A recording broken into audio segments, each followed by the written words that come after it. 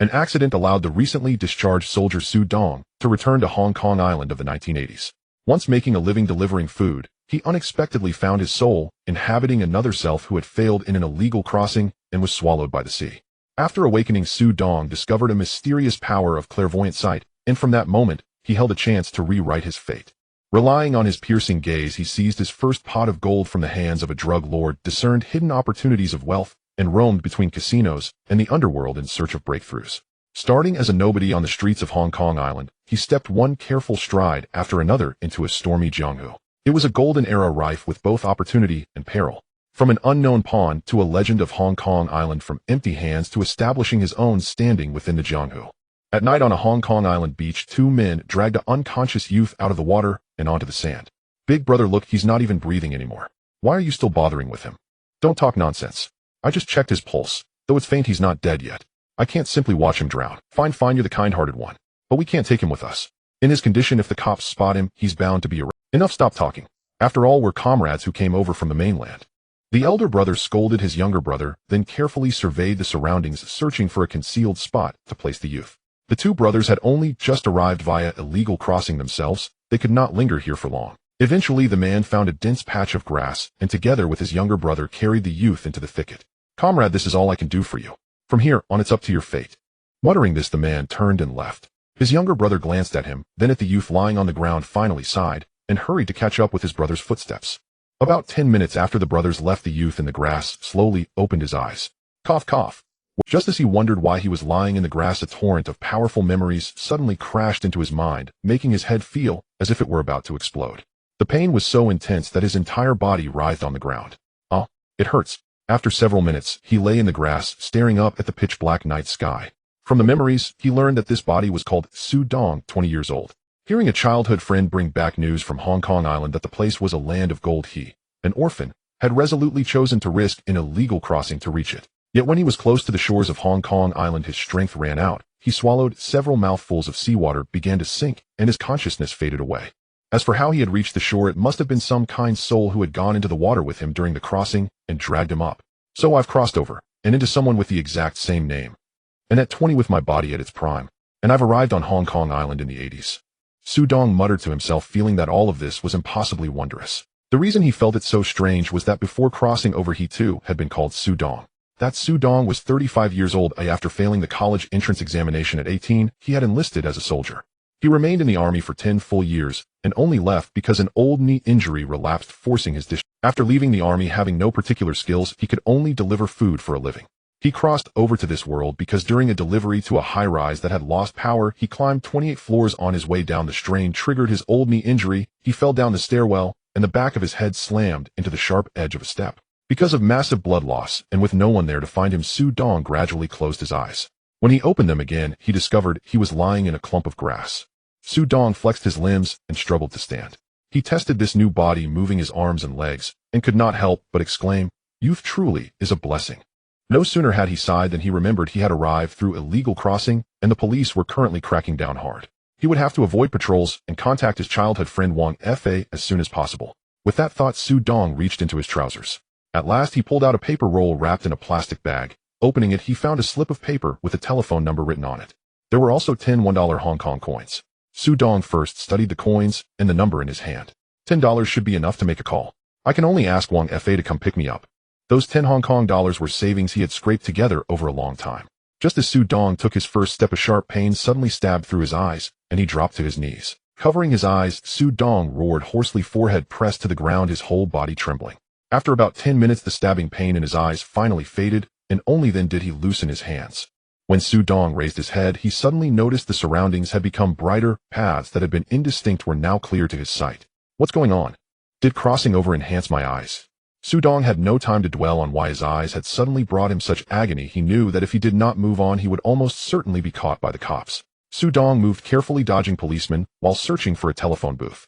Skirting past a village and walking for another hour or so, he finally spotted a booth by the roadside. He hurried inside, fed in a coin, and dialed Wang Fa's number. "Hello, who is this? Do you know what time it is? Can't you let people sleep?" An extremely rude voice came from the other end. Su Dong knew it was the middle of the night, and he had probably interrupted. "Sorry about that. I'm looking for Wang Fa. I'm his childhood friend." "Wait," the voice on the other side replied, impatient to the extreme. The other end of the line fell silent.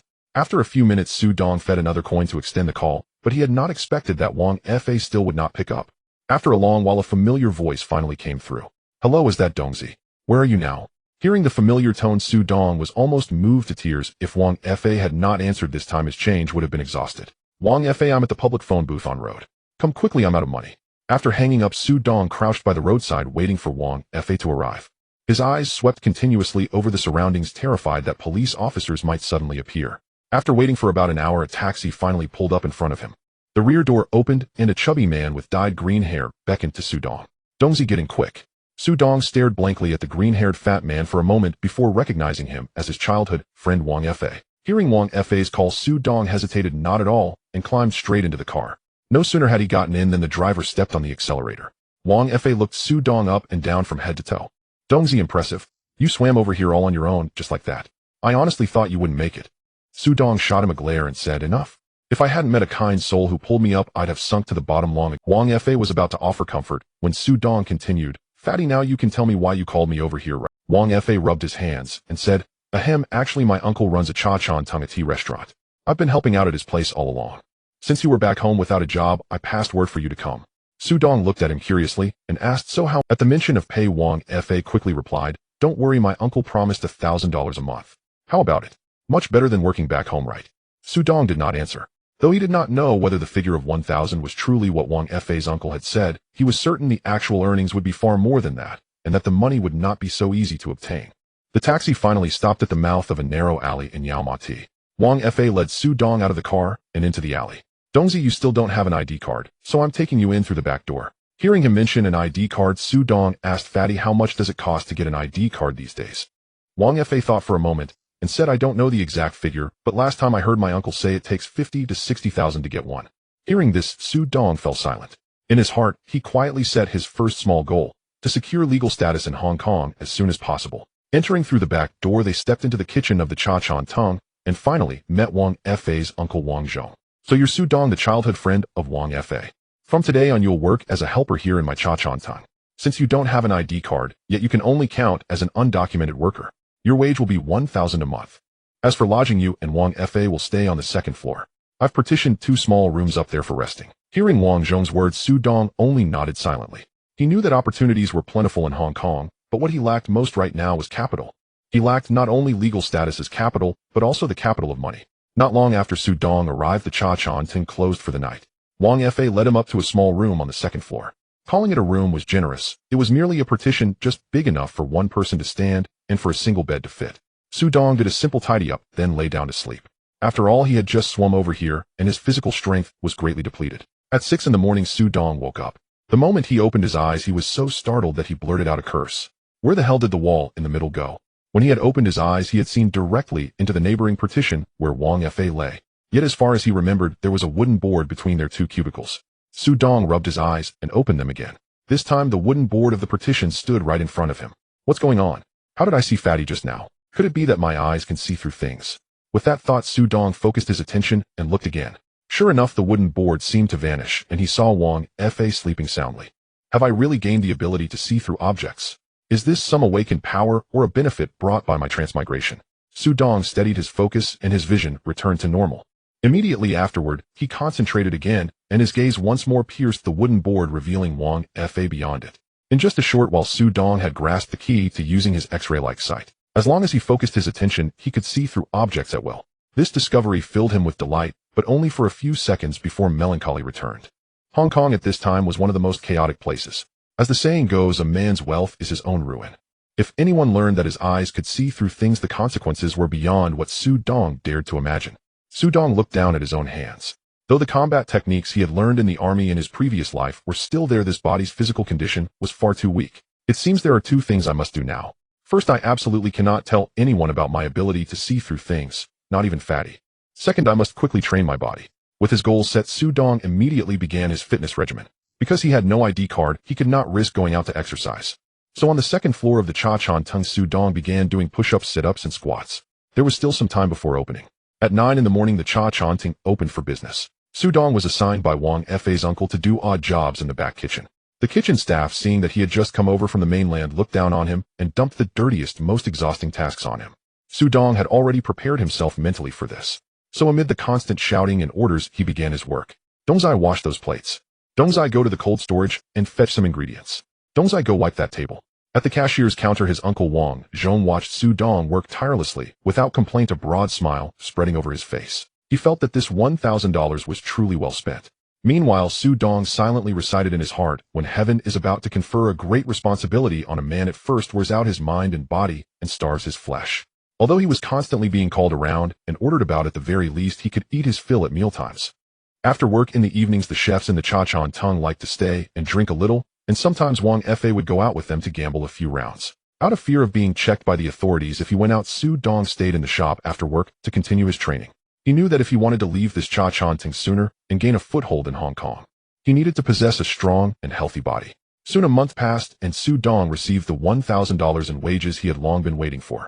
Over this month, Su Dong also explored the limits of his X-ray vision. He could maintain it continuously for up to 5 minutes, after which his eyes would begin to ache. All of this was painstakingly tested through his experiments over the past month.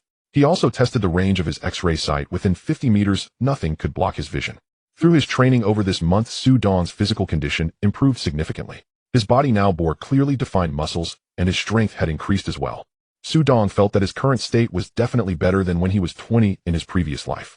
Perhaps it was some kind of bonus granted by his transmigration. Su Dong hid his $1,000 in his pillow. His next goal was to find a way to make more money and secure his ID card as soon as possible. However, ever since he received his wages, the kitchen staff had frequently tried to drag him along to gamble. In their minds, a mainlander who had swum over must surely have gambled before, they just didn't know how strong his addiction might be. Sure enough, just after closing one evening, several of the kitchen staff exchanged meaningful looks with Wang Fa. Catching their signal, he walked over to Su Dong and casually put an arm around his shoulder. Dongzai interested in playing a few rounds. Of course, Su Dong knew they were after his freshly earned $1,000. This wasn't just the idea of Wang Fa and the kitchen crew, it was also the intention of the owner Wang Zhong. A penniless Su Dong would be easier to control. Su Dong turned to glance at Wang Fa, then looked toward the back kitchen. Alright, let's play a few rounds. But you know I'm not really good at this. He offered this warning in advance, while also preparing to teach the kitchen crew a lesson, who over the past month they had ordered him around more than enough. Hearing Su Dong agree, Wang Fa quickly waved toward the kitchen. Don't worry, we're just playing dice, guessing big or small. It's very simple. Su Dong then watched as the kitchen staff brought out dice, a dice cup, and all the other tools. Seeing these professional tools, Su Dong thought to himself that these people were truly going to great lengths just to win his $1,000. Tonight, I will be the banker. Is everyone okay with that? Wang Fa shook the dice cup a few times before placing it on the table. Bets are open. Wang Fa began to call for everyone to place their bets, and the colleagues from the tea restaurant also started betting one after another. Su Dong focused his attention on the dice cup, instantly spotting 1 5 and 2 1s inside. Bet locked in, bet locked in. Su Dong took out 200 yuan and placed it on the area marked small. Wang Fa was shocked to see Su Dong bet 200, as he didn't expect someone with only 1,000 yuan would dare to bet so much. At this moment, everyone had placed their bets, and the colleagues from the tea restaurant began to shout, "Open! Open! Open!" Wang Fa lifted the dice cup, revealing 3 dice, showing 1, 1, and 5. Wang Fa called out loudly, 1 1 5. 7 points small. Instantly those who bet on small cheered, while those who bet on big felt frustrated. Wang Fa started paying out the winnings, first collecting the bets on big, and then paying out the bets on small. In this round, Wang Fa still won 200 yuan. The game continued as Wang Fa shook the dice cup and placed it back on the table. Bets are open. The colleagues placed their bets again, and Su Dong also focused his attention on the cup. He instantly saw 1 2, 1 3, and 1 4 inside. Su Dong took out another 200 yuan and placed it on small. Wang Fa and the others watched curiously as Su Dong placed another bet of 200. Dongzi, you're quite bold with your bets. Aren't you afraid of losing? Su Dong nonchalantly replied, it doesn't matter. After all, this 200 was won, or if I lose, then I lose. Everyone gave Su Dong a thumbs up. Wang Fa praised him, saying, Dongzi, you have a good outlook on life. Wang Fa lifted the dice cup again, revealing the dice, showing 2, 3, and 4. Wang Fa shouted 2 3 4. 9 points small.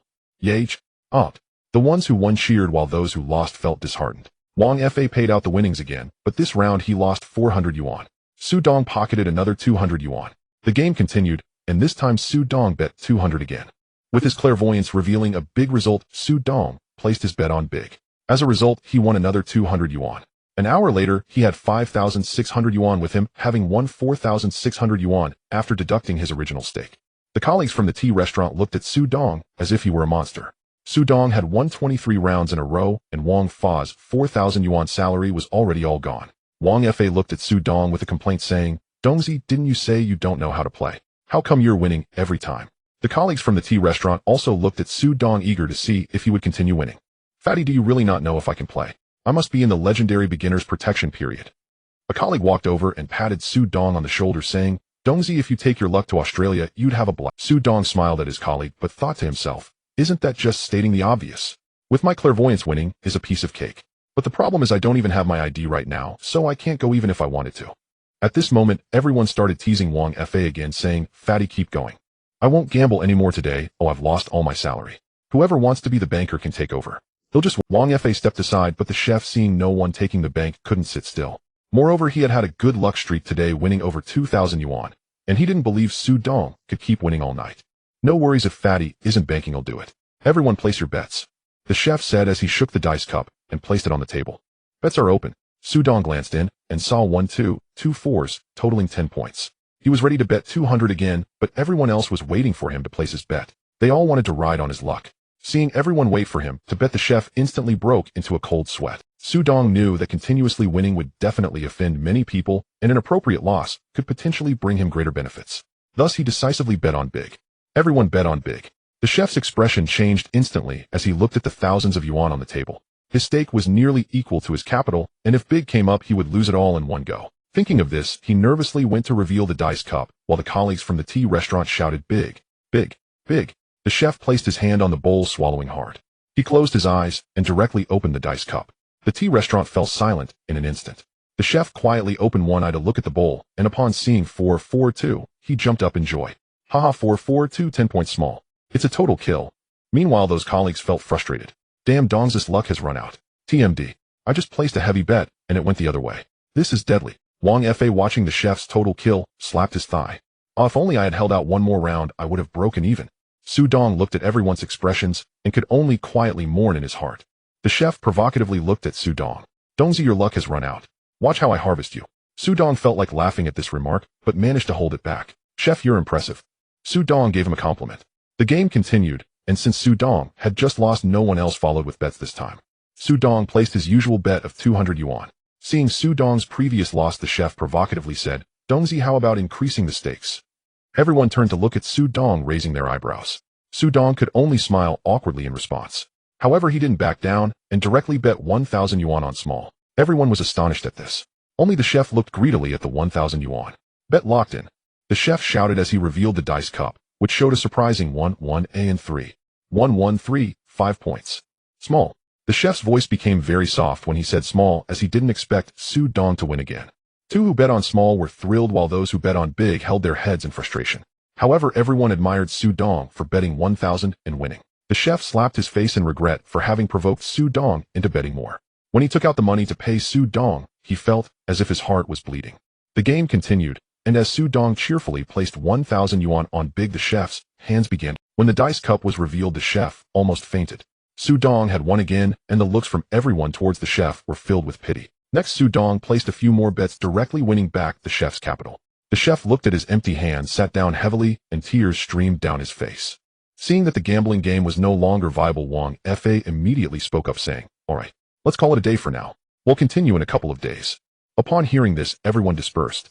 Su Dong took his money and returned to the second floor room, leaving Wang Fa the one who lost everything to comfort the equally broke chef. Su Dong looked at the over 9,000 yuan he had won along with his own 1,000, making it over 10,000. He was one step closer to obtaining his ID card. The next day, Su Dong began another day of being called here and there. This time the chef called him more frequently than others, seemingly venting his frustration over losing money. However, since the last gambling session, nobody had dragged Su Dong into betting again, mainly because they were worried that his luck would still be this good. But there was one exception: the chef in the back kitchen. After losing money last time, he was holding back his anger, wanting to reclaim his losses. After all, payday was only a day away. The chef had been gathering the restaurant staff after work these past few days to discuss matters. Su Dong did not get involved. As long as they did not target his money, he was indifferent. Moreover, Su Dong had noticed that his skills this month were definitely not weaker than when he was a soldier in his past life. The next day, after closing, Wang Zhong had just handed out the salaries, and Su Dong was ready to head upstairs with his money. The chef rushed in front of Su Dong to stop him. Dongzi, shall we have a game tonight? Su Dong shook his head. I'm going up to train for a while, then I plan to rest. After saying this, Su Dong was about to head upstairs, but the chef still held him back. Dongzi, according to our rules here in Hong Kong, if I lose you must let me get my money back. How can you win and not come back? As soon as these words were spoken, the other employees in the restaurant started to cheer, and Wang Zhong, having just finished handing out salaries, looked over with interest. Su Dong really wanted to slap the chef in response to his words. But given the current situation, he estimated that if he did not gamble, these people would undoubtedly try to trip him up. Since that was the case, he thought he might as well bring them down all at once. Alright, I'll gamble. Are you still the banker? The chef was a bit troubled by this, but the employees around began to cheer for him to be the banker. Seeing he had no way out, the chef decisively said, then I'll be the banker. Immediately those employees went to fetch the equipment, while Su Dong went upstairs to retrieve his more than 100 yuan. The chef shook the dice cup and slammed it down on the table with a thud. Place your bets. The employees hastily placed their bets, most of them being 100 or 200. Su Dong concentrated and saw 3 fours. The corners of his mouth lifted slightly as he noticed that there were no bets on a triplet on the table. Thus he decisively placed a bet of 100 on small. The colleagues in the restaurant teased Su Dong for only betting 100. Dongzi, why only bet 100? Why not? It's just the beginning. I want to see how my luck is. Upon hearing this, the chef immediately shouted, bet locked in, and then revealed the dice. It's 3 fours, a triplet outright kill. The chef laughed. This was a great start. The others began to complain, lamenting their bad luck for encountering a triplet in the first round. Following that, in the second round, Su Dong saw that the dice cup showed a total of 14, so he directly bet 100 on small, and sure enough, he lost. For the next few rounds, Su Dong bet against the trend. He was aiming to lose. The chef was nearly laughing his head off at Su Dong losing round after round. Dongzi, why is your luck gone tonight? Shouldn't you bet a little more? Your luck might come back. The restaurant employees treated Su Dong as a beacon, and everyone had won a bit of money. Su Dong frowned, pretending to be very annoyed. The chef was delighted to see Su Dong's expression. The chef shook the dice cup again. Bet locked in. This time Su Dong saw that it was 7, so he confidently bet 100. The chef revealed the dice cup. 223, 7 on small. The others were disheartened, but Su Dong was even more frustrated, complaining. If I had known, I would have bet everything on this round. Everyone could tell from Su Dong's expression that he was getting deeper into gambling. But 2 people were very happy, the chef and Wang Zhong. One was venting his frustration, and the other wanted Su Dong to work more in the store. The chef shook the dice cup again, and everyone placed their bets. Su Dong glanced inside, and saw it was 17. So he confidently placed all his 9,700 yuan directly on big. I'm all in, my luck has returned. At that moment, the restaurant fell silent. The chef looked at the 9,700 yuan on the table with fire. Dongzi, are you sure? The chef worried that Su Dong might back out, confirmed again. Of course. I feel my luck has returned. At this moment, Su Dong's demeanor was no different from that of a desperate gambler. The chef looked at the money in his hand, only over 5,000. If Su Dong won, he would not have enough to pay. So the chef turned his gaze to Wang Zhong. Wang Zhong was very generous. Open it. If the money isn't enough, I'll lend you some. I also want to see if this kid's luck has returned. With Wang Zhong's support, the chef gripped the dice cup. The onlookers were all excited. Big, big, big. The chef finally revealed the dice cup. 665, 17. Big. The dice cup dropped from the chef's hand, and Su Dong jumped up excitedly upon seeing the numbers. Yes, I told you my luck has returned. Pay up. Wang Zhong frowned upon seeing the numbers in the dice cup, while the surrounding people envied Su Dong. Wang Zhong was true to his word. After the chef paid out over 5,000, he covered the rest, though this money would surely be deducted from future wages. Su Dong held 19,400 yuan in hand. Chef, your money is gone. Let's call it a night. We'll battle again next month. However, the chef was a gambler at heart. Hearing this, how could he give up? He turned to Wang Zhong and said, Boss, can you advance a bit of salary? Wang Zhong, smiling broadly, took out 30,000 yuan. Here is 30,000 plus the 4,000 from before. I'm advancing you half a year's salary. Everyone thought the chef had gone mad, and Su Dong frowned at this. Dongzi, let's go again. I don't believe your luck will stay on forever. This time the chef took a particularly long time to shake the dice cup, and when he finally set it on the table, he kept his hand firmly on it. Place your bets. Su Dong glanced, and saw it was 456. He decisively placed all 19,400 on big. Since my luck is still here, I'll bet 19,400. The people beside him quickly followed Su Dong's lead to place their bets. The table quickly saw 3,000 in stakes. The chef knew this round was a life-and-death game. He took a deep breath and opened the dice cup, revealing 456. 456 of 15. Big. The chef gritted his teeth as he announced the result. This time, he had lost everything. Now he would have to work for the boss for free for half a year. Just thinking about it was frustrating. Meanwhile, Su Dong seemed unfazed as he took back his 34,800. Turning to head upstairs, he mockingly said, Thanks for the generous offering, chef. Wishing you sweet dreams. Everyone looked at Chun Fei's demeanor, shaking their heads in disbelief at how ridiculously fortunate this kid was. The next day, Su Dong repeated his daily chores, but this time the chef summoned him even more often. If there was anything Su Dong did that did not meet the chef's expectations, he would be met with incessant criticism. After a long day, just as Wang Zhong was about to leave, Su Dong called out to him, "Uncle Zhong, I want to ask about getting an ID card." Uncle Zhong looked at Su Dong with a complex expression. "You want to get an ID card? I have two options. One is to find someone who looks like you, swap the photo, and use it for 20,000. However, this type of ID card is not reliable. The second option is to purchase an identity from the New Realm, which costs 60,000. Which one do you need?" Without a moment's hesitation, Su Dong decided to buy the second option, but he only had around 40,000 at the moment, still short by 20,000. Wang Zhong noticed Su Dong's silence and asked, "Su Dong, have you decided which one you want? If you choose the first option, you can get the ID card in a few days." Su Dong smiled and replied, "Thank you, Uncle Zhong. I will still choose the second option, but I don't have enough money right now." Wang Zhong looked at Su Dong seriously. "All right then, come to me when you have enough money." Su Dong nodded and went upstairs to rest. In the following days, he faced the chef's deliberate targeting. Not only did he have to help in the kitchen, but he also had to serve and clear dishes in the dining area. Consequently, Su Dong's workload increased significantly, but he did not mind it. He needed this job as he was still 2,000 short of being able to obtain his ID card. One day, while Su Dong was busy in the kitchen, the chef had just prepared 2 meals and yelled, "Dongzi, take the meals to table 5. Su Dong wiped his hands on a nearby cloth and carried the 2 meals to table 5. At table 5 sat 2 young men. As Su Dong approached and set down the meals, one of the men exclaimed, "Oh." Su Dong paused and frowned, saying, "Hello, do you know me?" At that moment, the other man looked up at Su Dong. "Brother, are you alright? I was worried you might not make it." Su Dong looked at the 2 men before him. They bore a striking resemblance, suggesting they were brothers. However, he couldn't recall where he had seen them before. Seeing Su Dong's confusion, the speaking man introduced himself. "Brother, my name is Li Jianjun, and this is my brother Li Jianlin. By the way, we crossed over together with you." Suddenly, Li Jianlin interjected, "Brother, it was my big brother who dragged you ashore when you were drowning, and he brought you to the grass pile. But we left because we were afraid of the police." Li Jianjun added, "Brother, we didn't know if you would survive. Leaving you in the grass was a last resort." At that moment, Su Dong remembered that it was indeed because of drowning that he had the chance to cross over. He had also woken up in a grass pile. This confirmed that these 2 brothers were indeed the ones who saved him. "Thank you both for saving my life. My name is Su Dong, and this meal is on me." Li Jianjun quickly objected, "Brother, there's no need for that. It's not easy for you to come here to make money."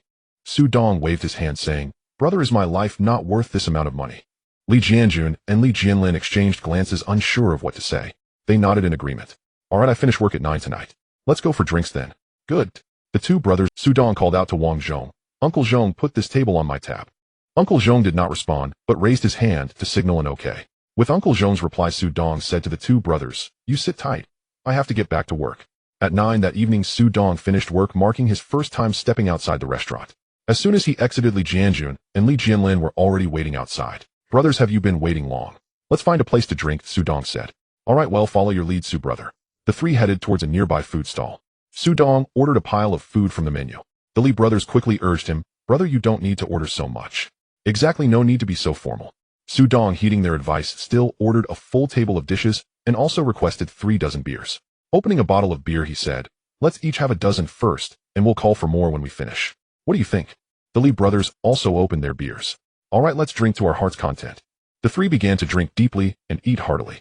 After finishing a dozen beers, Su Dong curiously asked, "So, brothers, what have you been doing since you've been here for so long?" Li Jianjun set down his beer glass and said, "I don't mind if I say this, Su brother. Ever since we came to Hong Kong Island, we haven't found work. Now we're under the gang as lantern holders." "Lantern holders? Doesn't that mean you're just the gang's thugs?" "Exactly, we've been here for over 2 months, and have only been called up twice, earning just over 2,000. If we're lucky, we might earn some tips helping to keep watch during events."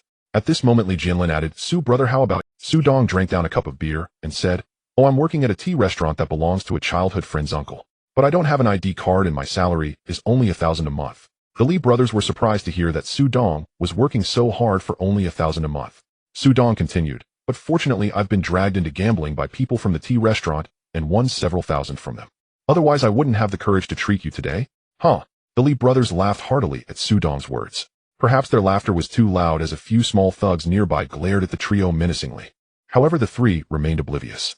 At that moment, a green-haired man with a rooster comb hairstyle stood up and walked towards Su Dong, and his companions followed closely by 2 small thugs. The green-haired man slapped his hand down on their table. "Where are you guys from? Laughing so loudly, do you know you're just..." Su Dong, Li Jianjun, and Li Jianlin exchanged glances and looked up at the rooster-haired man. Seeing that all 3 were looking at him, the rooster-haired man widened his eyes. "What are you looking at?" Upon hearing this, Li Jianjun stood up, and Li Jianlin and Su Dong followed suit. Su Dong focused his spiritual sense and scanned the group, finding no weapons on them. Who are you? Li Jianjun looked at the rooster-haired man with disdain. The rooster-haired man burst into laughter, and his companions followed suit. Listen up, I'm the boss here, and this street is under my protection, do you understand? Li Jianjun and Li Jianlin exchanged glances and instantly understood that these people were just small-time thugs with no real backing. Li Jianjun signaled Su Dong with his eyes, and Su Dong instantly understood that the two brothers were ready to deal with these thugs. He decisively nodded. Seeing that the three did not respond, the rooster-haired man assumed they were afraid, becoming even more arrogant. What? Afraid? Fine, it's 5,000 each, and I'll let you off this time. Li Jianjun sneered, forget it. With that, he kicked at the rooster-haired man, while Li Jianlin grabbed a beer bottle and smashed it over a thug's head. Su Dong also grabbed one thug by the forehead and slammed him down onto the table, breaking it apart instantly. In just one round, the rooster-haired man and his two companions were left on the ground, unable to get up. Li Jianjun and Li Jianlin both laughed as they watched Su Dong strike with the same ruthless precision. At that moment, Su Dong suddenly noticed two uniformed police officers patrolling nearby. He quickly fished out several hundred yuan and tossed it to the boss, pulling the Li brothers to run away. After all, none of them had identification, and they had just gotten into a fight. If the police caught them, it would spell trouble for the three. Initially, the Li brothers didn't understand why Su Dong was dragging them away, but upon seeing the approaching officers, they both quickened their pace. The trio darted into an alley, weaving in and out until they no longer spotted the patrolling uniforms. Leaning against the wall, Lin Jianjun pulled out some cigarettes and shared them with the others. This was Su Dong's first cigarette since arriving in this world, as the original owner of this body did not smoke. The three lit their cigarettes and exchanged glances, laughing. At that moment, Li Jianlin exchanged a knowing look with Li Jianjun. Li Jianjun nodded and said to Su Dong, brother, I have a job opportunity. I wonder if you might be interested.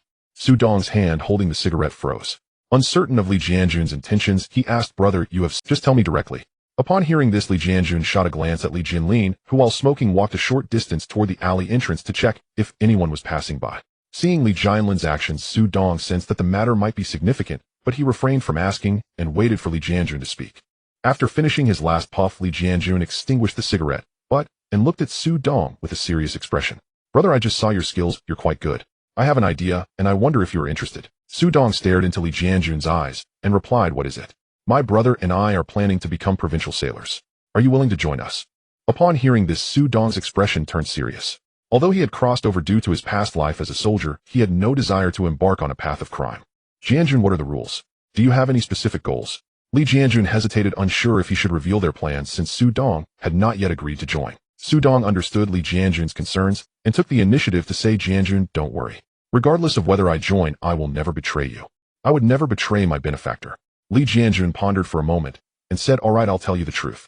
There are a few people from the mainland who are also working with us. Last month they robbed a watch store and made over 4,000 yuan. So I'm also planning to rob a watch store. Su Dong frowned upon hearing this. In his previous life, he had heard that many gold and watch stores in Hong Kong had been robbed, but according to some documentaries, those robberies only netted about 20 of the goods' value. Jianjun, I'd like to ask how much those people you know actually stole. Curious about Su Dong's line of questioning, Li Jianjun answered, honestly, I heard from the news that the value of that batch of goods was around 3 million yuan.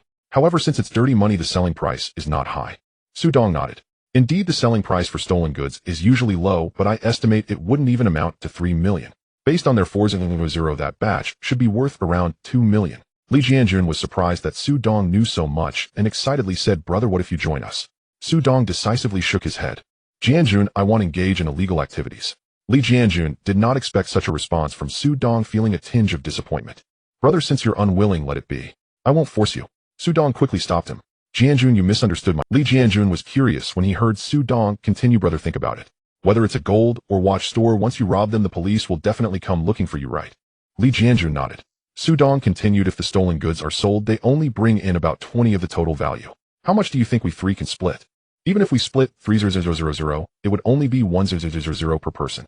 Li Jianjun nodded. Brother, you make a good point. So what's your plan? Upon hearing this, a smile appeared on Su Dong's face. I do have a plan. I assure you that as long as we succeed, the police will not trouble us. But the risk factor is higher than robbing gold and watch stores. Li Jianjun eagerly asked, brother, is the risk of being a provincial sailor not high? What's your idea?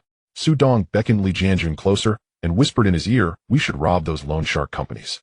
They usually keep hundreds of thousands in cash on hand. Li Jianjun shivered at Su Dong's suggested target. Brother, are you out of your mind? Do you know we can't mess with those gangs? Su Dong chuckled. Jianjun, can't you think a little? We just cover our faces and act quickly. Who would know it's us? Li Jianjun began to ponder. If they followed Su Dong's plan, as long as they succeeded, those gang members would definitely not dare to report them. However, after this operation, they must protect their identities. Otherwise, they would undoubtedly be hunted down by those gangs. After thinking it through, Li Jianjun patted Su Dong on the shoulder. Brother, I've made my decision. I'll follow your lead. But you need to clearly explain how we will do it. Su Dong thought for a moment and said, Jianjun, come find me tomorrow, and I'll lend you 100 yuan first. You two should be flexible with your timing. Go investigate which company has fewer people. We currently don't have any tools, so it's not suitable to target a crowded financial company. Li Jianjun felt a bit awkward. Brother, we still have money on us. You don't need to lend us yours. Su Dong interrupted. Brother, you two take the money and get some new clothes first. You'll need to eat while staking outright. At worst, you can return my principal once you've stolen the money. Alright, then you can give me a larger share once we've stolen the money. Su Dong suddenly remembered the issue of identification and reminded them, by the way, keep an eye on the news regarding identifications. Without IDs, we will always be at a disadvantage. We can't just run away every time we see the police. Okay, then I'll ask my fellow villagers tonight. They should have some channels. Good, I'll wait for your good news. I'll head back to rest now. Alright, we'll come find you tomorrow. After discussing, Su Dong returned to the tea restaurant.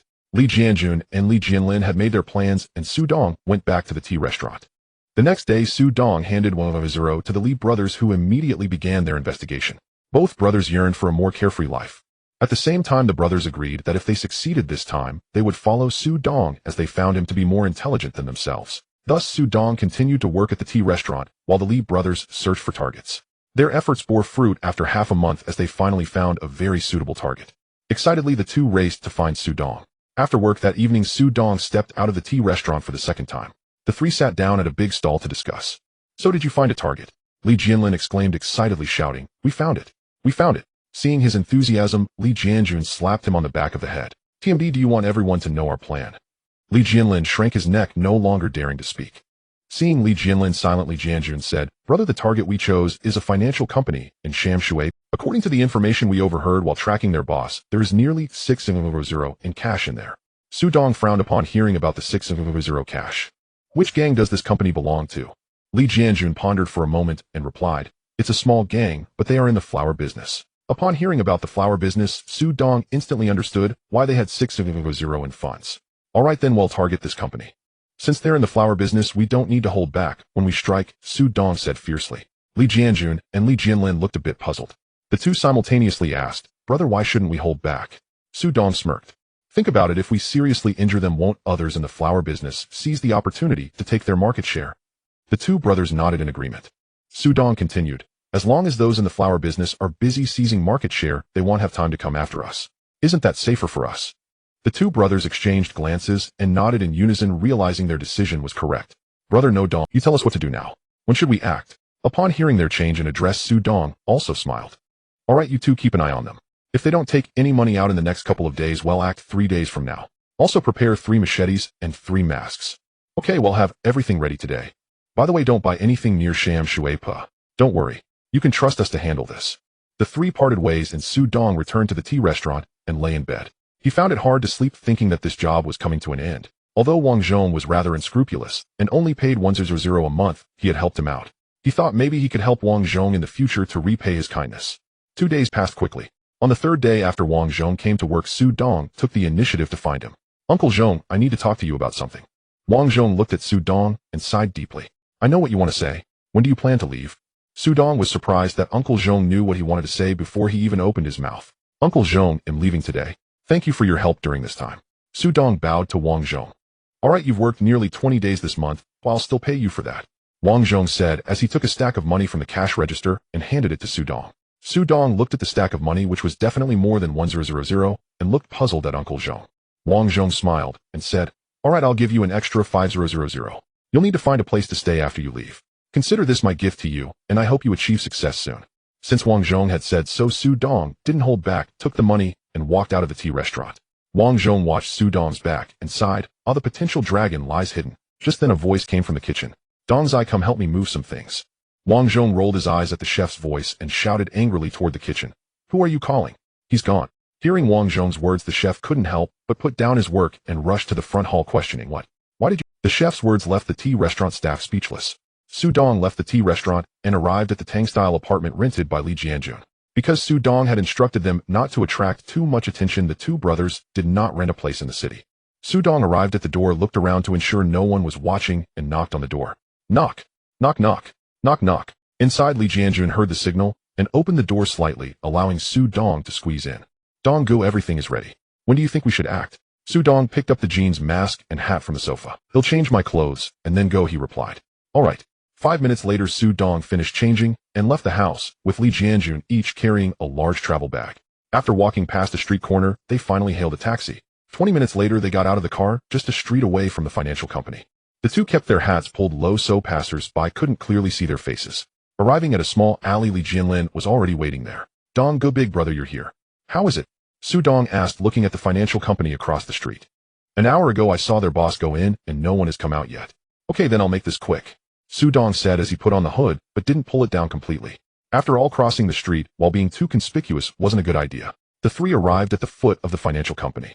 Su Dong looked up and focused his attention. Suddenly the wall in front of him vanished, and he could see what was happening inside the company. There were a total of 6 people, 2 at the entrance, and 4 others playing mahjong in the office. Moreover, Su Dong used his vision to see where the money was stored, and he even spotted firearms and flour in the safe. He nodded at the 2 brothers, and with a swift pull of the mask he dashed upstairs. Su Dong leaned at the entrance of the financial company and waved at the 2 brothers. He held up 3 fingers, and as he lowered them, he charged inside, grabbing one person and covering his mouth. The brothers rushed in, as well subduing another person. Su Dong exerted slight force, and the man's neck snapped. He quickly moved to break the hold on the person controlled by the Li brothers. Seeing Su Dong's swift movements, the Li brothers stared wide-eyed. In fact, Su Dong hadn't intended to be so ruthless at first, but upon learning that this group was also in the flower business, he couldn't help but act. Su Dong looked up at the office where 4 people were playing mahjong, unaffected by the commotion outside. He waved to his 2 brothers, and the 3 of them quietly approached the office.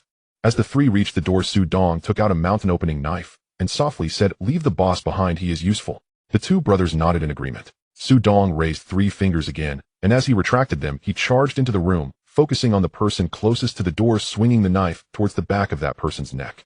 In an instant, the man let out a terrible scream and collapsed, prompting Su Dong to immediately pounce on the boss. Li Jianjun and Li Jianlin rushed into the room, each tackling one of the others. The 4 players were so engrossed in their game that they had no reaction to the ambush from Su Dong and his brothers. Moments later, 3 of them lay incapacitated on the floor. If they were not sent to the hospital in time, they would surely die. Su Dong pressed the knife against the boss' neck. "Don't move, we only seek wealth." The boss looked at the 3 incapacitated on the floor, utterly speechless. Was this really just about seeking wealth? The chances of those 3 surviving were probably less than 50. "Bro, let's talk this out. Just tell me how much you want."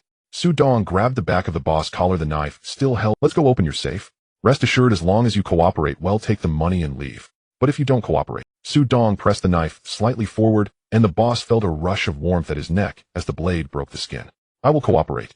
The 4 of them entered the main office, and Su Dong pulled the boss to the safe. "Open it obediently, and I will spare your life." The boss glanced at the knife against his neck and ultimately chose to value his life over the money. As the combination locked, the safe opened. Just as the boss was about to reach inside, Su Dong struck him on the back of the head with the knife handle, knocking him out cold. "Dong, boss, why did you knock him out?" Li Jianjun was confused. Su Dong opened the safe door for his brother. After looking, the 2 broke into a cold sweat. Inside, aside from flower, jewelry, and cash, there was also a large black pistol atop the money. The 2 brothers instantly felt a chill run down their spines. The thought of the boss getting hold of the gun was terrifying. Su Dong tucked the black pistol into his waistband and instructed his brothers pack the money and jewelry. "I'll leave the..." The 2 brothers nodded and quickly stuffed the money into a travel bag. Su Dong carried a travel bag and walked towards a nearby bookshelf. Earlier, when he pushed the boss into the office, he had used his ability to scan the room. Behind the bookshelf, there was a hidden compartment. Inside were flour and gold. There was also a password box. Su Dong moved the books aside and skillfully opened the hidden compartment, packing the gold into the travel bag. When he opened the suitcase, he found it filled with US dollars. A total of 500,000. If he guessed correctly, this should be the boss money for purchasing flour. This time it benefited Su Dong. 10 minutes later, the 3 had packed all the money. Su Dong glanced at the 2 and was the first to exit the office, with his brothers following closely behind. Upon reaching the stairwell on the first floor, the 3 removed their masks and put on hats, dispersing in 3 different directions, agreeing to regroup at Tang Building. Su Dong lowered the brim of his hat as he walked. After crossing a block, he made a call to 999 from a phone booth to report the incident, altering his voice to sound hoarse. "Hello, I want to report a crime. I saw people conducting a flower transaction inside a financial company." After finishing his call, Su Dong hung up, left the phone booth, and walked towards an alley. After crossing the alley, he hailed a taxi to head back to the meeting point. However, Su Dong was unaware that the reporting center initially thought it was a false alarm, and thus only sent 2 officers in uniform to investigate. The 2 officers hearing it might be a false report paid little attention. But when they arrived at the financial company's entrance and saw 2 corpses lying outside along with a distinct smell of blood, their demeanor changed. They immediately called for backup. It wasn't long before the police from Shamshui Po were dispatched, since the case involved a gang and flour. Both the anti-triad unit and the Narcotics Bureau were mobilized. The situation escalated quickly, primarily due to the discovery of over 10 kilograms of flour. Yet Su Dong remained oblivious to the scale of the trouble he had stirred up. He was currently counting their spoils with Li Jianjun and Li Jianlin. Brother Dong, we have a total of 6700 HKD, 500 grams of gold, and 10 bars 500 USD, and some jewelry. Li Jianjun asked curiously, Brother Dong, how do we split this money? Li Jianlin also turned to Su Dong. Both brothers acknowledged Su Dong's leadership through today's actions. Su Dong stroked his chin in thought. Jianjun, contact your fellow townsmen and inquire about getting identification. Our priority now is not to split the money but to secure IDs. Otherwise it would be difficult to carry the gold and dollars. However, if we have IDs, we can deposit them into the bank first. Li Jianlin was somewhat confused about why Su Dong insisted on obtaining IDs. Curious, he asked, Brother Dong, can't we just find someone to sell the gold? Su Dong nodded. We could, but the profits would decrease, and we are always at risk of exposure. But bank safes are different. Another crucial point is that we are currently living in a Tang building. If we spend too much, it could easily draw the police. Do you want the police to investigate us? The 2 brothers shook their heads in unison. Li Jianjun said, then let's not split the money for now. I will quickly ask my fellow townsmen. After Li Jianjun left to take care of it, Su Dong had no fear of the Li brothers, as the only firearm was in it. Half an hour later, Li Jianjun returned. Brother Dong, I have clarified the situation. There are 3 ways. First, find someone similar to swap photos for 200 each. Second, in new territories, find a local resident to buy an identity for 500 each. Third, hire a lawyer to purchase an identity at those consulates, which is the most expensive at 100 each. Li Jianjun awaited Su Dong's response after sharing the information, and Li Jianlin was also curious about Su Dong's choice. Su Dong fell into contemplation. Although Su Dong possessed the ability to see through things, it was not the type that allowed him to predict stock market fluctuations as seen in some transmigration stories. Therefore, the best use of his ability was in casinos. However, casinos were mostly located on Macau Island and overseas. Thus, having an overseas passport would facilitate easier movement in the future. With that thought, Su Dong made a swift decision. Jianjun, tell your fellow townsmen that we want to buy overseas identities. This will benefit us in the future. Li Jianjun was taken aback for a moment, but nodded and went out to take care of things. Li Jianlin felt a bit pained, as this meant losing 300. However, Su Dong's next words made him happy. Jianlin, don't worry. Once we get the IDs, I'll take you to retrieve that 300. In the following days, Su Dong and the 2 brothers from the Li family stayed at home, without venturing out. As for the identity cards, Li Jianjun had already entrusted a lawyer to assist in the process, totaling 35000. Originally, the cost of 300 had already caused Li Jianlin considerable pain, but due to the lawyer's assistance, an additional 500 was spent on legal fees. Li Jianlin was so distressed that he couldn't eat well for an entire day. However, Su Dong was indifferent to it. A week later, the identity cards for the 3 finally arrived. Su Dong looked at the passport in his hand, a smile curling at the corners of his mouth, for his era was about to begin. Let's go, we need to open a bank account first. Then we can start shopping. Su Dong called out, and picked up a handbag filled with gold, heading out, while Li Jianlin grabbed a box filled with US dollars and rushed after him.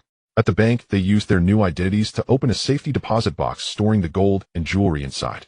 Su Dong originally intended to open 3 boxes, but the 2 brothers from the Li family insisted that 1 was enough. Moreover, the 500 US dollars were deposited into Su Dong's account because they trusted him. In the shopping mall, Su Dong was buying clothes with Li Jianjun and the brothers. Dong, why are you buying a suit? It's more than 200 a piece. Without asking, it was clear that the one who felt the financial pain was Li Jianlin.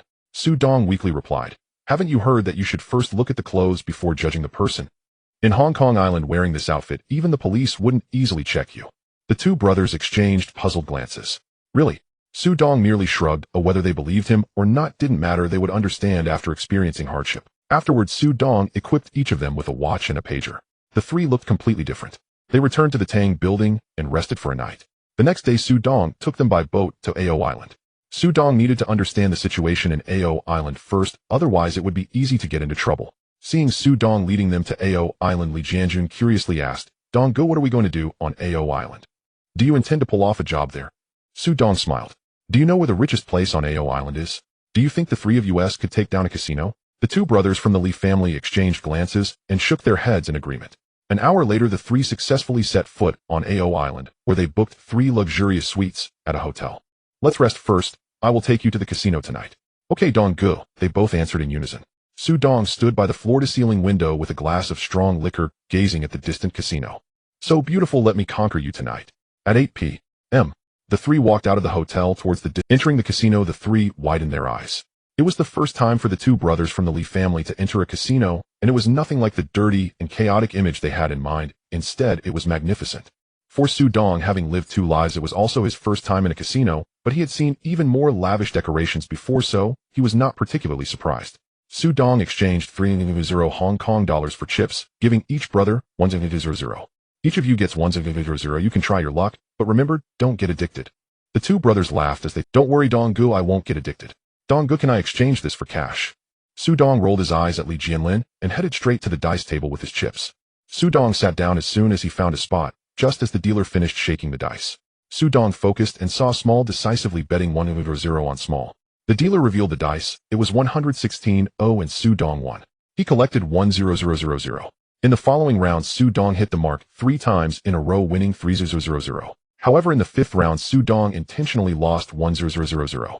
Since everyone around saw Su Dong winning 4 times in a row, they began to follow his bets. Thus, in order to avoid drawing the casino's attention, Su Dong chose to bet in the opposite direction. In the end, he left the dice table with an 8000 win. Next, Su Dong's target was the baccarat table. He found a seat and used his perspective to see the playing cards. Being close allowed him to clearly see each card. Su Dong did not place a bet this round because he was unfamiliar with the rules of baccarat. This round was solely for observing the dealing rules. After one round, Su Dong understood the dealing principles. He calculated that according to the rules, the banker would win in the next round. Therefore, Su Dong decisively placed 100 chips on banker. Su Dong obtained the right to view the cards, but after the cards were dealt, he did not take his time like other gamblers. He flipped his cards, immediately revealing a 10 and a 9. The player opposite was still slowly examining his cards, hoping for a higher score. However, when he saw Su Dong reveal a 9, his mood instantly soured, and he flipped his cards over. What the player did not expect was that when he flipped his cards, he collapsed entirely, because he had a 10 and an 8. A total of 8 points, which was precisely defeated by the banker's 9 points. Damn it, how unlucky, an 8 is beaten by a 9. The player did not expect to lose to such a cursed card, and felt extremely displeased, directing a look of disdain at Su Dong. In the 3rd round, Su Dong directly placed another 200 chips on the banker, while the player opposite, seeing Su Dong bet on the banker skeptically, placed 100 on the player. The dealer dealt the cards to Su Dong, who once again flipped them over immediately. This time, there was number 9, but there was a 6. The opposing gambler saw that Su Dong's banker had only 6 points and laughed. Haha, 6 points, just need a 7 to win you. He then flipped over a card, revealing a 7. Nice, just need one more to freeze you.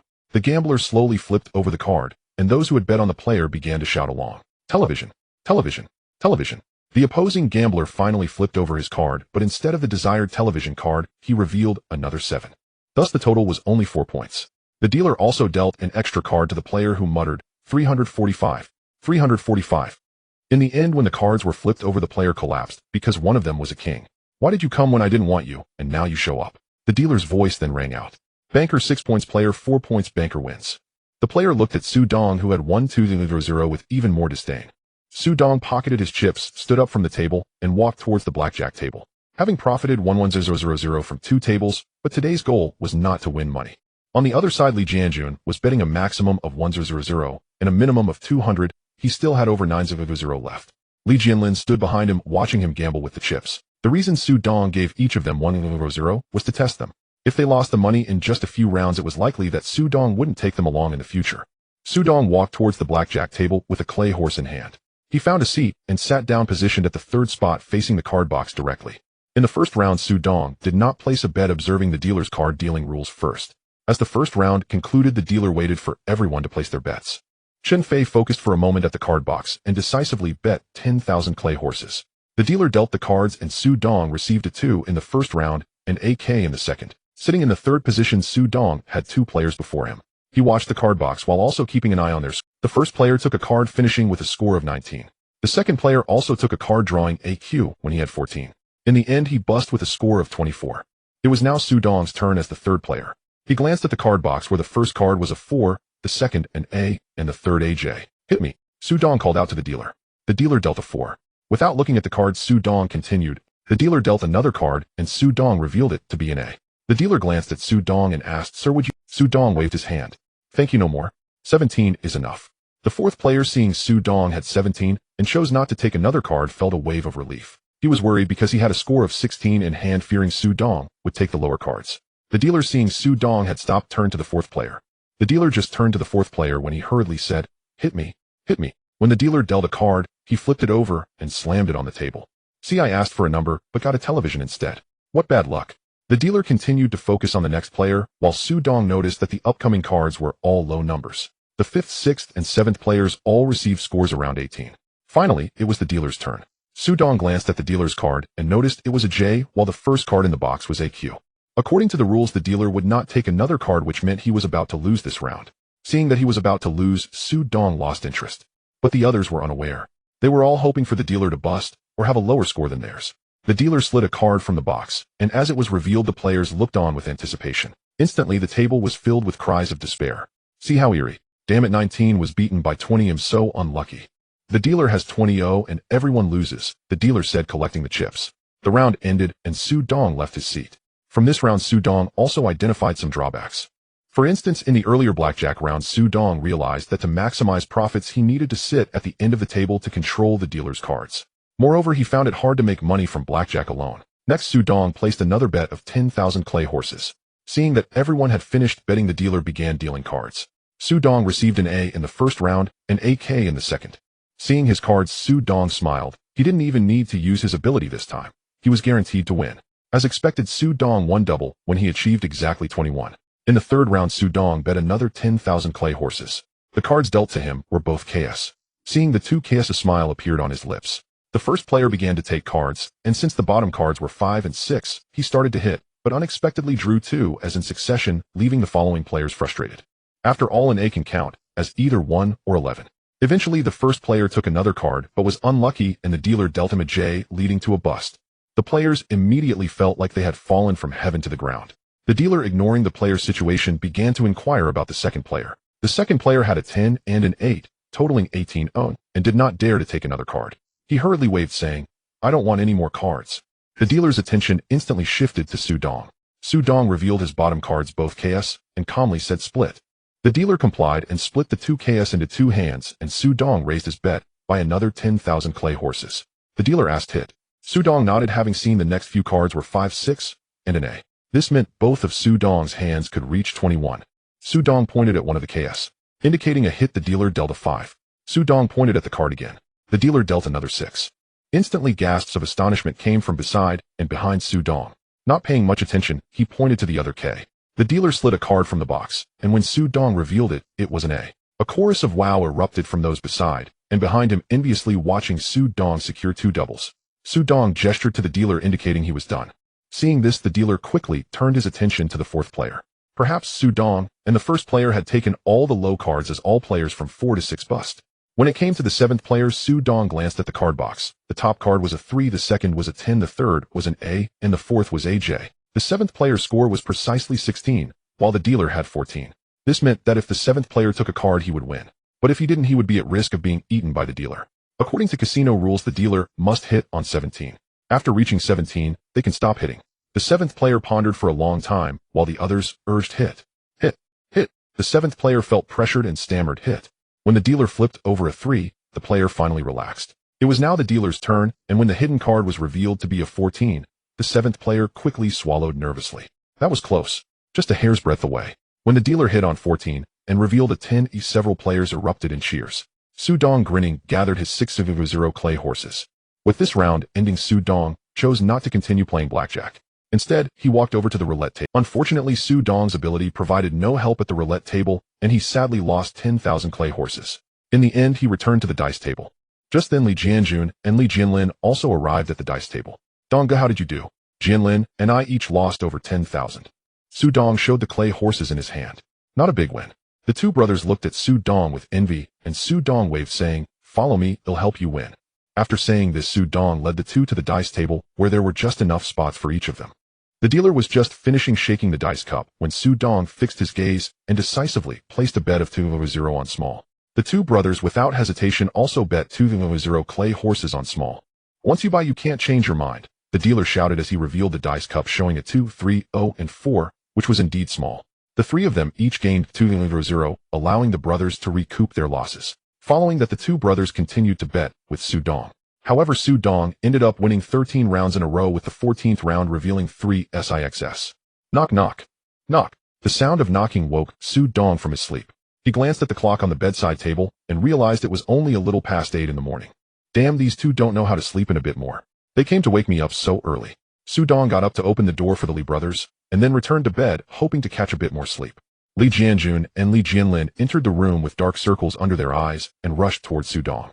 Upon seeing Su Dong lying in bed again, Li Jianlin exclaimed, "Dong Ge, how can you still be sleeping? You won so much money last night, yet you're still able to sleep." Su Dong listened to Li Jianlin's rambling, opened his eyes, and saw that both of them had big dark circles. He was speechless. Those two must have not slept a wink last night. Speaking of which, the reason these two had dark circles was all due to what happened last night at the casino. The two brothers had followed Su Dong and won 13 bets in a row, raking in 2600. Their eyes lit up, but Su Dong deliberately did not bet on the 14th round because he saw a pair. When the two brothers were about to continue betting with Su Dong in the 15th round, he noticed several security personnel from the casino behind them. To avoid unnecessary trouble, Su Dong led the Li brothers out of the casino and back to the hotel. Back at the hotel, Li Jianjun and Li Jianlin were so excited to see the money they had exchanged that they couldn't sleep. Otherwise, they wouldn't have shown up in the morning with such dark circles. Su Dong, annoyed by Li Jianlin's persistence, sat up and said to the two brothers, "Brothers, can you both calm down a bit? Just because you won a little over 200, you can't sleep. What if I take you along to win 2 million? Would you go crazy then?" Li Jianjun and Li Jianlin exchanged surprised glances. They'd seen a few 100,000 before, as they had previously stolen 500 USD, which converted to several million HKD. But that was everyone's money, and Su Dong was the main recipient. What Su Dong just mentioned about 2 million was their own money, which was why the brothers looked so astonished. In the end, Su Dong reassured the two brothers and sent them back to their room to rest a bit more. He also lay back in bed to catch some more sleep. Meanwhile, while Su Dong and the two brothers were sleeping in the hotel in the office of the casino on the island, the manager was reporting to a middle-aged man. The middle-aged man was none other than He Hong-san, the gambling king of the island. "Mister, that guy last night hit 13 bets in a row. He only didn't hit on the 14th because he got a pair." "Oh, interesting. To hit 13 bets in a row, does he have the ability to listen to the dice?" "Mister, the person monitoring him didn't notice he could listen to the dice as he was talking to someone next to him while the dealer was shaking the dice. And judging by his age, he probably doesn't have that level of skill." "Not necessarily. There are always some exceptionally gifted individuals in this world. But did he notice our casino's surveillance?" "Yes, mister. After he noticed, he pulled his friends and left, and they checked into one of our hotels." "How much did they win?" The manager felt a bit uneasy upon hearing this. "Only one, mister." He looked at him. Did he quietly say the young man's friends won a total of 500, and he won about 400 at several tables. "So you're saying those three won nearly 1 million in my casino last night? You guys are really capable." The manager shivered at those words and hastily explained, "Mister, don't worry, it won't happen again next time." "That's fine. I just go do 2 things for me. First, investigate the identity of that young man. Second, if they come back to the casino, just keep a distance and monitor them." The manager immediately replied, "Understood, mister." After the casino manager left, He Hong-sen stood in front of the window with a cigar in his mouth, his eyes filled with melancholy. Suddenly, there was a knock on the office door. "Come in," He Hong-sen said in a deep voice. A female assistant walked in holding some documents. "Mister, the gambling association just sent over some documents. They plan to hold a qualifying tournament for the World Gambling King competition on the island next year in order to select a representative for the island." He Hong-sen frowned upon hearing this. "Did they say where the Gambling King competition will be held?"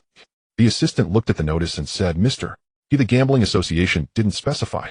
"All right, you can leave now. By the way, notify all the casino managers that if they find any promising candidates, they should recommend them. If they can become our representative for the island, I'll reward them with 500. Upon hearing this, the female assistant immediately said, "I understand, mister. They'll go inform them right away." After the assistant left, He Hong-sen looked out the window and recalled the young man mentioned by the casino manager. An interesting young man. I hope you can bring me some surprises." At noon, Su Dong took the two brothers to have Western food at the hotel. "Wow, Dong Ge, you actually know how to eat like those foreign devils." Li Jianlin was surprised to see Su Dong using a knife and fork. "You two need to adapt more. Our money will increase in the future, and you must learn to enjoy it."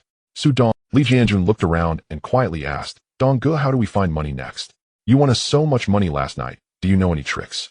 Su Dong responded half-jokingly, "If I knew tricks to let you earn money gambling with me, would you be willing?" Li Jianjun and Li Jianlin stopped their hands holding the knife and fork in midair upon hearing this. Su Dong smiled at their expressions and honestly said, "Actually, I know a bit of trickery, but we can't rely solely on tricks to make money. We still need to have our own business." The two brothers instantly became interested. Su Dong beckoned them to come closer, and then quietly said, "This afternoon we will return to Hong Kong Island. After we go back you have two tasks to handle. First, find out which gangs are engaged in gambling business. Second, find out which financial companies are involved in the flower business." Seeing the confused expressions of the brothers, Su Dong had to explain, "I'm asking you to look for underground casinos to make a name for ourselves in Hong Kong's gambling circle. As for the financial companies, earning some pocket money under the excuse is quite reasonable, isn't it?" Li Jianjun and Li Jianlin both rolled their eyes at Su Dong. In the afternoon, when Su Dong left with the two brothers, he noticed someone following them from a distance. However, Su Dong didn't pay much attention, as it was normal to be watched after winning nearly 1 million at the casino last night. When they reached the pier, Su Dong didn't spot the person following him anymore after the ferry set off, and Su Dong and his two companions returned to their rented apartment in Tanglu.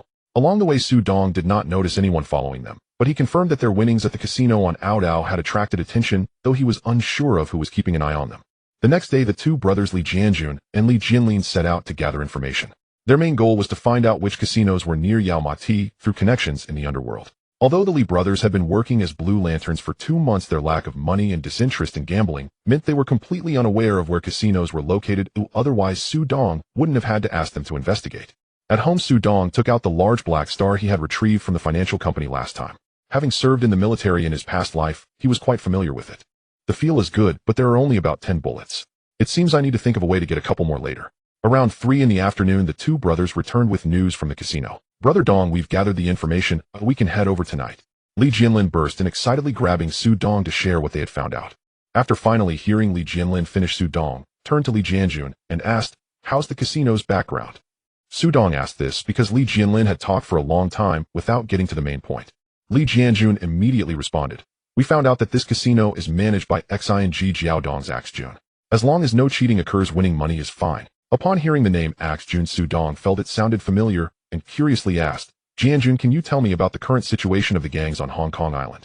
Both brothers widened their eyes in disbelief and looked at Su Dong. "Brother Dong, you really don't know about the gangs on Hong Kong Island?" Su Dong shook his head and said, "When I was at the tea restaurant, I was just working. Meeting you was my first time out of there, and I never intended to become a lackey." With no other choice, Li Jianjun shared everything he had learned. "The two of us were part of a small gang as Blue Lanterns. The major gangs on Hong Kong Island are Hung Hing Dong Xing, He Ji, and Xing, along with dozens of smaller gangs.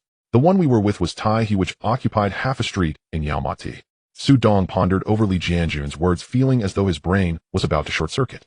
Hung Hing Dong Xing. Could it be that this world is like a Hong Kong film? Li Jianjun and Li Jianlin stared at Su Dong, who remained silent for a long time, lost in thought. Eventually, Su Dong came back to his senses. "Jianjun, since there are no issues with the casino, let's go to the bank to withdraw some money first." Li Jianjun nodded in agreement with Su Dong's words. Soon the three of them left, carrying the suitcase that had previously held the U.S. dollars. At 8 in the evening, they arrived outside a hotel. "Brother Dong, the 1718 2 floors of this hotel is Hong Kong Island's largest casino." Li Jianlin pointed at the hotel and said. Li Jianjun added, "Brother Dong, this casino is indeed the safest. However, the stakes inside are quite high, and it's rumored that there are experts present. We brought 5000. Will that be enough?" Li Jianjun didn't finish his sentence, but Su Dong understood his meaning. "Jianjun, don't worry. Your task tonight is to protect me. Just watch me win money."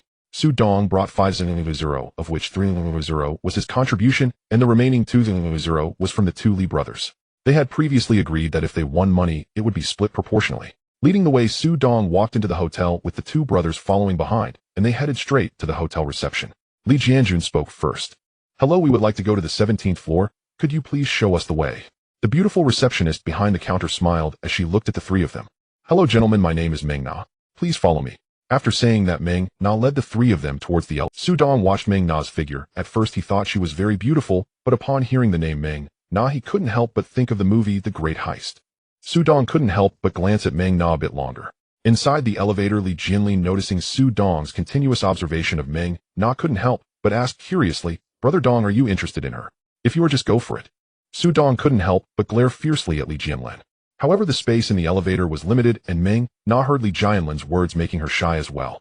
She secretly glanced at Su Dong, finding him indeed to her taste, and from the positions of Li Jianjun and Li Jianlin behind him, it was evident that Su Dong had some status. When the elevator reached the 17th floor and opened, Meng Na led the three of them to the currency exchange counter. "Gentlemen, you can exchange your chips here, and afterwards you can also exchange cash here." Su Dong nodded and waved to Li Jianjun. Li Jianjun cooperatively placed the suitcase on the counter and directly exchanged it for 500 in chips. After they finished exchanging, Ming Na led them into the casino. "Gentlemen, I wish you a pleasant time. If you need anything..." Su Dong smiled and nodded, directly walking towards the dice table. He found an empty spot and sat down just as the dealer finished shaking the dice. "Welcome everyone to place your bets." The dealer's voice rang out. Su Dong focused and saw that the dice showed 456. He placed 2000 chips on big. Perhaps because the people who came here to gamble were generally well off, Su Dong's 2000 bet did not attract anyone's attention. The dealer, seeing that everyone had placed their bets, shouted, "Bets are locked in," and then revealed the dice. 456, 15 points big. Those who won cheered while those who lost grumbled nearby. Su Dong collected back 4000 chips. Continuing with the second round, the dealer shook the dice and Su Dong focused again. This time the result was 116. Su Dong placed 2000 chips on small. The dealer, after seeing that everyone had placed their bets, shouted, "Bets are locked in," and revealed the dice. 116, 08 points small. Su Dong once again collected back 4000 chips. He then placed several more bets, accurately hitting the big and small each time, causing everyone at the table to envy Su Dong, and they began to follow his lead in betting. The dealer shook the dice again, and just as it was placed on the table, the fellow gamblers all turned to Su Dong. Su Dong focused and saw that this time it was actually 555. Su Dong decisively placed 2000 chips on 555. The gamblers, seeing Su Dong betting on 555, hesitated to place their own bets. Although 555 had odds of 40 to 1, who would normally bet that way? Thus a few people bet on big or small based on instinct, but some still refrained from betting, preparing to see if Su Dong could hit again. After the dealer saw that everyone had placed their bets, he shouted, "Bets are locked in," and then revealed the dice. 3 5s total win. When everyone saw the dice in the cup, they gasped in surprise. No one expected Su Dong to actually hit, and even the dealer couldn't help but glance at him. Because of the gasps from the gamblers, many people began to pay attention to this side, and the casino manager also approached. The dealer whispered a few words to the manager's ear, who couldn't help but scrutinize Su Dong. Su Dong looked at the supervisor wearing gold-rimmed glasses, feeling a sense of familiarity.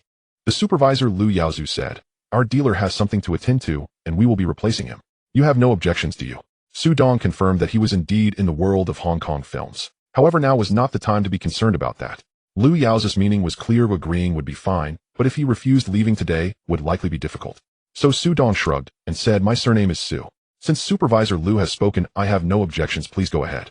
Lu Yaozu smiled at Su Dong and waved to the distance, summoning a middle-aged man to take the dealer's position. Lu Yaozu stood aside, his gaze fixed intently on Su Dong.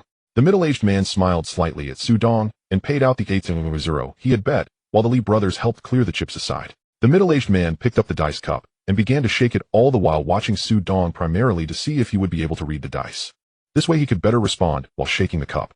However, Su Dong took out a pack of cigarettes and lit one for himself. After shaking the dice cup, the middle-aged man placed it on the table and gestured to Su Dong. "Sir, please place your bet." At this moment, many people gathered behind Su Dong and beside the table. Su Dong focused on the dice cup and then looked at Lu Yaozu. "Supervisor Lu, may I ask what the maximum bet is at this table?" Lu Yaozu smiled and replied, "Mr. Su, feel free to bet as much as you like. We can accommodate anything." Hearing this, Su Dong directly pushed the chips he had in front of him onto big. This action excited the gamblers behind. As regulars, they knew that the middle-aged man shaking the dice was a master known as the Dice Demon. Su Dong actually dared to bet 1.5 million against such a master. "Dealer, please open the cup," Su Dong said directly to the dealer. The middle-aged man frowned at Su Dong's bet and hesitated to open the cup. "What's going on? I clearly used my skills, and it should have sounded small. How could he bet on big? Can he see through the dice cup?" Lu Yaozu lightly nudged the middle-aged man, who had not opened the cup for a long time. "Why haven't you opened the cup yet?" The middle-aged man had grievances he couldn't express, but he still revealed the dice. 556, 16 points big. As soon as the middle-aged man finished speaking, Lu Yaozu was stunned, and those nearby gasped in surprise. Lu Yaozu looked at the middle-aged man incredulously, seeking an explanation. However, the middle-aged man shook his head with a pained expression, indicating he had not discovered anything unusual. He paid Su Dong 1.5 million. Lu Yaozu looked at Su Dong and said, "Mr. Su, these chips of yours are no longer suitable for this table. Would you mind playing some poker nearby?" Su Dong retrieved the 3 million in chips, with the Li brothers assisting him. "Sure. It's better to comply with orders." Su Dong stood up and followed Lu Yaozu to the nearby long table. Li Jianjun and Li Jianlin helped carry the 3 million in chips. Su Dong looked at Lu Yaozu, knowing that this person's character was not great, but he was indeed skilled at cards, otherwise he wouldn't have been reused by Robinson. Su Dong and Lu Yaozu sat across from each other. A beautiful dealer walked to the center of the table, holding a deck of cards. At this moment, the gamblers on the 17th floor gathered around the table eager to watch the showdown between Su Dong and Lu Yaozu. Mr. Su, is it alright if we play a game of Texas Hold'em? With a 1-0-0 base, we'll use 3 million as the main bet. That's fine as long as Supervisor Lu decides. Seeing Su Dong agree, Lu Yaozu waved to the distance, and soon a beautiful waitress brought 3 million in chips to Lu Yaozu. Upon seeing the chips, Su Dong said to the dealer, "Beautiful dealer, please deal the cards." The dealer glanced at Lu Yaozu and began to shuffle the cards. After shuffling, the dealer dealt 1 face-down card and 1 face-up card to both Lu Yaozu and Su Dong. Lu Yaozu's face-down card was a spade 6 and a heart 6 face-up, while Su Dong's face-down card was a clover jack and a spade 2 face-up. The dealer said, "Heart 6, please make your move." Lu Yaozu looked at his face-down card and then pushed up his glasses with his middle finger, saying, "Then I'll just make a token bet of 5-0-0. After saying that, Lu Yaozu tossed 5-0-0 in chips into the center of the table. Su Dong carefully examined Lu Yaozu's face-down card and glanced at the cards yet to be dealt on the table. After a brief calculation, he understood the outcome of this round. Su Dong flipped his cards and threw them into the center of the table. "I fold." Lu Yaozu was taken aback that Su Dong would fold so quickly, feeling curious. However, since the opponent had folded, there was nothing he could do. The dealer shuffled the cards for the second round. This time, Lu Yaozu's face-down card was a heart king and a clover jack face-up. Su Dong had an ace face-up and an ace face-down. The dealer said, "Spade ace, please make your move." Su Dong focused on Lu Yaozu's face-down card and then looked at the dealer's hand. "I fold this round," Su Dong said, flipping over his face-down card and discarding it to the center. Lu Yaozu straightened up upon seeing Su Dong fold, even with a pair of aces. His look towards Su Dong changed unfavorably. The surrounding gamblers were shocked to see Su Dong fold with a pair of aces. "Mr. Su, what does it mean to keep folding like this?" Su Dong smiled and replied, "Supervisor Lu, is it not allowed for me to fold?" Lu Yaozu, upon hearing this, became somewhat irritated, as it was the first time in many years of playing cards that he had encountered someone who would fold right away. Suddenly, Lu Yaozu seemed to think of something, and his demeanor returned to its original state. "Mr. Su, I must say your move is truly brilliant. Just 2 rounds of cards had affected my emotions. It seems you are indeed a master." The onlooking gamblers appeared to suddenly understand upon hearing Lu Yaozu's words. "Oh, so it's a psychological tactic. I thought it was strange that he folded with a pair of aces. Exactly, he may not look that old, but his skills are truly impressive. Indeed, if Supervisor Lu hadn't pointed it out, we wouldn't have noticed." Even Li Jianjun and Li Jianlin thought Su Dong was playing a psychological game with Lu Yaozu. At this moment, Su Dong could only curse inwardly, "MMP, if I hadn't seen the next cards and knew I would lose 100, well, I wouldn't have folded. Isn't 5-0-0-0 money? And you say I'm playing psychological games with you. Is it necessary? I'm just showing my cards, all right." The third round continues. The dealer dealt the cards to both players. Lu Yaozu had a clover 7 as a face-down card and a clover 8 as a face-up card. Su Dong had a heart king as a face-down card and a spade jack as a face-up card. Lu Yaozu picked up his cards and glanced at Su Dong's expression. Is he bluffing me, or does he really have a good hand? I could either bet for a straight, for a flush, or for a pair. He decisively threw in 2-0-0-0 chips. The dealer saw Lu Yaozu also betting and promptly dealt the cards. Su Dong received a spade king, while Lu Yaozu got a heart 10.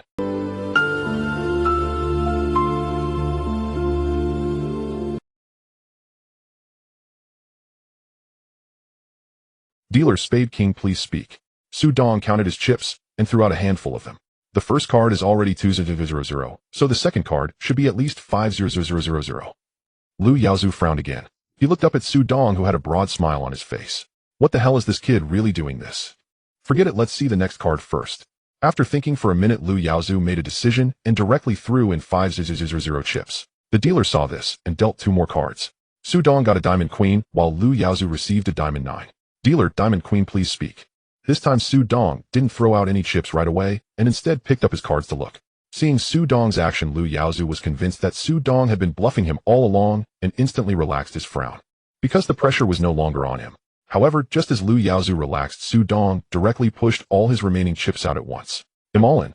As soon as this was said, not only was Lu Yaozu shocked, but the spectators around them were also stunned. The reason everyone was so shocked was that Su Dong could possibly have a pair, but in reality, he might also be going for a straight. However, to go for a straight, his hidden card had to be a 10 or an ace. Lu Yaozu placed both hands on the table, staring intently at Su Dong, asking, "What hand do you have to dare to go?" Su Dong chuckled and replied, "With my hidden cards, any J, Q, or K is a pair, and if my hidden card is a 10 or an ace, I can go for a straight. And it seems your hand doesn't have a pair straight, or even a single card that can beat mine. Why shouldn't I go all in?" Hearing this, Lu Yaozu felt conflicted. Right now, he could only hope the last card was a 6 or a J. Even if he got it, Su Dong's cards couldn't beat any of the 10 or ace. But if he didn't get a straight, and ended up with a pair Su Dong would win with any J, Q, or K. Yet if he didn't get either a pair or a straight with the current cards, he would surely lose. Liu Yaozu felt like it was the first time he was so conflicted. In contrast, after going all in, Su Dong casually lit a cigarette. Seeing Liu Yaozu looking at him, he smiled and said, "Manager Liu, you can take your time to think about it. I'm not in a hurry, and you still have a good chance to win." Liu Yaozu felt like his face was being trampled on by. It had been many years since anyone had treated him this way. However, Liu Yaozu was no longer a naive newcomer. He steadied his mindset. He looked up at Su Dong. "Mr. Su, are you trying to provoke me again?" Su Dong raised an eyebrow and made a mocking gesture which Liu Yaozu interpreted as blatant ridicule. Seeing Su Dong's expression, which had initially calmed him down, made Liu Yaozu angry again. He gritted his teeth and directly pushed his chips forward. I want to see whether your luck is better or mine." Wow, what a spectacle. 6 million. The spectators beside them began discussing as they saw the table full of chips. The dealer, seeing both sides had placed their bets, dealt the last card to both. Su Dong turned over his card, revealing a spade 2, which was met with a chorus of boo from the crowd. Liu Yaozu, upon seeing Su Dong's spade 2, burst into laughter. "Haha, Mr. Z's luck has run out." Su Dong, however, remained calm, saying, "Wow, Manager Liu still has the habit of celebrating halfway through the game. Your cards haven't been revealed yet. How do you know yours is better than mine?" Liu Yaozu sneered and revealed his card, which turned out to be a diamond 10. The best hand he had was merely a pair of 10s. Liu Yaozu's expression changed as he saw the diamond 10. If he wanted to win, he could only pray that Su Dong's hidden card wasn't a J, Q, or K. Su Dong, seeing that Liu Yaozu had revealed his card, spoke up. "Manager Liu, it seems none of us have chips left. Shall we reveal our cards?" Liu Yaozu stared at Su Dong, trying to read his eyes to see if he was bluffing, but Su Dong's eyes were calm and inscrutable, revealing nothing. Liu Yaozu was the first to flip over his hidden card. "I have a pair of 10s. Let's see what you have." Su Dong smiled and flipped over his card. As soon as the Heart King appeared, Liu Yaozu stood up. The spectators gasped in amazement. "Wow." The dealer looked at their cards and announced, "Mr. Su wins with a pair of kings." As soon as the dealer finished announcing, Li Jianjun and Li Jianlin hurried over to gather the chips. Liu Yaozu pushed up his glasses with his finger. "Mr. Su is impressive. I have a question I'm curious about. I wonder if Mr. Su can clarify it for me." Su Dong extended his hand and said, "Please ask." "Mr. Su, with a king and a jack, how could you dare to bet 2-0-0? What was your reasoning?" "What reasoning? I have a king and a jack. And you have a 7 and an 8. If any card comes after, it's a big pair. Why wouldn't I gamble? Plus, I could even go for a straight. But aren't you afraid I have a pair of 8s? Su Dong laughed heartily. "Haha, I bet 2-0, and you pondered over your cards for half a day. A pair of 8s. You might as well be fooling a child." Hearing this, Liu Yaozu's face darkened. After careful thought, Liu Yaozu realized that Su Dong had set a trap for him from the very first hand. His victory was not due to skill, but rather psychological tactics at play. "Mr. Su, you are impressive. I'm convinced," Liu Yaozu said, giving a thumbs up. Just luck, just luck." Su Dong feigned modesty. Anyone could see that his victory was built on the groundwork laid in the previous 2 rounds.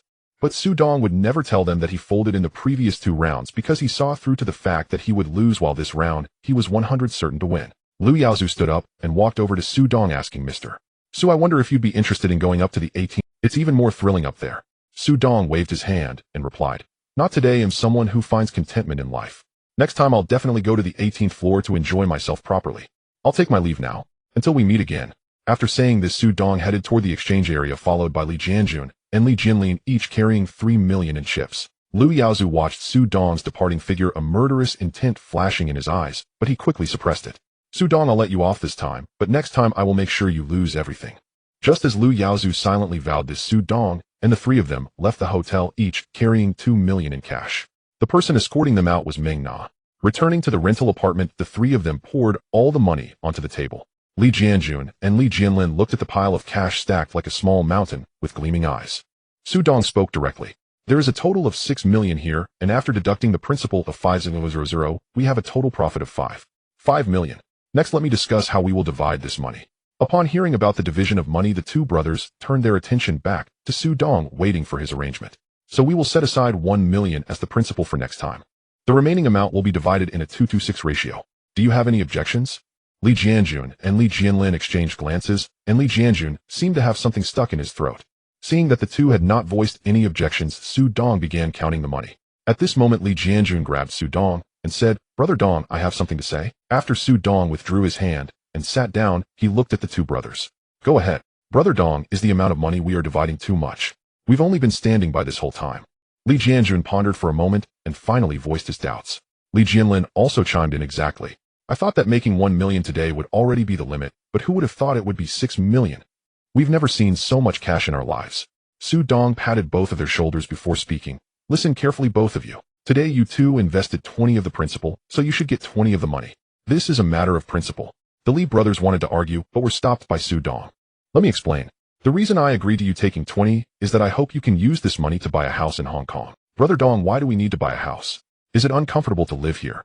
Su Dong shook his head saying, it's inconvenient here. After all, it's hard to deposit our cash in the bank, otherwise it could easily attract the attention of the authorities. But what if you win tens of millions in the future? What will you do then? You can't just keep it all at home. No way. If I really win tens of millions, I won't want cash, but rather a check. That sounds better. Otherwise, having so much cash at home will definitely attract thieves. Li Jianlin felt reassured upon hearing about the check, especially since holding on to 2 million today was exhausting. Alright, let's divide the money first. Each of you gets 1 million. Tomorrow we will go house hunting together. Sure, we will listen to Brother Dong. The two brothers replied in unison. Thus the three began the great endeavor of dividing the money. Half an hour later they managed to divide out 3 1 million portions and 1 3 million. The three sat on the sofa, each holding a bottle of beer to relieve their exhaustion. Su Dong leaned back on the sofa and said, by the way, I have 2 more things to mention. Li Jianjun immediately sat up. Brother Dong, just let us know what you need. Now we can consider ourselves a team. I want to set a rule. I do not want our team to have any slackers. If I find out, I will certainly send them to feed the fish. The two brothers exchanged glances and said, Brother Dong, you can rest assured. We have seen how ruthless you can be with those selling flour. With the brothers' assurance, Su Dong continued, additionally, we need to inquire about where to buy some equipment. In a few days, we need to purchase more gear. Li Jianjun was a bit confused upon hearing this. Brother Dong, why do we need to buy equipment? We need to buy equipment for self-protection and also to ensure we have better security when earning pocket money next time. If it weren't for luck, we might have been done in by that financial company last time. So it's better to have some gear on hand. Li Jianjun thought for a moment and said, Brother Dong, leave this to me. I have heard from my fellow townsfolk where to buy it. Alright, I'll leave this to you. Come, let's toast. After drinking, everyone should get some sleep so we can go house hunting tomorrow. Cheers. Cheers. The three clinked their bottles together.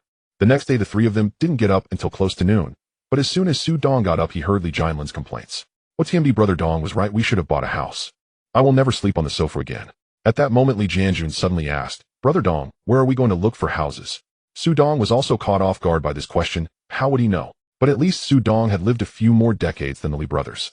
Jianjun, contact the lawyer who helped us with our ID cards last time. He must know. Okay, I'll call him right away. Li Jianjun finished speaking and went out to call the lawyer. An hour later, the three brothers dressed neatly and went out directly, taking a taxi to the lawyer's office. The lawyer's office was in Jordan, not very far away. The three got out of the taxi right in front of the lawyer's office. Su Dong stood downstairs and saw the lawyer's office sign, and he also noticed that just above the lawyer's office was a financial company. The lawyer's office was on the second floor, and while waiting for the lawyer, Su Dong's curiosity got the better of him. He wanted to see how much money the financial company had upstairs, since his X-ray vision could penetrate the floor. However, just that one glance made Su Dong break out in a cold sweat. He didn't count how much money there was, but there were more than 10 people, 5 of whom were armed, and the others also had knives on them. Damn, does it have to be this exaggerated? Just as Su Dong was quietly complaining, the lawyer came in. Seeing Su Dong and the three of them was like seeing his long-lost family. In the end, through the lawyer's introduction, all three of them found a house in Mongkok.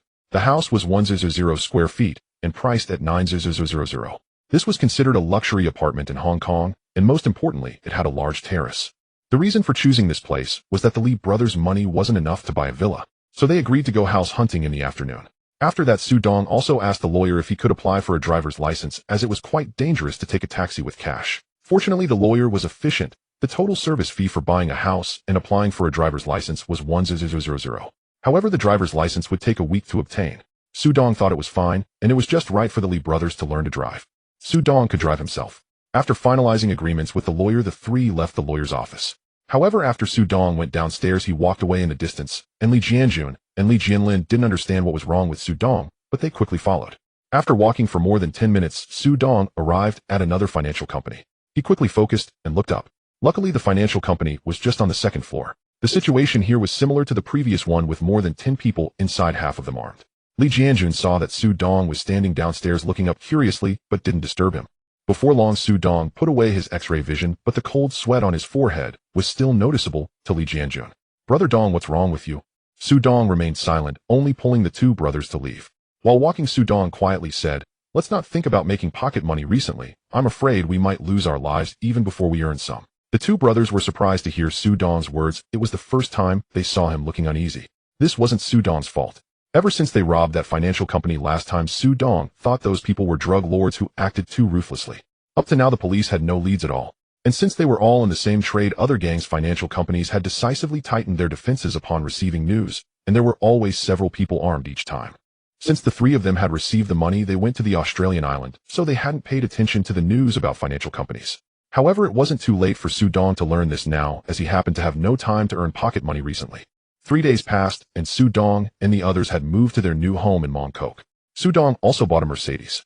However, Li Jianjun and Li Jianlin, who couldn't drive, were sent by Su Dong to learn. As for going to the casino again, Su Dong decided to wait a few days.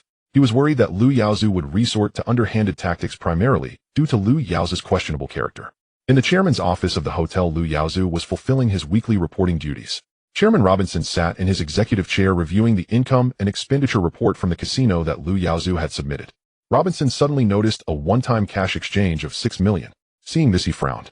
Yaozu, what's going on with this one-time cash exchange of 6 million? Although Robinson was smiling while asking, Lu Yaozu was sweating nervously. One could imagine how extensive Robinson's connections were in Hong Kong, running a casino so openly with a license. Chairman, it's like this. A young man came to the casino that day. At first, he was at the dice table betting relatively small amount. However, he hit the jackpot several times in a row, especially when he hit a 555. After that, I sent a dice magician over, but we still lost. Then, Lu Yaozu recounted everything that happened that day, especially his performance while gambling with. Robinson became interested upon hearing this. Interesting. Tell me, can you confirm he didn't cheat at any point? Lu Yaozu nodded. No, he hardly touched the cards the entire time, and all the dealers were our old employees. When did Hong Kong produce such a gambling genius? What about his information? Did you investigate? Lu Yaozu handed a folder to Robinson. Chairman, his name is Su Dong, and his two companions are named Li Jianjun and Li Jianlin. They hold foreign passports. I suspect they may have smuggled over from the mainland. Smuggled over. There are indeed some masters of cheating over there, but he seems too young. Robinson pondered over Su Dong's information, while Lu Yaozu stood by, not daring to speak. Yaozu, if Su Dong comes again, notify me immediately. I want to see just how capable he is. Chairman, are you planning to recruit him? Well, see, he doesn't yet qualify for me to recruit him personally. All right, Chairman, I understand. After Lu Yaozu finished speaking, he exited the office. Robinson looked at Su Dong's information and muttered, Kid, I hope you can bring me more surprises. After Robinson finished muttering, he gazed out the window toward the direction of AO Island. Oldie, I hope I can win against you this time. A few more days passed and Su Dong's new home was fully set up. Su Dong once again gathered the Li brothers together. In the living room of Su Dong's home, Brother Dong, are we going to the casino again? Li Jianlin felt excited at Su Dong's gathering call. Although Li Jianjun didn't speak, his eyes were filled with excitement. Su Dong smiled and reassured him to sit down first. That's right, it's time for us to go again. Before we go, I need to mention something. This time our capital is 1 million, and as for the profit split, we will stick to the 2-to-6 ratio. The Li brothers prepared to object, but were stopped by Su Dong. Don't refuse for now. This will be the only time. You two are short on cash, right? This is a good opportunity to fill your pockets first. Li Jianjun and Li Jianlin exchanged glances, their eyes filled with gratitude. They both understood their situation. They had used most of their previous winnings to buy a house, and now they only had a few tens of thousands left. All right, Brother Dong, but I must say this is the last time. Li Jianjun said seriously. Fine, I agree. Now let's set off. Su Dong said, rising first, followed closely by the Li brothers. Arriving at the garage, the Li brothers naturally headed for the passenger and back seats. Su Dong, seeing this, felt like hitting someone. Damn it. You two idiots. I warn you to get your driving licenses as soon as possible. Otherwise, I'll definitely beat you both up next time. The brothers paused with their hands on the car doors, awkwardly smiling at Su Dong. In the end, Su Dong helplessly took the driver's seat. Arriving at the casino, Su Dong, looking gloomy, led the Li brothers into the hotel. Mona just happened to be working today, and upon seeing Su Dong walk in, she hurried over. Mr. Su, you're here. Su Dong teased her, noticing she hadn't changed much. Wow, Mona, you've become more beautiful after just a few days. Upon hearing this, Mona's face turned red, but she still politely asked, Mr. Su, are we going to the 17th floor again today? No, today I'm planning to go to the 18th floor. All right, please follow me this way, Mona said as she led the way. Upon reaching the 17th floor, the Li brothers went to exchange their chips. Mona and Su Dong waited to the side. Seeing no one around, Mona quietly reminded Mr. Su, the 18th floor is mostly frequented by rich young men, and they prefer to be the dealers, so you must be careful. Su Dong didn't expect Mona to warn him, and joked, all right, I'll be careful. At this moment, the Li brothers also came over with their chips. Mona, please take us upstairs. Mona nodded and led the three of them toward the 18th floor. Just as they were going up, a security guard at the stairway of the 17th floor recognized Su Dong and immediately went to inform Lu Yaozu. Upon arriving at the 18th floor, Su Dong noticed that unlike the 17th floor, the 18th floor had fewer tables and people. However, one could see from the larger bets in front of the country gamblers that the stakes were much higher than those on the 17th floor. Mona curiously asked, Mr. Su, which game are you planning to play? Su Dong glanced around and headed straight. Let's start with some dice games. After all, we only have 1 million as capital. He'll win a bit before playing with those rich kids. Mona and the Lee brothers hurried to keep up with Su Dong. Su Dong found an empty spot to sit down. The Lee brothers cooperatively stood behind him. Just as Su Dong sat down, a discordant voice came over. Damn, who's this little punk? Bringing bodyguards to gamble. What a total show-off.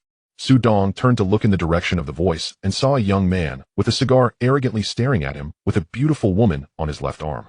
Seeing Su Dong looking at him, the young man immediately pointed at him and cursed, Damn it, what the hell are you looking at? Keep staring and it'll make you regret it. Su Dong withdrew his gaze. He didn't want to cause trouble just yet. However, he quietly noted the young man in his mind. At this moment, Mona leaned over and whispered in Su Dong's ear, Mr. Su, that person is the heir of Wong Tai-sin. You need to be careful. Su Dong nodded slightly, but kept his eyes on the freshly shaken dice cup. Su Dong took out 100 mud horses and placed them directly on big.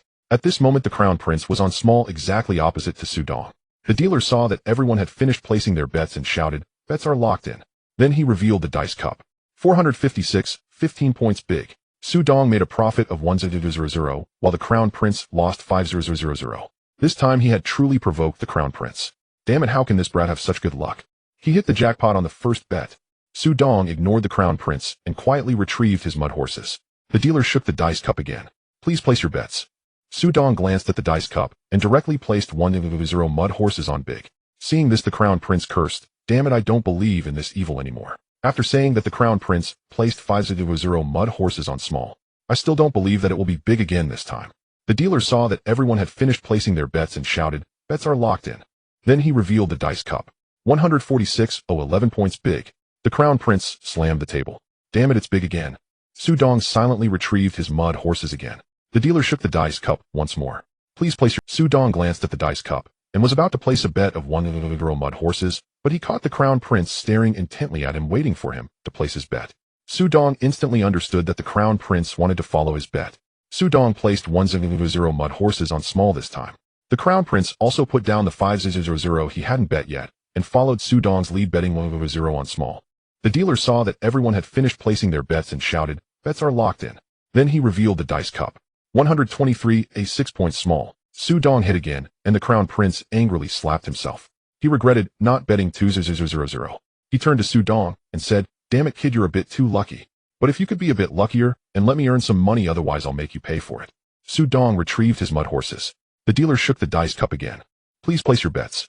This time the Crown Prince directly took 500 mud horses in hand, ready to follow whatever Su Dong bet. Su Dong glanced at the dice cup and placed 100 mud horses on big. The Crown Prince with a cigar in his mouth stood up and placed 100 mud horses on big. Standing in position, the Crown Prince adjusted his belt. Kid, take notes. When you have good luck, you should bet against the banker. The dealer saw that everyone had finished placing their bets and shouted, Bets are locked in. Then he revealed the dice cup. 446, 14 points big. The Crown Prince was delighted to see that he had won. He looked at Su Dong and said, Hey kid, tonight I'll follow your bets. If I win big tonight, I'll take care of you later. Su Dong, however, ignored the Crown Prince and silently retrieved his mud horses. He stood up and walked towards the nearby baccarat table, not wanting to be a guiding light for the Crown Prince. Seeing Su Dong disrespect him, the Crown Prince directly blocked Su Dong's path and said, Damn it, kid, are you not giving me, the Crown Prince, any face? Are you planning to leave sideways tonight?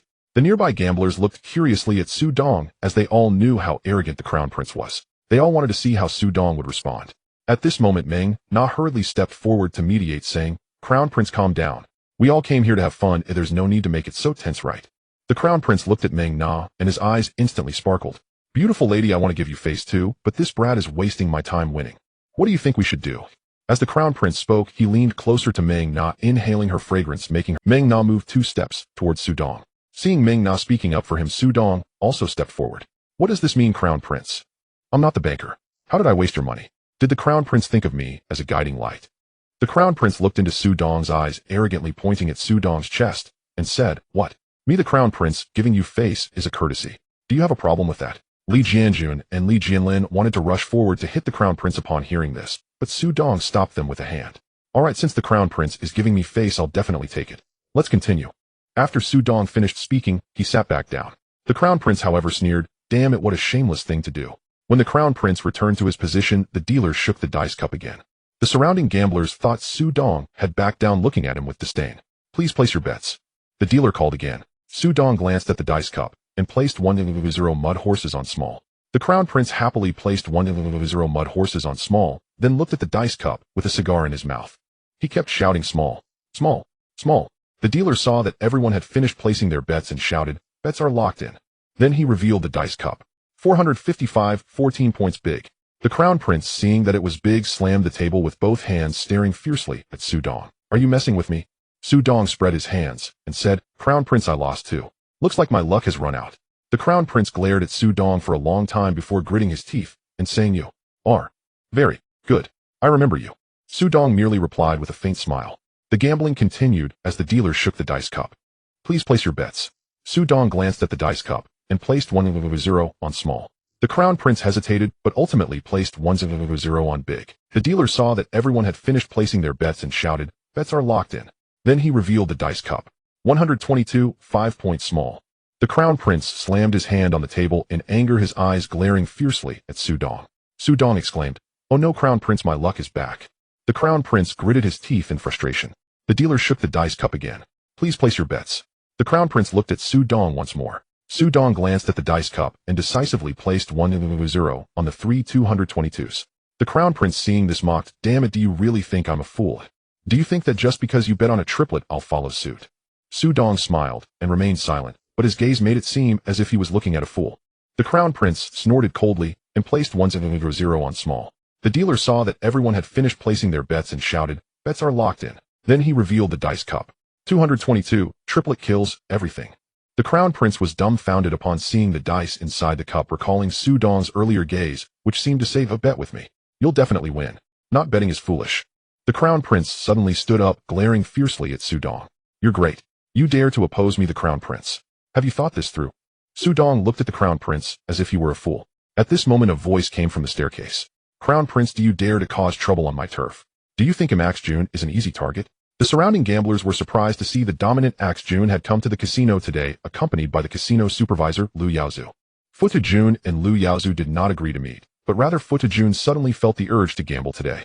Liu Yaozu had come over after hearing reports that Su Dong was present below. He had notified Robinson, which caused him to arrive a bit late. The two met on the 17th floor.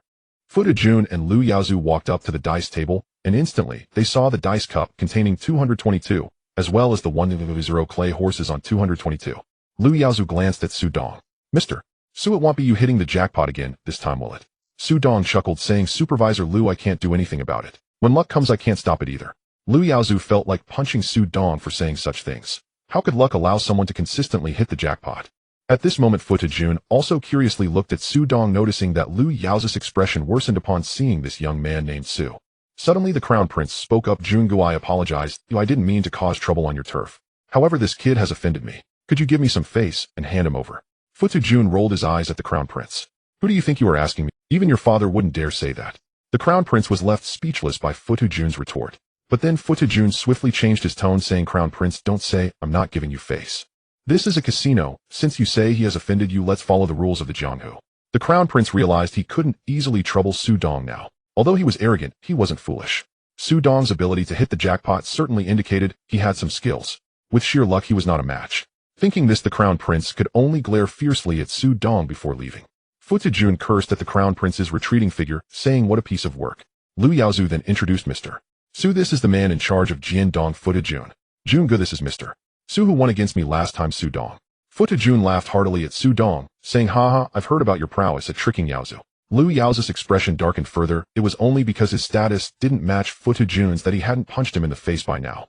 However, Liu Yaozu quickly shifted the topic. "Mr. Su, there's a high-stakes game tomorrow at 8 p.m. I wonder if you're interested."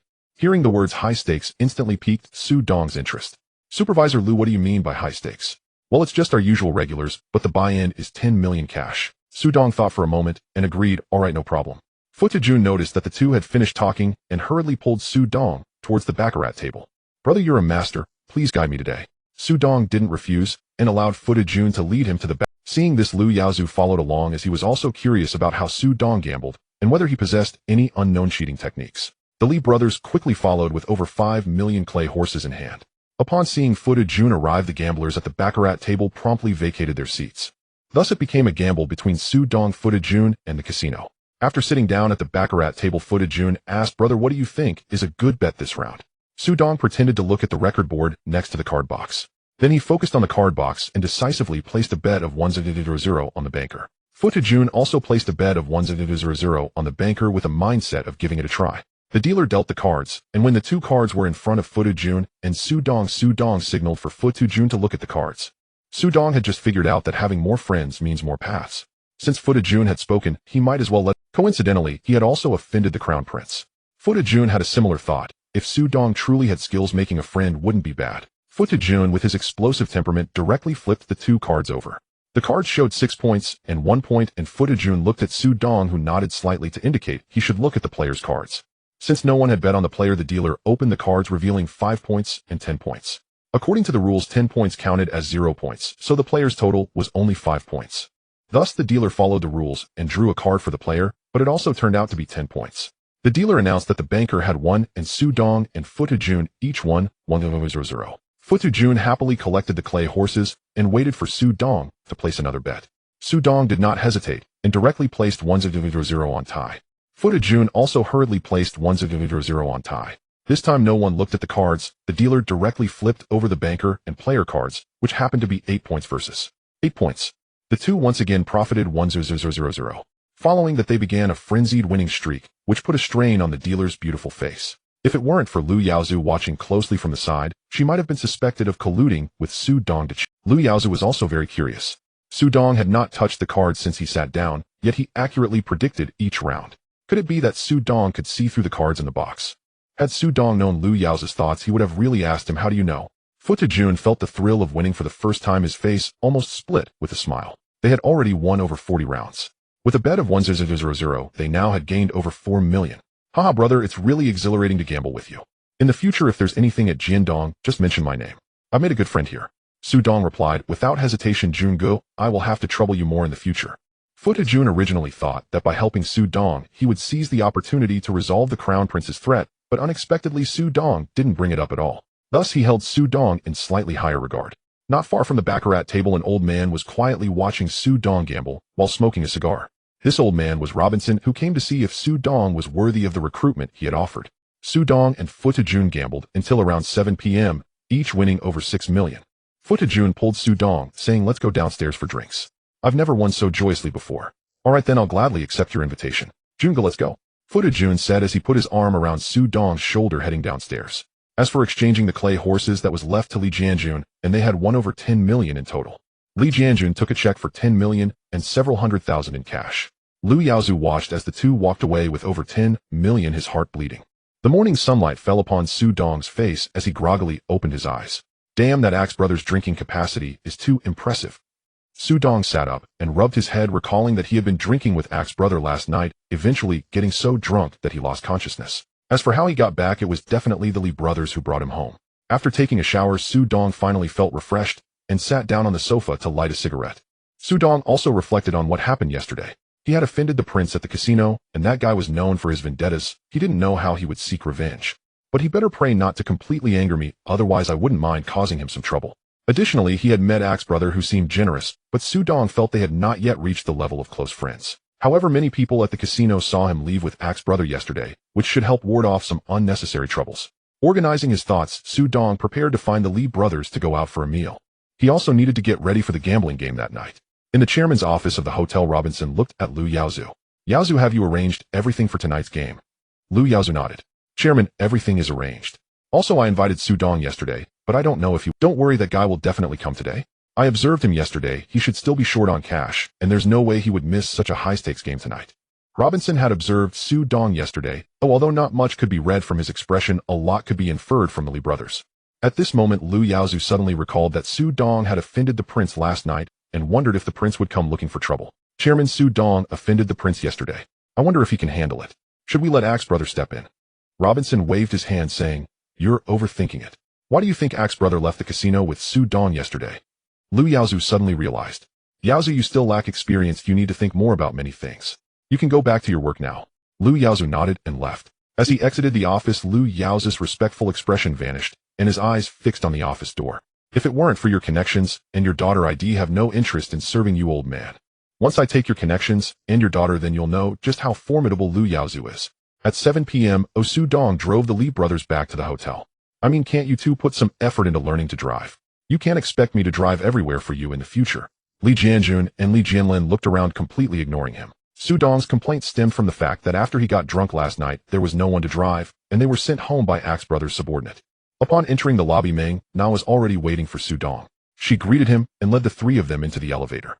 Mr. Su, tonight's game is on the 19th floor.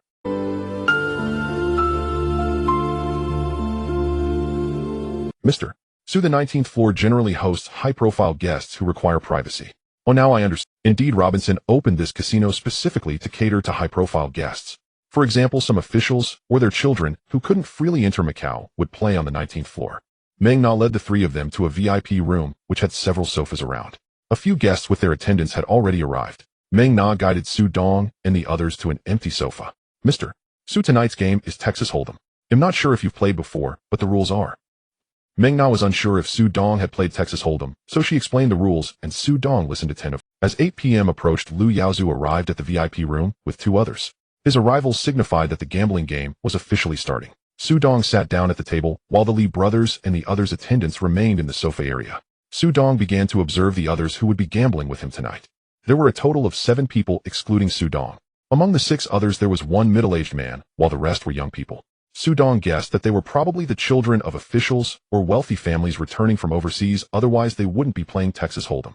Lu Yao stood at the dealer's position and announced, "Tonight's game will be Texas Hold'em with a small blind of 5-0 and a big blind of 1-0. Each player starts with 10 million. I wish you all a pleasant game." As soon as Lu Yao finished speaking, a beautiful dealer took over his position and began shuffling the cards. Lu Yao stepped aside. Su Dong's position was fourth, directly opposite the dealer, which was a position he had. This position allowed him time to see his cards. The dealer began dealing, and the players in the first 2 positions started placing their blinds. After receiving 2 cards, Su Dong quickly glanced at his hand, a red heart 5 and a black spade 9. After looking at his cards, Su Dong focused on the dealer's hand. According to the rules, 1 card must be discarded before dealing 3 community cards, and then 1 more card is discarded before dealing another card, followed by another discard, and the final card dealt. A total of 5 cards would be dealt. Su Dong checked the required community cards according to the rules: a diamond 6, a club K, a spade J, a diamond A, and a club 2. After reviewing, Su Dong realized that his best hand had a K. He then looked at the other players at the table. The first player's whole cards were a diamond J and a spade 3, the second player's whole cards were a club 5 and a heart 4, the third player's whole cards were a club Q and a diamond 2, the fifth player's whole cards were a heart K and a heart 3, the sixth player's whole cards were a club 7 and a club 8, and the seventh player's whole cards were a diamond 9 and a heart 10. Knowing this, Su Dong felt that the fifth player would definitely win as long as they didn't fold in the first round. The third player glanced at his cards and decisively bet 1-0-0. Su Dong followed with a bet of 1-0-0, and the remaining 3 players also matched the bet. Generally, when playing Texas Hold'em, players will wager to see the first 3 community cards. The dealer, seeing that everyone had placed their bets, tapped the table and revealed 3 community cards. When the diamond 6, club K, and spade J appeared, everyone looked at their whole cards. The first player immediately bet 2-0-0. The second player took a look and hesitated for a moment before matching the 2-0-0. The third player considered for a while before following suit with 2-0-0. Su Dong understood that the 2 were trying to chase a straight. However, their hopes would soon be dashed. When it was Su Dong's turn, he decisively folded, and several players looked at him in frustration. Su Dong merely smiled. The fifth and sixth players matched the 2-0 bet, while only the seventh player and Su Dong folded. Since Su Dong had folded, he and the seventh player could only watch the next 2 community cards. In the end, the fifth player's pair of KS indeed secured the pot.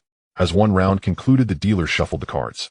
This time, the sixth and seventh players placed small and big blinds of 5-0-0 and 1-0-0 respectively. After the dealer dealt the cards, Su Dong glanced at his hand, which consisted of the queen and 4 of diamonds. He immediately looked at the community cards that were about to be revealed. Following the order of the deal, the cards would reveal the 5 of diamonds, king of diamonds, queen of spades, ace of clubs, and 2 of diamonds. If all went as expected, Su Dong would have a flush, and he quickly began observing the whole cards of the other players. After inspecting, he realized that other than himself, the strongest hand would be a pair of 5s, meaning his flush would be the highest combination. In the first round, everyone bet 1-0-0, and the dealer revealed the first 3 community cards: 5 of diamonds, king of diamonds, and queen of spades. The player in the small blind immediately bet 2-0, followed by several others who called. By the time it reached the fifth player holding the best hand with a pair of fives, he decided to intimidate others and gauge their. He raised the bet to 5-0-0-0-0. This sudden increase caused the player behind him to hesitate. Su Dong checked his whole cards, discovering a 3 of hearts and a jack of diamonds, which could potentially form a straight, but the odds were slim. However, considering that today's game was filled with wealthy players, he raised the bet to 5-0 without hesitation. Next was Su Dong's turn. Su Dong held his cards, pretending to ponder. He knew that if he followed the bet too eagerly, they would surely deduce that he had a strong hand. Although these players were rich, they were not foolish. After some contemplation, Su Dong decided to call the bet of 5-0-0-0. To his surprise, other than the player in the small blind, who folded, everyone else raised by 3-0-0 and matched the 5-0-0. Once everyone finished betting, the dealer revealed the fourth community card, the ace of clubs. Upon its revelation, some displayed frustration, while others showed excitement. Su Dong noticed that 3 players were vying for a straight, each holding a jack. Betting commenced, and since the small blind had folded, the big blind immediately bet 5-0-0. It seemed a bit conservative. Following that, the 3 players all called with 5-0-0, 2 of whom were trying to chase a straight, while one held a pair of fives. Su Dong couldn't help but smile inwardly, knowing that if he was destined to win this hand, he hoped everyone would continue to bet more. His gaze flitted between his whole cards, the community cards, and the faces of the other players. As everyone grew increasingly impatient, Su Dong raised the bet to 1-0-0-0. This move left the others baffled, all wondering what cards Su Dong held. From his calculations, Su Dong's best hand could be a pair of aces or 4 diamonds. The least likely scenario was 3 of a kind. However, with one card still to be revealed, no one wanted to give up easily, a fundamental trait of gamblers. Except for the dealer, who folded, everyone else called the bet of 1-0-0-0. After all bets were placed, the dealer revealed the final community card. It was the 2 of diamonds. Upon its appearance, the players chasing a straight were left disappointed. However, one player, although not achieving a straight, managed to form a pair of 2s. Yet like the other 2, he chose to fold. Ultimately, it came down to a pair of 5s and Su Dong's flush for the final showdown. The opponent glanced at his pair of 5s, then at the community cards, and finally at Su Dong. Unsure whether to risk it with his pair of 5s, he chose to check, allowing Su Dong to bet first, which also gave him a chance to gauge Su Dong's cards. Su Dong looked at his whole cards, surprised that his opponent had let him bet first. He began to think not about whether he could win, but about how to lure his opponent into a trap. Su Dong fixed his gaze on his opponent's eyes, and just as the opponent could no longer bear the tension, he pushed all his chips forward. All in. The opponent, taken aback by Su Dong's Allen move, felt the pressure shift back to him, while the others watched the unfolding drama. However, much to Su Dong's disappointment, the opponent ultimately chose to fold. Had the opponent held a pair of aces, Su Dong might have been able to drag him down with him. In the end, Su Dong won this round, not only recovering from his earlier loss, but also gaining 10 million.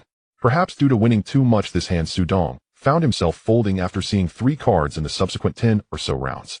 Before long, it was past 11 o'clock. Since Su Dong's second hand win, he had won a few more rounds, but none for significant amounts. Moreover, Su Dong had intentionally lost a few hands. Overall, he had only gained and lost about 3 million. However, the next hand turned out to be the most dramatic of the night. As midnight approached, the dealer dealt the cards again. Su Dong received a pair of 2s, the 2 of diamonds, and the 2. After checking his whole cards, Su Dong looked at the 5 community cards that were about to be revealed, discovering that he could potentially make 3 sets of 2s. Next, Su Dong observed the whole cards of the other players. At a glance, he nearly laughed. Each player had a pair, and some had sizable pairs, though he was unsure how many would last until the end. In the first round, after a long night of play, everyone silently agreed to bet 1-0-0. Once all bets were in, the dealer revealed the first 3 community cards. The King of Hearts, 10 of clubs, and 9 of spades. These 3 cards ignited the most thrilling round of the night. The small blind's whole cards were the 10 of spades and Jack of hearts. He could form a straight with 10, a Jack, King, and Ace. All he needed was a queen among the last 2 community cards to complete the straight. Currently, his best combination was a pair of 10s. Thus, he decisively bet 1-0-0. When it came to the second player, his whole cards were Jack of spades and 9 of diamonds. Like the first player, he needed just a queen to complete the straight, and his highest combination was a pair of jacks. So he also confidently called. The third player held the King of clubs and Queen of hearts, sharing the same need for a straight, but was missing a jack, while also holding a pair of kings. He too called without hesitation. The fourth player glanced at his whole cards, a King of hearts and 3 of diamonds. With such cards, calling 1-0-0 felt like a loss. Thus he opted to fold. The fifth player had a pair of 8s, looked at the previous players, and after some hesitation, he called 1-0-0. He did not believe that 3 out of 4 players held premium hands, and thought his pair of 8s was worth taking a risk. When it came to Su Dong, he did not hesitate, and called the bet of 1-0-0. He muttered, "Everyone's betting. I still don't believe that you all have premium cards, as surely some are bluffing." Su Dong's voice was not loud, but in the quiet VIP room, everyone heard his words. The players who folded wore expressions of amusement, while those who bet remained poker-faced. The last player, upon hearing Su Dong's remark, looked at his whole cards: 2 of hearts and 6 of diamonds. Without hesitation, he folded.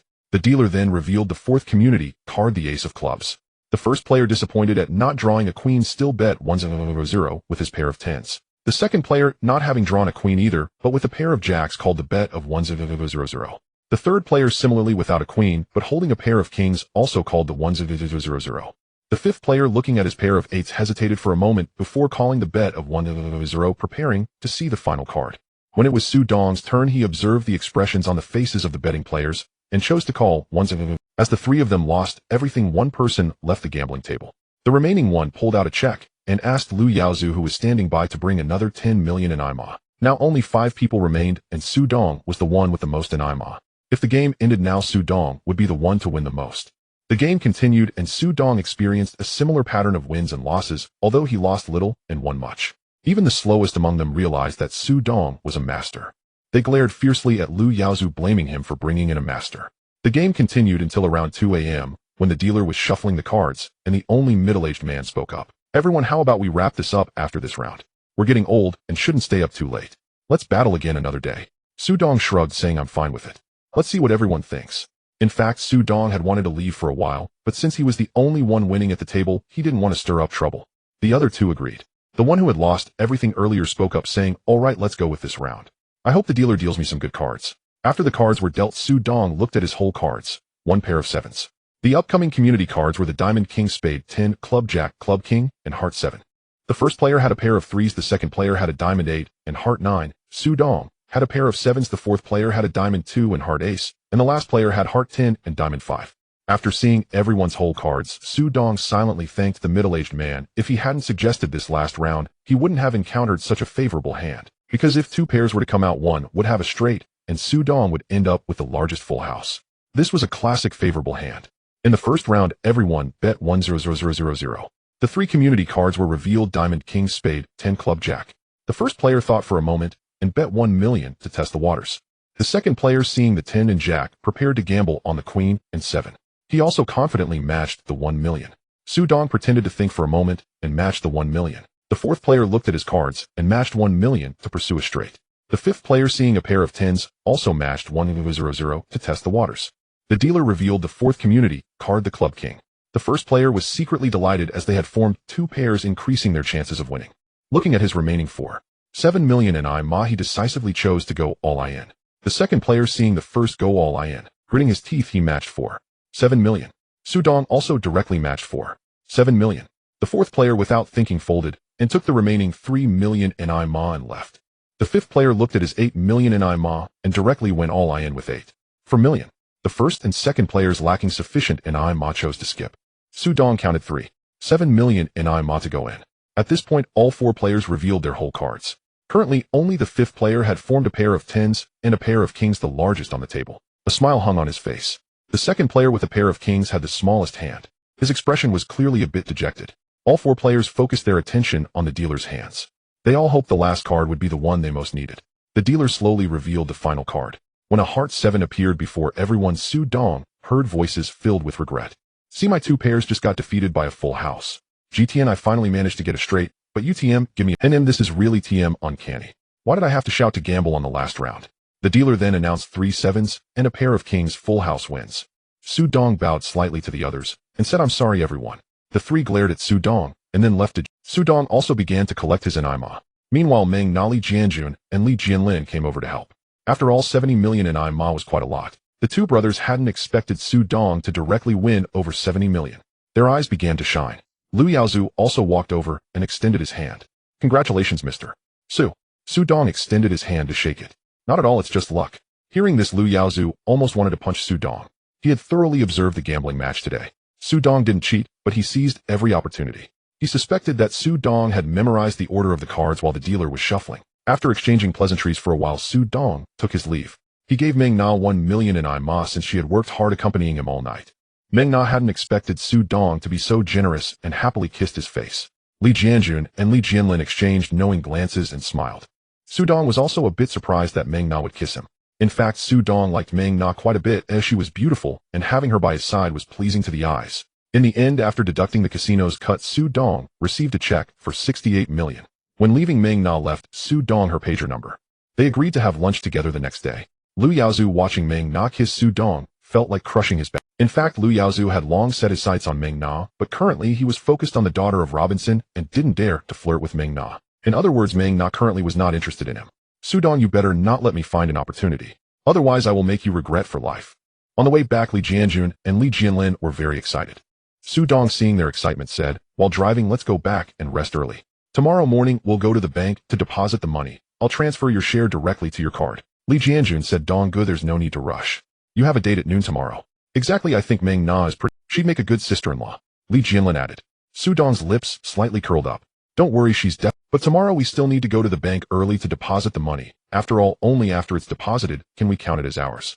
Alright, Dong, you say what to do, we'll do it. At the Wangjiao nightclub, the prince was still teasing the beauties around him in the private room. At this moment, a little brother, TMD. You'd better have good news, otherwise watch out for me ruining you. The wine bottle exploded at the little brother's feet, and the little brother stuttered. Prince, the brothers guarding the casino called, and said that the Su Dong you offended 170 million in one night. The prince, upon hearing this, pushed the beauty aside, and walked up to the little brother, questioning, you're not lying, are you? The little brother shook his head, and the prince, upon seeing this, said excitedly, get me some men out tomorrow, get someone to rob that 70 million from him. I want Su Dong to know the consequences of offending me, the prince. The little brother quickly agreed, and ran out of the private room, and the prince turned to look at the beauty on the sofa. Little beauty, tonight this prince is in a good mood, let me reward you well. As soon as the prince finished speaking, he lunged at the beauty, who responded with a shriek. In the chairman's office of the hotel, Lu Yaozu was reporting on Su Dong's situation, while Robinson listened attentively from his office chair, smoking a cigar. After finishing the report, Robinson casually asked, are you saying that Su Dong won over 70 million last night? Yes, chairman. Did you see any signs of cheating during the night? No, I watched him all night, and did not notice any cheating behavior. Hehe. Did you notice what methods he used to gamble? Card counting? Or something else? Also, was there anything? Chairman, the dealer was definitely fine. Also, your words reminded me that Su Dong's gambling seems a bit strange. He appears to remember every dealer's bottom card, and always manages to catch the right cards to win. Okay, I understand. You can leave now. Robinson waved his hand, signaling Lu Yaozu to leave. Su Dong, what exactly is your secret to winning? In the bank's VIP room, Su Dong had brought along brothers Li Jianjun and Li Jianlin early in the morning to deposit their money. While waiting to process their transactions, Su Dong said to the two brothers, Jianjun, Jianlin, I've already arranged for the bank to transfer your share directly to your bank cards. Upon hearing this, the two brothers smiled. Over 10 million. They had never imagined they would have so much money one day. Thank you, Brother Dong. The two of them thanked simultaneously. Soon the bank staff informed the three that the money had been deposited. After exiting the bank, Su Dong said to the two, alright, I'm going to have lunch with my Meng Na now. As for you two. Su Dong suddenly changed his expression. You two need to hurry and learn to drive. I don't want to be your driver anymore. Hearing this, the two brothers exchanged glances and smiled at Su Dong. Brother Dong, go spend time with your future sister-in-law. We'll head off to learn driving now. After saying that, Li Jianjun dragged Li Jianlin away. Su Dong looked at their retreating figures and muttered, TMD, what kind of logic is this? They call me big brother, but make me drive. After muttering, Su Dong got into the car and headed towards Jiandong. Meng Na had already sent a message waiting to pick him. Although it was Meng Na who invited Su Dong to lunch to express her gratitude, how could a big man like Su Dong allow Meng Na to pay? In the end, Su Dong took Meng Na to a Western restaurant. During the meal, Su Dong learned that Meng Na had just graduated from university and had been recruited to the hotel due to her beauty. Her mother being the second wife and the fact that she was a girl meant she was not valued by the family. Meng Na, how about becoming my girlfriend? Su Dong, thinking that Meng Na had not yet undergone any emotional turmoil, took the initiative to propose this. He also wanted Meng Na to stay away from Lu Yaozu. Meng Na was taken aback by Su Dong's words, but soon smiled and asked, Mr. Su, are you planning to support me? Su Dong did not expect Meng Na to ask this. He casually replied, if you don't mind, I would agree. Su Dong knew that the one-man-own-woman system had only been implemented in Hong Kong for a few years, and many families still had multiple wives. Meng Na was surprised by Su Dong's directness. For a moment, she didn't know how to respond. Su Dong noticed Meng Na's embarrassment and reassured her, it's fine. I just feel that being too close to the casino is not a good thing. Meng Na nodded, accepting Su Dong's suggestion. After finishing their meal, Su Dong suggested they go shopping, and Meng Na readily agreed. Meng Na linked her arm with Su Dong's as they walked out of the restaurant, heading towards the nearby parking lot. Just as they reached the corner, two Toyota vans suddenly rushed out and stopped in front of them. Su Dong quickly grabbed Meng Na's hand and ran backward, thinking about who dared to confront him so brazenly in broad daylight. While Su Dong was deep in thought, the doors of the van swung open and over a dozen men armed with machetes rushed out accompanied by a voice that echoed, "That man is Su Dong, he is the one Prince wants, grab him." As Su Dong ran, he glanced back at the more than a dozen knife-wielding men pursuing him. At the same time, he was thinking about how to shake them off. "Meng Na, do you know where June Guest territory is?" Meng Na, pulled by Su Dong, looked around when she suddenly heard his question. Suddenly, she pointed at an arcade and said, "Mister, so let's go there. That's June Guest territory." Su Dong took a quick glance and immediately dragged Meng Na towards the arcade. The men behind saw Su Dong change direction and chased without hesitation. Su Dong dashed into the arcade with Meng Na, where many young people were playing along with numerous new brothers from the club. Su Dong glanced back at the thugs charging through the entrance and, seizing a moment of inspiration, shouted loudly, "Hong Tai's here to take over." Su Dong's shout caught the attention of the new brothers, many of whom grabbed nearby weapons searching for the intruder. At that moment, the dozen men chasing Su Dong stormed into the arcade. Normally, it wouldn't be a big deal for so many to rush in, but with Su Dong's shout and the fact that those over 10 were armed with machetes, the new brothers genuinely believed that Hong Tai had come to take over. Instantly, they swarmed towards Hong Tai's men, allowing Su Dong to sneak away with Meng Na amidst the chaos. What happened to those pursuing him was no longer his concern. Initially, the front desk of the arcade, upon hearing about Hong Tai's arrival, was skeptical, thinking it was just a rumor. However, upon seeing the dozen armed men charging in, they quickly realized it was true and immediately called Axe. When Axe Head Jun received the call, he was puzzled, unable to comprehend why Hong Tai would suddenly come to Jiandong, especially in broad daylight. Had he gone mad? Su Dong held Meng Na's hand and ran for a street until they finally stopped. They stood by the roadside panting heavily, but when their eyes met, they both smiled unconsciously. The two found a phone booth and Su Dong called the number that Axe Head Jun had given him last time. When Axe Head Jun heard that someone named Su Dong was looking for him, he was a bit confused about what Su Dong wanted. "Hello, A Dong. It's Axe Head Jun." Upon hearing Axe Head Jun's voice, Su Dong immediately apologized. "Jun Go, I'm sorry for calling. I'm calling to apologize." Axe Head Jun was bewildered. Strange events seemed to be happening one after another today. "Brother, are you confused?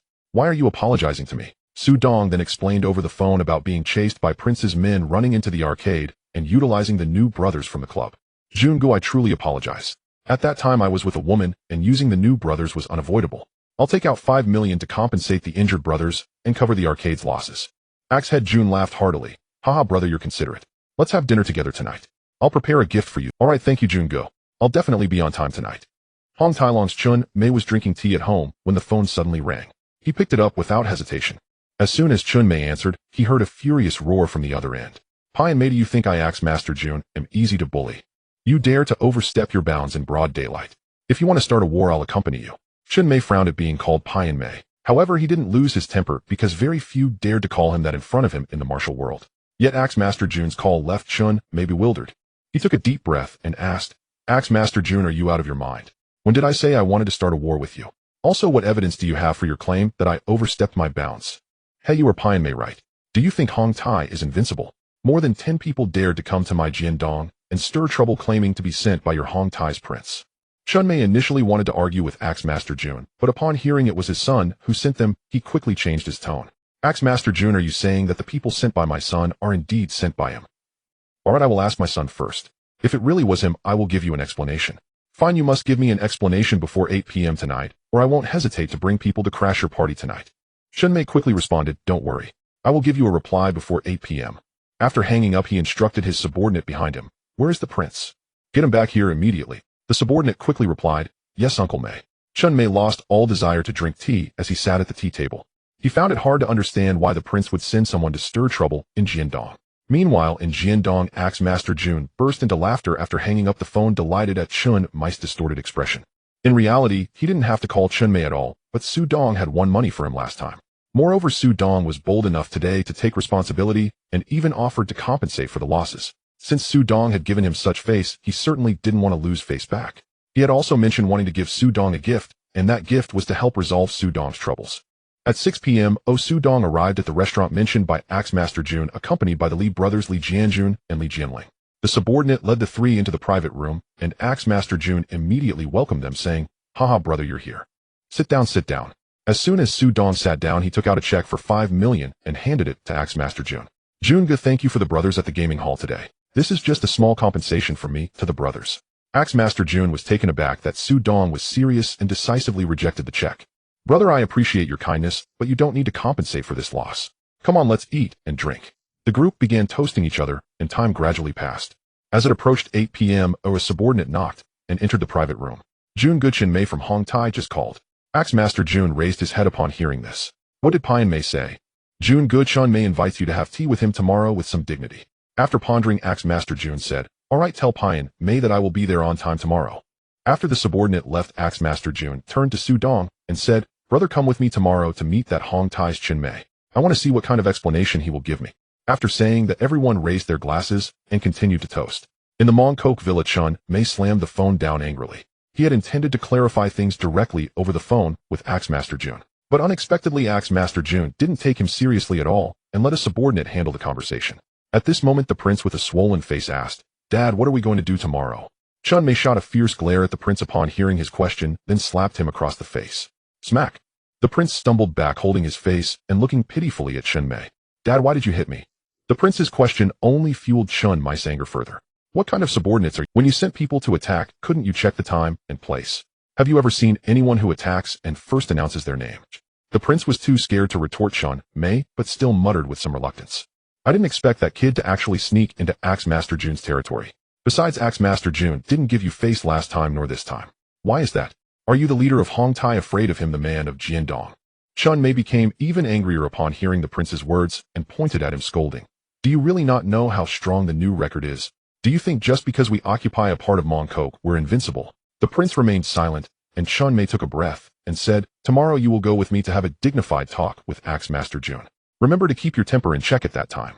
The prince could only nod obediently. The next day, Su Dong was at home during the day studying perspective, always trying to develop other uses. The Li brothers Li Jianjun and Li Jianming went to learn driving as usual. In the afternoon, Su Dong took the Li brothers directly to Yochi restaurant, while Axe Master Jun also set off directly from Jiandong. In the end, the few of them met at the entrance of Yochi restaurant. At 3 p.m., Axe Master Jun took Su Dong into the private room of Yochi, where Chun Mei and the prince had already been waiting inside. However, the prince looked at Su Dong with eyes full of resentment. Axe Master Jun sat down first and opened his mouth. Pian Mei, let's not beat around the bush, let's get straight to the point. Your people overstepped their bounds and violated the rules of the martial world. Let's talk. What kind of explanation are you prepared to give me? Chun Mei's anger surged upon hearing the term Pian Mei, but he struggled to suppress his fury, remembering the purpose of their meeting today. Axe Master Jun, I've heard from my son about the specific situation. He didn't go to Jiandong to stir trouble, but was lured there by your little brat. Chun Mei hadn't finished speaking when he was interrupted by Axe Master Jun. Pian Mei, wait a moment. First, your son's issue with my brother Su Dong is a matter to be resolved at the gambling table according to the rules of the martial world. Second, your brother indeed charged into my territory with a knife and injured my brother, right? Chun Mei had already heard about the origins of the feud from the prince, and now hearing Axe Master Jun's words, he truly didn't know how to refute. So he directly threw the problem back to Axe Master Jun. Axe Master Jun, then what do you think should be done? Axe Master Jun pondered for a moment and said, this your matter with my brother is to be resolved at the gambling table, so let's settle it there.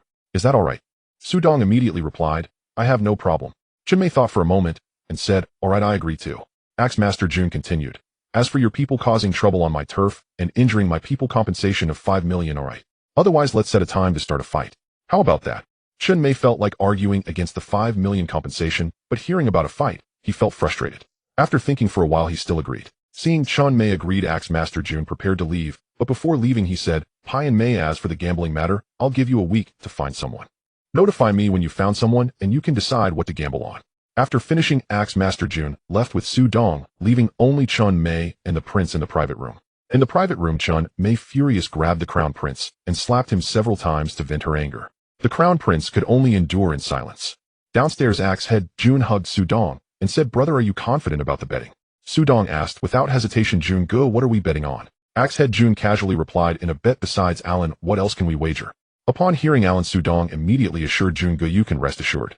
Axe Head Jun, hearing Su Dong's assurance, excitedly said, all right, I'll set up a table then. If we win, I'll share. Su Dong cooperated, saying, then I'll thank you in advance, Jun Go. In the following days, except for Li Jianjun and Li Jianlin needing to learn driving, Su Dong stayed home, studying his X-ray vision. Occasionally, he would go out for meals and dates with Ming Na. It was not until the 6th day that Su Dong received a call from Axe Head Jun. Su Dong returned the call. Jun Go, has the betting time been decided? Axe Head Jun was surprised that Su Dong guessed it was about the bet. Exactly the day after tomorrow at 7 p.m. in the VIP room of the casino here. I've already made arrangements. Additionally, several heads of gangs will be present as witnesses. All right, then I'll thank you in advance, Jun Go. 2 days passed in a flash. At 6 p.m., Su Dong brought Meng Na Li Jianjun and Li Jiaming directly to the VIP room on the 19th floor of the hotel, where Axe Head Jun had already been there to greet the gang leaders. Axe Head Jun called Su Dong over.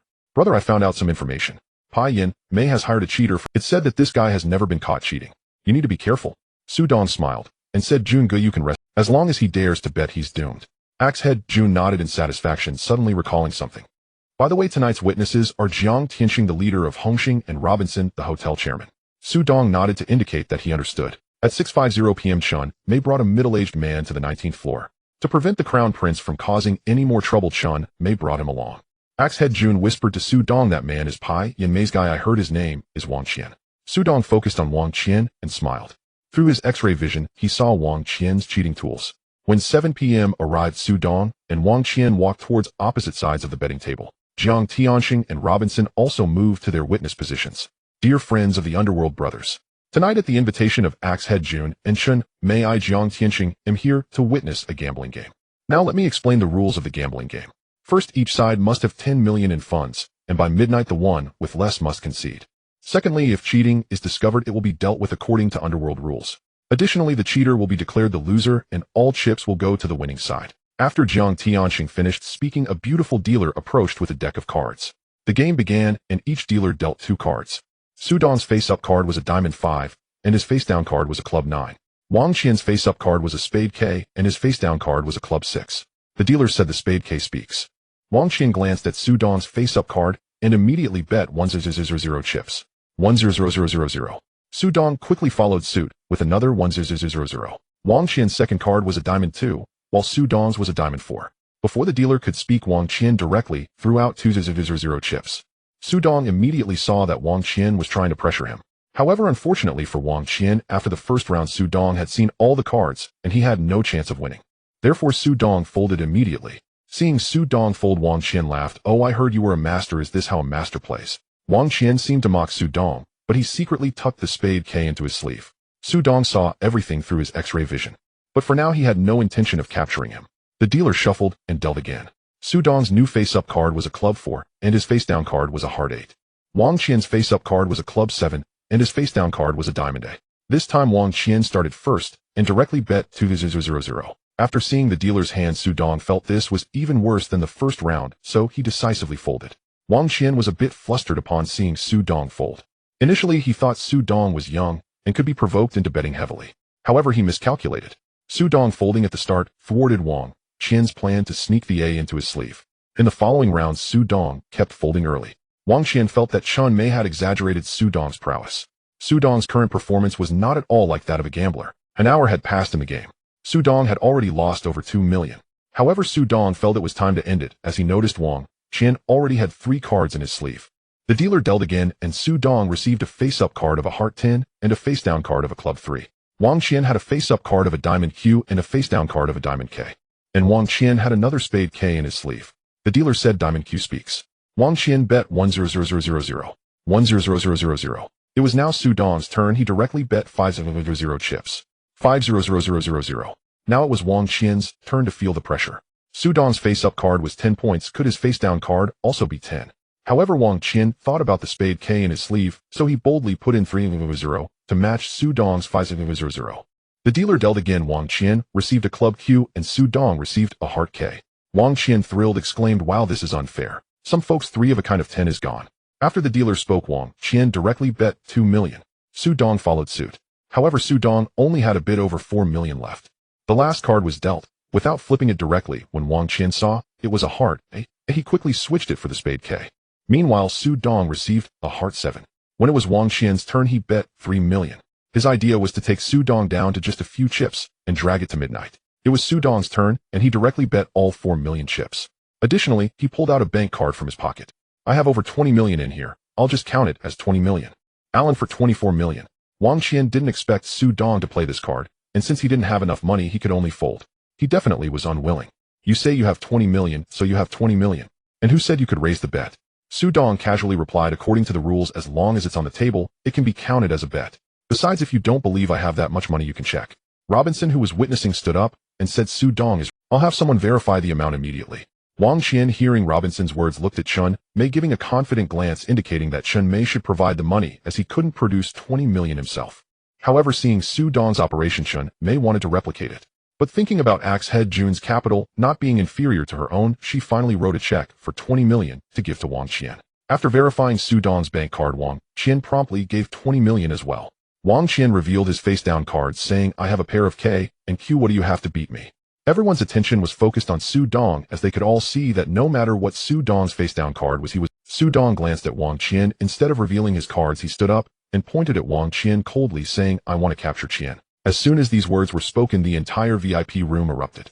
Jiang Tianxing and Robinson both turned to look at Wang Qian, who was dumbfounded. Su Dong slowly stood up, pointing at Wang Qian coldly and declaring, "I am going to catch Qian." Upon hearing this, everyone turned to look at Wang Qian. Jiang Tianxing waved his hand, and a few of his Hongxing brothers surrounded Wang Qian. Chen Mei was about to say something, but was pulled back by Axe Master Jun. "Don't be nervous, Piao Mei." In fact, it was Axe Master Jun who was the most anxious. Su Dong had been losing money all night, and he had taken bets against Wang Qian amounting to nearly 20 million. Moreover, he trusted Su Dong and had set a high odds against Wang Qian. If Wang Qian won, he would likely go bankrupt. At this moment, Jiang Tianxing looked at Su Dong and reminded him, "Su Dong, do you know the rules of the Underworld? If you catch Qian and he really cheated, you will break his hand. But if he didn't cheat, you will break your hand if you lose." Su Dong smiled and replied, "Thank you for the reminder, Mr. Jiang. I am determined to catch him, and I am willing to bear any consequences." Jiang Tianxing and Robinson exchanged glances and nodded knowingly. "Su Dong, please state your reason for wanting to catch Qian." Su Dong pointed to Wang Qian's right hand and said, "Mr. Jiang, could you please have your men take off Wang Qian's coat to examine his right hand? There are 3 cards and the cheating device there." Upon hearing this, everyone looked at Wang Qian, and the Hongxing brothers quickly stepped forward to remove Wang Qian's coat. However, Wang Qian remained completely unruffled. With a flick of his finger, the 3 cards and the tools slipped into his pants, but Su Dong saw everything clearly. The Hongxing brothers searched Wang Qian carefully after removing his coat, but found nothing. Wang Qian then mocked Su Dong, saying, "Omei Shu said you were a master, but it turns out you can't win and just slander your opponent." Jiang Tianxing's expression darkened as he observed Su Dong's unwavering confidence. He was shocked that no evidence had been found. "Su Dong, there is nothing on Wang Qian to indicate cheating. According to the rules, you will break your hand, and this betting game will be ruled against you." Upon hearing this, Axe Master Jun was left dumbfounded. Chen Mei, however, was delighted. "Axe Master Jun, you're too happy too soon. I hope your bets don't result in too much loss." Su Dong hadn't expected Wang Qian to be so quick. While the Hongxing brothers were removing his coat, Wang Qian had already hidden the evidence in his pants. At that moment, several Hongxing brothers drew short knives and approached Su Dong, ready to chop off his hand. Su Dong, however, raised his hand and shouted, "Wait." After saying this, he turned to Jiang Tianxing and said, "Mr. Jiang, Wang Qian's cheating tools are in his pants. He moved them while your men were taking off his coat." Upon hearing this, Wang Qian froze. Jiang Tianxing furrowed his brow. For the first time, he chose to trust Su Dong, but now he was unsure whether to believe him. Su Dong added, "Mr. Jiang, as long as Wang Qian is stripped, everything will be revealed. If I wrongfully accused him, I don't need to break my hand. Oh, I would just accept my death. How about that?" As Jiang Tianxing hesitated, Robinson subtly reminded him, "Tianxing, I trust Su Dong." Jiang Tianxing glanced at Robinson and waved to several of his subordinates, who immediately restrained Wang Qian. Amidst the sight of many women covering their eyes while peeking, they directly stripped Wang Qian of his pants. Sure enough, 3 playing cards fell out along with a device for switching cards. Everyone present gasped as they saw the 3 cards drop. What the hell, he really cheated. But how did he think to hide the cards in his pants? Chun Mei nearly fainted upon seeing the cards fall. Axe Master Jun felt like he had taken a roller coaster ride, from heaven to hell, and then back from hell to heaven. Jiang Tianxing then spoke at the right moment. "Tonight's betting game will be won by Su Dong." Jiang Tianxing handed over the 60 million on the table to Su Dong. He also handed a business card to Su Dong. "Su Dong, I am the leader of Hongxing. Come to Central Circle for tea sometime." Su Dong accepted the card and thanked him. At that moment, Chun Mei coldly remarked, "Su Dong, we lost, and we won't bother you anymore. Our grudges are settled." Su Dong cupped his hands toward Chun Mei and said, "Thank you very much for the 30 million, Leader Chun." Chun Mei shot Su Dong a fierce glare and left. Axe Master Jun ran over and embraced Su Dong, saying, "Thank you, brother. I made over 20 million tonight. Tomorrow I will have someone bring 5 million for you." Su Dong hurriedly declined, as winning 30 million was enough. Taking more from Axe Master Jun would be inappropriate. At that moment, Meng Na rushed over and hugged Su Dong, kissing him on the cheek. "You scared me. When you failed to catch Qian earlier, I thought you would definitely lose." Su Dong replied, "It's fine. If I wasn't confident, how could I dare to catch Qian?" The two embraced affectionately, while Li Jianjun and Li Jianlin both sighed deeply. However, Su Dong did not fully relax yet. He knew the personalities of Chun Mei and the prince, and they would definitely make trouble later.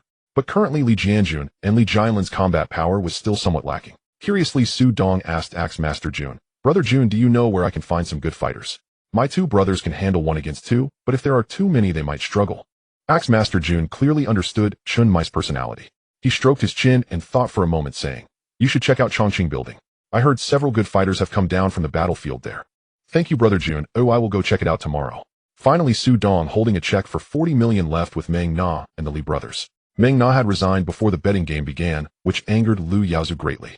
In the car, Su Dong drove while Meng Na sat in the passenger seat. The Li brothers sat in the back. "Tonight, everyone gets a reward of 1 million. The two brothers quickly expressed their gratitude, saying, "Thank you, Brother Dong." Meng Na happily added, "Thank you, Brother Dong." If it weren't for Su Dong driving, she would have definitely kissed him. After the three of them were happy, Su Dong continued, "The matter with Hong Tai is temporarily settled. However, because of Chun Mei's character, he wouldn't give up easily. So you all need to be more cautious. Additionally, we need to recruit a few teammates next. We can't frequent the casinos lately."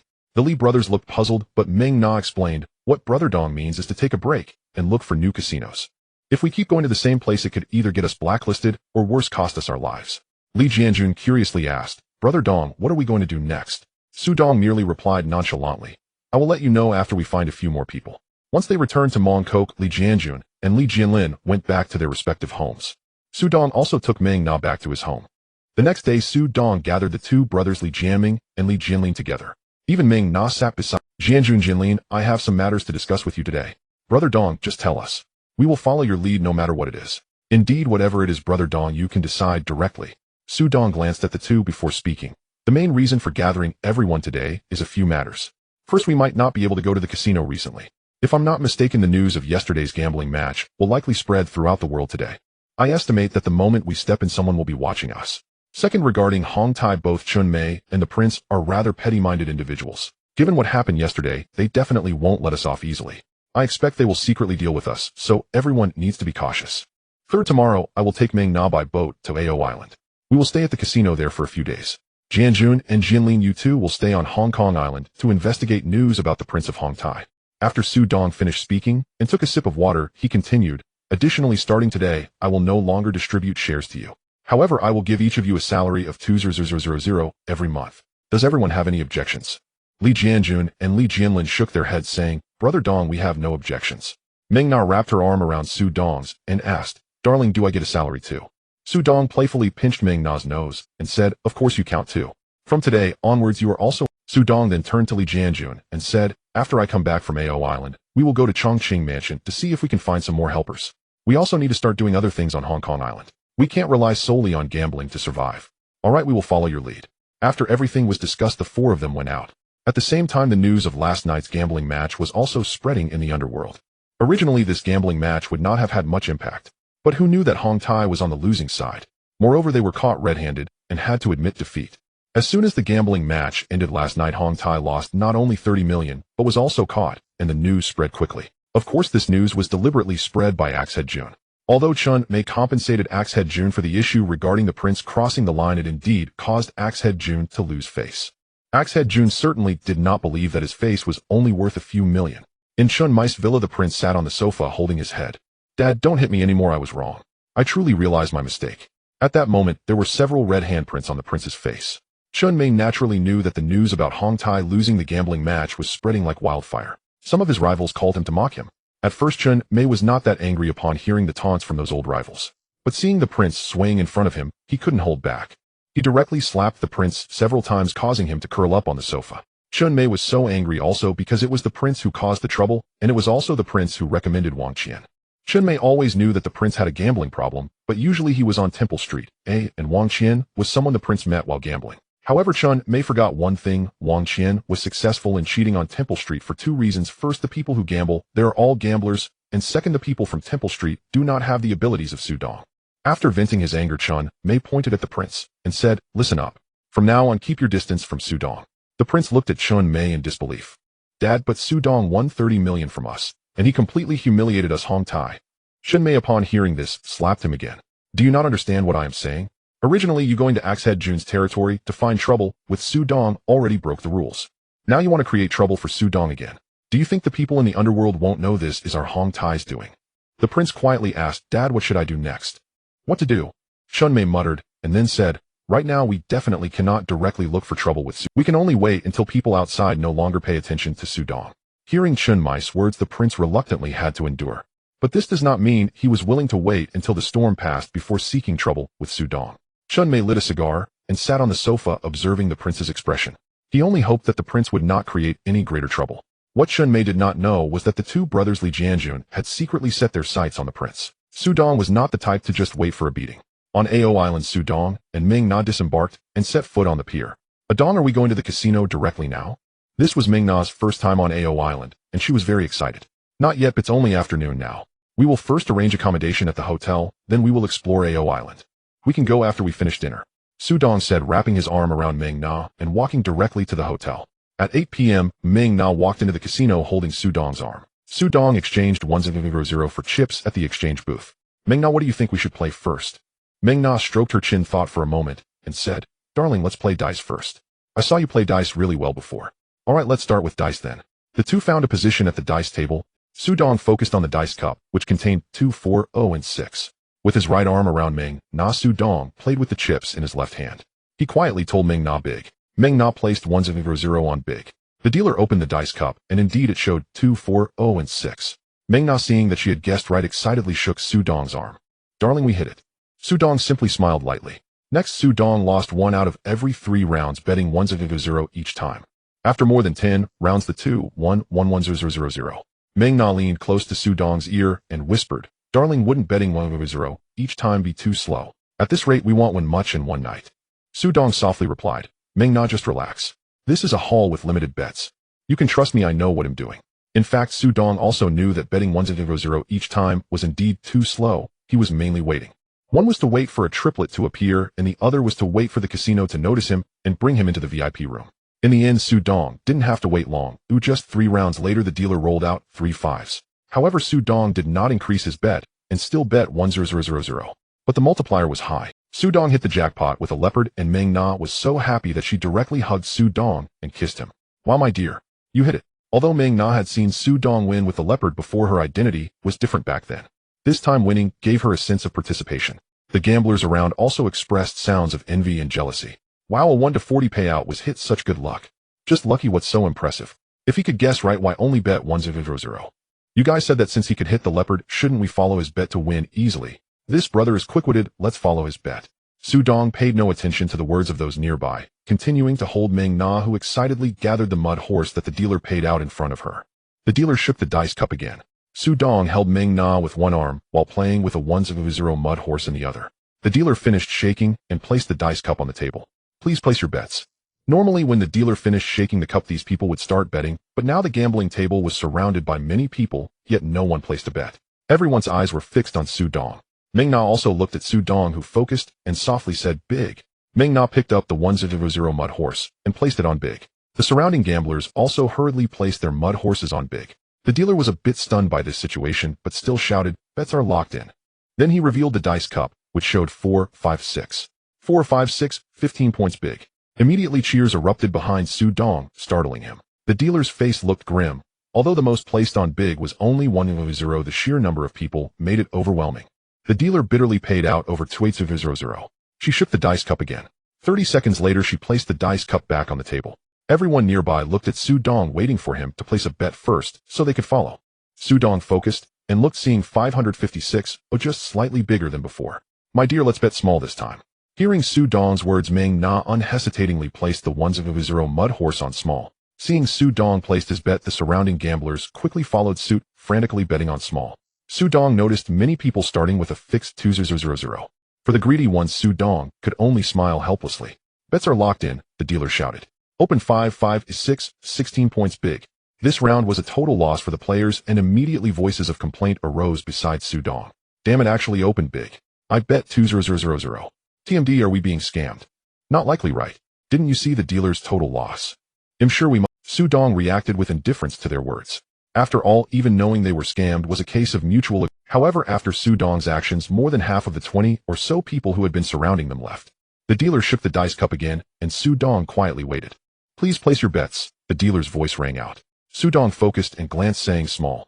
Meng Na cooperatively placed the 100 mud horse on small. Seeing that everyone had placed their bets, the dealer shouted, "Bets are locked in," and then revealed the dice cup.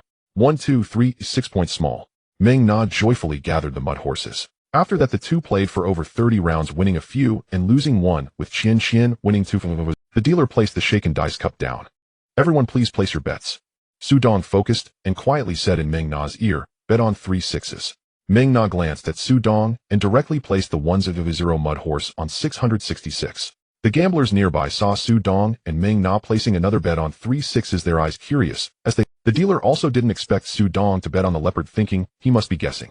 Once everyone placed their bets, the dealer shouted, "Bets are locked in. Open 3 6s, leopard wins all." The gamblers groaned in frustration, while Meng Na happily hugged Su Dong's neck. "My dear, we won again." Su Dong merely raised the corners of his mouth slightly. The dealer began paying out Su Dong's mud horses while giving a glance to the side. Of course, Su Dong noticed all of this. However, he didn't mind. The game continued, but previously the security who had received instructions from the dealer went to report. After all, there aren't many people who can hit the leopard twice in one night. Su Dong continued to bet 100 when a man in a suit and glasses approached Su Dong respectfully and said, "Sir, ma'am, to ensure you have a great time, we have arranged a VIP room for you. Please follow me." Su Dong looked up at the supervisor, hugged Meng Na, and stood up. "Lead the way." The supervisor smiled and extended his hand to guide, saying, "Please come this way." As Su Dong left, a beautiful waitress came forward to gather Su Dong's mud horses and followed behind the two. The supervisor introduced as they walked, "Sir, our VIP room has various games. What games are you planning to play? Can you give a brief introduction?" Su Dong asked casually. "Sir, we offer games like stud poker, Texas Hold'em, and Baccarat." The games introduced by the supervisor are all player versus player, with wins and losses being their own money. That's why Su Dong was invited to leave after winning a little. Su Dong chose Texas Hold'em because of its simplicity, requiring no effort in calculations. The dealer began dealing the cards. Su Dong was seated in the 5th position. As the dealer started dealing the cards, Su Dong focused intently on the whole cards of the remaining 5 players. Small blind club 4, diamond 10, big blind heart 8, diamond 9, a 3rd player diamond J, spade 5, 4th player club 8, heart 2, 5th player Su Dong spade 8, club 7, a 6th player diamond A, club 6. The 3rd player began to speak directly, betting 100. The subsequent players promptly decided to call, as the first round was simply a test of waters. The dealer revealed 3 community cards, diamond 8, spade 7, spade A. Looking at the community cards, Su Dong silently muttered to himself, "This is really strange, of 4 8s have come out." The small blind, seeing little chance for himself, decisively chose to fold. Su Dong glanced at him, noting his relatively composed demeanor, surprised that he played so conservatively. The big blind, having formed a pair of 8s, would decisively bet 200. The 3rd player, wanting to take a risk, also called the 200. The 4th player, also having formed a pair of 8s, chose to call as well. Su Dong found the cards of the others amusing, deciding to call to potentially win more. The 6th player, having formed a pair of aces, also called 200. After one round, only one player folded. The dealer, seeing the bets concluded, revealed the 4th community card, spade 10. In the new round of betting, the big blind was feeling conflicted about his hand, as 5 players had bet, and he felt his pair of 8s might not be strong enough. However, he realized that his hand was only 1 6 or J away from making a straight, which would elevate his position significantly. Yet he was uncertain if he should take the risk. After a moment of contemplation, he muttered the timid starve, while the bold, taking the risk, he threw in 500. The 3rd player glanced at his cards again, looked at the remaining 4 players, and suddenly lost his nerve, choosing to fold. The 4th player faced the same dilemma. With a pair of 8s against 3 players, she thought for a while, and then decisively. When it was Su Dong's turn, he knew he was in a winning position, but dared not show any expression, knowing these players were experienced in reading faces. After some thought, Su Dong also put in 500. The 6th player, with a pair of aces, needed 3 of a kind, or 2 pairs to beat him. He felt the previous 2 players were just bluffing. He boldly called the 500. After all 4 players had placed their bets, the dealer revealed the final community card, spade K. The big blind, looking at the spade K, instantly lost interest and cursed as he folded his cards. "Damn, wasted 500. When it came to the 4th player, she felt her pair of 8s were truly ineffective and also folded. Now only Su Dong and the last player remained. Su Dong pretended to think. While he contemplated, the 6th player observed him closely. Su Dong did not back down and met the other's gaze. The two stared at each other for 2 minutes. Su Dong counted out 2 million and tossed it into the pot. When it was the 6th player's turn, he originally thought his hand was weaker than Su Dong's. However, upon seeing Su Dong's bold move, he felt Su Dong was bluffing. He decisively called the 2 million. The dealer, seeing both had placed their bets, instructed them to reveal their whole cards. The 6th player revealed his whole cards, forming the maximum pair of aces, and looked at Su Dong with a smug smile. Su Dong returned a smile and revealed his whole cards. When the dealer saw the whole cards spade 8, club 7, he immediately announced 2 pairs win. The 6th player's eyes widened in shock at Su Dong's whole cards. This was a perfect counter to him. Su Dong said to him thank you, as he gathered the chips to himself. From then on, Su Dong consistently maintained a record of losing more than winning. Su Dong was always waiting for the dealer to deal the cards of his rivals. Over 2 hours passed and Su Dong's chips had increased by over 6 million, but the rival cards had yet to appear. The 6 players at the table had dwindled, as one had lost all and left. However, soon a beautiful woman accompanied by a middle-aged man entered to join the game. As it approached midnight, Su Dong was starting to lose interest in waiting for the rival cards, preparing to play until midnight before heading back to sleep. However, the next hand made Su Dong feel that the night of waiting was worth it. A new round began, and the dealer dealt the cards. Su Dong was seated in the big blind position. He placed a blind bet of 100,000 and focused on the other player's cards. Upon seeing them, Su Dong felt as if he had discovered treasure. The whole cards were as follows: small blind heart, a spade K, big blind Su Dong club 9, club 2, 3rd player spade Q heart Q, 4th player club 3, club 5, 5th player diamond 10, heart 9, 6th player diamond J spade A. After examining the whole cards, Su Dong focused again on the dealer's area, knowing that the next 5 community cards would be club J, club Q spade 10, club K heart 4. After seeing the upcoming community cards, Su Dong was stunned, thinking to himself, what a fine hand. This hand could yield 2 flushes, 3 straights, and 1 3 of a kind. Thus every player had the confidence to play until the end.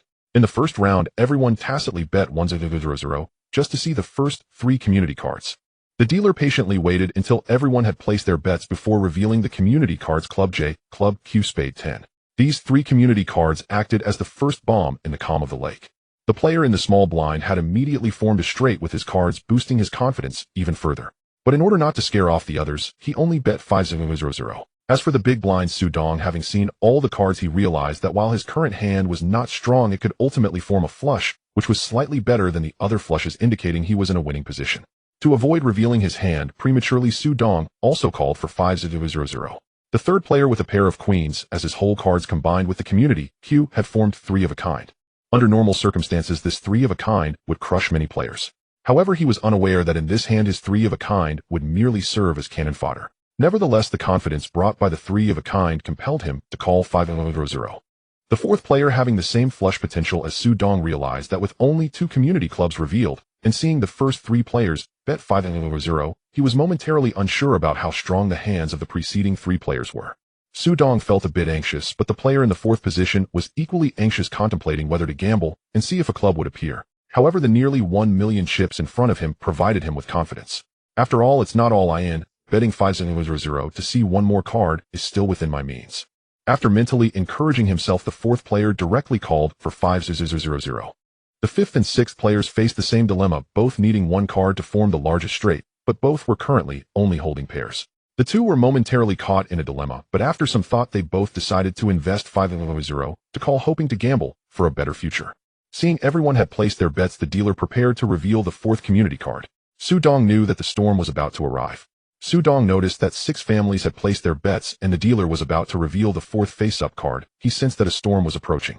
As the dealer revealed the 4th face-up card, Su Dong observed a momentary look of relief on the faces of the 4th, 5th, and 6th gamblers when the card was turned over. The 4th face-up card was the King of Clubs. The 3 families had clearly bet on the cards they desired, which explained their moment of relief. However, the 3 were seasoned gamblers who knew better than to show any signs of weakness through their expressions, quickly concealing their feelings. Su Dong saw that the combinations of the 6 families had reached their maximum. It was now time to see how everyone would place their bets. The small blind gambler casually toyed with the clay horse in front of him. 5 million, he declared, keeping his eyes fixed on the expressions of the other 5 players, hoping to gauge their reactions. To his disappointment, everyone remained unresponsive. When it was Su Dong's turn, he looked around and fell into thought. Although he knew the situation was in his favor, he had to avoid appearing too conspicuous. After contemplating for nearly a minute, Su Dong also pushed out his clay horse. 5 million, I call. He noticed out of the corner of his eye that the small blind gambler had a slight smile when he matched the bet. It was now the turn of the 3rd gambler, who appeared somewhat conflicted. While a triplet of queens was significant, the 3 visible cards were all clubs forming a straight with a 10 jack queen and king. If someone held an ace or a 9, he would find himself in dire straits. He glanced at his whole cards, then looked up at the players on either side of him. Finally, gritting his teeth, he decided to fold. Su Dong silently applauded him for this decision. Now that was true clarity. The remaining players looked slightly disappointed. A fold indicated that the potential winnings from the clay horses would be reduced.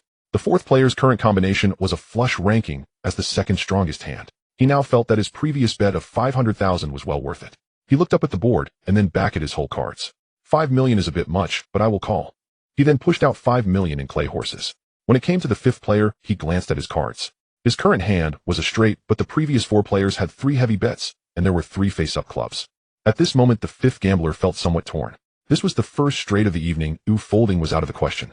However, he was concerned about the possibility of the 3 players ahead having a flush. Ultimately, he looked at the clay horse in front of him, gritted his teeth, and pushed out 5 million in clay horses. I call too. 5 million. Everyone turned their attention to the sixth gambler. At this moment, he appeared somewhat frustrated. As the last to arrive, this middle-aged man found that his clay horses were insufficient to match the 500 million. However, folding was not an option for him. He took out a checkbook and began writing furiously. He then tore off the check and handed it to the dealer. Could you please exchange this for 10 million in clay horses?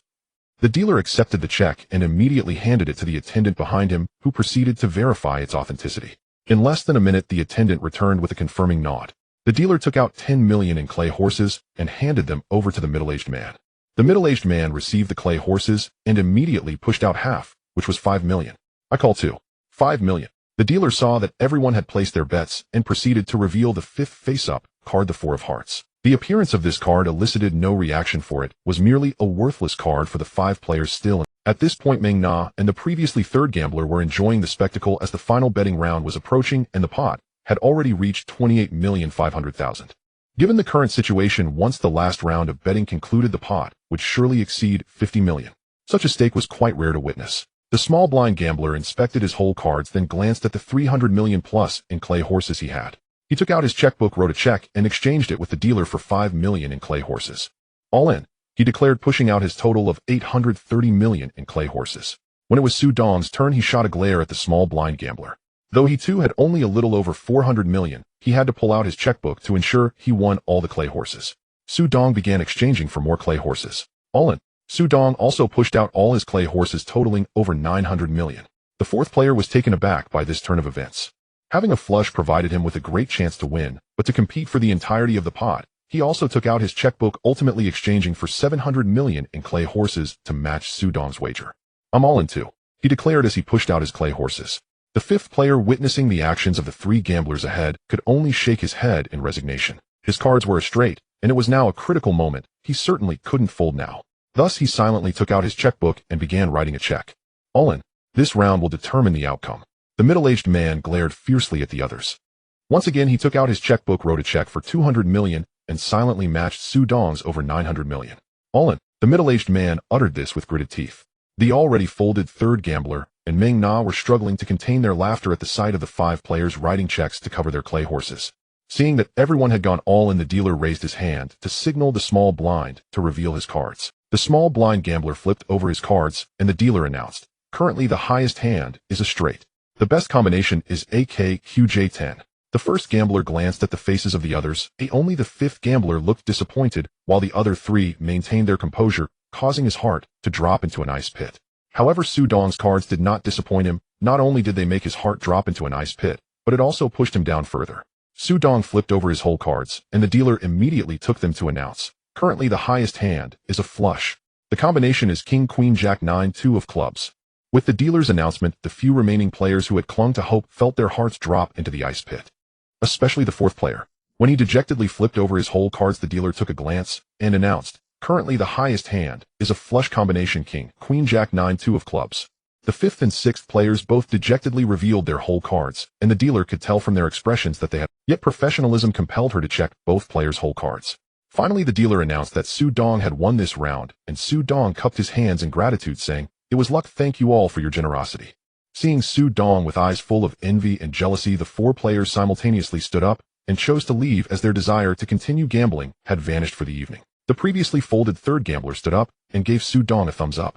"Brother, you are truly impressive. Good thing I folded my triplet of queens early. Thanks for the compliment. Your ability to fold directly shows your strong will. Haha, let's call it a night for now. We can play again sometime." The other waved his hand and left directly. Su Dong turned to the dealer. "Could you help me exchange this check?" "Of course, sir." The dealer agreed and went to process the exchange. Meng Na immediately hugged Su Dong. "Darling, you are amazing." Su Dong also wrapped his arms around Meng Na's waist and whispered in her ear, "I have even more impressive things up my sleeve." Meng Na playfully punched Su Dong lightly and said in a teasing tone, "You're such a tease." In the hotel, Meng Na leaned against Su Dong's embrace. "Darling, tonight we won almost 70 million. At this rate, we could win several hundred million in a month." Su Dong pinched Meng Na's cheek and said affectionately, "What are you thinking? Tonight was just luck. If it weren't for that troublesome card, it would have been decent if we could win something at all." Hearing Su Dong's words, Meng Na said with disappointment, "I wish we could win this much every night." Su Dong straightened up and said seriously to Meng Na, "Meng Na, don't be fooled by my winnings every time. I don't want you to get trapped. You must understand that once you get caught in gambling, the end result is ruin and despair." Meng Na nodded earnestly. "Darling, don't worry. I'm only here to watch you gamble. I won't bet myself." Meanwhile, while Su Dong enjoyed himself, Li Jianjun and Li Jiaming, the two brothers in Hong Kong, had gone out to learn to drive early in the morning. They could barely drive independently now, but they were still not very familiar and needed more practice. By afternoon, the two arrived at the territory of Hong Tai and Mong Kok, keeping an eye on the nightclub where the prince. Before leaving, Su Dong had instructed them to watch the prince closely so they could clearly understand his movements and see if they could find a way to deal with him. The two brothers found a booth in the nightclub, ordered 2 bottles of beer, and quietly waited to see if they could catch the prince. Their chosen spot was just right to see the nightclub's entrance. "Brother, do you think the prince will come tonight?" Li Jianlin took a sip of beer while keeping his eyes on the entrance. Li Jiaming shrugged casually. "He should come. I heard the prince likes one place that's a dance hall and another that's a casino." "Oh," Li Jianlin suddenly asked, "Brother, do you think the prince will go to the casino tonight?" Li Jianjun thought for a moment and decisively shook his head. "I don't think so. The prince lost some money a few days ago, so he probably won't go to the casino these 2 days. Let's wait here tonight." "All right, then we'll wait for the prince at the nightclub tonight." Thus the two brothers stayed at the nightclub drinking while waiting for the prince, but this time Li Jianjun guessed wrong. The two brothers waited all night, but did not see the prince arrive. In fact, Li Jianjun wasn't wrong. The prince had indeed lost all his money recently. However, a gambling addict doesn't care about having money. The prince was craving gambling, but lacked funds to go to the casino in Tsim Sha Tsui. So he went to an underground casino also in Mong Kok. It's unknown if the prince was simply unlucky, but the hundreds of thousands he brought were quickly lost. He even borrowed 3 million from a loan shark. If Su Dong were here, he would definitely recognize the person lending money to the prince, as this man would soon bear a scar on his face, known as Sangbo. Li Jianlin, who waited all night without seeing the prince, was filled with frustration. The next morning he got up and went out to gather information. Li Jianjun did not oppose Li Jianlin's actions. He indeed was not as good as his brother when it came to gathering intelligence. However, he wasn't idle either and went to learn how to drive. Li Jianlin was indeed quite skilled at gathering information. Before noon, he had received some news from Hong Tai subordinates. In the evening, the two brothers took separate actions. Li Jianjun went to the casino to stake out, while Li Jianlin kept an eye on the nightclub. This time the prince couldn't escape their watch, and for the next few days the brothers followed him closely. On out, Su Dong and Meng Na returned to the casino once more. However, this time they were spotted by security as soon as they arrived at the entrance, and the supervisor was notified. As Su Dong and Meng Na stepped into the casino, they hadn't even had the chance to exchange their chips when the glasses-wearing supervisor approached them. "Good evening, Mr. Su. Welcome." "Hello." Su Dong found it a bit strange. Oh, wasn't this supervisor from the VIP room? Why did he approach him as soon as he arrived at the casino? "Mr. Su, there's a wealthy gentleman in the VIP room playing blackjack tonight. I wonder if you're interested." "Blackjack?" Hearing about blackjack, Su Dong thought for a while and decided to go since they were welcoming him and clearly didn't want him to gamble in the lobby. "All right, lead the way." Upon arriving in the VIP room, the supervisor spoke to the middle-aged man standing at the dealer's position. "Mr. Tang, there are 2 guests who want to play blackjack. I've brought them over." Mr. Tang turned to look at Su Dong and Meng Na. "Great. The more the merrier. I like it when there are more people." A middle-aged man who was already playing cards said, "Old Tang, it seems you prefer being the dealer." Old Tang proudly replied, "You wouldn't understand. Just betting is boring. Being the dealer makes it interesting." After saying that, Old Tang waved to Su Dong. "Young man, come over quickly. The next round is starting soon." Su Dong walked over and sat down at the end of the table, nodding at the 3 middle-aged players already at the table. One player saw Su Dong sitting at the end and said to the dealer, "Haha, Old Tang, you're done for tonight. This young man looks like a pro. Tonight he will definitely leave you with nothing but your underwear." Old Tang looked curiously at Su Dong sitting at the end. "Young man, what's your name?" "We play small stakes 1,000 at the base, 5,000 maximum. If you split, it's 1 base per split. Is that all right?" "Hello, Mr. Tang. My surname is Su. You can just call me Xiao Su." Su Dong then had the waiter exchange 2 million in chips. He planned to have pure entertainment tonight. Meng Na also obediently brought a stool to sit beside Su Dong. Su Dong first placed a bet of 1,000. Old Tang dealt the cards, and he received an ace as his hidden card, and a king as his visible card, getting a blackjack on the first hand. Su Dong focused his attention on the deck of cards, wanting to see if there was any cheating going on since it was the first round. The 3 players before him had 1 bust, 1 at 18, and 1 at 20. Su Dong didn't detect any cheating. When it was his turn, he waved his hand to indicate he didn't want another card and flipped his hidden card over. Seeing Su Dong had a blackjack, Old Tang gave him a thumbs up. When it was Old Tang's turn, he asked for another card at 16, but ended up busting at 22. The other 3 players at the table couldn't help but tease him when they saw him bust. Oh no, Old Tang is done for. Yeah, it seems this young man can handle Old Tang. Haha, I'm here to watch Old Tang lose everything tonight.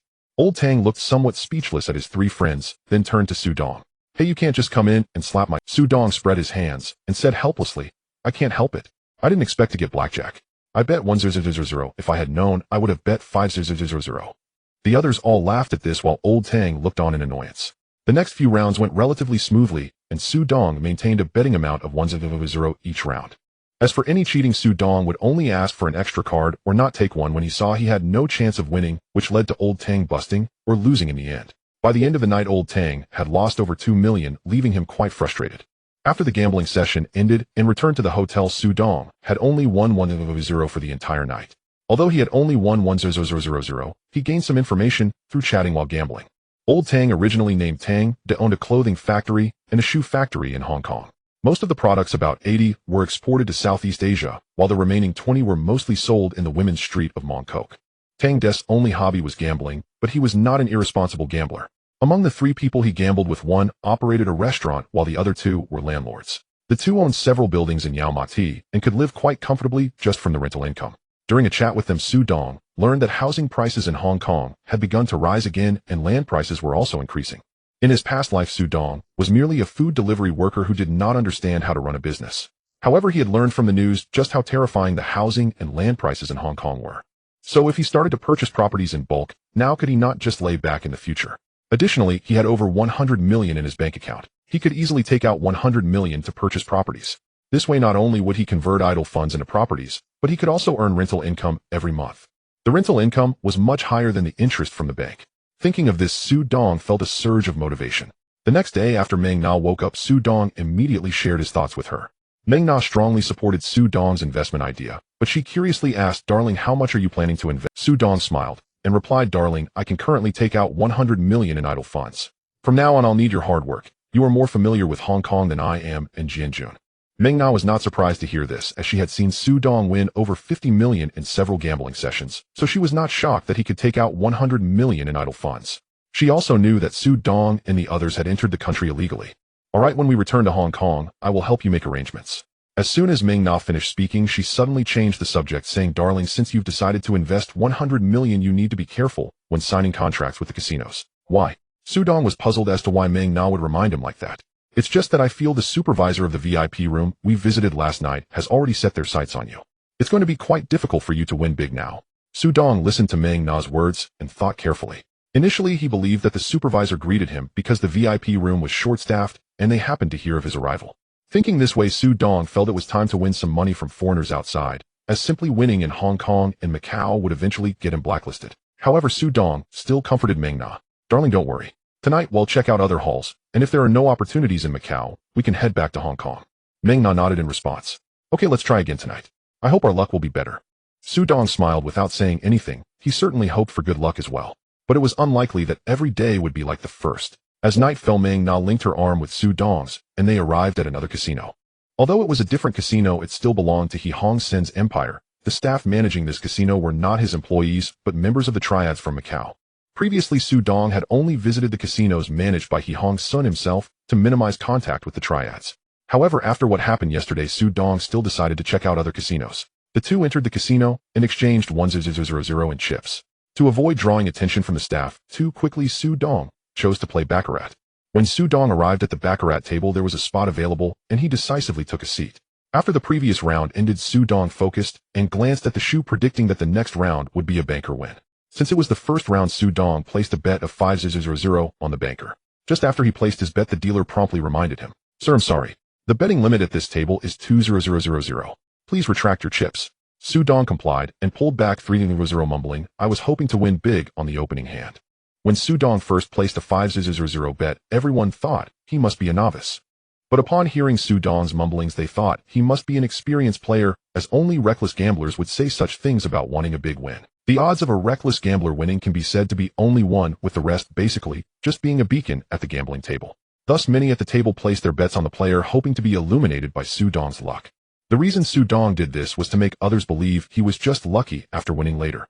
Otherwise, if everyone followed his betting pattern, they would surely attract the casino's attention quickly. The dealer dealt the cards, and Su Dong calmly flipped his cards over, revealing a heart 4 and a spade Q totaling 4 points. Meanwhile, a bald man on the player's side gained the right to view cards by betting 2-0-0. When he saw that Su Dong only had 4 points, he laughed, haha, with 4 points, just one more 5, and you're done. After saying that, the bald man flipped over a card revealing a diamond 6. The bald man and the players who bet on player cheered. The bald man slowly flipped the last card from one corner, shouting TV, TV, TV. Not only that, but those betting on player nearby were also shouting along. Unfortunately, dreams are beautiful, but reality is cruel. The anticipated TV did not appear. Instead, a club 7 was revealed, bringing the total to only 3 points. Seeing this, the dealer first asked Su Dong if the banker wanted a third card. Su Dong nodded, and the dealer dealt a card to Su Dong, who did not hesitate, and flipped it over, revealing a diamond J. The bald man became even more excited. Haha, with 4 points, just one number will take you down. Before the dealer could ask, the bald man eagerly requested a third card. From the current points, as long as the bald man drew a 2, 3, 4, 5, or 6, he could win. The bald man slowly began flipping cards from one corner, shouting 2, 3, 4, 5, 6. 2, 3, 4, 5, 6. The people beside him were also cheering for him, 2, 3, 4, 5, 6. Only Su Dong remained calm, watching everything unfold. Finally, the card was flipped, and the number the bald man saw was finally drawn, but it was not one of 2, 3, 4, 5, or 6. Instead, it was 8 points. A hard 8. The dealer saw the cards and announced banker 4 points, player 1 point, banker wins. The bald man and those who bet on player were filled with regret. When the bald man looked at Su Dong again, Su Dong had already placed 2-0 on the banker. Seeing this, the bald man directly bet 2-0 on player. I don't believe you can win this round. Su Dong smiled inwardly upon seeing this. This is clearly a beacon. Let's get him. Su Dong retracted the winning clay horse, while the 2-0 clay horses he originally placed on the banker remained still.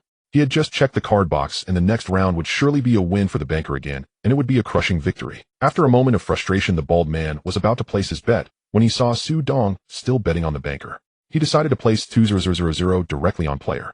It was clear he intended to bet against Su Dong. Seeing the bald man betting on player, Su Dong felt delighted. He had encountered a beacon of hope, and the clay horses in front of the bald man were at least over 5-0. Su Dong thought to himself, although this sheep was a bit thin, even mosquito legs are meat. I must take advantage of this. The dealer dealt the cards, and Su Dong flipped his cards over, directly revealing a club 4 and a club 5. Oh, I'm so sorry. The cards you just called have all come to me. The bald man stared at the 4 and 5, furious, as they were just a card apart. If it weren't for that 8 points just now, he would have won for sure. But now he was even angrier because his opponent had already reached 9 points. There was no need to even look at his own cards. He was destined to lose.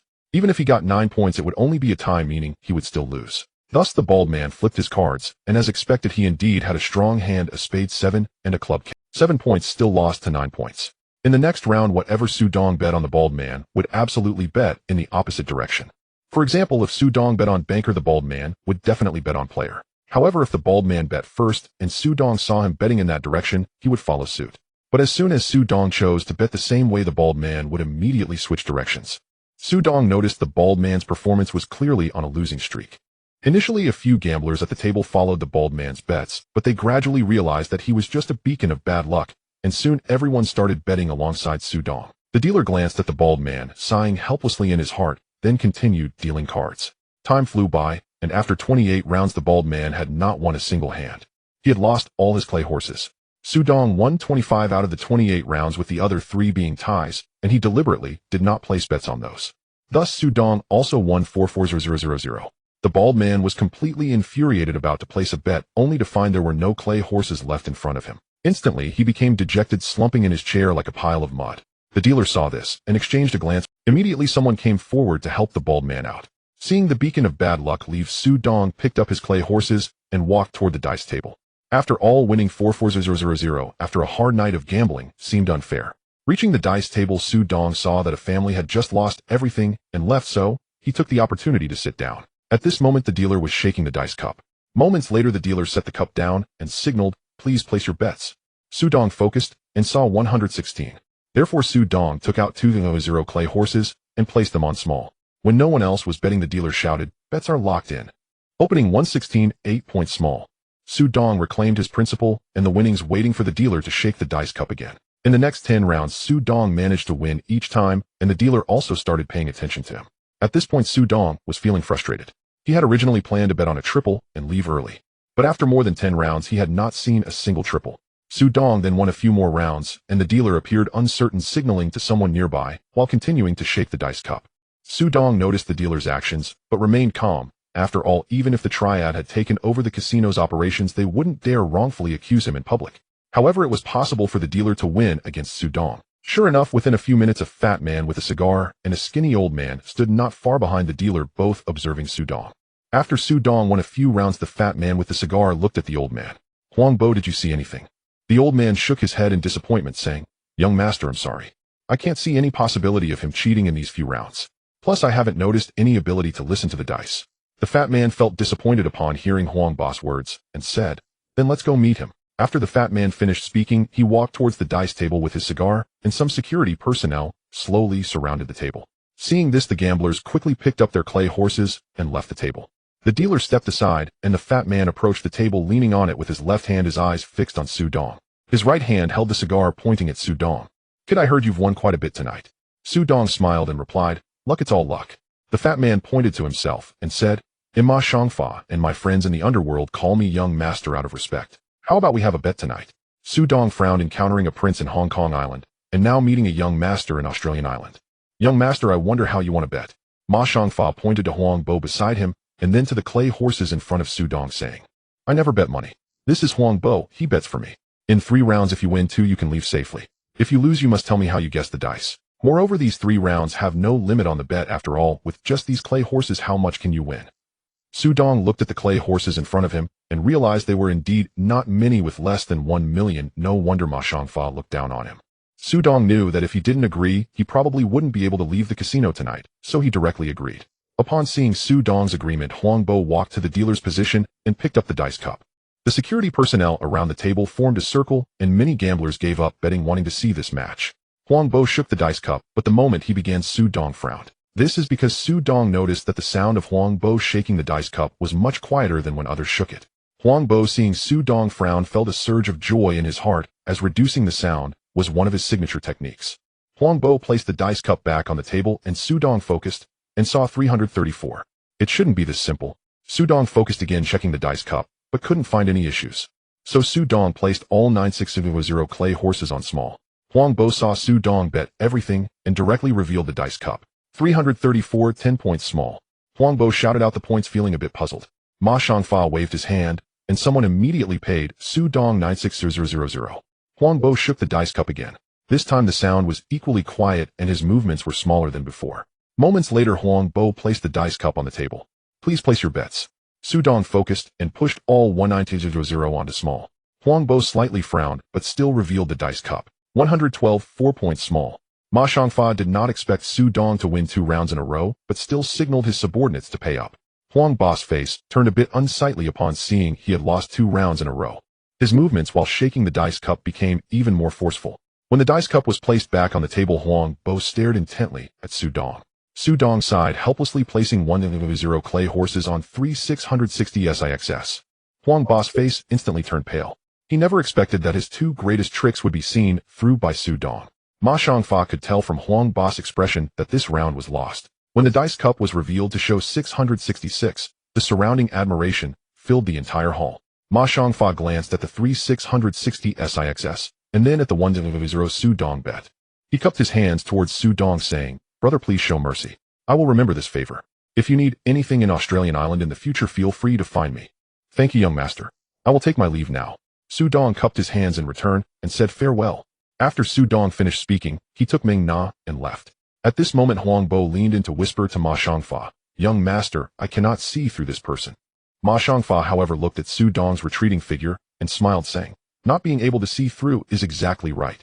Spending a few million to make a friend is worth it. But the waters of Australian Island are about to get murky." After Su Dong and Meng Na entered the room, Meng Na finally relaxed her anxious heart. "Dear, I was almost scared to death just now. I was really worried that young Master Ma would send someone to trouble us. However, it seems that young Master Ma isn't so bad after all." Although Su Dong was also surprised that young Master Ma did not come looking for trouble, he was still a bit taken aback by Meng Na's words. "Alright, let's get some rest early. I think we should leave Australia Island as soon as possible. We'll head back to Hong Kong Island first thing in the morning." Meng Na agreed with Su Dong's suggestion. Although she enjoyed watching Su Dong win, she was also worried about encountering people with ulterior motives. The incident between Su Dong and Ma Xiangfa spread across the entire Australia island the next day, even surprising He Hongsan. This was the second time she had heard Su Dong's name, and she couldn't believe that it was even more shocking than the first. Initially, she thought Su Dong might have some skills in listening to dice, and that he was quite astute. Thus, she had been intrigued. But she never expected that this time he had actually beaten Huang Bo from the Ma family. It was known that Huang Bo's skills in shaking the dice made many experts on Australia Island hesitant, yet he was defeated by a young man like Su Dong. What an unbelievable occurrence this was. He Hongsan turned to the bodyguard beside her and instructed, "He go to Hong Kong Island and investigate Su Dong for me. The more detailed the better." The bodyguard named He nodded and left the office.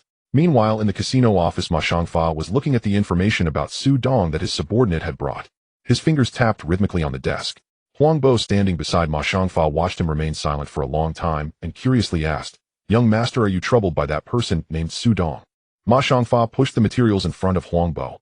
"It's not just him I'm troubled about, but whether his skills in poker are as strong as his skills with dice." Huang Bo asked in confusion, "Young master, why are you concerned about Su Dong's skills in poker?" Ma Xiangfa sighed. "Huang Bo, you should know that all the organizations that have contracted the gambling halls on Australia Island have their own advisors, and our casino's advisor is you. However, while you are unbeatable in dice, your poker skills are relatively lacking. As far as I know, someone from Hong Kong Island has already set their sights on our casino, intending to challenge us to decide. According to the information provided by the other party, the gambling game will consist of 3 rounds: dice showdown and card counting." Card counting. Huang Bo was astonished by this challenge. "Young master, I can understand the dice and showdown, but how can card counting be considered a challenge?" Ma Xiangfa shook his head. "I had someone investigate it, and it seems the person they invited is a world-class memory master. If they come to challenge us, even if you win in dice, do you have confidence in card counting and showdown?" Huang Bo shook his head in confusion.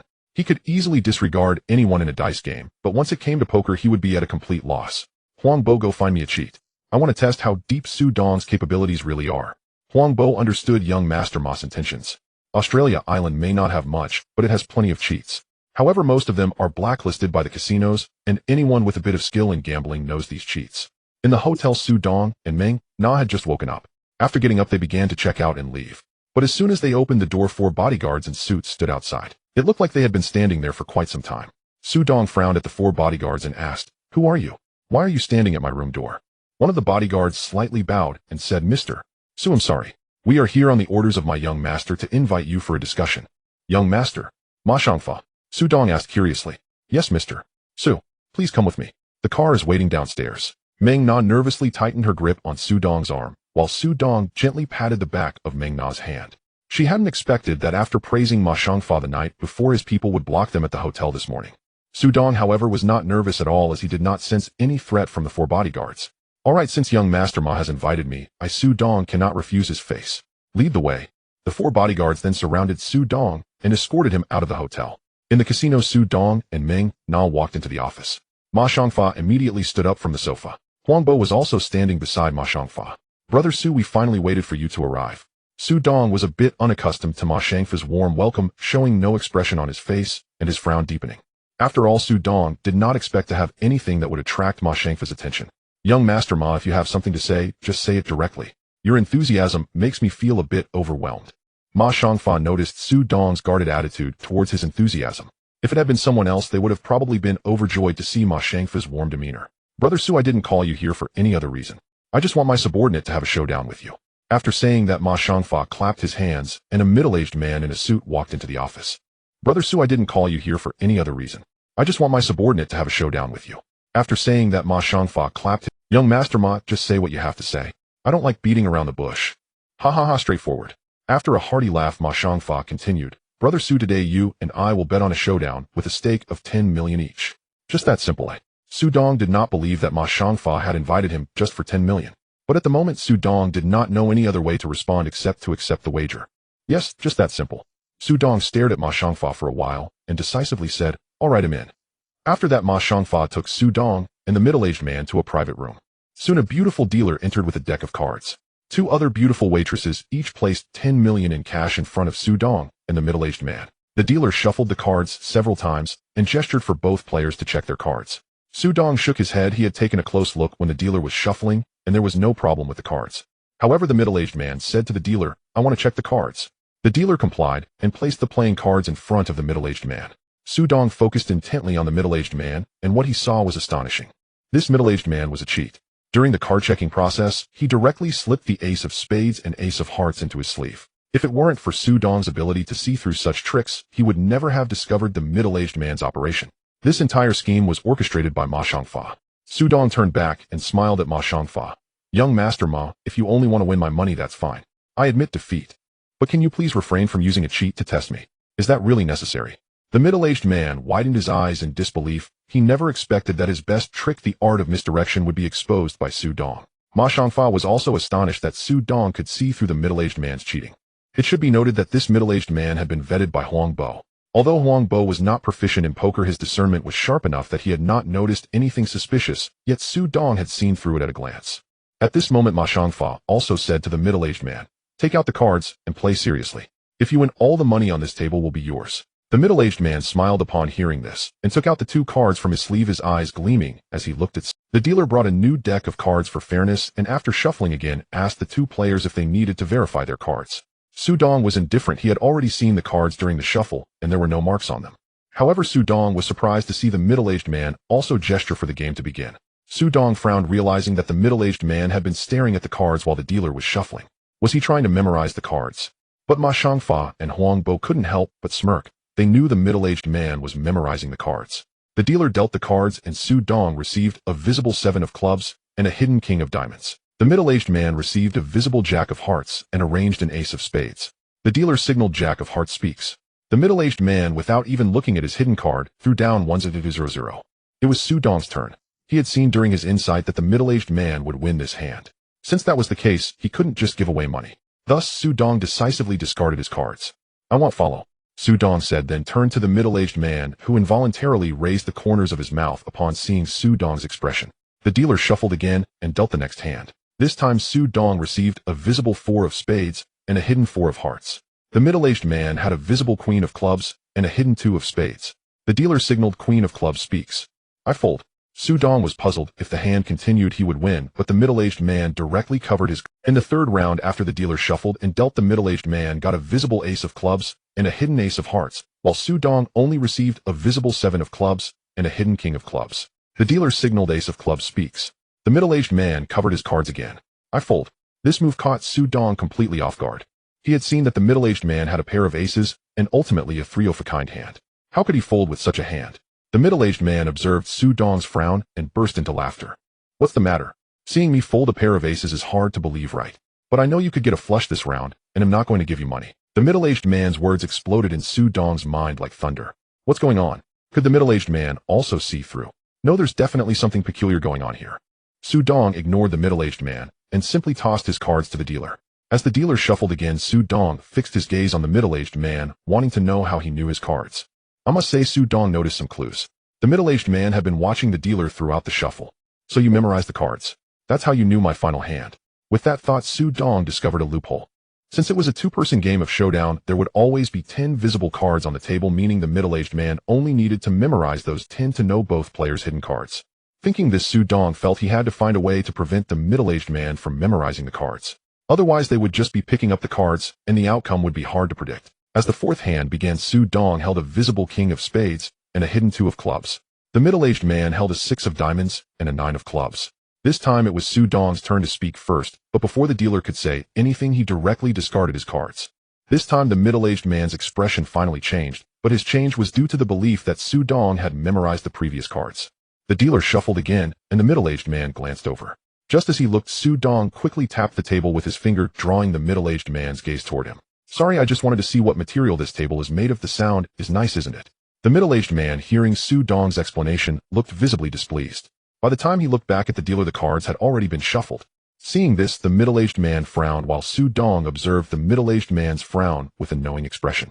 The dealer dealt the cards. The middle-aged man received a visible jack of clubs and a hidden 10 of diamonds, while Su Dong got a visible 9 of hearts and a hidden ace of clubs. This time the middle-aged man spoke first, but before the dealer could say anything, he immediately folded. Su Dong instantly confirmed that the middle-aged man had memorized the previous 10 cards, because normally he would have won with a straight if he had played to the end, but he didn't feel confident, so he chose to fold. Seeing the middle-aged man fold, Su Dong didn't want to waste any more time. He finally spoke up. "Brother, if we keep going like this, it's really hard to determine a winner tonight. I have an idea. What do you think?" The middle-aged man didn't know what Su Dong was planning, but he knew for sure that his card memorization had been discovered. Otherwise Su Dong wouldn't have interrupted him just now. What idea do you have? Let's hear it. Su Dong saw that the middle-aged man had taken the bait and replied, since both of us are memorizing cards, let's rely on our true skills. We'll play 4-leaf poker shuffle only once, and the game ends once all the cards are dealt. The middle-aged man was momentarily at a loss. He could only remember about 20 cards at most, while 4-leaf poker had over 200 cards, meaning the remaining 180 cards would rely entirely on luck and skill. The middle-aged man turned to Master Ma, who nodded in agreement with Su Dong's suggestion. The middle-aged man received Master Ma's approval and nodded to the dealer. The dealer brought out 4 identical decks of cards. After shuffling, he intentionally turned them over for the two to memorize. Su Dong glanced at them, and then looked away while the middle-aged man kept mumbling as he observed. After a while, the middle-aged man withdrew his gaze, and the dealer began to deal. In the first hand, it should have been the middle-aged man's win, but Su Dong folded. In the second hand, Su Dong should have won, but the middle-aged man folded. In the third hand, they took turns folding, and finally they reached the 8th hand. In the 8th hand, the cards the middle-aged man had memorized were exhausted. He received a visible Jack of clubs and a King of spades, while Su Dong had a visible 10 of diamonds and a hidden 9 of clubs. It was the middle-aged man's turn to speak first. As Su Dong observed whether he would fold, the middle-aged man tossed 200 onto the table. 20000. Su Dong's eyes lit up instantly because his insight revealed that the middle-aged man would lose this round. Since he would lose, the middle-aged man's bet could only mean he had not memorized this hand. Now wasn't this opportunity his? 200 I call. Su Dong tossed 200 onto the table as well. The middle-aged man, seeing Su Dong call, looked confused. Could this kid also not have memorized the later cards? Or is he setting a trap for me? As the dealer saw both players betting, he began to deal cards. The middle-aged man received an 8 of hearts, while Su Dong got a Jack of diamonds. Now it was Su Dong's turn to speak. He directly tossed out 500. 50000. The middle-aged man glanced at Su Dong and resolutely matched the 500. The dealer dealt again. The middle-aged man received a King of diamonds, while Su Dong only got a 3 of clubs. The middle-aged man immediately called for 100. Su Dong looked at the middle-aged man, then at his hidden card, and chose to fold, all the while muttering, "See, give me a 3, and all hope is lost." The middle-aged man saw Su Dong fold, and was already certain that Su Dong had also not memorized his cards, otherwise he wouldn't have folded. However, what the middle-aged man didn't know was that Su Dong had deliberately given away several tens of thousands. After all, one cannot catch a wolf without first letting go of the lamb. The gambling continues, and Su Dong is in high spirits now. The cards noted by the middle-aged man have already been dealt, and what follows is entirely Su Dong's show. The dealer continues to deal the cards. This round, Su Dong has a revealed King of clubs and a hidden 3 of clubs, while the middle-aged man has a revealed 7 of hearts and a hidden Queen of diamonds. The dealer gestures, the King of clubs speaks. Su Dong immediately throws out 100 without a second thought. The dealer turns to look at the middle-aged man. The middle-aged man glances at his hidden card, and then at Su Dong, decisively tossing out 100. I call. The dealer deals again, and Su Dong receives a 7 of clubs, while the middle-aged man gets an ace of hearts. The dealer gestures, the ace of hearts speaks. The middle-aged man's eyes fixate on Su Dong as he pushes 100 forward. 10000. The dealer looks at Su Dong, signaling him to respond. Su Dong glances at the middle-aged man and says, holding up the 7 of clubs, "Fortunately, this 7 is on my side. Otherwise, I wouldn't dare to match this 100." As Su Dong finishes speaking, he pushes the 100 forward. The middle-aged man furrows his brow, but remains silent. The dealer deals again, and the middle-aged man receives a Queen of hearts. Upon seeing the Queen of hearts, the middle-aged man's expression visibly improved. Su Dong receives a 5 of clubs. The middle-aged man, seeing Su Dong's flush potential, begins to look uneasy. He is now worried that Su Dong's hidden card is indeed part of a flush. The dealer gestures, the flush speaks. Su Dong smiles at the middle-aged man and boldly pushes out 200. A flush must be worth at least 200. So 20000. The dealer looks at the middle-aged man, signaling him to respond. The middle-aged man finds himself in a dilemma, holding only 1 ace. With only the 4th card dealt, the bet has already reached 200. If it goes to the 5th card, the stakes will surely exceed 200, which feels too risky. After some contemplation, the middle-aged man chooses to fold. "Hell, I have no need to contest your flush. I'm not calling this round." Seeing this, Su Dong laughed and pulled the chips in the center of the table towards himself. The middle-aged man felt a sense of regret at Su Dong's laughter. He felt as if he had been outsmarted by Su Dong. "Young man, don't think you can be proud just because you won a round. It's not over yet. Then let's wait and see." The dealer continues to deal. This time, Su Dong has a revealed ace of clubs and a hidden King of spades, while the middle-aged man has a revealed 6 of hearts and a hidden 6 of diamonds. The dealer gestures, the ace of clubs speaks. Su Dong glances at the middle-aged man and pushes all his chips forward. I'm all in. As soon as Su Dong finishes speaking, the middle-aged man is stunned. Not just him, but even Ma Xiangfa and Huang Bo who are watching are shocked. The middle-aged man rests his hands on the table, staring intently at Su Dong, unsure of what trick he is playing. The dealer reminds the middle-aged man, who has been silent for a while, "Sir, it's your turn to speak." The middle-aged man glances at his hidden card, and then at Su Dong, gritting his teeth as he pushes all his chips forward. I call. Seeing the middle-aged man's clenched teeth, Su Dong feels a surge of delight inside. After all, Su Dong had seen the hidden cards when they were dealt. He would end up with a pair of aces and a pair of kings, while the middle-aged man only had a pair of sixes in hand, with the remaining cards being singles. Ma Xiangfa and Huang Bo, seeing that both Su Dong and the middle-aged man are all in, become so tense that they stand up, while even Ming Na starts to feel nervous. The dealer, seeing that both have gone all in, begins to deal the cards. Su Dong receives a 5 of spades, while the middle-aged man gets a jack of clubs. The dealer deals again. The middle-aged man receives a 2 of hearts, while Su Dong gets a king of hearts. After the 4th card is dealt, the middle-aged man lets out a slight sigh of relief upon seeing Su Dong's cards, since his pair of sixes is still the highest. However, he still prays that Su Dong's final card does not form a pair.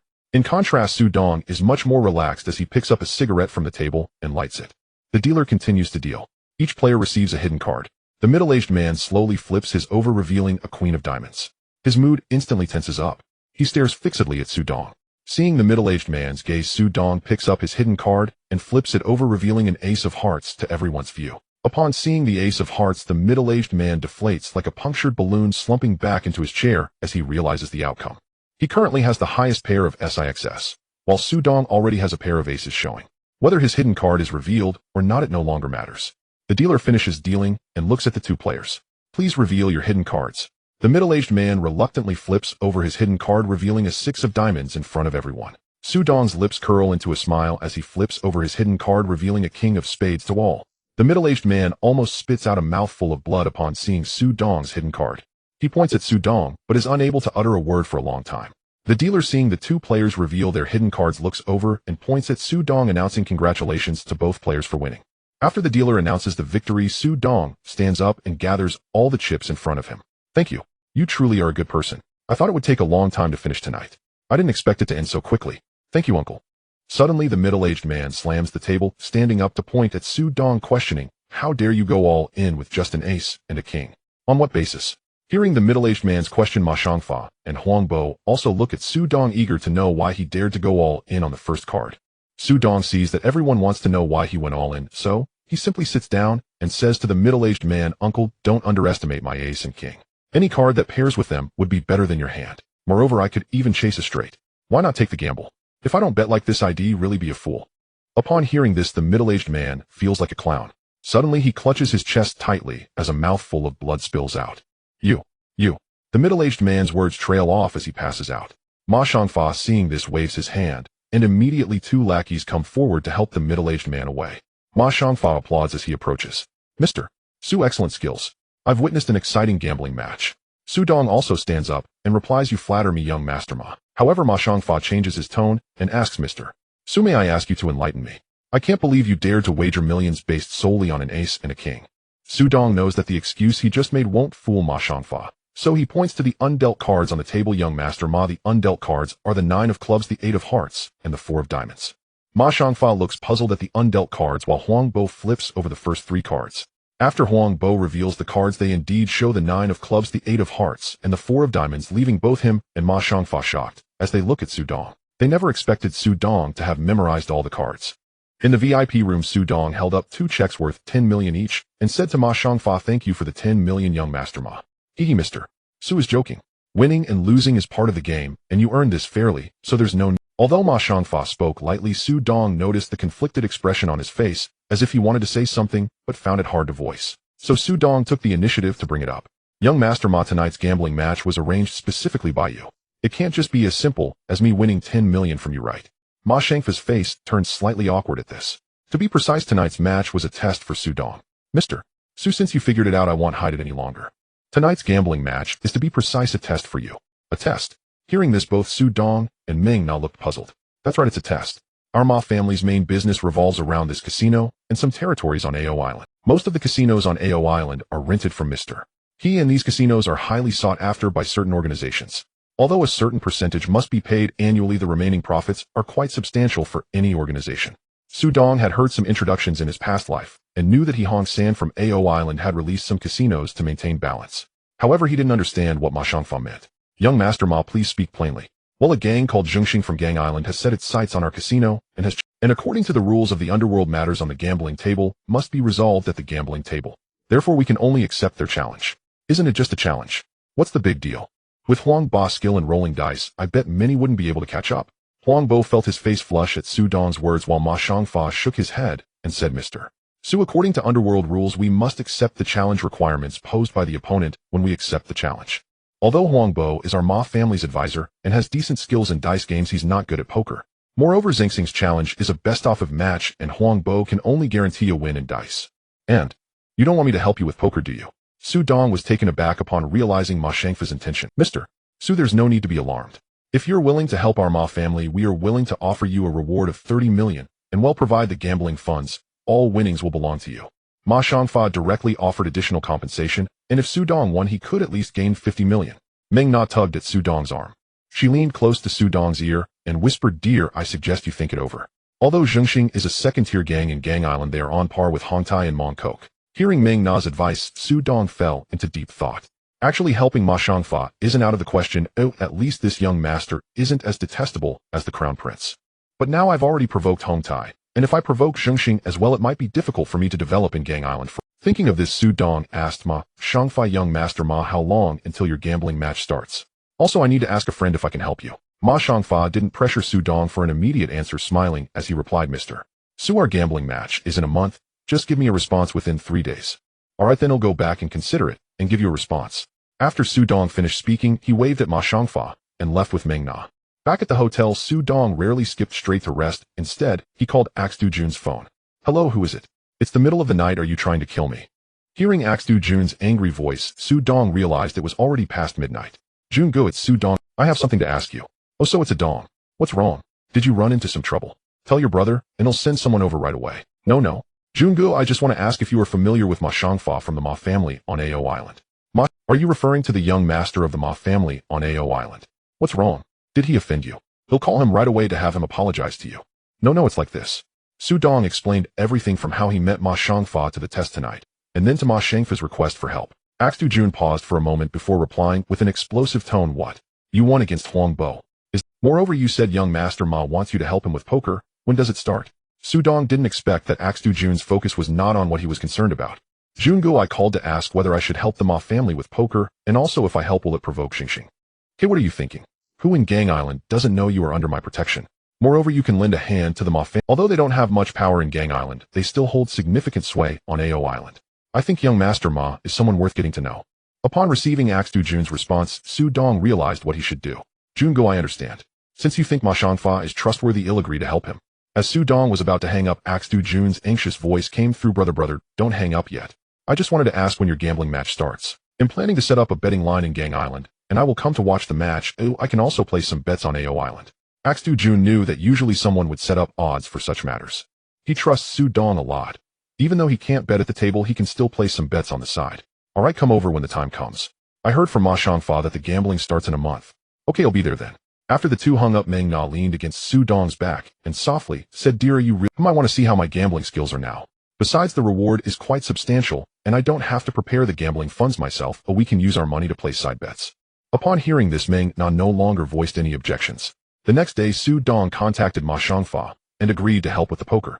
Ma Shangfa was thrilled about this.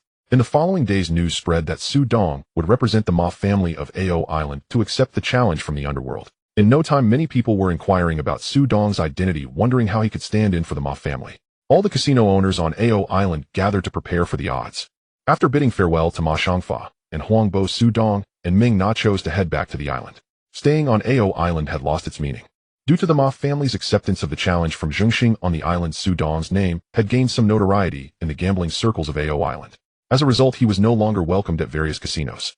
It's been nearly a week since arriving at AO Island, and he wondered how the Li brothers Li Jianjun and Li Jinlin were doing on the island. As the ferry approached the island, Su Dong and Meng Na had just stepped off the dock when they saw the Li brothers leaning against a Mercedes.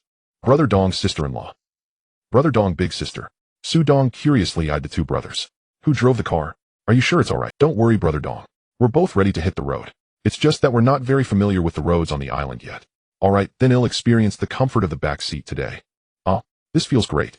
Meng Na saw Su Dong playing around like a child with the Li brothers, and kept hitting his arm to tell him to stop. Back at home, Li Jianjun pulled Su Dong directly to his house. Why are we here?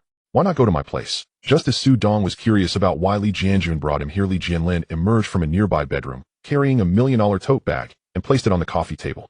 Not knowing what the Li brothers were up to, Su Dong opened the tote bag. He was startled as soon as he opened it. What the hell, where did you two get these? It was no wonder Su Dong was shocked. The bag contained several large black stars and UZI submachine gun, and a few bala as well. Among these items were scattered bullets, making the tote bag bulge. Li Jianjun waited until Su Dong sat properly before speaking. Brother Dong, didn't you ask us to investigate the prince before you left? We found some information. Su Dong remembered asking them to investigate the prince, but said they could do that when he returned. He just didn't expect them to have already brought it back. So what's the situation with the prince? Su Dong took out a cigarette, lit one, and shared it with the two brothers. We found out that the prince enjoys going to nightclubs to find beautiful women, and he also loves to gamble. However, after losing all his money to you last time, and with Hong Tai also having lost money to you, the prince has been borrowing money to gamble recently. Yes, the prince borrowed money from someone named Sang Bo and hasn't paid it back yet. I've heard from people in the underworld that Sang Bo is preparing to cause trouble for the prince. Su Dong recalled the prince's ending, realizing that Wei Jixiang had saved him in the end, but Wei Jixiang's wife was killed by Sang Bo, and Sang Bo ended up in prison. Thinking of this, Su Dong felt he could secretly push Sang Bo a bit. Chan Mei would definitely not suspect him, as it was quite normal for loan sharks to accidentally kill someone. Suddenly, Su Dong pointed at the weapons on the coffee table and asked, "So I just heard you guys are planning to push Sang Bo from behind. I'm on board with that, and it can be arranged. But what are you planning to do with these things?" Li Jianlin grinned and said, "Brother Dong, this time we are not just targeting the prince, we're also eyeing Sang Bo." Su Dong frowned upon hearing this. Elaborate. Brother Dong, although Sang Bo isn't part of a major gang, he is ruthless and occupies half a street and several venues in Mongkok. However, his main income comes from underground casinos and a financial company. Su Dong understood what the two brothers. So you two mean we directly rob Sang Bo's casino and financial company and then frame it on the prince, right? The two brothers were surprised that Su Dong had directly mentioned their plan, both excitedly nodding. However, Su Dong began to feel troubled. Your idea is good, but there are only 3 of us. Once we open fire, not only will it make a lot of noise, but it will also be easy to trace back to us. You should know that not all in the underworld are fools. Li Jianlin became anxious and quickly asked, then what should we do? Su Dong stroked his chin, thinking that it was time to recruit some people. He remembered that there should be someone named Xiao Fu in Chongqing Mansion who had good skills. He just didn't know if he had made it to the island yet. Alright, let's see if we can find a few trustworthy talents tomorrow before deciding on anything else. Now let me tell you about another matter. Su Dong then revealed about the gambling match between the Ma family of Ao Island and Zhengxing of the island happening in a month. He also warned the two brothers to be cautious of Hong Tai and to stay vigilant against Zhengxing. Upon hearing that this gambling match could earn them at least 50 million if they won, the two brothers became excited. Although they wouldn't be dividing the money anymore, they were still happy for Su Dong. The next day, Su Dong only brought the two Li brothers and headed straight for Chongqing Mansion. As soon as they entered Chongqing Mansion, the two brothers felt that this place was only slightly better than a walled city. The 3 of them inquired about Dog Brothers' reputation and went straight to the 18th floor. This floor was mostly occupied by people from Curry Country. The smell hit Su Dong directly in the face. After walking for a while, Su Dong saw a man sitting with his legs crossed, wearing a gold chain the thickness of a pinky, guarding a telephone, while shouting into the room across the hall. "You tell me I asked you to collect debts, and now you're helping them fix their plumbing instead. I'm just being considerate of their situation. What can I do?" "Fine, I asked you to keep an eye on them, and you went and took a knife to cut watermelons instead. I didn't want to make it hard on the kids around, okay? Then what the hell do you want me to do to make you happy? You've been here for nearly a month, and you haven't accomplished anything yet. You have been eating my food for a month. Do you really think I'm running a charity? Damn it, I warn you. If you can't complete the next task, get the hell out of here." Su Dong walked up to Dog Brother and grew. "Excuse me, are you Dog Brother?" Dog Brother was in a bad mood and impatiently replied, Who the hell is looking for me?" Upon seeing Su Dong, his expression instantly changed to a smile. "Boss, need some people. I've got some good hands here." Su Dong smiled. "Dog Brother, I'm looking for 1 or 2 good hands. Do you have any good recommendations?" Dog Brother, realizing business was coming, led Su Dong into a room and pointed at a big man sitting on the edge of the bed, saying, "Boss, take a look. This is Ayong, just arrived, has excellent knife skills and no background." Seeing Su Dong's unsatisfied expression, Dog Brother pointed to a man lying sideways on the upper bunk, saying, "Boss, check this one out, Aji. He has military experience and is proficient with all kinds of weapons, a rare talent." Su Dong was still not very satisfied. He was also surveying the people in the room, but didn't see anyone he was looking for. Brother Dog introduced everyone, but Su Dong was still not very satisfied. Turning around, Su Dong noticed a man in the corner, sewing clothes, and from his movements he appeared quite adept. Su Dong stood there scrutinizing. Brother Dog saw the look in Su Dong's eyes, glanced at the man sewing, and instantly felt a chill run down his spine. The man in the corner sewing was precisely the small fortune Su Dong had been searching for. Originally, Su Dong had come to see if this small fortune had arrived in Hong Kong, but he didn't expect him to already be here. Small fortune also sensed Su Dong's gaze and looked up, meeting his eyes. Brother Dog, noticing Su Dong's interest in small fortune, quickly introduced him. Boss has good taste. This is our ace small fortune. If you're truly interested, I can offer you a discount. Su Dong turned to look at Brother Dog upon hearing this. Brother Dog, if I remember correctly, you were just cursing at him, right? How can you tell me he's an ace when he helps others fix pipes while collecting debts? Brother Dog was momentarily at a loss for words. Without waiting for him to respond, Su Dong continued. I like him. Give me a price. If it's reasonable, I'll take him with me. Brother Dog glanced at Su Dong and then at Small Fortune, thought for a moment, and decisively said, €1 for a mission or €3 to buy him outright. €1, he'll take him. If I have something else, I can still find you later. Su Dong understood the market price by now, and most of Brother Dog's men were involved in dirty work. The general price for those without identification hovered around €5. Even if the task was a bit difficult, it wouldn't exceed €1. Buying outright would be around €200. Brother Dog's offer was treating Su Dong like a novice. After pondering for a moment and glancing at Small Fortune again, he gritted his teeth and said, fine, €1 it is. In the end, Brother Dog compromised. To be fair, it wasn't entirely his fault. He had met Small Fortune by chance when he saw him being threatened by 3 thugs with knives, and Small Fortune easily dealt with them. Brother Dog lured him into doing dirty work with a high salary, but who knew Small Fortune had a kind heart and couldn't bring himself to harm innocent people. After several failed tasks, he nearly ruined Brother Dog's reputation. Moreover, Small Fortune had quite an appetite, which further troubled Brother Dog. Li Jianjun tossed a bundle of Hong Kong dollars to Brother Dog, and Su Dong waved at Small Fortune to signal him to follow as he prepared to leave. Small Fortune glanced at Su Dong and then at Brother Dog, but still got up to follow. He just hoped Su Dong wouldn't make him do anything against his principles. Upon reaching downstairs, Su Dong gestured for Small Fortune to get in the car, and the 4 of them headed towards the nearest shopping mall. All the while, Small Fortune was sizing up Su Dong, Li Jianjun, and Li Jianlen. You're called Small Fortune, right? Su Dong, the driver, is Li Jianjun, and the one in the passenger seat is Li Jianlen. All 3 of us came over from the mainland. Su Dong noticed Small Fortune's gaze and took the initiative to introduce himself. However, upon hearing Su Dong speak Mandarin, Small Fortune immediately became more guarded, realizing the 3 were also from the mainland. You guys aren't planning to rob me, are you? Small Fortune looked at Su Dong and the others, noticing their attire and the fact that they were driving a Mercedes, which made him think they were likely thieves. Su Dong understood that Small Fortune was a principled person and didn't plan to deceive him. You're partly right, we are going to rob, but we only target those who deserve it. First, we're going to buy you some clothes. He'll explain everything slowly afterward. Small Fortune nodded at Su Dong's words, having already decided not to engage in anything against his principles. 2 hours later, the 4 returned to Li Jianjun's house. Small Fortune was wearing a brand new suit, holding several bags containing clothes Su Dong had bought for him. Along the way, Su Dong had also explained what they were doing. According to Small Fortune's understanding, it meant that Su Dong and the Li brothers were professional gamblers. They also occasionally robbed the money of bad people. Small Fortune expressed his willingness to join, as he had seen how despicable loan sharks and drug lords could be, and he loathed them. It's worth noting that Small Fortune had never been a soldier. All right, Small Fortune, you can stay at Jianjun's place for the next few days. Your salary will be the same as Jianjun's. Jianjun, Jinlin, you two take care of Small Fortune in these next few days. Find a lawyer to resolve his identity issue. Also figure out when is a good time to take action. Su Dong gave his instructions and then turned to leave. Li Jianjun, Li Jianlin, and Small Fortune all got along well, since they had also come over from the mainland. As for what Su Dong said about identity, it could be resolved with just a phone call. In the next 2 days, Su Dong did not visit Robinson's casino, as he always faced trouble whenever he won money. If he lost, Robinson certainly wouldn't be pleased. Axe-head Jun sought out Su Dong as soon as he returned to Hong Kong. Brother, how confident are you about the gambling challenge on Australia Island? Su Dong, hearing Axe-head Jun's question, revealed the details of the gambling event. What the hell? Who the hell goes to gamble with card counting? Is the person from Zhongxing out of their mind? By the way, how many cards can you remember? Su Dong remained silent and simply took 4 decks of cards from Axe-head Jun's lackey and tossed them back to him. Jun shuffled the cards, and once you're done, let me have a look, then you can draw at random. Axe-head Jun skeptically shuffled the cards while Su Dong pretended to watch him intently. After shuffling, Axe-head Jun spread the cards out, then flipped them over. After 30 seconds, he flipped them back. Are you ready? Su Dong nodded, and Axe-head Jun randomly drew a card, prompting Su Dong to think for a moment before calling it out. Club 4. Axehead Jun looked back and indeed found it was Club 4. He then flipped a few more cards, and Su Dong accurately named them all. Axehead Jun discarded the cards and embraced Su Dong tightly. Haha brother, I love you. Su Dong hurriedly pushed him away. Jun, I'm a guy, and I prefer women. Axehead Jun's face darkened at this. Get lost, I also prefer women. Axehead Jun was in a great mood now. Although Su Dong lost at the Allen, his ability to count cards would ensure they could survive at the Ma family's casino. As for the outer betting, they could adjust the odds slightly. Then they could make a big profit. During these 2 days, Su Dong felt bored, and Ming Na also went around checking house prices.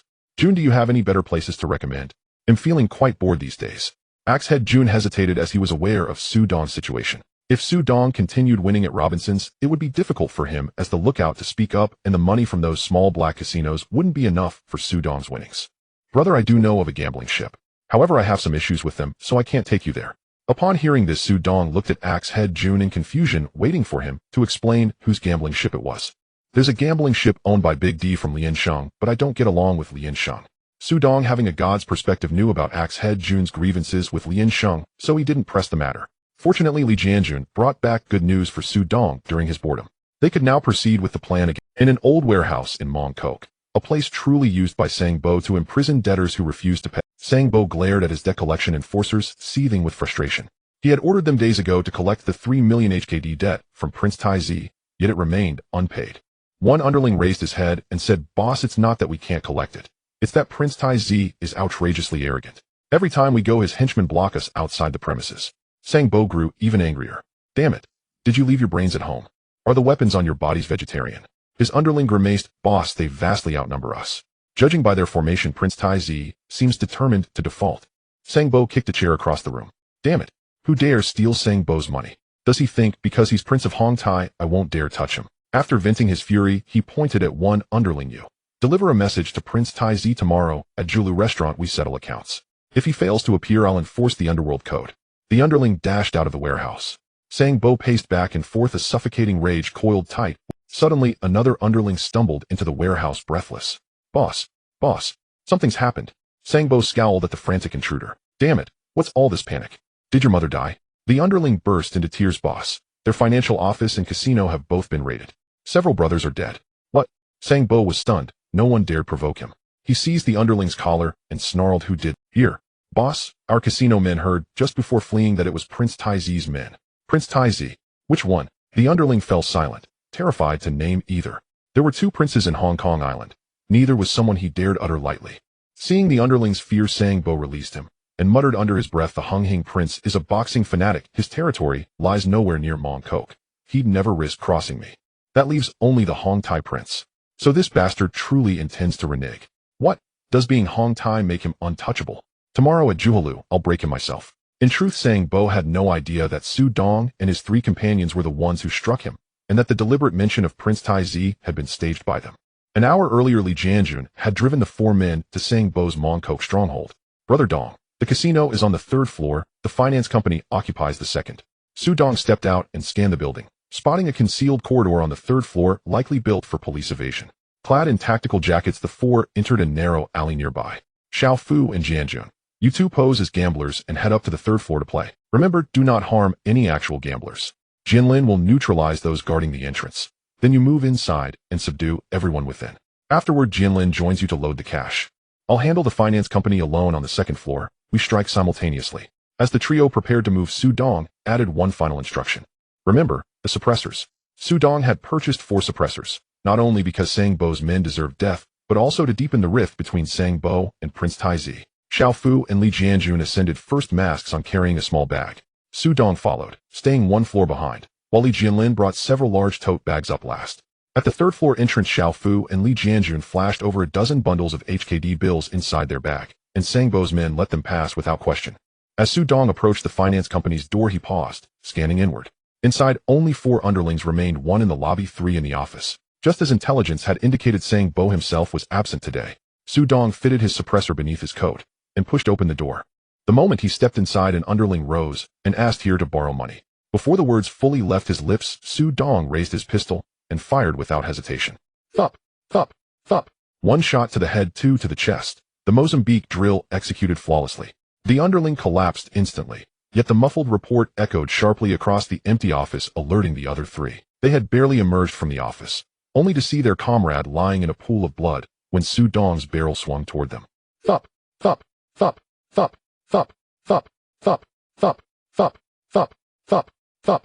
12 rapid shots emptied his magazine. Su Dong strode into Sang Bo's private office. Under his enhanced vision, the safe yielded effortlessly, revealing over 2 million HKD. He stuffed the cash into his tote bags, then ransacked every valuable item in the office. Among the high-interest loan contracts, he singled out Prince Tai Zi's promissory note and burned it deliberately. He torched several other notes, but Prince Tai Zi's was only partially consumed. Meanwhile, Li Jianlin, mask on tote bags in hand, ascended to the third floor, having heard the gunfire upstairs and knowing Su Dong had initiated the assault. 2 gatekeepers spotted Li Jianlin's mask and immediately challenged him. Hey, who are you? This is Brother Sang Bo's establishment. Before their words faded, Li Jianlin raised his weapon and fired. Thup, thup, thup, thup. The 2 guards had no time to register that they'd just encountered a true killer. The bullets striking the metal door reverberated inward, alerting a nearby underling who rushed toward the entrance, preparing to lift the security grating to investigate. Li Jianjun, still feigning gambling, caught the movement from the corner of his eye. He exchanged a glance with Xiao Fu too had noticed the guard's motion. Receiving Li Jianming's silent signal, Xiao Fu swiftly donned his mask and drew his pistol, firing instantly. Li Jianming mirrored him, drawing and shooting at the nearest underlings. Chaos erupted across the casino, but terrified gamblers instinctively dropped to the floor, heads covered, ensuring neither shooter risked collateral injury. Li Jianlin's marksmanship lacked Xiao Fu's precision. His rounds inflicted either mortal wounds or severe injuries.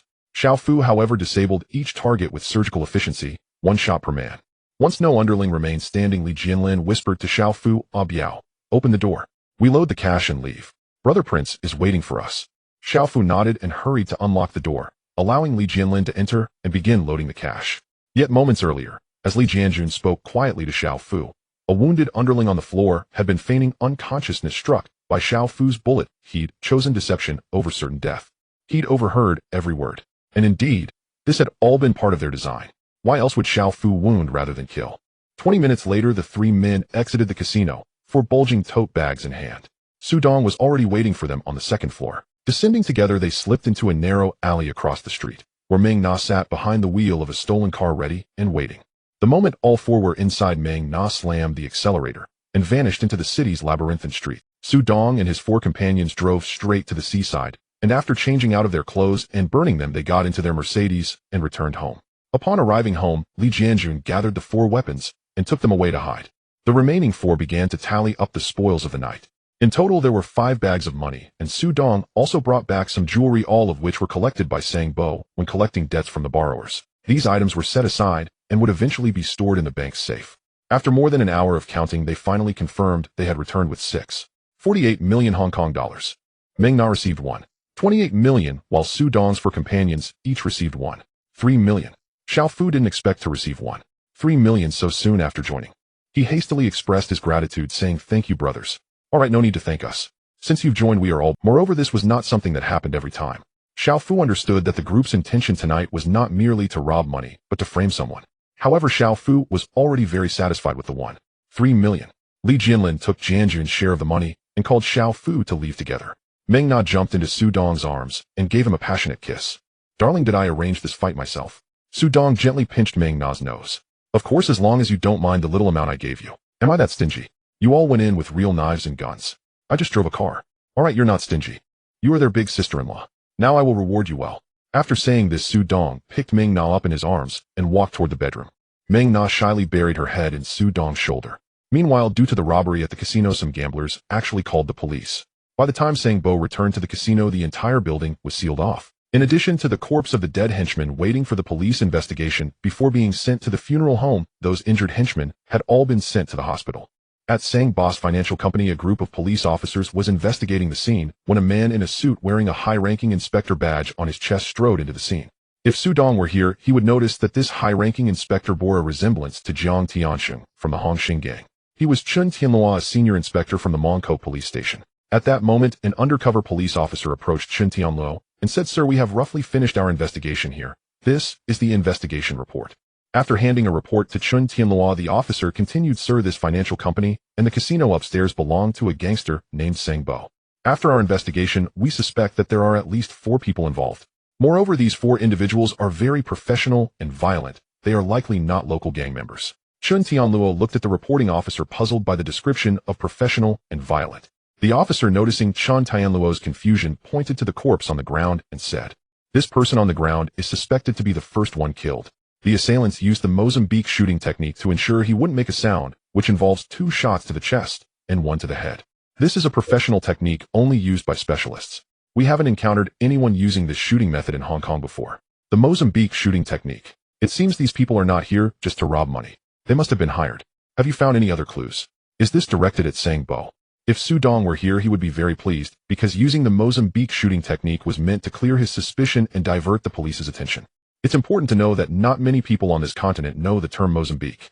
Furthermore, Su Dong and his companions' identities are easy to investigate." The reporting officer then took out an evidence bag and said, "This is a loan document we found that hasn't been destroyed. The borrower on it is Chun Tai, the son of Chun Mei from Hong Tai, also known as the Prince. We suspect these individuals came for these loan documents." "Are you saying it's possible that the Prince hired someone to destroy his loan documents, and those people took the money while they were at?" The reporting officer nodded, and after pondering for a moment, Chun Tianluo said, "Go immediately contact our informant. I want to know the relationship and grievances between the Prince and Sang Bo. Also notify the immigration department to check if anyone coming from Europe or America recently has military experience." "Yes, sir." The reporting officer quickly left after responding. Chun Tianluo looked at the corpse on the ground and muttered, "Prince, I hope you didn't hire someone, otherwise I will have you in my..." Meanwhile, the Prince also received the news that Sang Bo wanted to settle accounts. However, he didn't care. He was still enjoying himself at the nightclub. A henchman beside him asked, "Prince, should we prepare for Sang Bo's accounting tomorrow?" The Prince arrogantly downed a drink and said, "Damn, what level does Sang Bo think he is to discuss accounts with me? Go gather people for me. Tomorrow I want to see what tricks Sang Bo can play. If he behaves himself, I might give him some face. If he doesn't know his place." The nearby henchman immediately understood. "Prince, just watch, I will gather people right away. I guarantee Sang Bo will behave tomorrow." At this time, another henchman reminded Prince, "What about the 3 million you owe Sang Bo? Sang Bo is crazy. If things get out of hand, it might not be easy to explain to Uncle May." Smack. The Prince slapped the henchman in the face. "Who the hell are you to use my father to pressure me?" The henchman instantly fell silent. The Prince stood up arrogantly and adjusted his belt. "Listen up, Mong Kok is my Hong Tai's territory. What is Sang Bo even worth? If he provokes me, I will make him disappear from Mong Kok." "All right, Prince, you're mighty. Wow, Prince, you're so cool." The Prince enjoyed everyone's flattery. At that moment, a henchman rushed into the room and whispered something in the Prince's ear, but the Prince pushed him away. "Speak louder, everyone here is family." The henchman glanced around helplessly and said, "Prince, just now Sang Bo's financial company and casino have been left unguarded. Several of his henchmen are dead. It said they used real weapons." The people around widened their eyes at the Prince, but he hadn't reacted yet. He loudly declared, "Good, they deserve to die. Anyone who dares to provoke me will face the consequences." However, the Prince failed to notice that the nearby henchmen were sweating profusely. It's important to know that the rule on Hong Kong's underworld is that guns are absolutely prohibited. Furthermore, once a gang is discovered to have used guns, they will be targeted by other gangs. Moreover, many people in the underworld were already aware of the Prince's recent failure to repay Sang Bo. Now that trouble has arisen at Sang Bo's establishment, many immediately suspected the Prince had hired someone to do it. However, the police quickly received news from their informant. They also learned that the Prince and Sang Bo would be discussing matters at Juha building the next day.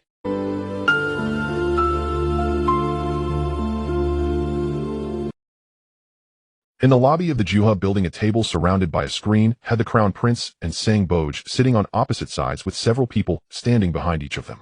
Outside the screen, over 50 tables filled the lobby, each side occupied by the Crown Prince's underlings and Sang Bo's underlings, separated by a central aisle. The two groups glared at each other, waiting for a signal from their respective leaders behind the screen. The waitstaff, terrified, huddled in the kitchen, afraid to serve tea in the lobby. The Crown Prince, suffering from a hangover, felt dazed. Sang Bo was furious at the sight of him, but suppressed his anger to determine if the Crown Prince was behind last night's incident. Sang Bo held up 2 fingers and said, "Crown Prince, I have 2 things to discuss with you today. First, when are you going to pay me the 3 million you owe? Second, did you send someone to rob my casino and finance company?" The Crown Prince showed no respect for Sang Bo. "Damn it, I owe you money as a favor. How dare you come to me over a mere 3 million? Have you taken too many drugs?" Sang Bo clenched his fists at the Crown Prince's words, his knuckles turning white. But the Crown Prince continued, "And don't you dare label me with that. This is your comeuppance." Sang Bo could no longer contain himself. He slammed the table, stood up, and pointed at the Crown Prince, saying, "Damn it, I'm only asking you one thing today. When will you pay me back? Did you have anything to do with the casino incident?" The Crown Prince stood up arrogantly and replied, "Damn it, who do you think you are? I borrowed that money based on my abilities, so why should I pay you back? As for who robbed your casino, it's none of my business. Even if I did it, what can you do about it?" Sang Bo's anger had reached its peak. As Sang Bo slammed the table, his underlings also stood up ready for a fight. Crown Prince, if you don't give me an explanation today, I will kill you. The Crown Prince remained defiant, tossing $10 onto the table. Damn it, do you need tape? Go buy it yourself. A $10 can get you 2 rolls. As soon as the Crown Prince finished speaking, Sang Bo could no longer hold back. He flipped the table and charged at the Crown Prince. Sang Bo's underlings and the Crown Prince's underlings also moved, and over 10 people engaged in a brawl. The noise inside drew the attention of those outside, and the two groups clashed. The restaurant instantly turned into a battlefield with tables and chairs becoming weapons. The restaurant owner hiding in the kitchen felt despair as he saw the chaos in the lobby. On the street where the restaurant was located, several armored vehicles were parked at the entrance. Chen Tianluo sat in his vehicle holding a walkie-talkie. Calling Chen Sir, calling Chen Sir. Chen Tianluo picked up the walkie-talkie. Received, go ahead. There's a fight happening inside the restaurant. Received. Chen Tianluo quickly switched channels. All units please pay attention. I command you to take action. As soon as Chen Tianluo finished speaking, several armored vehicles rushed out onto the street, heading straight for the Juho building. Chen Tianluo also drove down to the building. He and 3 plainclothes officers ordered the vehicles to stop. All units pay attention. I'll bring everyone at the scene back with you. Leave no one behind. The walkie-talkie immediately received multiple responses of yes, sir. Initially, Chen Tianluo had only intended to take the Crown Prince and Sang Bo away before the fight broke out. However, due to Su Dong's Mozambique shooting method, the high-ranking officials in Hong Kong believed that mercenaries had arrived, prompting an investigation. Now the Crown Prince and Sang Bo had entangled hundreds of people in the situation. This was clearly a setup for the police. Therefore, the higher-ups ordered that anyone involved in the discussions be taken back. Otherwise, Chen Tianluo wouldn't have waited for them to start fighting before acting. As the uniformed police rushed in with shields and batons, those already fighting showed no regard for the police, with some even launching attacks against them. But were the police in Hong Kong pushovers? Though they might not achieve 6 strikes per second with their batons, 3 was still manageable. Chen Tianluo, seeing someone attack the police, immediately ordered, "A bunch of punks dare to attack the police. I command that anyone not surrendering on the ground be taken down immediately." Upon hearing this command, the uniformed and plainclothes officers became even more ruthless, achieving a rate of 4 strikes per second. Soon some gangsters were crying out in pain. In the screen behind the Crown Prince's underlings were either knocked down by Sang Bo or blocked by Sang Bo's underlings. The Crown Prince was currently being pinned down by Sang Bo, who was relentlessly attacking him, causing his face to... It took nearly half an hour for the police to suppress the conflict after they entered. The Crown Prince lay on the ground, bruised and curled up like a lobster.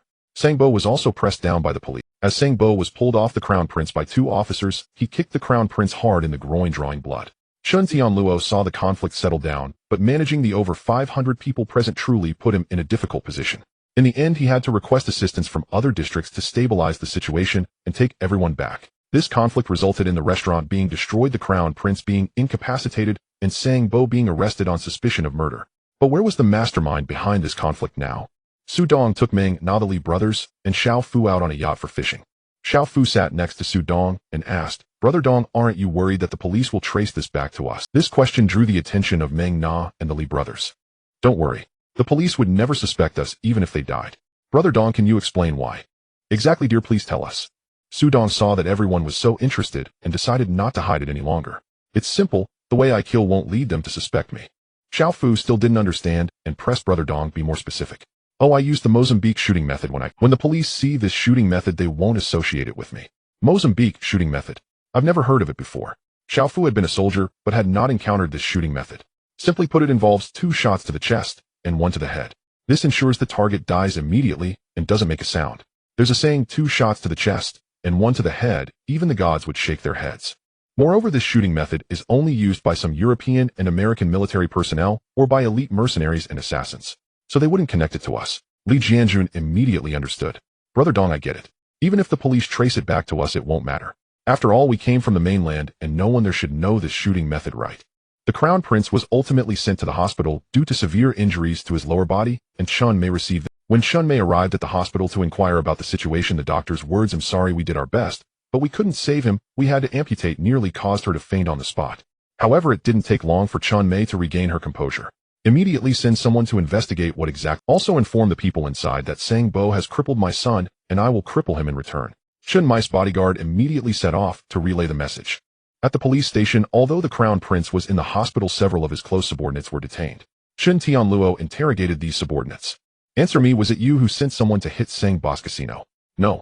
"Then why did the Crown Prince borrow 3 million from Sang Bo?" "I don't know." After questioning the Crown Prince's subordinates, Chen Tianluo still did not obtain the desired results. Sangbo firmly insisted that it was the Crown Prince's doing.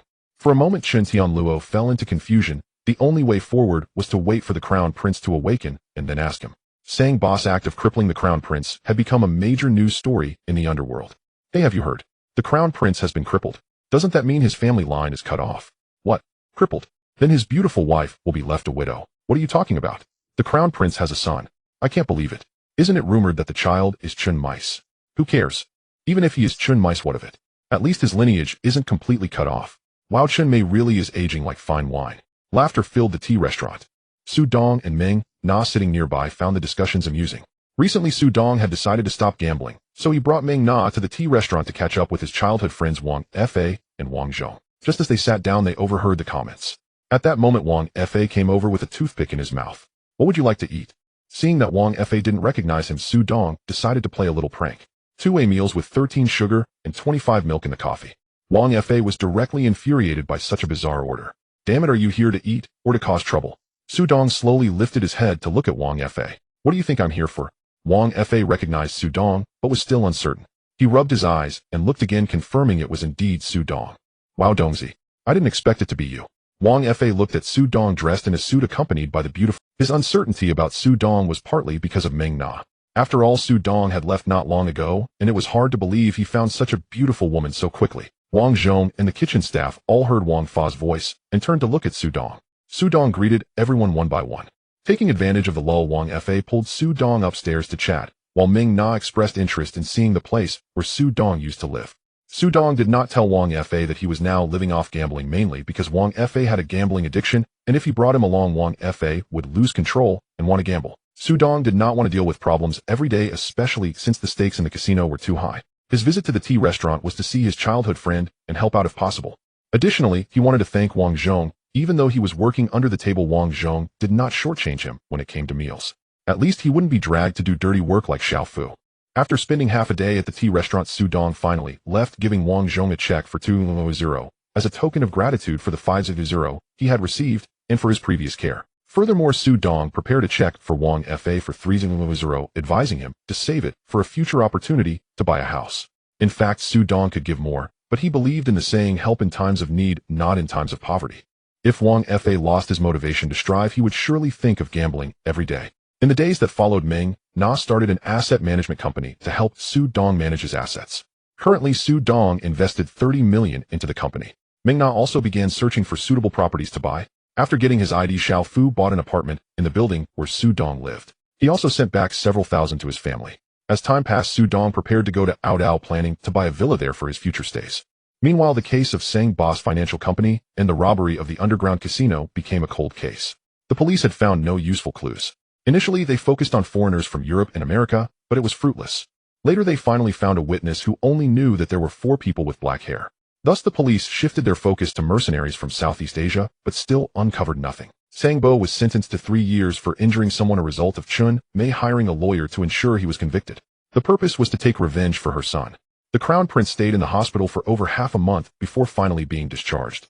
However, after being discharged, he did not come out to cause trouble anymore, as everyone knew he had been crippled and could no longer be considered a man. However, it was revealed by Hong Tai's subordinates that although the Crown Prince no longer ventured out, he had become even more twisted and violent than before. One person who felt quite frustrated was Wei Jixiang. He was eager to rise in rank. He had missed his chance to speak during a lecture previously because his son had fallen ill and had to be taken to the hospital. However, when he later heard that the Crown Prince had been crippled, he felt a wave of disappointment, thinking that if he had been there, he could have protected the Crown Prince, who would then surely have found a way to help him rise. What Wei Jixiang did not know was that because of Su Dong's involvement, his fate and that of his wife had changed. Otherwise, he would have been planning his wife's funeral by now. As the challenge between the Ma family and the Zhengxing group approached, the odds were also set. The Ma family's odds. This was also thanks to Su Dong's low profile and lack of achievements. The odds for Zhengxing were set at 1-1. 1A, and the low odds were due to the fact that the poker master representing Zhengxing was a celebrity. With the odds announced, the competitors from both sides emerged. Representing the Ma family were Su Dong and Huang Bo, with everyone well aware of Huang Bo's background, whereas Su Dong's resume appeared rather insignificant. However, the representatives from Zhengxing were somewhat well known. The poker player representing Zhengxing was Kawashima Sakura, the apprentice of the gambling king from Sakura country. Competing in Texas Hold'em was Robert, the champion of the last World Poker Tournament, and competing in Memory Poker was Donnie, a World Memory champion. Thus, many people believed Jingxing would win. However, Su Dong was an exception. After buying a villa in Aodao, he placed the remaining 90 million Hong Kong dollars directly on the Ma family's victory at the odds set by the Gambling Association. Even Ming Na and others placed bets on the Ma family. Xiao Fu, who usually did not gamble, used his final savings of 200 to bet on the Ma family's win. After spending a few days on AO Island, the gambling game finally began. Su Dong arrived at the Ma family casino with Ming, Na, Li Jianjun, Li Jianlin, and Xiao Fu.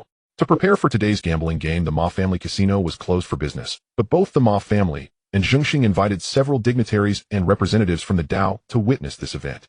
Moreover, they also invited He Hongsen as well as Wu Bufan, a director of the AO Island Gambling Association, and the chairman Xiao Yuanpei to serve as notaries for this gambling match. Ma Shangfa, accompanied by Huang Bo and Su Dong, greeted the guests with champagne. Ming Na found a spot to sit with the Li brothers, and Xiao Fu waiting quietly for the game to commence. Zhuo Bufan glanced at his watch. It was almost 8 o'clock and the gambling game was about to start. He then stood up and gestured to a beautiful waitress nearby. Moments later, a voice echoed through the hall. "Dear guests, the gambling game is about to begin. Please return to your respective positions." Following this announcement, the guests gradually returned to their seats, and it was evident that the guests invited by the Ma family and Jingxing were seated separately. Huang Bo and Su Dong also approached the central gambling table, while Chuan Dao, Yingzi, Robert, and Donnie from Jingxing gathered around the table, the 5 of them forming 2 opposing teams. At 8 o'clock, under the signal from He Hongsun and Xiao Yuanpei, Zhuo Bufan walked to the center of the gambling table. Ladies and gentlemen, today marks the gambling challenge from Jingxing on Hong Kong Island to the Ma family of AO Island. Since Jingxing is the challenger, they will propose the gambling items related to the bets. The winner of this gambling game will gain the rights to operate this casino. Zhuo Bufan paused before continuing. For this game, Jingxing has proposed 3 items: dice, Texas Hold'em, and speed poker. Therefore, the side that wins 2 of the 3 items will be declared the winner of this gambling match. Now let us begin the first round of the game, dice. As soon as Zhuo Bufan finished speaking, 2 women in Qipao approached, each carrying a dice cup and 3 dice, delivering them to both sides. Once both sides had their cups and dice, Zhuo Bufan announced, "I will now explain the rules of the game. In the first round, the representative of the Ma family will shake the dice cup, and the representative of Jingxing will guess the number. In the second round, the order will be reversed, and so on. There will be a total of 8 rounds, and the first side to win 5 rounds will be the victor. If the number of wins is equal, it will be a draw. I hereby announce that the gambling game officially begins." Huang Bo picked up the dice cup, swept it across the table, and the 3 dice fell inside the cup, rolling around as he shook. Su Dong, seated nearby, noticed Chuan Dao Yingzi's ears twitching, indicating she was listening to the dice. As Huang Bo shook the cup, his movements suddenly quickened, and the sound of the dice clashing grew quieter. Chuan Dao Yingzi frowned for a moment, but quickly revealed a smile. Su Dong observed everything closely. Huang Bo placed the dice cup on the table and extended his hand, saying, "Please." The watching guests turned their attention to Chuan Dao Yingzi. She slightly bowed, and then spoke, 226, 10 points small. At this, the guests looked back at the dice cup in Huang Bo's hand, but his expression turned grim. Zhuo Bufan signaled Huang Bo to reveal the dice, and Huang Bo reluctantly complied. After a quick glance, Zhuo Bufan announced, 226, 10 points. The representative of Jingxing wins. Robert and Donnie applauded while the guests from Jingxing joined in the applause. Zhuo Bufan indicated it was now Chuan Dao Yingzi's turn. She pulled her right hand out of her kimono, instantly exposing half of her body. The guests gasped in surprise. Even Su Dong widened his eyes and cursed, "What the hell is this, a ploy?" In fact, the guests were not shocked by the exposure, but by the numerous tattoos adorning the exposed skin. Chuan Dao Yingzi ignored Su Dong and picked up the dice cup, sweeping the dice into it, then began shaking it wildly in her right hand. Within just 2 breaths, she placed it on the gambling table. Chuan Dao Yingzi extended her hand and "Sekidasai, please." The guests all looked toward Huang Bo, while Su Dong focused intently. Goodness, this woman managed to stack the dice together, and all 3 are ones. Su Dong noticed Huang Bo hadn't called out the number yet, and turned to see Huang Bo sweating profusely. At this moment, Zhuo Bufan urged, "Please, the representative of the Ma family, guess the number." Su Dong knew Huang Bo couldn't guess, and was sweating because of it, but he certainly didn't want the people from Chuan Dao Yingzi's side to win, so he simply raised his hand. Zhuo Bufan, seeing Su Dong's hand raised, asked, "Does the representative of the Ma family have something to say?"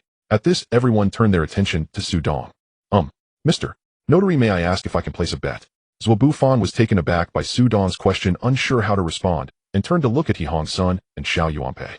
The 2 exchanged glances, equally uncertain about what to do. Chuan Dao Yingzi also turned to look at the audience of Jingxing, and upon receiving a signal turned back and spoke in her broken Chinese, "Yes, as long as you can guess the number, I will pay you according to the casino odds." Upon hearing this, Su Dong pulled out a stack of cash from his pocket, directly counting out 10,000 yuan bills and tossing them onto the gambling table, saying, "I bet 3 ones a triplet." Huang Bo attempted to stop Su Dong as he counted the money, but Su Dong was too quick. By the time Huangbo realized what had happened, he was filled with regret. Seeing Su Dong declare the numbers, Wabufan signaled Chuan Daoingzi to reveal the dice cup. Chuan Daoingzi looked puzzled, surprised that Su Dong had guessed correctly. She opened the cup and Wabufan immediately announced 3 one's a triplet. The representative of the Ma family wins. Su Dong clapped his hands in joy. Wow, I bet 100, and a triplet pays 40 times, that's 400. Awesome. At that moment, a bodyguard from Zhengxing approached Su Dong with a briefcase, and without looking, Su Dong knew it contained the 400 he had won. Only then did Huangbo realize that Su Dong's bet was merely to help him out of a tight spot. Wabufan signaled it was Huangbo's turn again, and Su Dong comforted him. Huangbo, don't worry about shaking, leave the rest to me. Huangbo nodded and began shaking the dice cup. Unfortunately, when it was Chuan Daoingzi's turn to guess, she accurately called out the number again. The score quickly became 2-1. As Chuan Daoingzi shook the dice cup again, this time, she took even longer. Finally, she slammed the dice cup down on the table, staring at Su Dong, and said, "See, please." Su Dong focused intently and looked at Chuan Daoingzi with a peculiar expression before saying 6,661 19 points. Su Dong guessed 19 points from 3 dice, and the hall fell silent with astonishment. Even Huangbo glanced at him in bewilderment. Only Chuan Daoingzi stared at Su Dong as if transfixed. Wabufan warned Ma family representative 3 dice can total at most 18 points. Please treat the... Su Dong regarded Wabufan with a peculiar look. Only when Zwa grew visibly uncomfortable did Su Dong speak. If it's 19, why don't you have that woman open the cup herself and see? Wabufan, unable to retort, could only look toward Chuan Daoingzi. She stood frozen, her mind racing with how Su Dong had discerned it. This was a unique skill from her master's own repertoire. Chuan Daoingzi had not yet lifted the dice cup when someone among the guests cried out, "Open," and the entire audience echoed the command. Startled by the guests' chorus, Chuan Daoingzi snapped back to herself. Seeing Wabufan staring intently, she had no choice but to lift the cup. Wabufan's eyes widened when he saw the dice inside the cup. He stammered 6,661 19 points. The Ma family representative wins. The score leveled at 2-2. The room erupted in exclamations, half in admiration of Chuan Daoingzi's technique, half in astonishment at Su Dong's hearing. Even Huangbo looked at Su Dong with reverence. Wabufan signaled to an assistant, and new dice were promptly provided to Chuan Daoingzi. Next, Huangbo rolled the dice. Unsurprisingly, Chuan Daoingzi once more divined the total, bringing the score to 3-2. Then it was Chuan Daoingzi's turn to shake the cup again. This time her motions were more dramatic than before, and she rose to her feet to shake it. Su Dong elbowed Huangbo, and seeing Huang's puzzled look, asked Huangbo, "Tell me, this little Sakura girl is shaking so vigorously, might her clothes fall off from the motion? If they fall off, shall be exposed to everyone, and her husband will be cuckolded." Huangbo nearly had his eyes pop out at Su Dong's remark. Because the hall was so quiet across the room, Luo Boat and Tang and I had heard everything. Both fixed their gazes upon Chuan Daoingzi's garments. Wabufan had heard too. He almost laughed, but forced himself to restrain it. Chuan Daoingzi heard, as well, her stare drilling into Su Dong. If looks could kill, Su Dong would have died 10,000 times over. At last, Chuan Daoingzi slammed the cup onto the table. Glowering at Su Dong, she extended her hand through gritted teeth and said, "Please." Su Dong studied the cup for a moment, then looked at Chuan Daoingzi with a strange expression, and then at Wabufan in the same odd manner. Wabufan, unsure of Su Dong's meaning, said, "Ma family representative, please guess the total." Su Dong picked up the briefcase at his feet and hurled it onto the table. 400,000. I bet there are absolutely no points in the cup. No sooner had Su Dong spoken than the hall erupted again, and nobody believed the cup contained nothing. After all, they had all heard sounds from within moments before. In truth, Su Dong was also curious. If he did not possess his way of seeing through things, he would never have believed the cup contained nothing. As for the dice, they were hidden within Chuan Daoingzi's clothing. Wabufan fixed his gaze on her, signaling her to uncover the cup. She slowly lifted it. Wabufan's eyes widened at what lay inside. No. There are no dice. 0 points. The Ma family representative wins. The score returned to 3 apiece. Chuan Daoingzi planted her hands on the table, and glaring at Su Dong, spoke a torrent in her native tongue. She demanded, "How did you know there were no dice inside me? Is this a secret art of my master's sect?" Su Dong would never admit he could see through things. Instead, he sneered. She snapped, "You want me to say it? By what right? By your extra little boy. Pay me first." Chuan Daoingzi did not understand Su Dong, but some guests who did muffled their laughter. A bodyguard from Zhengxing brought over another briefcase while retrieving the previous one. Wabufan wanted to laugh too, but as the official witness, he forced himself to remain composed. Then it was Huangbo's turn again. Though Chuan Daoingzi had kept her eyes fixed on Su Dong the entire time, she still discerned the total. Su Dong, watching this Sakura girl deduce the tally, could not help but admire her. She was truly an expert. From what she implied, she even had a master. He thought perhaps next time he might visiting Huagua to meet her teacher. The score now stood at 4-3. This was the final round. Chuan Chuan Daoyingzi rose, and this time placed all 3 dice directly into the cup. She began to shake. Her motions were wider than before, almost like a grand performance. Huangbo, listening intently, began to sense that something was amiss. He leaned towards Su Dong and whispered, Dong, something's odd. At first I heard the sound of 6 dice. Now there are only 4. Su Dong frowned upon hearing this and fixed his gaze on the cup. He was startled at what he saw, but kept silent, merely watching Chuan Daoyingzi's performance. When Chuan Daoyingzi finished shaking, Huangbo whispered, just now, I only heard the sound of 3 dice. Su Dong nodded to indicate he understood. Chuan Daoyingzi extended her hand towards Su Dong again. Please. Su Dong rose and shook his head. To be honest, I really don't know if you were raised on strength pills. You can shake ivory dice to pieces. You are truly formidable. He then turned to Zhuo Bufan. Notary, this woman has shattered the dice. What do you propose we do? They are not split in 2 like before, but fractured into many pieces. Zhuo Bufan hesitated, then conferred with He Hongsun and Xiao Yuanpei before returning to the table and declaring, Ma family representative, if Miss Yingzi's dice are broken cleanly into 2 halves, you must still guess the total. However, if they are reduced to fragments, they count as no points. Upon hearing this, Su Dong pointed at Chuan Daoyingzi's cup and said, the dice inside are almost powder, no points. Chuan Daoyingzi staggered at Su Dong's words and sank into her chair. Seeing this, Zhuo Bufan immediately uncovered her cup. Upon viewing the dice fragments inside, he declared decisively, because Chuan Daoyingzi's dice have turned to fragments, they shall be considered as yielding no points. The Ma family representative wins this round. With that announcement, the score was leveled at 4-all. Zhuo Bufan then declared as Ma and Zhengxing are tied at 4-4. This round is a draw. 10-minute break. Subsequently, there will be a card counting contest. Zhuo Bufan finished and returned to his seat as the notary. Huangbo and Su Dong rose to head back to Ma Shengfa's side. Chuan Daoyingzi remained slumped in her chair. Luo Boat rose and returned to the guest seats. As Tang and I stood, he made a throat-slitting gesture at Su Dong.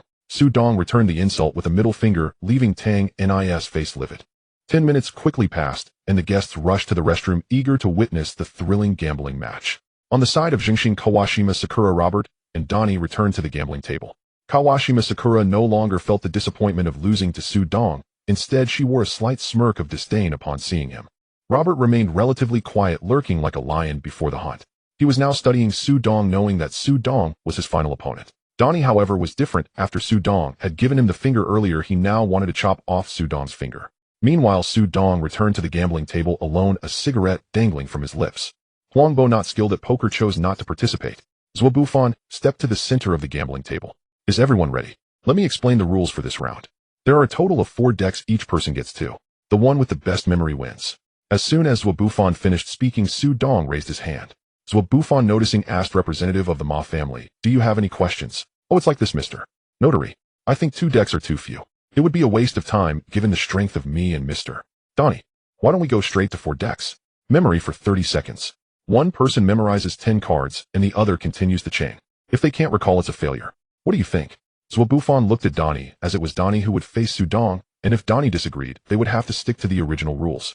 Donnie shrugged and said, no problem. I accept this challenge from the yellow-skinned monkey. Su Dong immediately turned to Donnie. He had already been annoyed when Donnie made a throat-cutting gesture at him during the break. Now Donnie's words about the yellow-skinned monkey had crossed Su Dong's bottom line. Su Dong smiled and asked Donnie, since you're so powerful, how about we raise the stakes? Oh, what do you want to wager? Donnie didn't believe he would lose at all. Seeing Donnie agree, Su Dong's expression changed as he slammed his hand on the table and pointed at Donnie. I want to gamble your life. The moment this phrase left his mouth, everyone in the room gasped. Donnie was also startled by Su Dong. Why would it suddenly escalate to betting one's life? Donnie looked at Su Dong, feeling as if he had been targeted by a demon, unsure whether to agree. Will you take it or not? Just one word. Unless you're a man without guts. Everyone in the room laughed at Su. Donnie seemed to be provoked by Su Dong's statement. He slammed the table and pointed at Su Dong. Final bet my life. But I also want your woman. Donnie pointed at Meng Na. Su Dong turned to Meng Na, who unexpectedly stood up and said, all right, I accept your stake. But your wager is too low. Hearing this, Donnie took out a check and tossed it on the table. I have an anonymous promissory note from a Swiss bank for $30 million. Is that enough? All right, we accept your wager. Meng Na said, then looked at Su Dong. Darling, I believe in you. Win against him. Su Dong nodded heavily. This round was no longer just a struggle for the casino's ownership between the Ma family and Zhengxing, but also a life-and-death game between Su Dong and Donnie. Su Dong looked at Zhuo Bufan. Mr. Notary, please prepare 6 decks of cards. Upon hearing this, Zhuo Bufan looked at Donnie again, who nodded in agreement. A beautiful waitress brought over 6 decks of playing cards. Luckily, Zhuo Bufan was experienced in the gambling association and had certain skills, otherwise someone else might not even shuffle properly. After Zhuo Bufan shuffled the cards, he slid half of them out onto the table. You two please check the cards first. Su Dong and Donnie stepped forward to closely examine the backs of the playing cards. After confirming that there were no issues, they returned to their respective positions. At that moment, a waitress approached Zhuo Bufan with a stopwatch. Now prepare to memorize the cards. As soon as Zhuo Bufan's voice fell, he flipped the first card over with his right hand, and the rest followed suit like dominoes. Meanwhile, the beautiful waitress began the 30-second countdown. Su Dong and Donnie both focused on the playing cards, but since it wasn't yet decided who would memorize the first 10 cards, they both needed to remember everything. However, while Donnie was genuinely memorizing, Su Dong was just pretending. Time's up. As soon as the timer girl announced, Zhuo Bufan flipped over the last card, and immediately all the cards were turned face down again. Who will go first to recall the cards? Zhuo Bufan looked at the two. Su Dong gestured ladies first. Donnie wouldn't be courteous and immediately began to recall the cards. Hearts 5, diamonds K, clubs A. Spades 9. With each card Donnie recalled, Zhuo Bufan revealed one for everyone to see. As soon as Donnie recalled the 10th card, the spades 9, Su Dong immediately followed up. Clubs 7, clubs Q, spades 2. Diamonds J. Thus the two of them continued recalling, each having memorized 10 cards until they reached over 200 cards. Clubs A. Su Dong finished recalling card number 230. Zhuo Bufan looked at Donnie. At this moment, Donnie regretted it, as he could no longer remember. His highest record was recalling 200 cards. Although he had now exceeded his record, the difficulty was on a completely different level compared to recalling 200 cards before. Clubs 7, no spades 7, yes spades 7. Zhuo Bufan waited for Donnie to confirm before revealing the 231st card. However, this card was not spades 7, but clubs 7. Zhuo Bufan then announced in this round. Donnie interrupted Zhuo Bufan. Just because I can't recall doesn't mean this yellow-skinned monkey can. If he can recall, I concede. Zhuo Bufan found Donnie's statement reasonable and looked at Su Dong to inquire about his opinion. But as soon as he glanced at Su Dong before he could speak, he heard Su Dong continue recalling. Hearts 8. After Su Dong recalled, he looked at Zhuo Bufan, who quickly revealed the card, and it was indeed Hearts 8. But Su Dong was not finished. He continued clubs 2, diamonds 7, hearts 9. With each card Su Dong recalled, Zhuo Bufan revealed one, and Donnie's face turned even paler. They kept going until Su Dong deliberately recalled a wrong card at 262. Seeing this, Zhuo Bufan immediately excitedly announced the representative of the Ma family wins this round. Cheers erupted in the venue, and Donnie slumped, knowing he was done for. Meng Na immediately rushed to the gambling table and threw herself into Su Dong's arms. Xiao Fu and the two brothers from the Li family stepped forward and directly restrained Donnie. Wait, what are you doing? After being restrained, Donnie began to struggle. Su Dong looked at Donnie and said, a bet is a bet. Your life is now mine. Take him away. No help. Help. Donnie shouted, but no one paid him any mind, and Xiao Fu and the others dragged him out of the casino. Ma Shangfa also sent someone to assist. After all, Donnie's words about the yellow-skinned monkey had offended many people, and even Xingxing's crew had no intention of saving him. Zhuo Bufan handed Su Dong Donnie's promissory note for $30 million and then announced, next we will proceed to the final event showdown. Meng Na also wisely got out of Su Dong's embrace and sat obediently beside him. Everyone in the casino grew tense. This game directly related to the ownership of the casino. With Zhuo Bufan's announcement, the game of poker was about to begin. Members of the Ma family and Xingxing each carried large suitcases filled with cash and placed them beside Su Dong and Robert. They also helped arrange the cash on the gambling table. In no time, piles of cash were placed in front of both players. Zhuo Bufan stood at the dealer's position and announced for this round both parties agree to a principal amount of 100 million Hong Kong dollars. The minimum bet is 100,000. At midnight, the party with the lesser amount will be considered the loser. The game now begins. As Zhuo Bufan's voice faded, Meng Na and Kawashima Sakura each threw 100,000 into the center of the table. Their role now was to assist Su Dong and Robert in placing bets. Zhuo Bufan then began shuffling and dealing the cards. Due to the cash in front of them obstructing their view, there was no need to worry about Su Dong and Robert counting cards while Zhuo Bufan shuffled. Su Dong received an open card, the ace of spades, and a hidden card, the ace of hearts.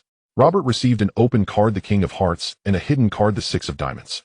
Both players looked at their whole cards, but their faces showed no emotion. However, Su Dong glanced at his whole cards. He had a pair of aces while Robert had a high card, the king. Zhuo Bufan said, ace of spades, please speak. While the first card of the first round is an ace, let's make it interesting, 1 million. Meng Na quickly counted 10 stacks of cash and placed them in the center of the table. Robert looked at Su Dong. A smirk appeared at the corner of his mouth. He chose to fold. Zhuo Bufan declared Su Dong the winner, and Meng Na got up to gather the pot to Su Dong's side. Why not even going for a king? You've got some nerve. Su Dong began to mock Robert. As you Chinese say, it's a long night. It's only just past 9 o'clock. There's plenty of time left. Robert showed no sign of being affected by Su Dong's taunts. In the second round, Su Dong received the open card, the 10 of spades, and the hidden card, the 2 of diamonds. Robert had the open card, the 6 of clubs, and the hidden card the 5 of diamonds. Su Dong glanced at his cards. He could make a pair of 10s while Robert still held a high card. Zhuobuffon said 10 of spades please speak. Once again it's my turn. I'm really lucky. Let's make it 1 million. Meng Na was about to place the money in the center when Robert directly chose to fold him out. Meng Na had no choice but to return the money and reclaim the minimum bet of 2-0-0. In the next 6 rounds, although Su Dong saw the whole cards, Robert had the winning hand. But every time Su Dong spoke he would fold. Whenever it was Robert's turn to speak, he also folded immediately. Meng Na began to get anxious. Although they had won 8-0 from the 8 rounds, she worried about Robert drawing a good hand. Su Dong also felt a bit curious as he thought Robert's action seemed familiar, but he couldn't quite place it. The game continued. This round Su Dong had the open card the Queen of Clubs and the hidden card the 4 of diamonds. Robert had the open card the 7 of clubs and the hidden card the 3 of clubs. Su Dong took a glance at his whole cards, realizing that he was playing a single card, and surprisingly Robert had a flush. Zhuobuffon said Queen of Clubs please speak. Su Dong was unsure if Robert would fold this time, so he prepared to test the waters. 2-0-0-0-0-0. As soon as Meng Na threw the money into the center, Robert flipped his cards. Su Dong was taken aback and felt a surge of anger. "Hey, are you trying to play me? Not betting on any hand." Seeing him anxious, a smirk appeared on Robert's face, as if his scheme had succeeded. Zhuobuffon dealt the card. This time Su Dong had the open card the 2 of diamonds and the hidden card the 5 of hearts. Robert had the open card the 10 of diamonds and the hidden card the 10 of spades.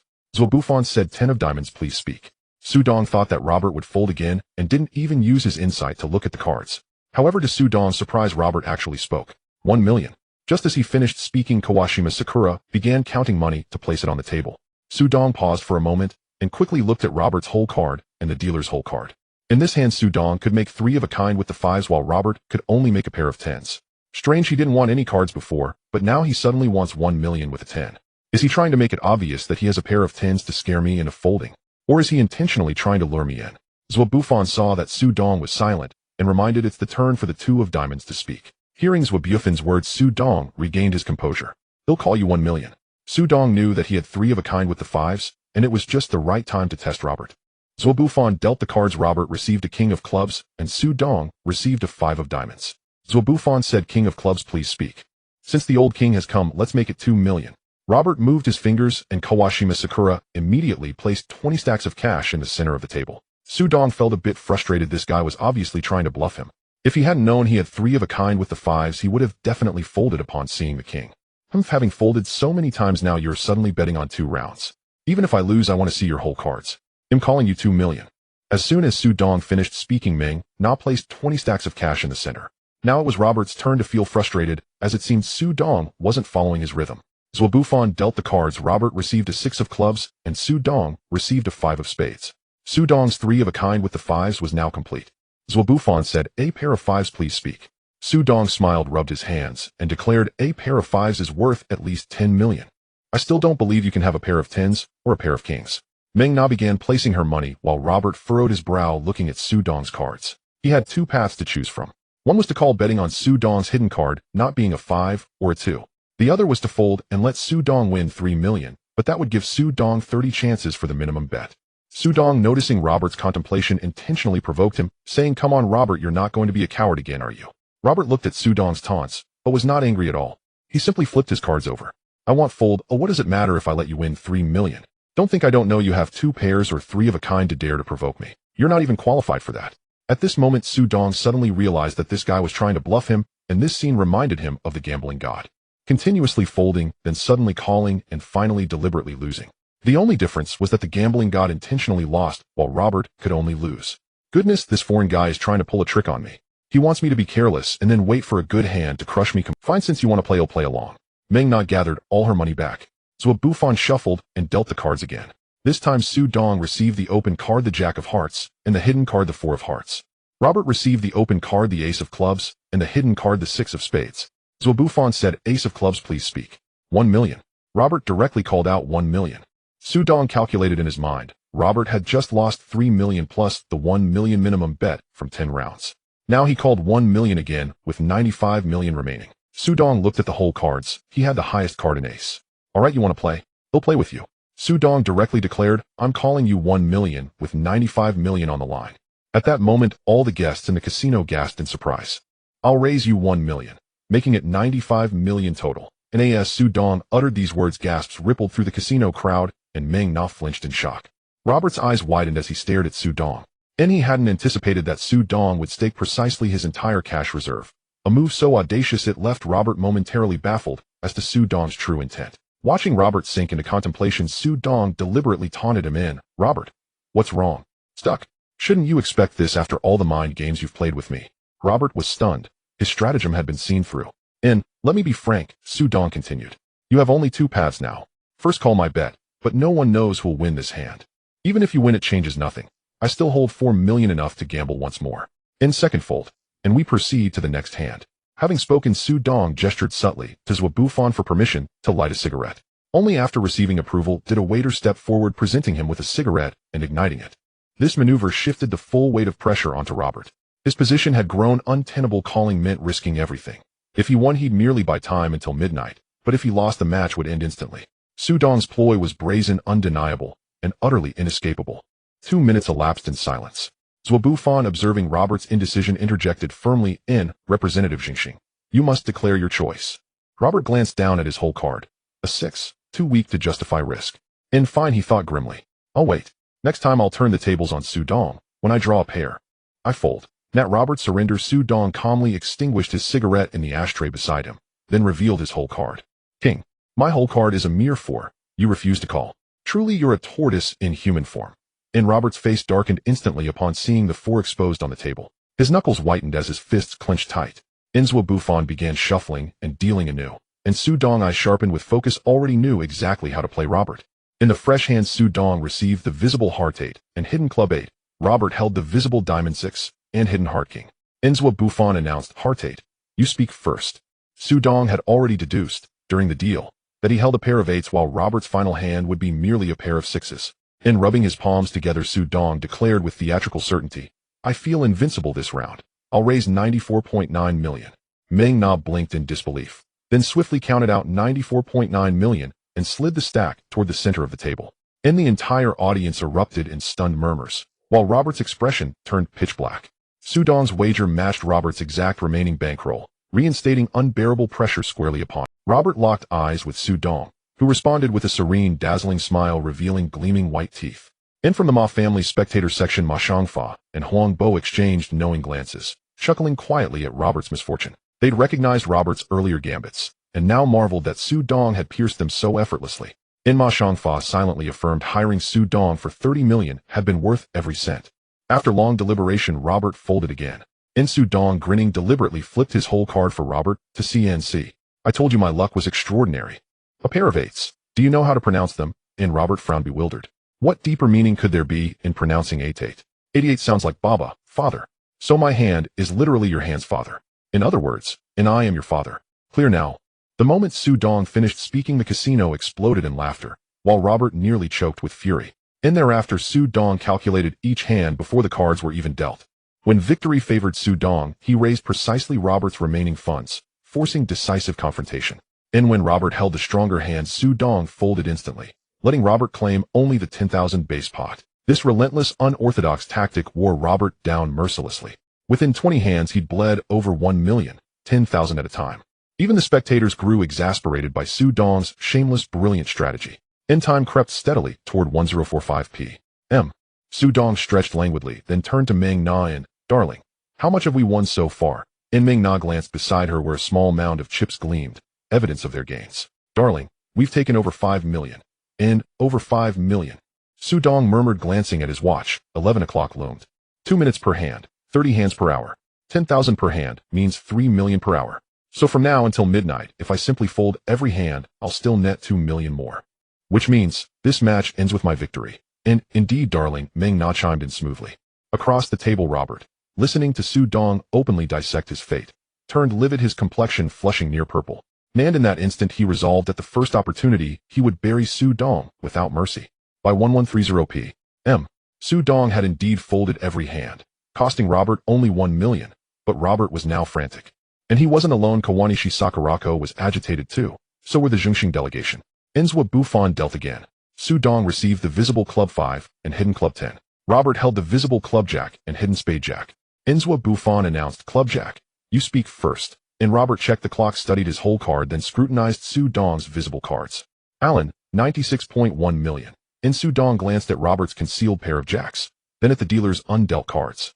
This hand would yield Su Dong a flush, while Robert would land 3 jacks.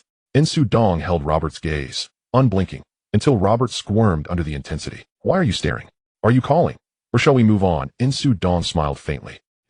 Your pallor speaks of defeat, while my glow heralds triumph. I call your 96.1 million. The moment those words fell, the entire casino recognized this was the decisive hand.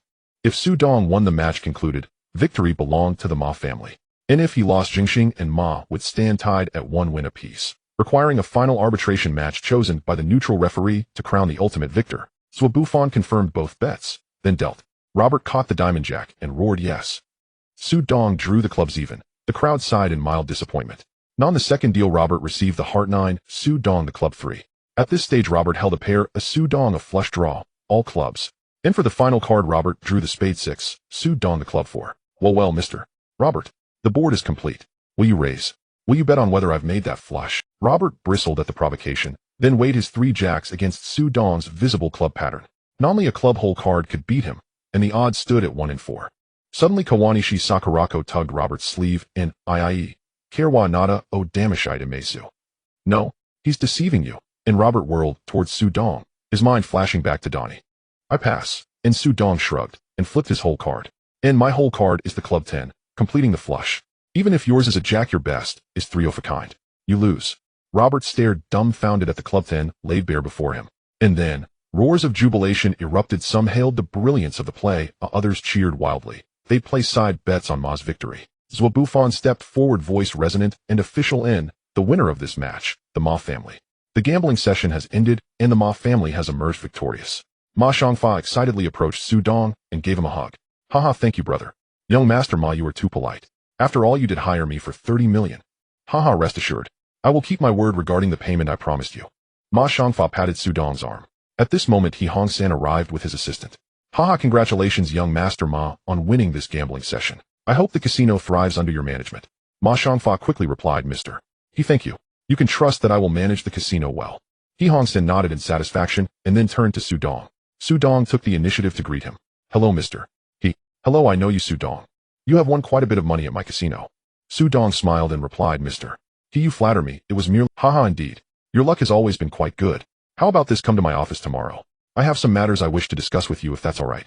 As soon as He Hongsan finished speaking, his assistant handed over a business card. Su Dong felt he could not refuse and accepted the card. Rest assured, Mr. He, I will be there on time tomorrow. He Hongsan patted Su Dong's arm and then left directly. Ma Xiangfa looked at Su Dong and said, Brother, well done. I didn't expect you to catch Mr. He's I. Oh, it's nothing, Mr. He just wants to give us young people an opportunity. All right, I invite you and your brothers for a late night. All right, then we shall feast on you tonight. Haha, feel free to indulge. Ma Xiangfa in high spirits pulled Su Dong out of the casino. Meng Na Xiao Fu and the 2 Li brothers followed behind, while Li Jianjun carried a briefcase containing 800 in cash.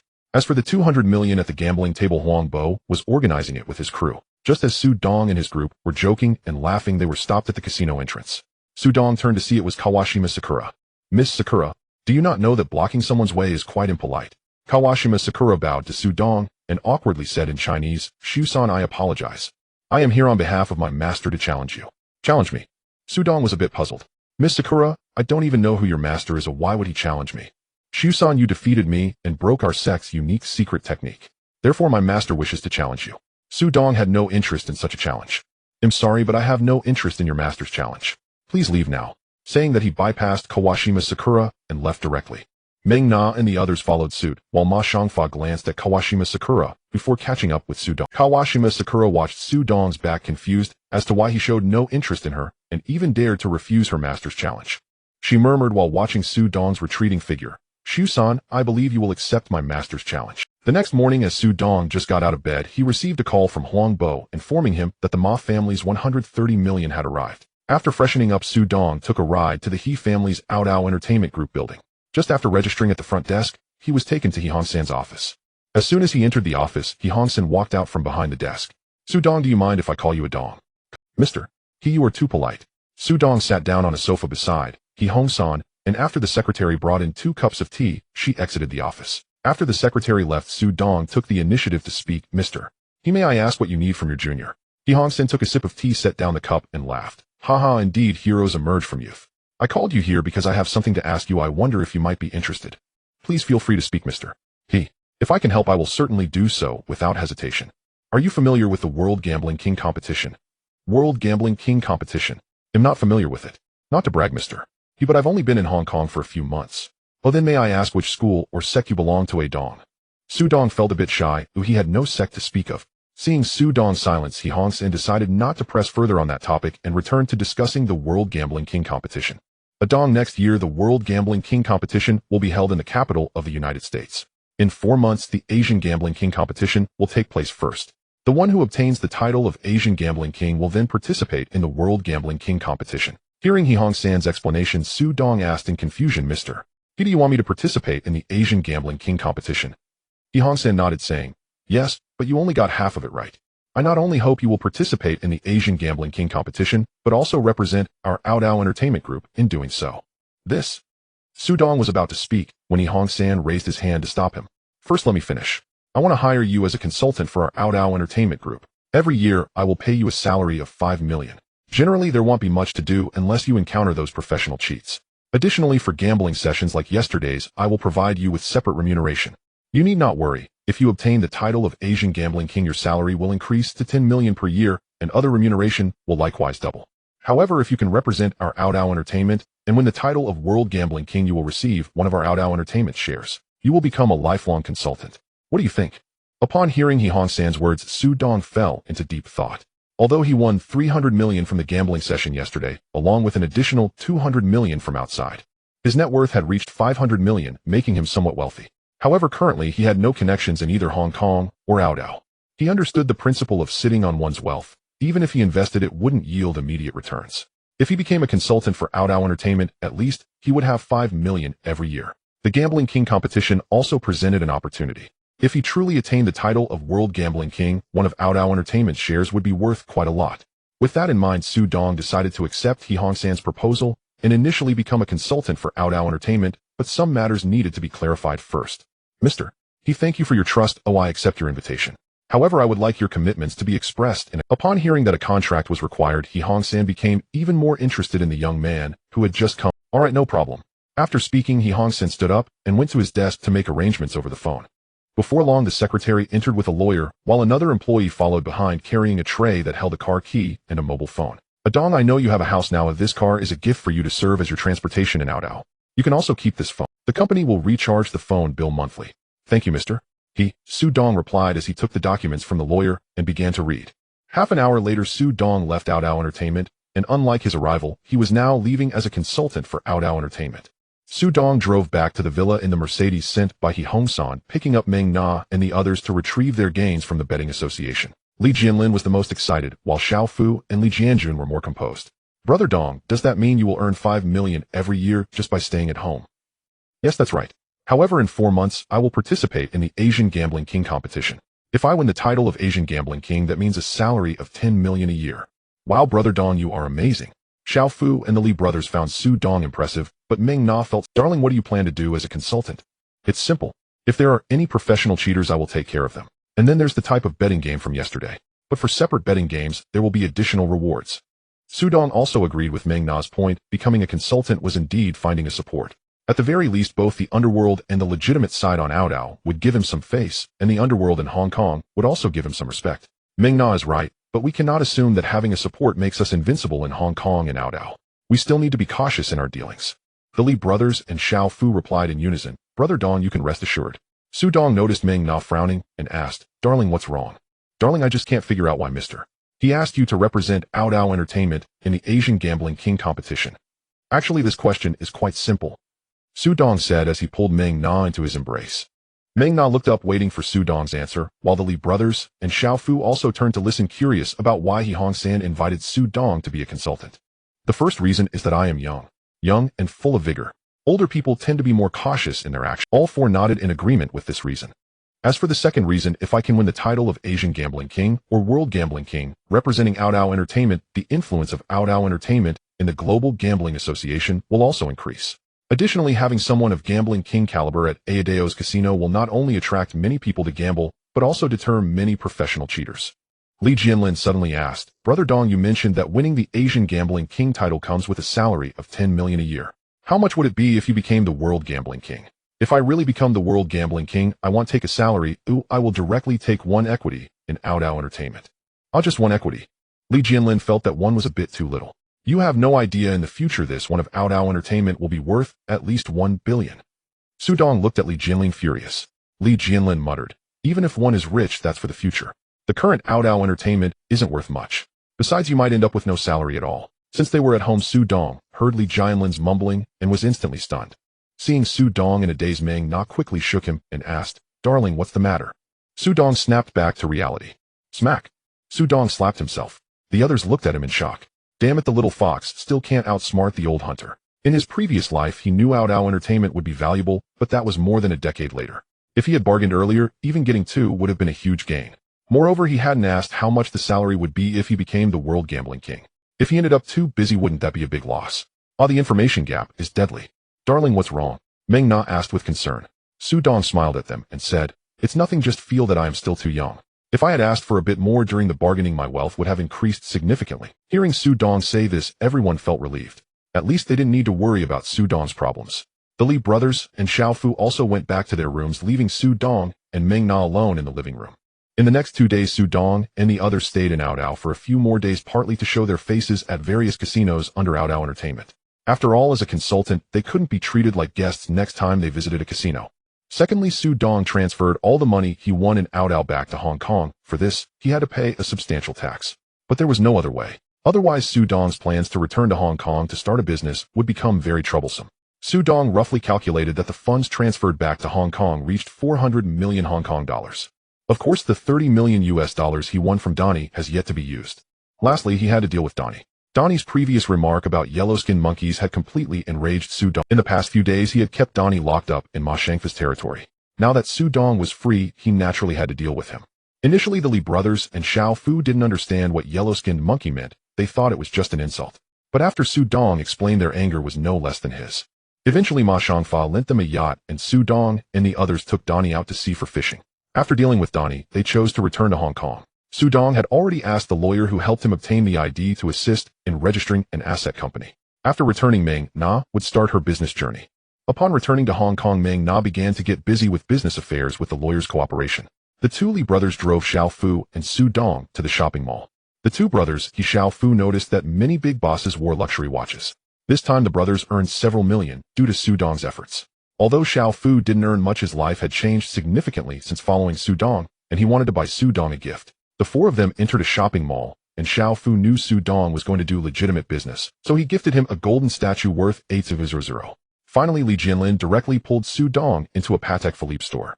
Brother Dong, I've checked. The watches in this store are world-renowned brands, and many wealthy people wear them. Now that you're also considered a wealthy person, you should at least have such a watch to match your status. Su Dong didn't expect they would want to buy him a Patek Philippe, which warmed his heart. However, shortly after entering the store, their expressions changed. Perhaps because all 4 spoke Mandarin, and although Li Jianlin wore a suit, his demeanor was casual. The staff assumed they were just browsing and didn't have the money to buy anything, so they ignored them. When the 4 approached the staff, they even rolled their eyes. Li Jianlin, whose temper was already a bit short, started yelling at the staff. At this moment, the mall manager, accompanied by 2 security guards, noticed the quarrel. He came in to inquire about the situation. After the staff explained, the manager glanced at Su Dong and the others, especially at Li Jianlin, who looked a bit casual in his suit, and directly treated the 4 as lowly. He ordered the security to escort them out. Just as the security approached, Li Jianjun and Xiao Fu blocked them. Seeing this, the manager assumed the 4 were causing trouble, and in a panic spoke in his native language. Baga, what do you want? As soon as he said this, all 4 turned their gazes toward the manager. What the hell are you doing? They'll call the police right now if you cause trouble. In the manager's mind, these foreign thugs feared the police above all else. Though their mall was protected by a local syndicate, hiring syndicate enforcers always demanded a hefty money fee. Hence, foreign managers preferred calling the police. Su Dong gently patted Li Jianjun's and Xiao Fu's shoulders, signaling them to hold back. Then he flashed the manager a cold, mocking smile before taking Li Jianlin by the arm and walking out of the mall. As the 4 departed, the manager continued lecturing his staff, insisting that next time they encountered such petty hooligans, they should simply dial the police. After leaving the mall, the 4 climbed into a car. Li Jianlin immediately turned around and complained to Su Dong. Brother Dong, what were you thinking? Why didn't you let me teach that little Sakura a lesson? Su Dong shot him a sharp, disdainful glance. Oh, do you want to report yourself at the precinct? and leave our personal details on file. Hearing this, Li Jianlin fell silent, though fury simmered beneath his surface. Li Jianlin had long been closest to Su Dong, and knew full well Su Dong would never walk away so easily. Just days earlier, after Tony had insulted him, Tony vanished overnight, fishing in international waters. And this time it was a little Sakura. Brother Dong, you must have another plan in mind. Xiao Fu turned expectantly towards Su Dong. Li Jianlin followed suit. Su Dong stroked his chin thoughtfully. Indeed I do. Then tell us, what is it? Li Jianlin blurted out impatiently, until Li Jianjun slapped the back of his head, silencing him instantly. After a pause, Su Dong spoke. Each of you will handle a separate task. Jianjun, find out who owns this mall, and how their cash flow operates. Xiao Fu, you're the most agile. Keep close watch on that Sakura manager. Track him home. I need his exact address. Jinlin, go underground and uncover which syndicate protects this mall, and assess their relationship with us. Are they allies? Rivals? Neutral? The three instantly agreed. No problem. Got it, Brother Dong. Leave it to me. I'll bring back intel. The next day, Xiao Fu and the Li brothers set off to carry out Su Dong's orders, while Su Dong returned to the mall alone, posing as an ordinary shopper with two precise objectives. First, confirm whether the mall had closed-circuit surveillance, and identify optimal escape routes. Second, use his clairvoyant vision to locate the finance office precisely. He needed to know how much cash lay inside, and what model of safe guarded it. Su Dong spent the entire day inside the mall purchasing a few garments while methodically gathering every detail required. Now he waited for intelligence from Xiao Fu and the Li brothers. Meanwhile, Meng Na had submitted all corporate registration documents and purchased an entire floor in Central as her company's headquarters. Originally, Meng Na had planned to rent, but upon hearing the price was only 6 million, Su Dong insisted on buying outright. With Central's property values destined to skyrocket, he also instructed Meng Na to scout for other available office buildings. Renovations had begun. Once official approval came through, the company could launch, and Meng Na had already started. While Xiao Fu and the Li brothers were still deep in investigation, Meng Na urgently called Su Dong. Lu Yaozu had approached her, saying Robinson wished to meet him. Su Dong suspected Robinson's intent, but deemed a face-to-face meeting prudent. He also intended to discreetly ascertain whether Lu Yaozu had already seduced Robinson's daughter. That evening, Su Dong arrived at the casino accompanied by Meng Na and the Li brothers. Xiao Fu remained downstairs, ready to intervene should danger arise. Su Dong regarded Robinson with cautious skepticism, yet viewed Lu Yaozu with absolute distrust. As they entered the hotel lobby, Lu Yaozu and a stunning woman stood waiting. Mr. Su, long time no see. Manager Lu, likewise. They exchanged firm handshakes. Lu Yaozu promptly introduced Mr. Su. Allow me to present our eldest daughter, Miss Dina. Dina, this is Mr. Su. Pleased to meet you, Miss Dina. You're absolutely radiant. Mr. Su, pleasure to meet you. Thank you for your kind words. Shall we proceed upstairs? My father is expecting us. By all means, Miss Dina, after you. They ascended to the penthouse office. Lu Yaozu and the Li brothers remained outside the door. Dina led Su Dong and Meng Na inside. Robinson greeted Su Dong warmly. Ah Dong, come sit. Mr. Robinson, it's an honor to see you again, Su Dong replied respectfully. Once seated, Dina guided Meng Na to sit beside her. Robinson glanced between Dina and Meng Na, then asked Su Dong, Ah Dong, what do you think of my daughter? Who's more beautiful, her or Meng Na?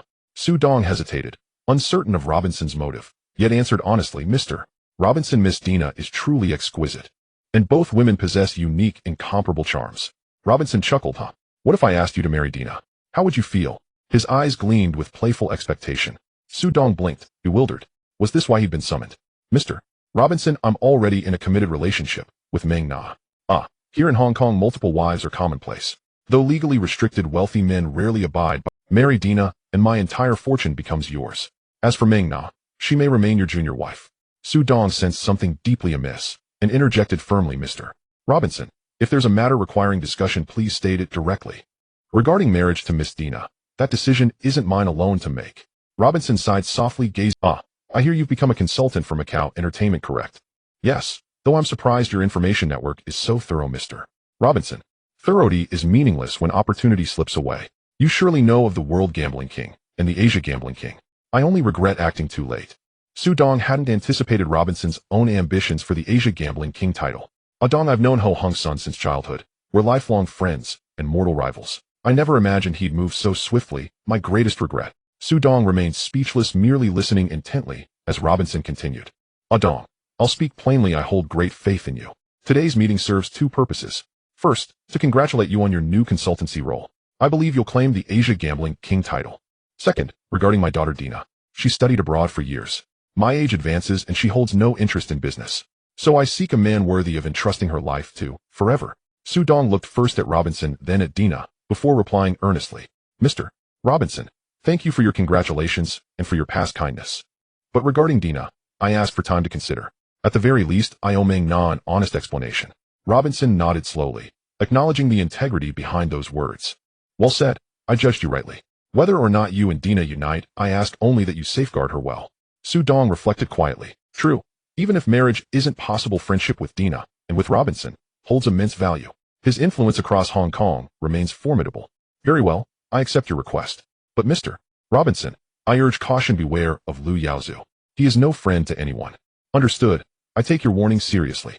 Robinson waved gently to Dina. Dina, since you've just returned, why not accompany Meng Na for some shopping? Of course, thank you, father. Su Dong grasped Robinson's unspoken intention, bid farewell politely, and departed with Meng Na and Dina. The Li brothers watched as Su Dong emerged, their anxious hearts finally at ease. However, seeing Meng Na and Dina holding hands as they walked out left the two brothers puzzled about the situation. Yet Su Dong offered no explanation. Upon reaching downstairs, he picked up the car keys. Jianjun, you two go find Xiaofu. Gather everything we need. I'll take the two ladies out for a stroll. Jianjun glanced at Meng Na and Dina nodded and pulled Li Jianlin away. Su Dong drove the two ladies towards the shopping mall. What Su Dong didn't know was that the moment they left, Robinson's expression changed. The reason for this change was Liu Yaozu. Initially, Robinson thought Liu Yaozu managed the casino well, but he sensed that the man had some ulterior motives. However, Liu Yaozu's position wasn't particularly significant, so Robinson didn't take it seriously. But ever since Dina returned to the country a few days ago, he realized Liu Yaozu had begun to set his sights on her. This was unacceptable to Robinson. He picked up the phone and dialed. Hello, I need you to take care of someone. Oh, I'll send the information over shortly. Make it clean. After hanging up, Robinson sighed. His informants on the island had clearly told him about Su Dong's recent activities. Regardless of whether Su Dong became an advisor for the island's entertainment scene, Robinson was prepared to introduce Dina to him. Meanwhile, Liu Yaozu, whom Robinson wanted to eliminate, was currently fuming in his office. Seeing Dina get into Su Dong's car made him realize that Robinson intended to marry her off to Su Dong. Damn it, that old man actually wants to marry Dina off to that mainland brat. On what grounds? Just wait, once I get Dina, I'll take all your wealth. Not only that, I'll send you to prison, making you suffer. What Liu Yaozu didn't know was that Robinson had already developed the killing intent towards him due to Su Dong's appearance. Su Dong was driving, glancing at the two women chatting in the back seat, feeling it was quite surreal. In Su Dong's previous life, Meng Na was the third party, and Liu Yaozu had killed Dina for her inheritance, framing Robinson in the process. Now watching the two women chat animatedly, Su Dong couldn't help but smile. Meng Na noticed Su Dong stealing glances at them through the mirror and quickly scolded, "Focus on driving properly. If you want to look at beauties, just look boldly, or why sneak around?" Su Dong was rendered speechless by Meng Na's remarks, while Dina blushed from the comment. However, Dina was also secretly observing Su Dong, as her father had mentioned him to her even before he arrived. Upon arriving at the mall, Su Dong transformed into a tool as the two women shopped from clothes to shoes, shoes to cosmetics, and cosmetics to handbag stores. Dina was already wealthy, and Meng Na had won some money on the island, plus most of the cash Su Dong brought home was. Thus the two women were on a shopping spree. Meanwhile, Su Dong was scanning the financial room and several external management offices in the mall. Bye. Go ahead and spend. After all, this money will belong to me in a couple of days. That evening, Su Dong and Meng Na dropped Dina off at her home. Throughout the journey, Su Dong didn't mention anything regarding Dina, but judging by Meng Na's expression, she likely guessed something. However, Su Dong wasn't in the mood to ponder these matters. Upon returning home, he asked Meng Na to go to her room first, and she went directly to Jianjun's place. Dong good. How's the preparation coming along? Su Dong acknowledged and sat down directly on the sofa. Xiaofu was the first to speak. Donggu, I've been following that little Sakura for 2 days. She lives in a villa on the hillside. Apart from a few cleaners, she is usually alone at night. But this guy is a notorious playboy. Every day after work, he goes out to have fun at Bolon Street before returning. The place he frequents is the United Society. The boss name is Huafu. Hearing that little Sakura lived on the hillside puzzled Su Dong a bit, but Xiaofu, Donggu, I found out that little Sakura's brother is a shareholder of that mall, and the villa belongs to him. He is usually in Sakura country, and she is responsible for her brother's business in Hong Kong Island.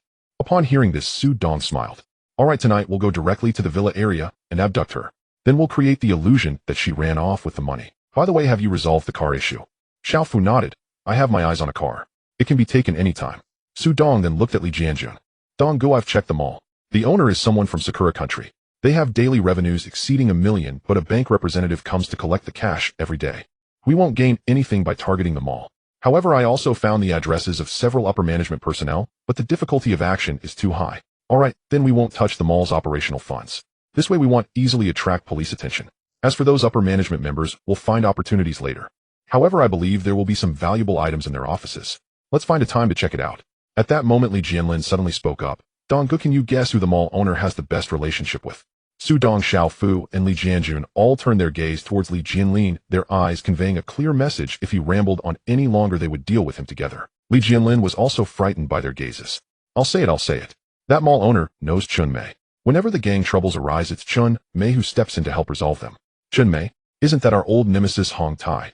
Since it's them, we need to think of a way to create some trouble for him. Su Dong finished and looked at the three. Tonight we'll first abduct that little Sakura, then see if we can check out the offices of those upper management in the mall. Alright, let's move quickly.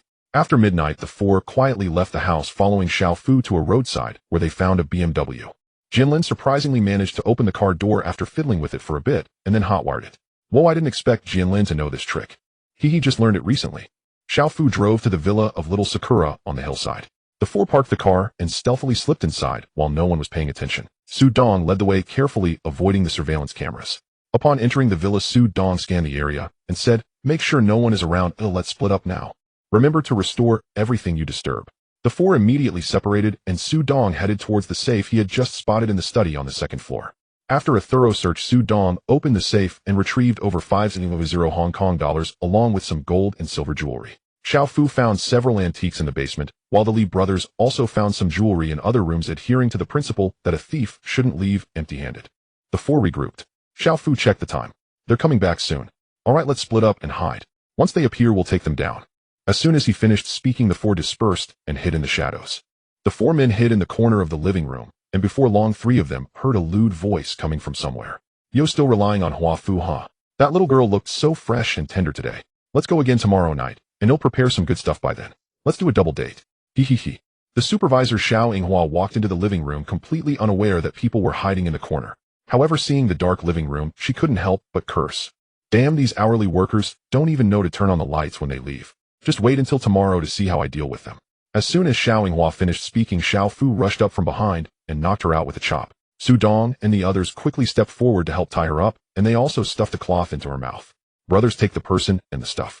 Let's go. So the four of them stuffed Xiao Yinghua into the trunk and left the villa with a bag containing antiques, cash, and gold and silver jewelry.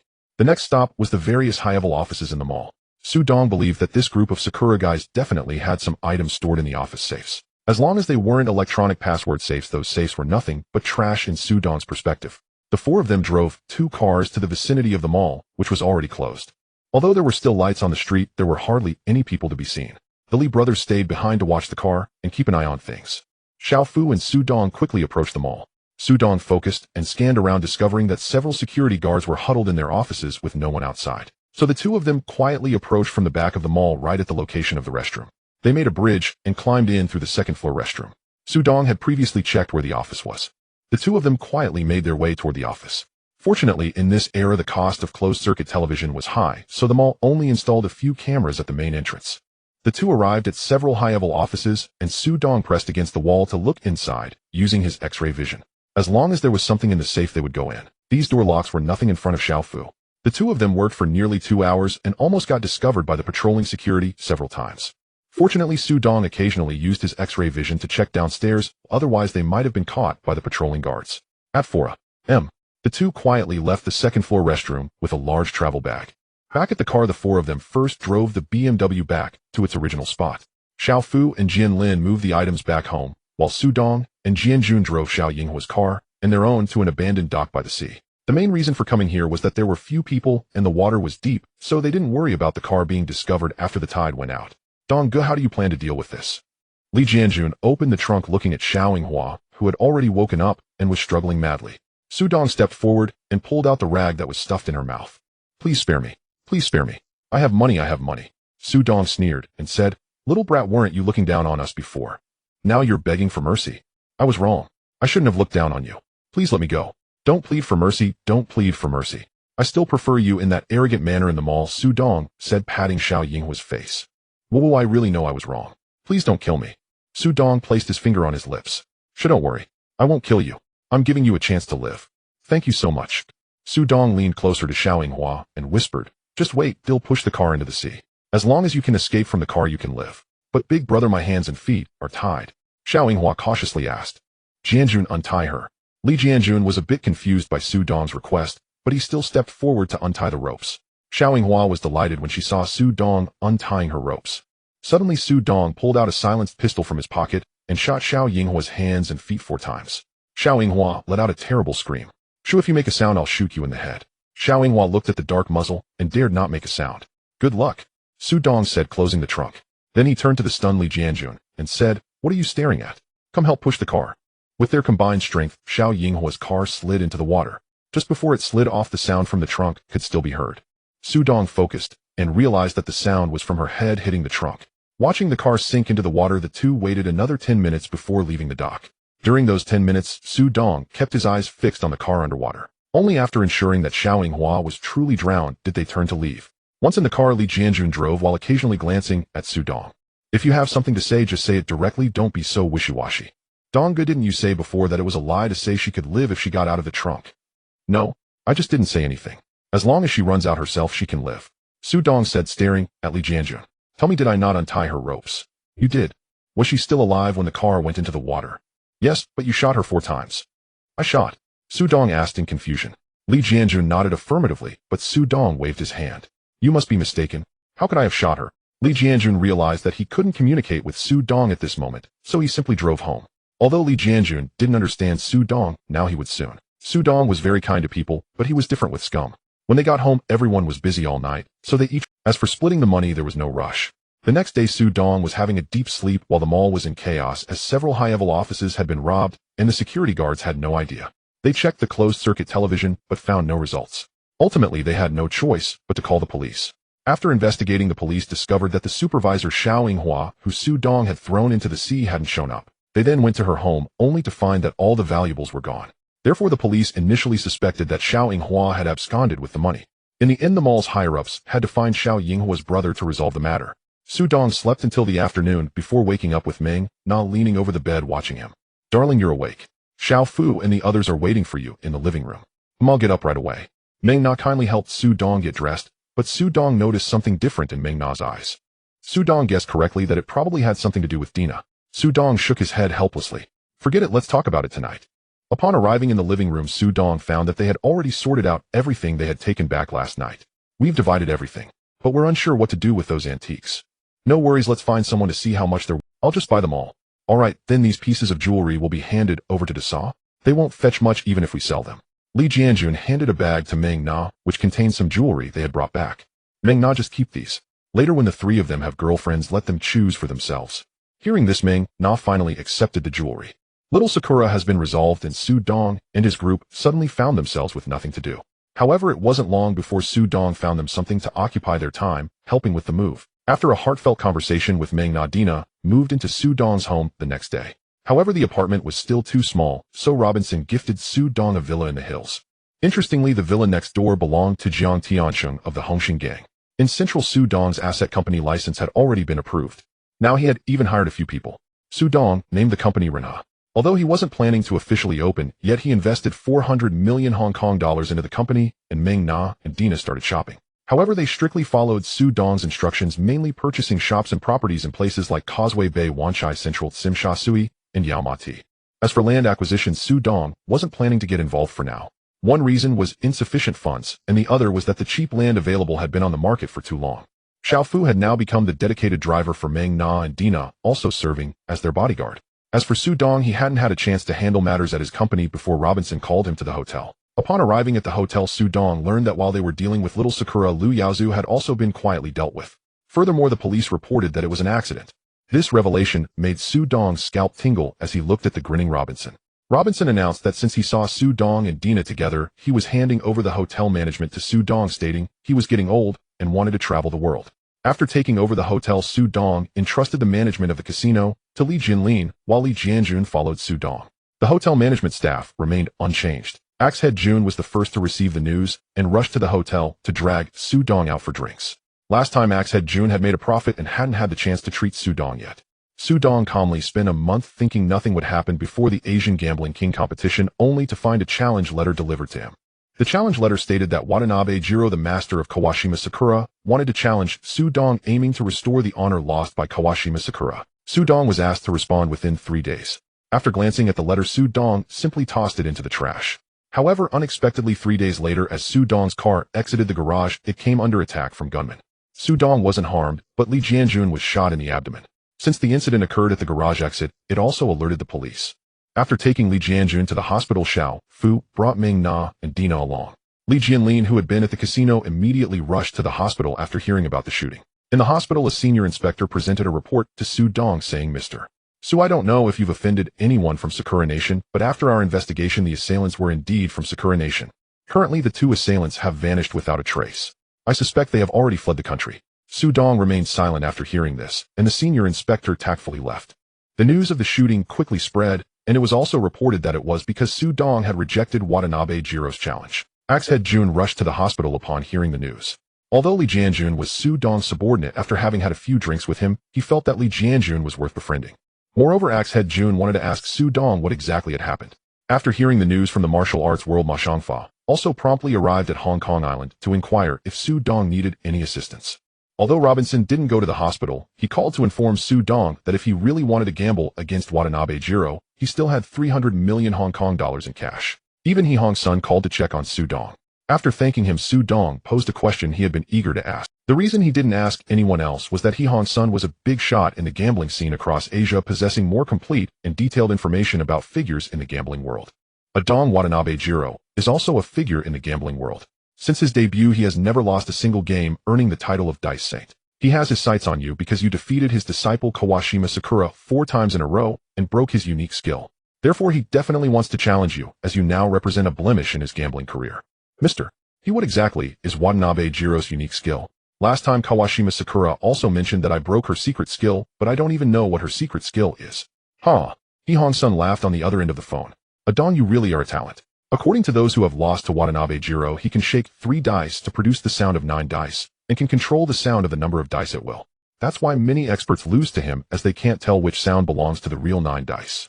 It can't be that. Dong, now you've got me really curious about how you managed to win against Kawashima Sakura. Even Huangbo, the top dice expert from Australia, lost to Kawashima Sakura, yet an unknown like you managed to beat her. Su Dong was also feeling frustrated. He originally didn't want to deal with little Sakura, but now Li Jianjun had been shot because of him, so he certainly couldn't let Watanabe Jiro off easily. Mr. I would like to ask for your help. Dong, you want to gamble with Watanabe Jiro, right? Yes, he nearly killed my brother, and I can't let him off so easily. Alright, how do you want me to help you? I want you to arrange a challenge with Watanabe Jiro, and let's have it at your casino in Australia. But this time the betting amount must be $10 million. $10 million. Are you crazy? I'm not crazy, but I currently only have $60 million. So I want to borrow $40 million from you. After the match, they'll give you 20 interest. On the other end, He Hong's son fell silent. It wasn't that he didn't want to help, but this involved 300 million in funds, and pulling that out would deplete his liquidity. However, just as Su Dong was waiting for He Hong's son's response, Ma Xiangfa stepped out of the ward and patted Su Dong on the shoulder. Brother, I can provide you with $20 million. He Hong Suin, hearing Ma Xiangfa's voice on the other end, immediately decided to accompany Su Dong in this gamble. Dong, since young Master Ma has lent you 20 million, I will lend you another 20 million. Forget about interest. But if you lose, you'll have to work for me afterwards. Thank you, Mr. He. Alright, I'll contact Watanabe Jiro for you. Additionally, I will find someone from the World Gambling Association to act as a notary. Okay, thank you, Mr. He. After hanging up, Su Dong looked at Ma Xiangfa and said, young master, thank you. At that moment, Axe-head Jun also exited the ward. Brother, I heard everything. Although I can't lend you money from now until the end of the gambling match, your safety is my responsibility. Anyone who harms you will be opposing me, Axe-head Jun. Su Dong smiled at Ma Xiangfa and Axe-head Jun in front of him. Thank you. He Hongson quickly made a call to his subordinate to contact Watanabe Jiro and conveyed Su Dong's betting request. However, he scheduled the betting match for 1 month later. He Hongson considered that the Asian Gambling King competition was to be held in Audiobook, and he intended to use the betting match between Su Dong and Watanabe Jiro to kick things off. Another reason was that Li Jianjun was hospitalized due to a gunshot wound, and the 1 month would be just enough for him to be discharged. This way, Su Dong's mentality could reach its optimal state, and when Su Dong received the news, he agreed to He Hongson's decision. Ma Xiangfa returned to Audiobook after staying in Hong Kong Island for 2 days, firstly, to help raise funds. Secondly, after hearing He Hongson's plan, he prepared to raise money to buy out the outer bets. Axe-head Jun arranged for over 10 brothers to protect Su Dong. He was also raising money to support Su Dong. Su Dong sought out Xiao Fu separately, hoping he could help contact a few of his former comrades. Since Watanabe Jiro dared to assassinate Su Dong in Hong Kong Island, Su Dong would definitely not let him off easily.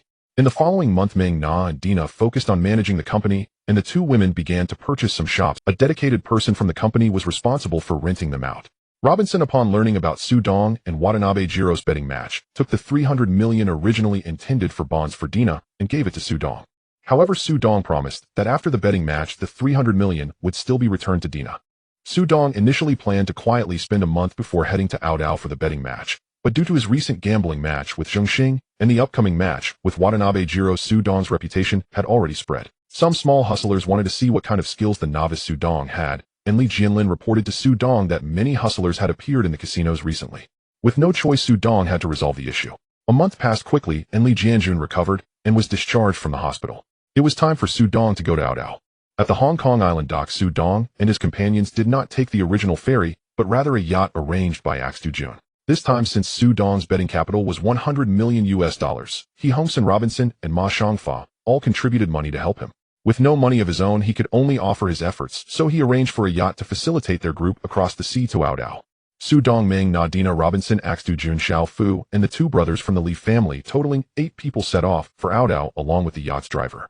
At that moment, Aodao was bustling with activity, not only because he, Hongsun, had promoted this betting match as the preliminary round of the Gambling King competition, but also because Su Dong represented Hong Kong Island and Aodao, while Watanabe Jiro represented the land of the cherry blossoms. Moreover, due to Watanabe Jiro, the Yamaguchigumi and Inagawakai from the land of the cherry blossoms sent people to Aodao not just to observe, but also to protect Watanabe Jiro. On the Hong Kong Island side, the Honghing, Helianxing, Xing, and Dongxing groups also sent people to Aodao and declared that Su Dong was under their protection. Similarly, on the Aodao side, the underworld figures, led by the Ma family, also voiced their protection for Su Dong. In the end, due to the involvement of too many gang members, the Aodao police had no choice but to dispatch personnel to maintain order. Initially, Su Dong was puzzled when he heard Axtu Jun and Ma Xiangfa say that these people were speaking out to protect him. However, Robinson, the old fox, woke Su Dong up with a single sentence. A Dong Watanabe Jiro is currently absolutely the #1 existence in terms of dice in the world. Moreover, he is a consultant for those casinos in the land of the cherry blossoms.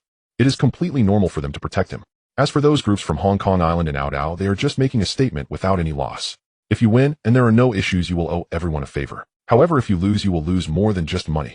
Su Dong realized what these organizations were really after. Although Aodao is a gambling city, only He Hongsan possesses the gambling license.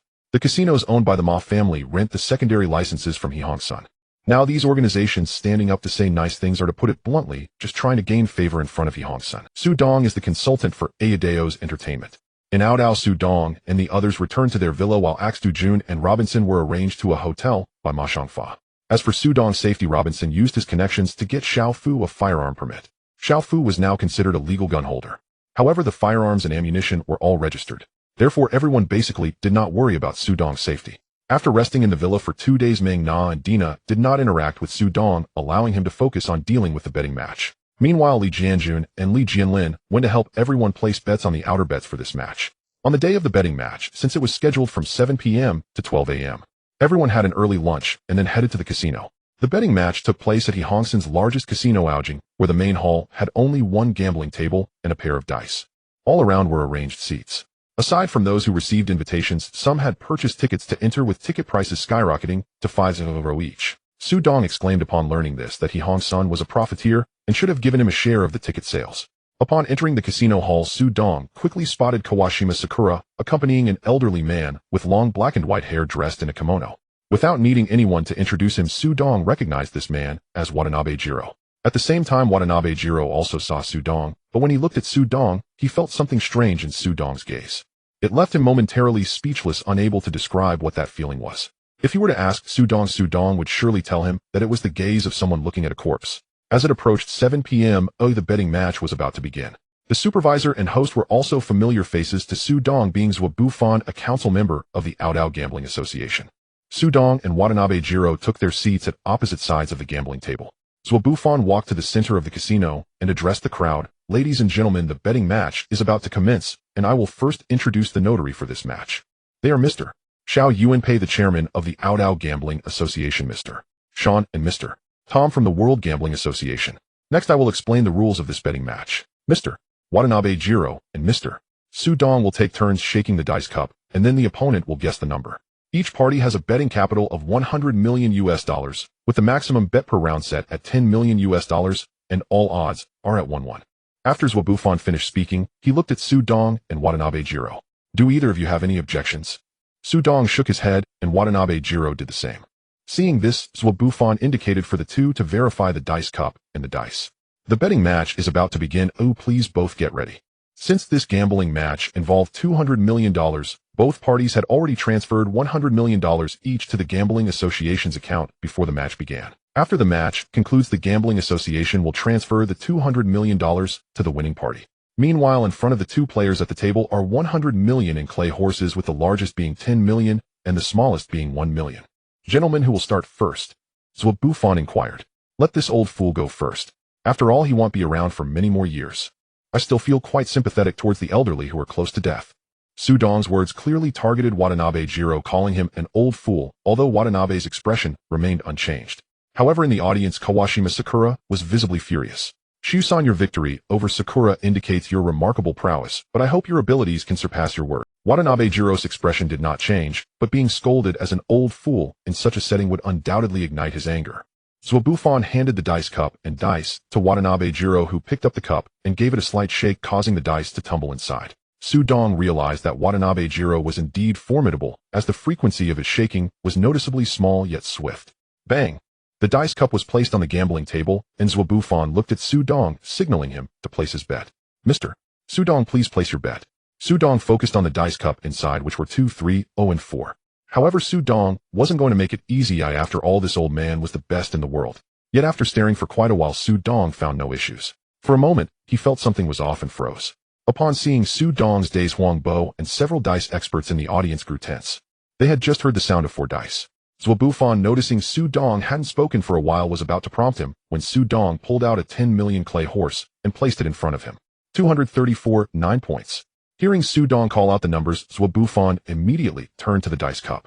Watanabe Jiro decisively lifted the cup, revealing indeed 2, 3, A, and 4 with 9 points. Watanabe Jiro also tossed a 10 million clay horse to Su Dong. Shusan, you truly have some skills. Whether I have skills or not doesn't require you, an old fool, to praise me. At this moment, Zwabuffon handed the dice cup to Su Dong. Upon seeing the dice inside, Su Dong turned his eyes and directly turned the cup over onto the gambling table. Mr. Su Dong, it's your turn to shake the dice cup now.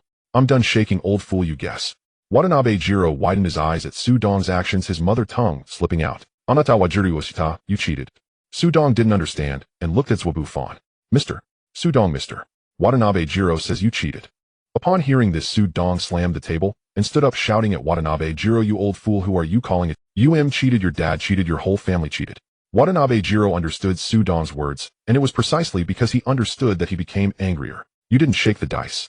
Watanabe Jiro directly pointed out the reason. How did I not shake? When I received the dice cup from Mr. So I directly placed it on the table. How could that not count as shaking? Oh, does it only count as shaking if you do it your way? Didn't your master teach you that simplicity is the ultimate sophistication? Waste. I truly doubt whether you were born from close relatives. Su Dong's words made the surrounding audience burst into laughter. He was subtly calling Watanabe Jiro foolish. You. Watanabe Jiro was momentarily lost for words and could only look at Zwabuffon. Zwabuffon, seeing no other option, looked towards the 3 witnesses, as their eyes had been following the dice cup closely. At this moment, Shan stood up and said in broken Chinese, Mr. Su Dong made a downward motion when he took the dice cup, causing the dice to collide and change positions. Thus Mr. Su Dong had no issues. Upon hearing Shan's response, Watanabe Jiro's expression changed. He claimed Su Dong cheated precisely because the game ended before he had a chance to listen to the dice. How could he possibly know the numbers inside? Hey, old fool. Hurry and guess. Su Dong deliberately provoked Watanabe Jiro. Watanabe Jiro, seeing no other option, took out a 1 million clay horse for Su Dong. I concede this round. Suddenly, there was a chorus of boos from the audience. However, Watanabe Jiro pretended not to hear it, while Ma Shangfa and Axe Head Jun cheered. It was Watanabe Jiro's turn to shake the dice cup, and Zwabuffon handed it over to him. The old fool immediately imitated Su Dong, placing the dice cup directly on the gambling table. Before Zwabuffon could speak, Watanabe Jiro turned to Su Dong and said, I'm done shaking. You guess. The surrounding audience was dumbfounded. This old fool was simply copying him. Too shameless. Su Dong laughed at Watanabe Jiro's actions. Haha, you old fool really learned quickly. Do you think I didn't hear that? Do you want to play it tough? How do you want to play it tough? Watanabe Jiro was slightly panicked, unsure whether Su Dong had heard it or not, and he himself couldn't hear it clearly. Not playing too tough. I'll go all in, and do you dare to match? Su Dong's words surprised the audience. Although the rule was a maximum of 10 million per round, what if the opponent accepted the raise? Dong's move clearly shifted the pressure onto Watanabe Jiro. Dong also noticed that the dice cup contained 1, 0, 4, 0, and 6, totaling 11 points. Watanabe Jiro was genuinely worried that Dong had indeed heard the numbers inside. If he went all in, he would certainly lose. No, he couldn't agree. He hadn't used his ultimate move yet. No, we must adhere to the gambling rules. Watanabe Jiro stated this earnestly. Dong promptly raised 2 middle fingers at Watanabe Jiro. TMD, I've seen shamelessness, but never such extreme shamelessness. At this moment, Zhuo Bufan warned Dong, Mr. Dong, please refrain from making such insulting gestures. Dong blinked at the words, and then directly inserted his 2 middle fingers into his nostrils. Mr. So I didn't make any insulting gestures, I simply had an itch in my nose. Zhuo Bufan was at a loss for words upon seeing Dong's actions. The surrounding audience burst into laughter at Dong's antics. Watanabe Jiro's expression, however, was incredibly grim. Alright, I bet 10 million. 146, 11 points. As soon as Dong finished speaking, Zhuo Bufan looked at the dice cup, and Watanabe Jiro, curious about the numbers inside, directly lifted the cup, revealing exactly 146, 11 points. His mind was in disarray. Dong jovially collected the 10 million clay horse. Now, even if he didn't manage to tie, he had undoubtedly won tonight. Zhuo Bufan did not immediately hand the dice cup to Dong. Now let me clarify, from now on you cannot simply place the dice cup on the table and consider it shaking. It must involve actual shaking to count. Dong took the dice cup knowing he couldn't just slam it down directly, but he lacked the skill for that. Watanabe Jiro, from the moment Dong received the cup, not only fixed his gaze on it, but also perked up his ears. Dong's action left Watanabe Jiro completely baffled once again. Not only him, but also Zhuo Bufan and the other spectators were confused as Dong's move seemed completely naive. Dong's action left Watanabe Jiro completely baffled once again. Not only him, but also Zhuo Bufan and the other spectators were confused as Dong's move seemed completely naive. After shaking for a while, Dong stopped. He then said to Watanabe Jiro, I'm done shaking. You guess. Watanabe Jiro was now like a volcano about to erupt. Dong's earlier naive move left him dazed for a moment, completely unable to discern the numbers inside. Does this not count as shaking the dice cup? How can it not count?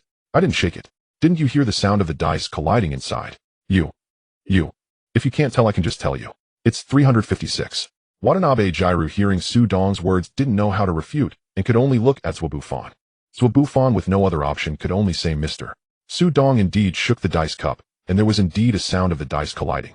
Hearing Zhuo Bufan's explanation, Watanabe Jiro broke down. If guessing high or low had a 50 chance, now he had to guess the total points. Although it was a 1 in 18 chance, how could he guess the combination of points?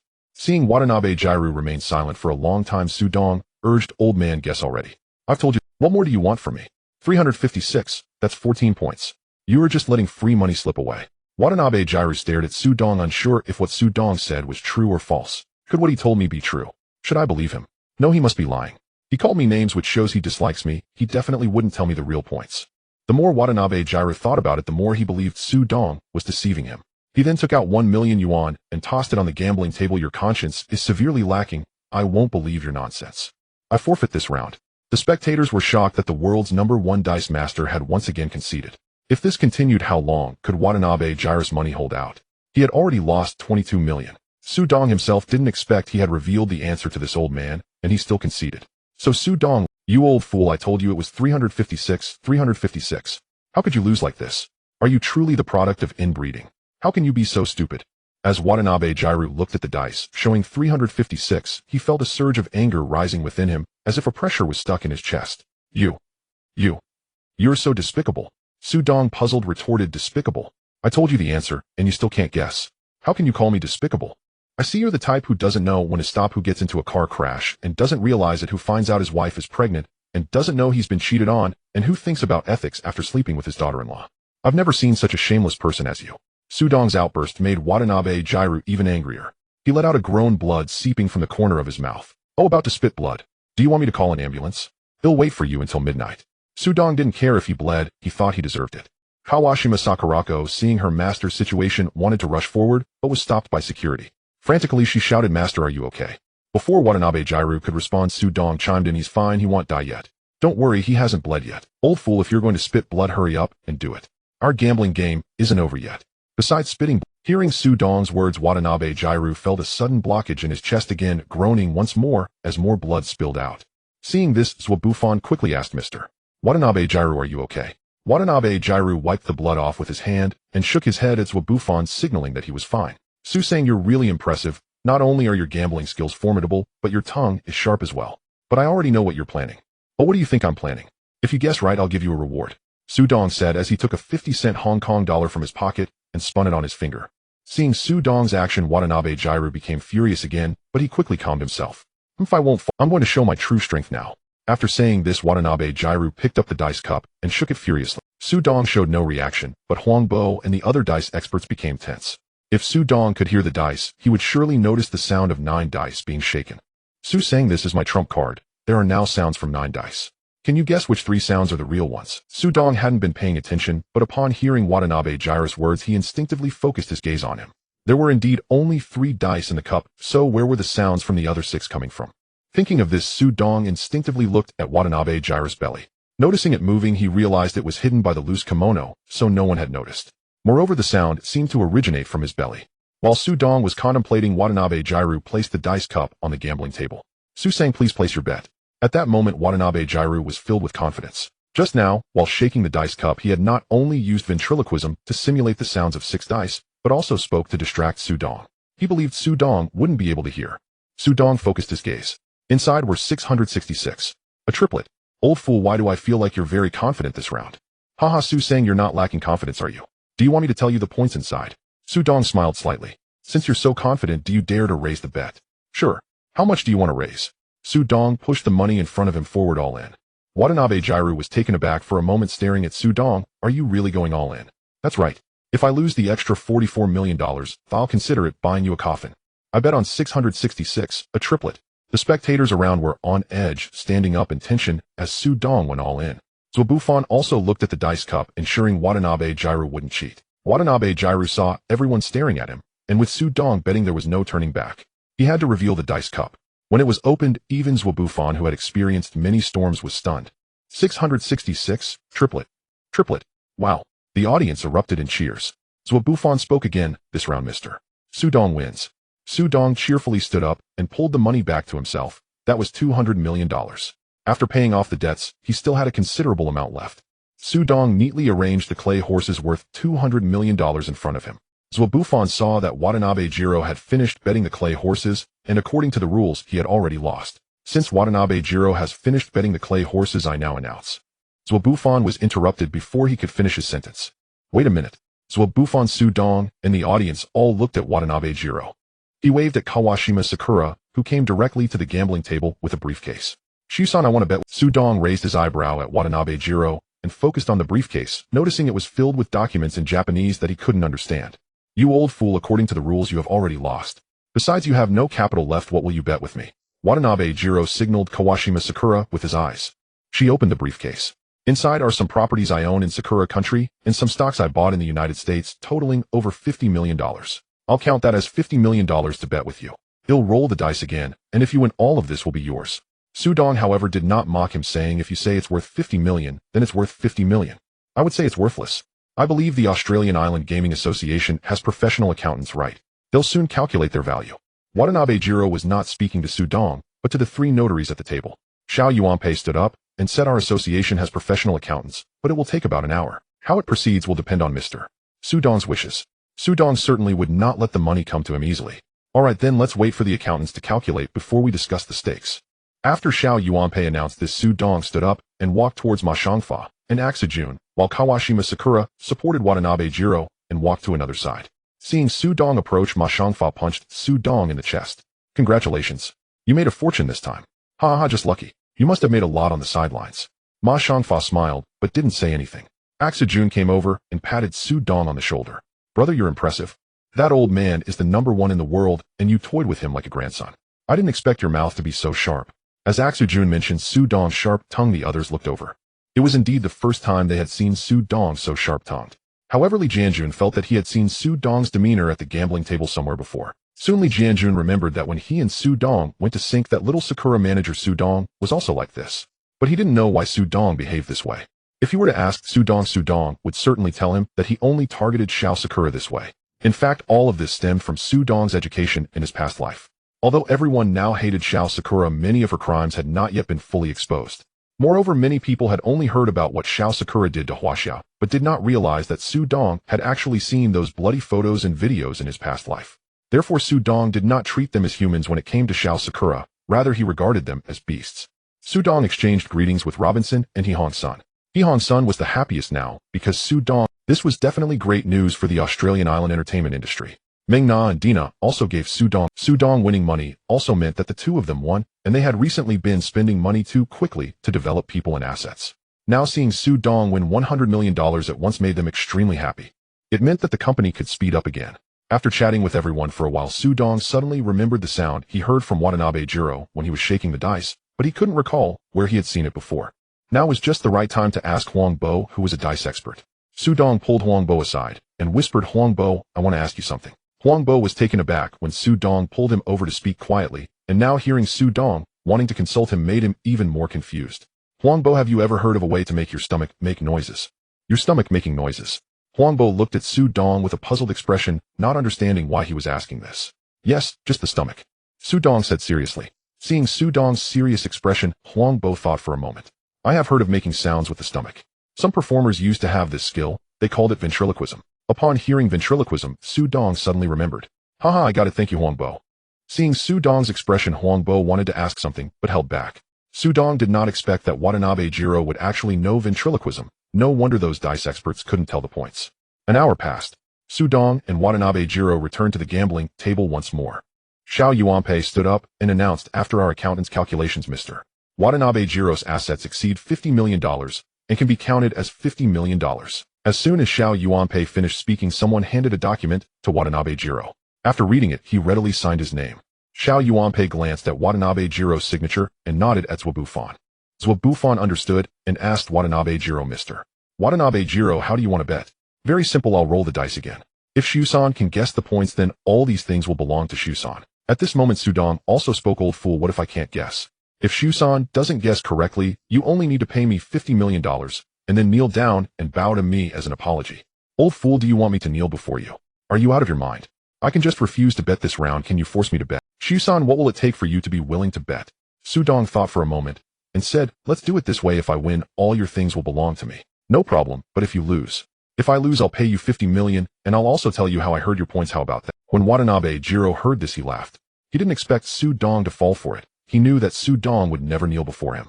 The reason for bringing it up was to seek a compromise, and now Su Dong had proposed it himself. After learning Su Dong's method, he would be truly invincible. "Good, I agree, Shusan. Let's get started. Since Mr. Su has agreed, let us begin. This single roll will decide the victor." As soon as Watanabe Jiro finished speaking, he shook the dice cup. Su Dong immediately focused intently on the dice cup, determined to ensure that the elderly Watanabe harbored no deception.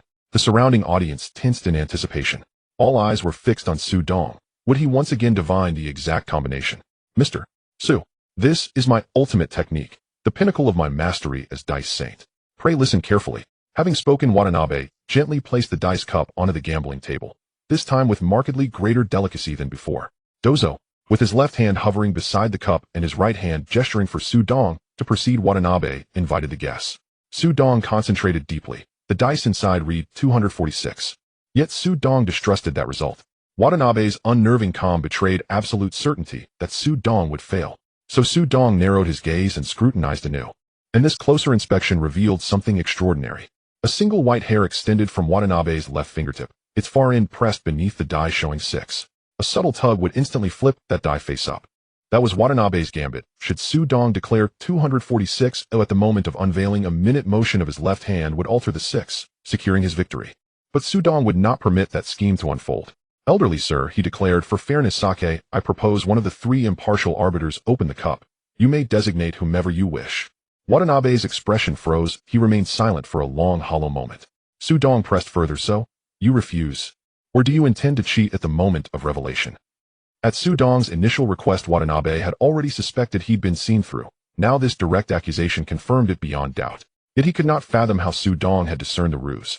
Upon hearing Su Dong's insinuation, Xiao Yuanpei, Xiao In, and Tom swiftly approached the table and stood beside Zhuo Bufan. For pairs of eyes locked onto Watanabe. "You? What you? I merely ask, are you planning to cheat? If not, then step back 2 paces and let the arbiters unveil the cup." Watanabe's mind raced, searching desperately for a way out. Xiao Yuanpei interjected smoothly, "Mr. Watanabe, surely you wouldn't dare cheat before the Gambling Association. Consider carefully the consequences." Watanabe stood trapped, cornered. Refusing the arbiters would expose him the instant Su Dong revealed the hair trick, inviting the association's wrath. He feared Xiao Yuanpei little, but Xiao In and Tom commanded formidable backing he dared not provoke. Suddenly Watanabe's eyes gleamed. If he cannot alter the dice upon unveiling, then alter them now. He doubted Su Dong could detect the faintest whisper of a die flipping. Without hesitation, Watanabe tugged the hair, instantly transforming the 6 into a 4. Very well, I accept Mr. Su's proposal. Let the arbiters unveil the cup. He stepped precisely 3 paces backward, placing himself over a meter from the table. Seeing Watanabe vacate his seat and retreat beyond reach, Xiao Yuanpei and the others concluded cheating was now impossible. Their gazes turned to Su Dong. Mr. Watanabe has complied fully with your terms. Please announce the combination within the cup. 244, 10 points. No sooner had Su Dong spoken than Watanabe's face blanched. Zhou Bufan seized the cup and lifted it. Spectators surged to their feet, straining to see the dice. Xiao Yuanpei examined the dice and proclaimed, 244, 10 points. Mr. Su Dong is victorious. Axed Jun Ma Shangfa, and the Li brothers erupted in cheers. Bettors who had wagered on Su Dong joined the jubilation. Watanabe staggered, then clutched his chest and spat a gout of blood. His eyes locked onto Su Dong, trembling fingers rising slowly. How did you know? Watanabe's hemorrhage stunned the crowd. Kawashima Sakurako rushed forward, catching him before he collapsed. All present turned towards Su Dong, awaiting his answer. Su Dong scoffed. Elderly sir, by our wager's terms, I owed you no explanation. Yet generosity compels me, given your imminent demise, and the fact all your assets now belong to me. I shall grant you this final grace. After all, am I not magnanimous? First, I'd heard you could mimic 9 dice with only 3. Initially I thought truly astonishing. But during our match I perceived the flaw. Yes, you produce 9 sounds, but 3 emanate from the cup, while the remaining 6 originate elsewhere. Su Dong's gaze drifted downward, to Watanabe's abdomen. The elderly man nearly choked with terror, desperate to silence him. The other 6 sounds emerge from within your belly. I confess profound admiration. You've mastered the ancient Chinese art of ventriloquism with consummate skill. A true virtuoso, I salute you. Su Dong raised a thumb. Veteran dice masters like Huang Bo stared dumbfounded. Yet Watanabe's murderous glare confirmed every word. Watanabe seethed with regret. Had I known his prowess, I should have silenced him before the game began. Now it is too late. Pooh! Another torrent of blood stained his lips, his face turning ashen. Master, cried Kawashima Sakurako. Su Dong, observing the hemorrhage, decided to deliver one final blow. Elderly sir, do you wonder why I insisted you retreat from the table? Watanabe lifted his head. Every spectator leaned in breathless. What revelation awaited? Did you believe your deception invisible? That lengthy hair, unbound, was never mere vanity. You wielded it as a tool, one end pinched between your left fingers, the other pressing beneath a die. Originally the dice read 246. The hair lay beneath the 6. You meant to flip it the instant I spoke, yet I denied you that moment by demanding your withdrawal. So you altered it to 244 beforehand. You never imagined I could perceive so faint a sound, did you, eh? Watanabe could bear no more. He vomited crimson once more. Pooh! You!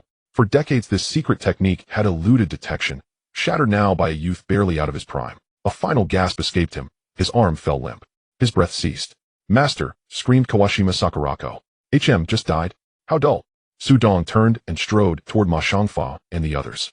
Kawashima Sakura held the lifeless body of Watanabe Jiro, looking up at the silhouette of Su Dong. She never expected Su Dong to be so heartless, revealing her master's secret in front of so many people in the gambling circle. Su Dong, why? Why did you expose my master's secret? Don't you know the rules of our trade? To see through it, but not to speak of it. Why? Because I am happy, because I want to. Su Dong paused, turning to face Kawashima Sakura as she questioned, if you are unconvinced, you can gather $100 million to challenge me. I would welcome it. Kawashima Sakura felt a wave of desolation. If her master was no match for Su Dong, then challenging him would be like handing over money directly. Moreover, her master's betting capital was not just his own money, but also funds from the Yamaguchi-gumi and Inagawakai. Now Kawashima Sakura felt utterly lost, unsure of what punishment awaited her upon returning to Sakura country. As for escaping, Kawashima Sakura had not considered it, especially with members of the Yamaguchi-gumi and Inagawakai present. She wondered where she should go next. Su Dong ignored all this and along with the others found 3 notaries to retrieve Watanabe Jiro's transfer agreement. Su Dong decisively signed it and handed the contract to Meng Na.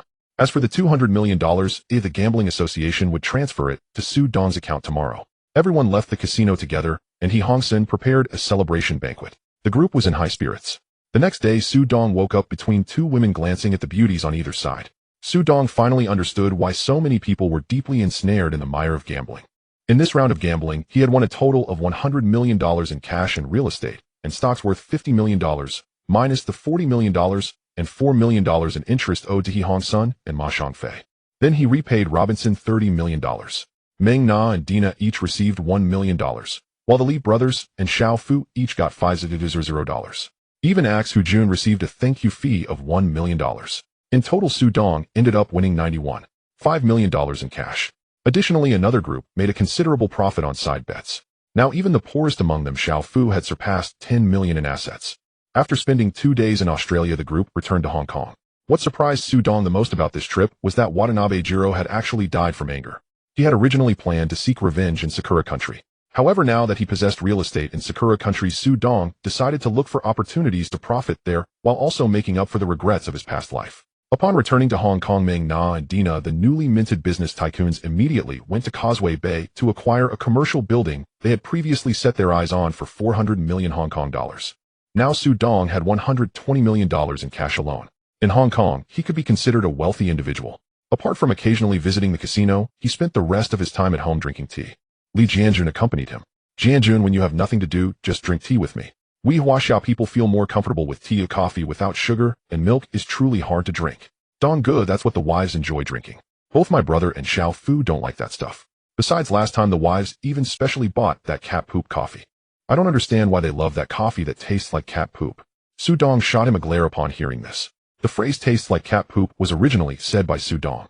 Last time Dina brought back some cat poop coffee, and after Su Dong took a sip, he uttered that phrase, resulting in him not even entering his room that night. The two were drinking tea on the balcony when Su Dong's gaze turned to the nearby villa. In the pool of the adjacent villa, a beautiful woman was swimming, while 5 men sat at a table by the pool discussing matters. From a distance, Su Dong could not hear what they were saying, but he knew that the adjacent villa belonged to Jiang Tiansheng. They had exchanged greetings when he first moved in. Su Dong sat up straight, looking at Jiang Tiansheng's villa, feeling that the scene was somewhat familiar. Li Jianjun noticed Su Dong's gaze and followed it. "Dongge, you already have 2 wives. Stop coveting someone else's woman. Besides, that woman belongs to the leader. Get lost, am I looking at women? I'm trying to see what they are discussing. Wow, Dongge, you can read lips. What are they talking? Look at that sleazy guy and that spear guy, their postures are so low, they must be the little brothers. Jiang Tiansheng being a leader wouldn't meet them without a reason. Dongge, that's just common sense. Jiang Tiansheng being a leader wouldn't meet these little brothers for no reason."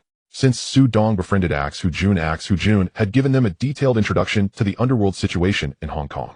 He even pulled out some photos of people, pointing out those with strength and those who were lunatics. As for the rest, they were just, if Su Dong provoked them, relying solely on Axe Hu-jun's name would be enough to resolve it. Su Dong looked at the scene next door, feeling increasingly familiar. He had watched a lot of gangster movies in his past life. He had even fantasized about mingling in Hong Kong if he couldn't continue his studies. But little did he know he ended up in the military instead. As Su Dong pondered, he suddenly remembered why this scene felt so familiar. This scene was precisely when Chun Haonan and Shan Ji went to Jiang Tiansheng's villa to receive a task before confronting Ba Bai. And Shan Ji had even stolen Jiang Tiansheng's watermelon. With this in mind, Su Dong suddenly had an idea. That guy Ba Bai had borrowed 30 million from Liang Kuan to start a flower business, but was suddenly killed by Chun Haonan and his crew, causing Liang Kuan to suffer significant losses and leading to a feud between the two sides. Since that's the case, why not retrieve Ba Bai's money first and wait for Chun Haonan and his crew to take him out? Both Chun Haonan and Liang Kuan disgusted Su Dong. He was unhappy with Liang Kuan's flower business, but Chun Haonan was just a wastrel climbing up by stepping on the shoulders of his brothers. Su Dong turned to Li Jianjun.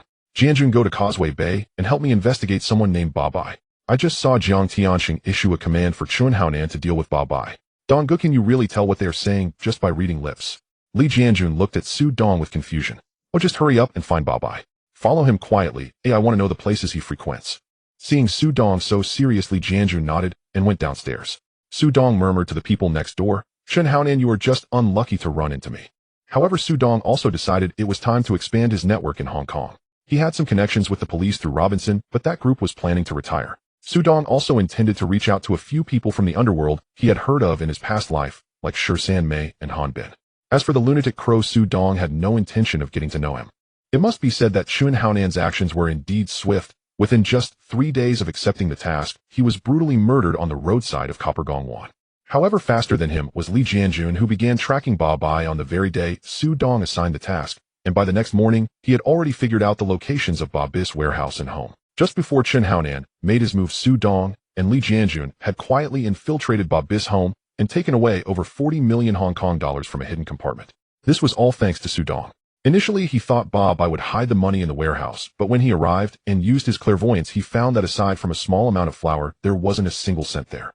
Su Dong then proceeded to Bai's home. Once he used his clairvoyance, the location where Bai hid the money was revealed. Seizing the opportunity when no one was around, Su Dong and Li Jianjun went in and took Bai's money. As a result, that night Bai was taken down by Chen Haonan. As for Bai's wife, she hurriedly fled as soon as she heard about Bai's death. Even Liang Kuan couldn't find any trace of Bai's wife. No wonder he was so angry. Also equally upset was Jiang Tianxing, who had originally planned to get his hands on that money once Bai was out of the picture. Although he didn't care much about that amount of money given his wealth, he was more than willing to see Liang Kuan weakened. In the end, it was all for nothing. Because of Su Dong's interference, suspicion arose among Jiang Tianxing to Bi and Liang Kuan. Su Dong's first move after obtaining the money was to distribute it. Li Jianjun received 10 million. Meng Na Dina, Li Jianlin, and Xiao Fu each got 5 million. As for the rest, it was certainly all Su Dong's. With a month and a half left until the Asian Gambling King competition, Su Dong spent his time either visiting people and companies or casinos, while the rest of the time was spent at home drinking tea or studying gambling techniques. Su Dong originally only knew some rules, but the main game in the Asian Gambling King competition was Texas Hold'em, which has many variables due to factors like folding. Su Dong was also honing his calculation skills. One day while inspecting the casino, he suddenly received a call from Brother Jun. What made you think of calling me out of the blue? Well, I received news that a new batch of girls arrived at Hong Xing's 13th Sister's place recently, and I thought you might want to go and check it out. 13th Sister from Boland Street. What does her new girls have to do with you? Oh, it's just that there aren't many quality girls at the few venues here in Jiandong.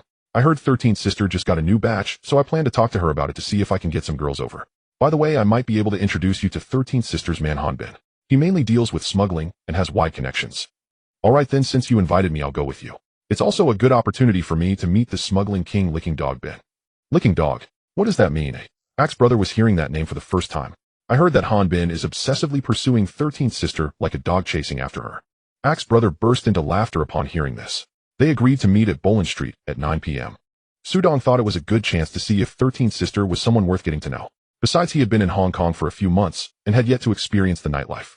At around 9 p.m., Axe brother arrived at 13th Sister's nightclub in Boland Street, accompanied by two younger brothers, while Su Dong brought along Li Jianjun and Li Jianlin. Axe brother booked a private room, and soon after they sat on the sofa, the waiter brought beer and a manager who introduced 6 beautiful women to accompany them in drinking. Axe brother was also a well-known figure in Hong Kong's underworld. As soon as he entered the nightclub, some younger brothers recognized him and informed 13th Sister. 13th Sister was puzzled as to why Axe brother suddenly came to her territory. She wasn't sure if he was looking for trouble. Nevertheless, she felt it necessary to go out and greet him, or else he might think she was disrespecting him. However, before going out, 13th Sister called Han Bin. Just as Axe brother and Su Dong clinked glasses, the private room door opened, and a slightly androgynous voice came in. Wow, Brother Jun, what brings you here today? You didn't even think to give me a heads up, so I could welcome you properly. Su Dong looked up and saw 13th Sister entering in a black suit, holding a cigarette. 13th Sister, you're not saying you're not welcoming me to drink here, are you? Axe brother set down his glass, crossing his arms as he looked at 13th Sister. Brother Jun, that's not what I meant.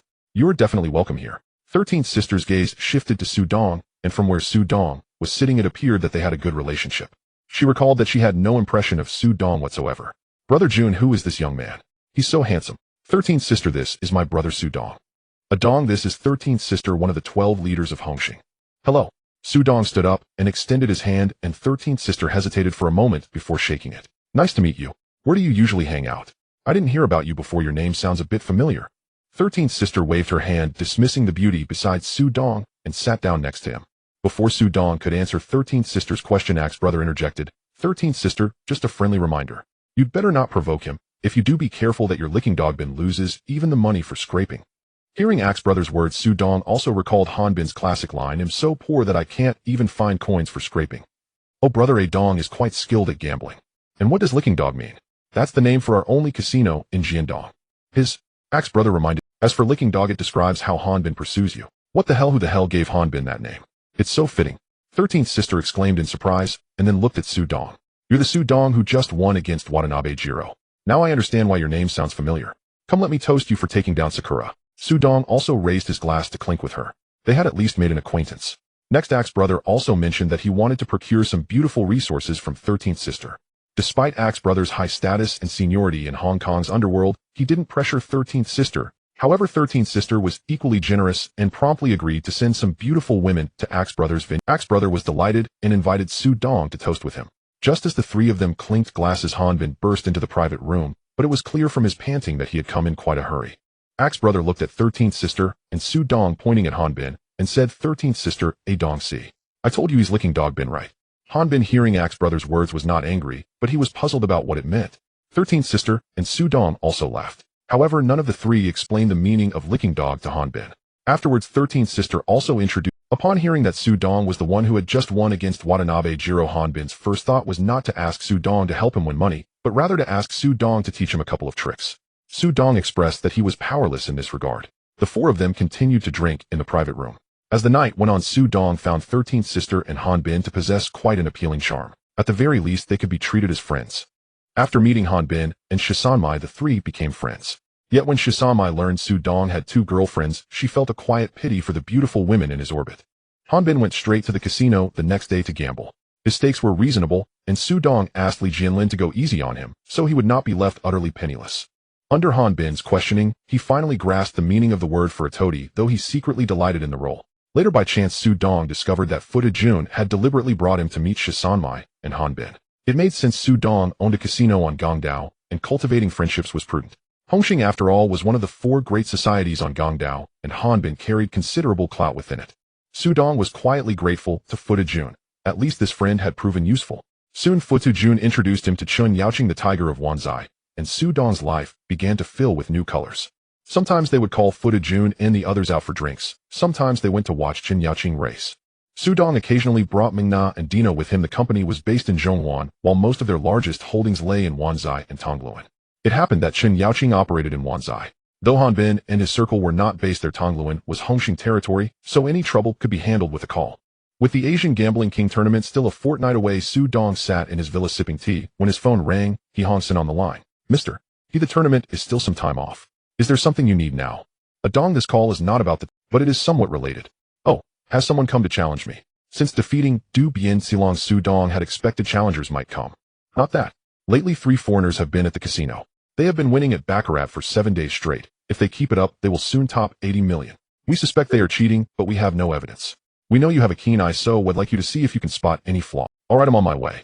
He hung up and headed downstairs. Li Jianjun hurried to fetch the car. Half an hour later, Su Dong arrived at the casino. In the office, He Hongsin sat smoking a cigar, while several advisors and the casino manager stood nearby, scarcely daring to breathe. Seeing Su Dong enter, he rose and said with feeling, "A Dong, you're here. Right now you are our only hope. Mister, what is the situation now?" Without another word, He Hongsin led Su Dong to a private room. On the casino's second floor, the wall facing the main hall was a sheet of one-way glass. One could see out, but not in. Pointing to a table, he said, "That Baccarat table.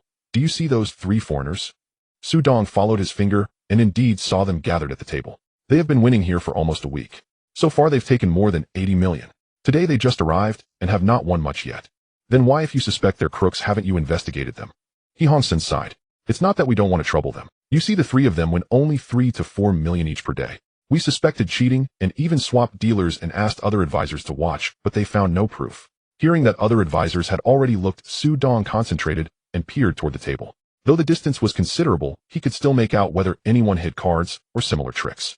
He saw nothing overt. What struck him, however, was their seating. 2 sat to the dealer's sides, 1 sat directly opposite. Su decided to go down and meet them, hoping a closer vantage would reveal something. He signaled the manager, "Bring me 50,000 in chips in 1 zizor denomination. Is one of our people at that table, eh?" The manager pointed to the foreigner on the dealer's left. "Su, consultant, the man beside that foreigner is ours. Go down. He'll give you the seat." Su turned to He Hongsun. "Don't worry, mister. They'll meet them this afternoon. Trust me." "Good. They'll wait here for good news." Su took the delivered chips, lit a cigarette, and descended to the floor. He stood behind his man at the table. He did not rush to the table, but studied the 3 foreigners. After a few rounds, he observed that the foreigner opposite the dealer always bet first. The other 2 followed his lead. In an instant, Su identified the man opposite the dealer as the ringleader. With that, all he needed was to fix his attention on the leader. He tapped the man in the seat. The man glanced back and promptly yielded the seat. Su sat and kept his eyes fixed on the leader. After a round ended, the foreigner collected the dealer's paid chips and closed his eyes. When the dealer called for bets, the other 2 men looked toward their leader for direction. The leader opened his eyes and placed 20,000 in chips on banker. The 2 companions immediately matched him with 20,000 each on banker. Su concentrated on the shoe. This hand would indeed favor banker, so he tossed 1,000 on banker. All the while his gaze never left the leader. Yet Zu's scrutiny uncovered no obvious tell. The foreigners won several hands in succession, but Su felt there was something odd under the surface.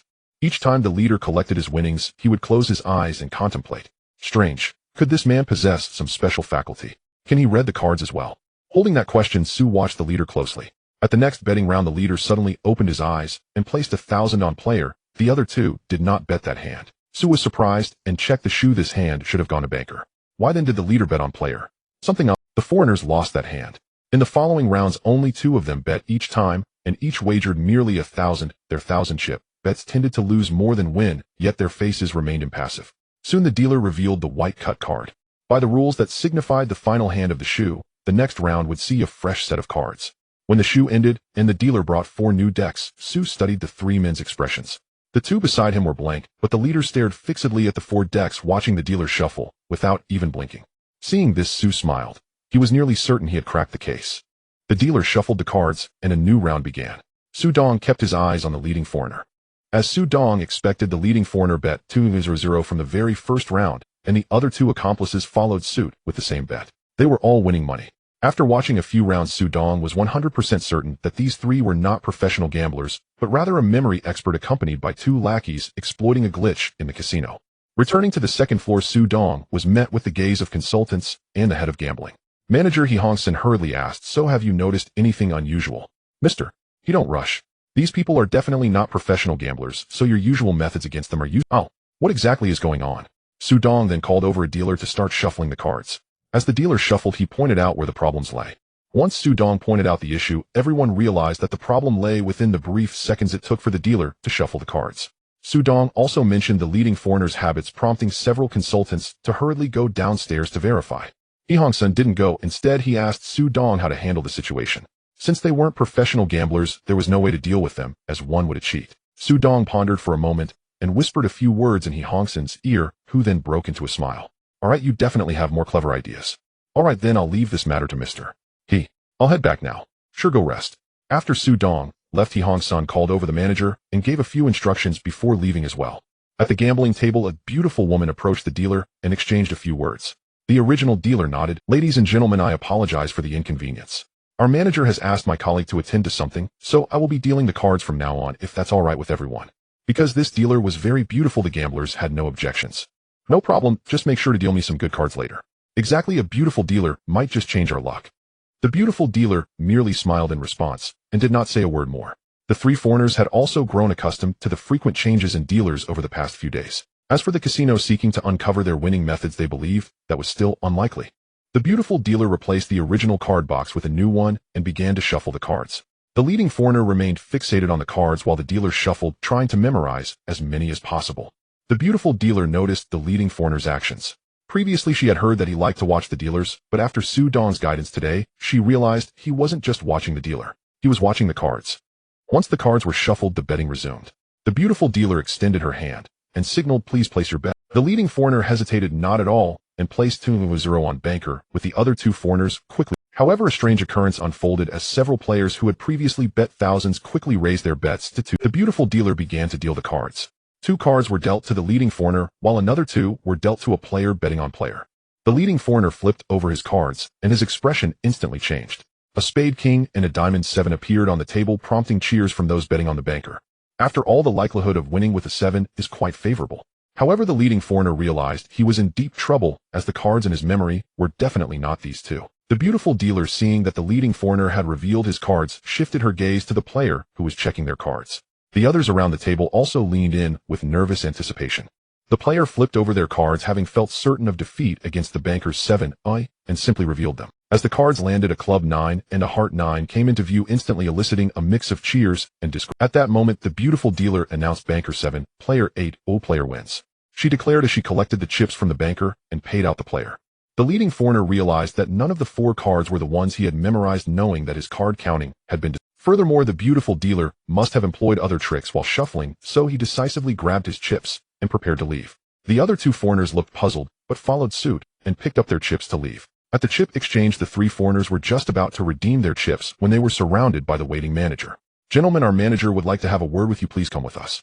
The 3 foreigners exchanged glances, resigned to follow the manager to the office. This was a matter that couldn't be resolved by He Hongsen, as it was being handled by a middle-aged man. Seeing the three foreigners enter the office looking very nervous, the manager spoke up, "Please have a seat, you don't need to worry. I won't do anything to you." The leading foreigner understood where he was at fault. Taking a deep breath, he said, "All right, just get to the point." "Good, straightforward." The manager clapped his hands and held up 2 fingers. "2 conditions. First, you can take your winnings, but the money won by the other 2 must be returned. Second, from now on you are placed on our blacklist, and your maximum bet per round can only be 100. However, I suggest you better not stay in Australia, as other casinos are not as accommodating as we are." The leading foreigner was infuriated and asked why. The manager laughed in response. "Why? Let me tell you. Your ability to win by counting cards is indeed your skill, and you exploited a loophole in our casino. But while it's fine for you to win, bringing 2 others to win alongside you is a behavior that our casino cannot tolerate. If it weren't for our consultant Sue thinking your talent was impressive, you would have been tossed into the sea to feed the fish already." The leading foreigner realized he couldn't escape this time, yet he was surprised to find that he could keep his winnings, so he didn't press the matter further. He willingly returned the winnings of the other 2 over the past week. As he left the casino, the leading foreigner glanced back at the establishment, took a deep breath, and said to his companions, "I just summed up our failures. The first is that their consultant is too capable, and the second is that we stood out too much." With less than half a month remaining until the Asian Gambling King competition, Su Dong chose not to return to Hong Kong Island, but instead stayed at a villa on Ao Dao. As for Ming Na and the others, they would definitely come to Ao Dao before the competition. In the coming days, he either needed to go to Ao Dao to entertain He Hong Sing over tea, or find Ma Shangfa for drinks. Life was still relatively enjoyable. One day Su Dong was having tea with He Hong Sing, who finally voiced his "Dong, why did you only let me reclaim the money from the other 2 foreigners and let them go?"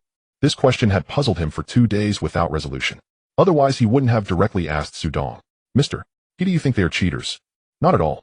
Since they are not cheaters, why should we treat them as such? They merely erred in taking both food and money. If they had operated a bit more discreetly, do you think we would have noticed?" "That's true, but since they made a mistake, shouldn't we reclaim their winnings?"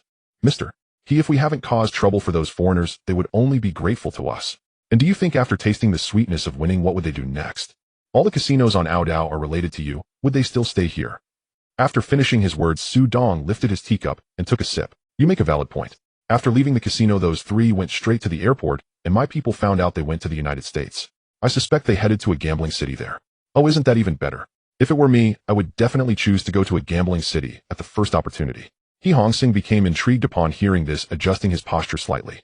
"Oh, do tell me why you think so." "It's nothing much. Those 3 have blonde hair and blue eyes. They stand out quite a bit in the casinos of Ao Dao. But once they reach the gambling city in the U.S., their appearance would seem quite ordinary. Moreover, if the 3 of them don't place such large bets all at once, it would be hard to draw attention." Looking at Su Dong speaking so casually, He Hong Sing couldn't understand what relevance it had even if the 3 foreigners went to a gambling city in the U.S. After all, he had lost 30 million. Su Dong simply took a sip of tea and didn't say much. He believed time flew by, and in 2 days the official competition of the Asian Gambling King would begin. Meng Na Dina and the 2 Li brothers along with Xiao Fu all arrived at Ao Dao. Even Axe, Jun Han Bin, and Sister 13 arrived at Ao Dao. The reason everyone came so early was not only to deliver their blessings to Su Dong, but also to place bets at the Gambling Association. This Asian Gambling King competition had over 300 participants, most of whom were major cheaters. Additionally, there were casino advisors from various local organizations. Those who were famous were listed as seed players for this Gambling King competition, although their odds would be slightly lower. The seed players for this Gambling King competition include Su Dong, representing Ao Dao Jiangde, representing Taiwan the Island Boatman, representing Sakura Country Park Puda, representing Korea, and Ling Ji representing Buddha Country, among others. All seed players have odds of only 1-1, a situation that frustrated Su Dong. If it weren't for Watanabe Jiro, he wouldn't have such poor odds. He Hong Sing also provided Su Dong with the rules and schedule for this Gambling King competition. The competition spans 4 days, starting each player with 1 million US dollars in Mud Horse with a minimum bet of 1,000 per round.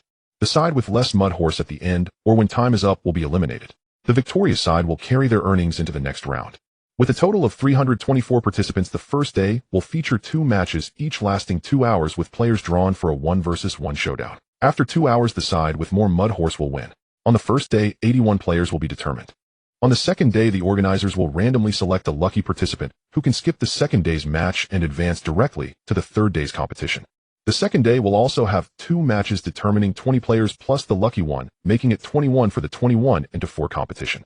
Although this lucky participant can directly participate in the third day's 21-into-4, they are actually the unluckiest player. Since they don't compete on the second day, they will have the least Mud Horse among the 11 players. On the third day, the 21-into-4 competition will take place. The organizers will no longer conduct matches as 1 versus 1, but will randomly draw the 21 participants into 4 tables A, B, C, and D with 5 players in each table engaging in free-for-all. The top 2 from each table will advance to the semifinals. The lucky participant from the second day will be randomly assigned to one of the tables. Ultimately, the last 4 will be determined on the third day, taking the player with the most mud horse from each table. On the fourth day, which is also the final day, there will be 3 rounds of matches. The first 2 rounds will each last 2 hours with the last 4 players drawn for a 1 versus 1 showdown. The final winner will compete in the final match during the Champions Night on the 4th evening. The match will take place from 8 p.m. to midnight. The side with less mud horse, or the most mud horse when time is up, will win. The victor will receive a reward of 200 million US dollars and the title of Asian Gambling King. Su Dong looked at the number of participants with a headache, knowing that He Hong-sing had paid a registration fee of 1 million US dollars on his behalf. To think that over 300 people would participate. One can imagine that those minor cheaters couldn't win money in large casinos on Audiobook, so they could only wreak havoc in smaller ones. However, Su Dong's attention quickly shifted when he saw the final prize money. Mr. He, why is the prize money only 200 million US dollars? He Hong-sing was taken aback by Su Dong's question. What are you thinking? Does the Gambling Association organize this competition without spending money? Does my casino not account for losses from being closed for 4 days due to the event? Su Dong couldn't help but roll his eyes. He wondered how He Hong-sing could say such a thing. The total registration fees amounted to over 300 million US dollars, and after deducting the 200 million US dollar champions prize, the Gambling Association and He Hong-sing would split the remaining over 100 million US dollars. The Gambling King competition lasts only 4 days and only occupies the Aojin Casino. Even accounting for losses, it wouldn't amount to more than a few tens of millions of Hong Kong dollars. Additionally, Su Dong couldn't believe that He Hong-sing had no shares in the hotel business and related industries on Audiobook. As for the Gambling Association, if a dark horse emerges in the odds, they might incur losses. However, as long as there is no dark horse, the Gambling Association is set to profit at least over 200 million US dollars. He Hong-sing understood Su Dong's thoughts well as he noticed the eye roll. He wouldn't have concealed the 1 million US dollar registration fee from Su Dong otherwise. However, He Hong-sing also knew that Su Dong had bet on himself with the Gambling Association to win 100 million US dollars. Most of this money was from cash flow from people and companies along with some property mortgages. In the following 2 days, Su Dong took a good rest as the competition would require more mental effort. Meng Na and Dina spent these 2 days preparing a suit for Su Dong to wear during the competition. On the morning of the first day of the Gambling King competition, Li Jianjun drove Su Dong to the Aojin Casino. Brother Dong, whether my fortune can reach 1 billion depends on you. As Su Dong was about to step off the car and onto the stairs, Li Jianjun's words reached him, prompting Su Dong to silently raise his middle finger in response. Inside the casino, over 100 small gambling tables were arranged in the hall, each with a number. Guided by the beautiful attendants, Su Dong arrived at the registration area and randomly received his seating number. Table 108, not a bad number. At table 108, a dealer was already standing between the 2 positions with $1 million in chips stacked in front of each seat. Upon seeing Su Dong arrive, the judge checked his seating number, glanced at his watch, and said softly, "Hello, contestant. There is still half an hour until the competition starts. You can rest in the lounge over there for a bit." Su Dong nodded slightly. "Thank you, I understand." In the lounge, he noticed representatives from various places. However, the most eye-catching was the spirit maiden from the Buddhist country, as she was the only woman present and wore traditional attire that accentuated her alluring figure. Every move she made drew countless gazes from around. Damn, what a beauty. It's tough to compete against a woman like her. He hoped not to face her. Soon half an hour passed, and the Gambling King competition officially began. Xiao Yuanpei from the Audiobook Gambling Association gave a speech and announced some rules. For example, anyone caught cheating would be immediately disqualified, and all their chips would belong to the opposing player. Xiao Yuanpei specifically pointed out that this rule was necessary due to the high number of cheats in previous events. As the competition formally commenced, Su Dong took his seat at table 108, and just as he sat down, his opponent arrived, a contestant adorned with the flag of the Bangxi Nation. Once the dealer confirmed both players were seated, they prepared to begin. "Please check your cards, gentlemen." The dealer spread the cards in a line. Su Dong and the Bangxi contestant inspected the playing cards. "No problem. Okay." Once both confirmed, the dealer started shuffling the cards. Su Dong also focused intently on the Bangxi contestant, scanning him from head to toe. Su Dong did this to ensure the opponent wouldn't hide any cards. After all, similar incidents had occurred during his last test with Ma Heng. Su Dong was also worried the opponent might cheat while checking their cards. Another reason was that if the opponent had hidden cards, it would perfectly catch them cheating. After all, anyone caught cheating would have to pay all their chips. Knowing that if 2 hours passed and they still had chips left, the winnings would be minimal. With that in mind, he would be at a disadvantage later on. The game began and both players tossed 1000 chips into the center of the table. The dealer started dealing. Su Dong received an open clovers 8 and a hidden hearts J, while the Bungshi contestant got an open spades 10 and a hidden clovers 10. Clovers 10, oh please speak up. The dealer looked at the Bungshi contestant. Su Dong glanced at the undealt bottom card, realizing that he could form a pair of JS, while the Bungshi contestant's best hand was just a pair of 10s. Unaware of Su Dong's strength, the Bungshi contestant decided to test the waters and bet 1000. 100000. After declaring this, he provocatively stared at Su Dong, who merely smirked. He'll give you 1000, and he'll go all in. Su Dong pushed all his chips forward. Damn. The Bungshi contestant was taken aback by Su Dong's Allen move, but upon seeing Su Dong's open card of clovers 8, his mind just couldn't keep up. Su Dong had already decided to up until the semifinals he would go Allen whenever he saw a winning hand, forcing the opponent to react and resolving matters as quickly as possible. This way he could collect all the opponent's chips. Su Dong's Allen action was caught by the event's cameraman and directly displayed on several large screens on site. These screens were meant to facilitate the audience who had bought tickets to watch the match live. Wow, just a few minutes in, and someone goes all in. Is it that intense? No way daring to go all in with just an 8. Aren't you afraid of the opponent's pair of 10s? Who knows, maybe master my foot. If a hand like that wins, I would suspect he's cheating. Su Dong heard the murmurs from the audience and couldn't help but chuckle at the Bungshi contestant, who was now sweating Damn, going all in on the first round. What kind of playstyle is that? The Bungshi contestant picked up his bottom card for another look. To Su Dong's shock, he made a move by discarding his cards. Seeing this, Su Dong immediately collected his chips back, leaving only 1000 as the minimum bet in the center. In the second round, Su Dong received an open spades 4 and a hidden diamonds Q, while the Bungshi contestant held an open clovers J and a hidden hearts K. Clovers J, please speak up. The dealer looked at the Bungshi contestant. 1000. Su Dong observed the undealt bottom card. Although his hand was small, if the cards were dealt normally, he could end up with a pair of 5s to defeat the opponent. He'll call your 1000 and go all in. Since the broadcast hadn't cut away, the audience saw Su Dong go all in again on the large screen. This time Su Dong heard gasps from the audience. Wow. Damn. The Bungshi contestant was in despair, not expecting to be caught off guard by Su Dong again. What to do? Am I going to fold again? If I fold now, how will I handle the next round if he goes all in again? Plus, I've already lost 1000. No, my hand is K and J, but his open card is 4. What if his hidden card is an A or another 4? Should I gamble or not? It's a 50 chance to gamble, but if I don't, I'll lose another 1000 for sure. Damn, he'll call you. I just don't believe your hand is that strong. The Bungshi contestant pushed his chips forward and revealed his hidden card, the hearts K. Wow. The audience erupted in surprise again. Su Dong, seeing this, also revealed his hidden card, showing the clovers Q. The Bungshi contestant stood up in shock as he looked at Su Dong's hidden card. Some audience members were so enthralled that they stood up, wanting to see the action up close. You dare go all in with a Q and a 4? The Bungshi contestant looked at Su Dong in disbelief. Is a Q and a 4 really that weak? I bet you're not daring enough to follow. As Su Dong finished speaking, the dealer dealt the next card. The Bungshi contestant received a heart 6, while Su Dong got a spade 7. Currently, the Bungshi contestant had the best hand. He smiled confidently. Su Dong's fourth card was a diamonds 5, while the Bungshi contestant got a diamonds 4. The Bungshi contestant still had the best hand. He stood with his arms crossed, gazing down at Su Dong as if victory was assured. For the final card, the dealer dealt an ace for the players to reveal themselves. The Bungshi contestant flipped over a diamonds 9. All eyes were on Su Dong. Su Dong flipped his card to reveal a clovers 5. No. Damn. How is this possible? The Bungshi contestant broke down. Because Su Dong's final card made a pair of 5s, defeating him. The dealer announced, a pair of 5s wins. Hearing the dealer's words, the Bungshi contestant slumped down in defeat. Su Dong nodded his thanks to the dealer and began collecting his chips.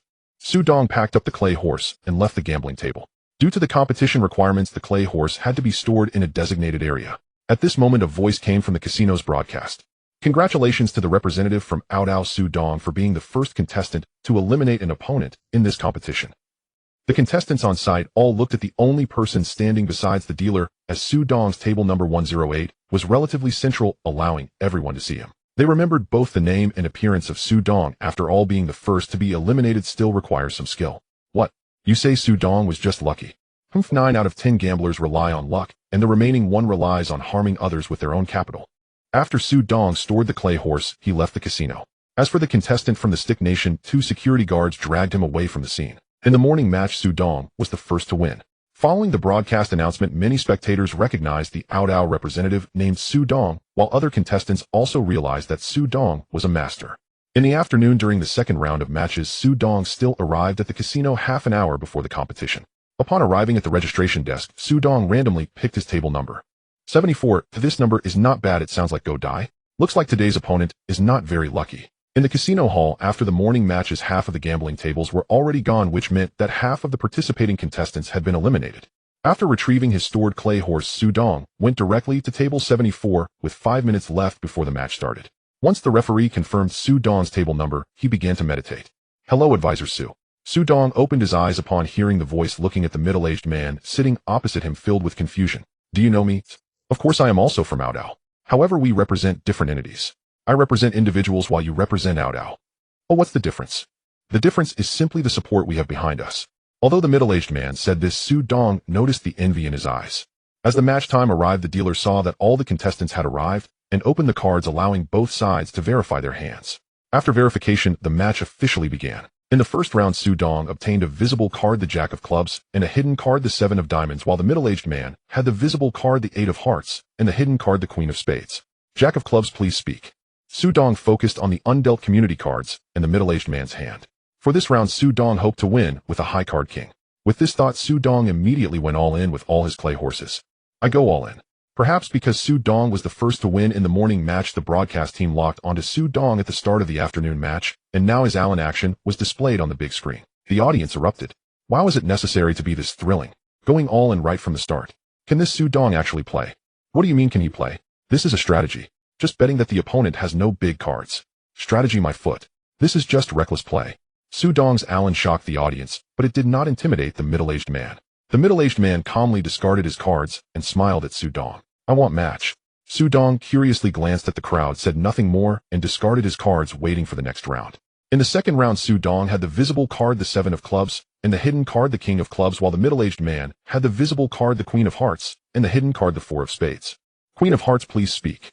Su Dong also looked at the middle-aged man, wanting to see how he would bet this round. Earlier, Su Dong observed that the middle-aged man could win with a pair of fours. I fold. The middle-aged man discarded his cards again. This left Su Dong bewildered, staring curiously at the middle-aged man. The middle-aged man sensed Su Dong's gaze, but simply smiled without saying much. In the third round, it was once again Su Dong's turn to speak. Seeing that he could win with three of a kind, he immediately chose to go all in. However, to his surprise, the opponent chose to fold immediately. In the fourth round, Su Dong had the visible card, the Six of Clubs, and the hidden card, the Ten of Clubs, while the middle-aged man had the visible card, the Two of Diamonds, and the hidden card, the Two of Hearts. Su Dong looked at the undealt community cards, thinking that this time he could obtain a flush, while the opponent had a three of a kind with twos. Should I bet a little less to avoid scaring the opponent?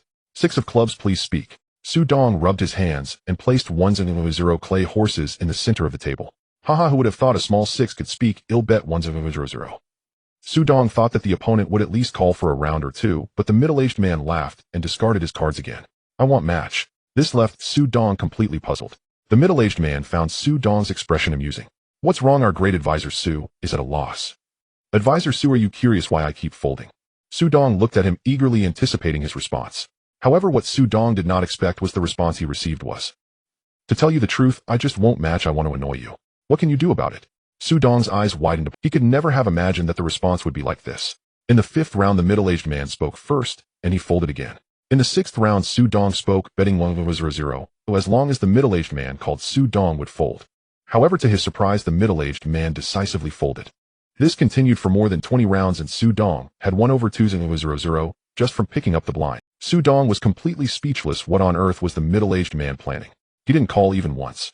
Even the broadcast team became bored and directed the screen to show the situation at other tables. However, Su Dong didn't notice that when the broadcast crew was not focusing on their table, the middle-aged man noticeably relaxed a bit. Su Dong was feeling thirsty and asked a waitress for a glass of water. The dealer had already dealt the cards. Su Dong received the glass of water, starting to drink, while the dealer returned to the normal proceedings.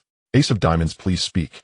Su Dong hadn't even used his ability to see through to look at the community cards, because after more than 20 rounds of the middle-aged man refusing to call, Su Dong was too lazy to keep staring lest his eyes tire out. However, Su Dong was surprised when the middle-aged man directly pushed his clay horses forward. I go all in. This shocked Su Dong. The water he had just brought to his mouth almost spewed out. If Su Dong had not turned his head slightly, it might have sprayed directly onto the middle-aged man's face. Su Dong turned his head and covered his mouth narrowly, avoiding the embarrassing spray. After swallowing the water, he straightened up and looked directly at the undisclosed cards in the middle-aged man's hand. The middle-aged man had a pair of aces, which was the highest he could achieve. Meanwhile, Su Dong's strongest hand was 2 pairs. Seeing this, Su Dong put down his cup and pushed the clay horse in front of him away. This is the first time Big Brother has called for a showdown this round. How could I undermine his face? It. The middle-aged man then revealed his card, the Ace of Hearts, making a pair of aces on the table. Su Dong also revealed his card, the Ten of Hearts. Now on the table there was a King of Hearts and a Ten of Hearts, and it seemed that Su Dong had no chance of winning. The dealer began to deal the cards. The middle-aged man received a club 8, while Su Dong got a diamond 10. The middle-aged man smiled at Su Dong, but Su Dong showed no signs of anxiety. The dealer continued dealing and Su Dong got a spade 4, while the middle-aged man received a club 6. So far, the middle-aged man's pair of aces was still winning against Su Dong, whose best was a pair of 10s. Now it all hinged on the final card. The dealer dealt the last card, but they were all face down. Su Dong picked up the card and flipped it over as he had already seen through it. A spade king appeared in everyone's sight, and Su Dong's hand formed 2 pairs, a pair of 10s and a pair of kings. At this moment, Su Dong felt confident of victory. The middle-aged man also flipped over his last card, revealing a spade ace in Su Dong's view. Su Dong was stunned, because 3 of a kind beats 2 pairs. But what left Su Dong in shock was that the middle-aged man had 3 of a kind. How could this be when Su Dong had seen he held only a pair of aces? Thus Su Dong focused on the undisclosed cards and found that there was indeed no spade ace among them. Could it be that I really misread it? Su Dong then fixed his gaze on the middle-aged man, and his eyes widened as he noticed a card hidden in the man's pants, which was indeed his 5th card. Damn, he's cheating right in front of me.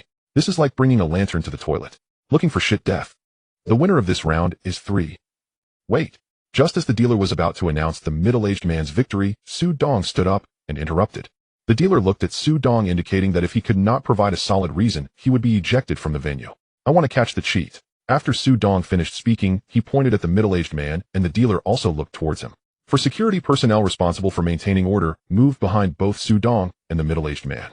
The director also noticed what was happening at Su Dong's table and quickly projected the situation onto the big screen. The audience erupted. This was the first case of cheating caught in this Gambling King competition. At this time, 2 notaries also arrived at Su Dong's table. Mr. Su Dong, I need to confirm with you again, do you want to catch the cheat? And do you understand the consequences of successfully or unsuccessfully catching the cheat? Su Dong nodded decisively. Meanwhile, the middle-aged man pretended to be calm, not believing that his actions had been caught by Su Dong. It should be noted that those who can participate in the Gambling King competition are not ordinary cheats. The notary said to Su Dong again, Mr. Su Dong, please provide evidence of the opponent's cheating. Su Dong pointed at the undisclosed cards on the table. There is 1 card missing among the undisclosed cards. The notary immediately looked at the undisclosed cards on the gambling table, and the dealer began to count. 1, 2, 3, 4. 39, 40, 41. When the dealer counted to 41, there were no more cards. Originally 52 cards with 10 dealt should leave 42, but now there were only 41. This indicated that someone must have stolen a card. The audience at the scene watched with increasing excitement. The notary and the dealer now shifted their scrutiny between Su Dong and the middle-aged man. Su Dong again pointed at the middle-aged man. That card is hidden in his pants.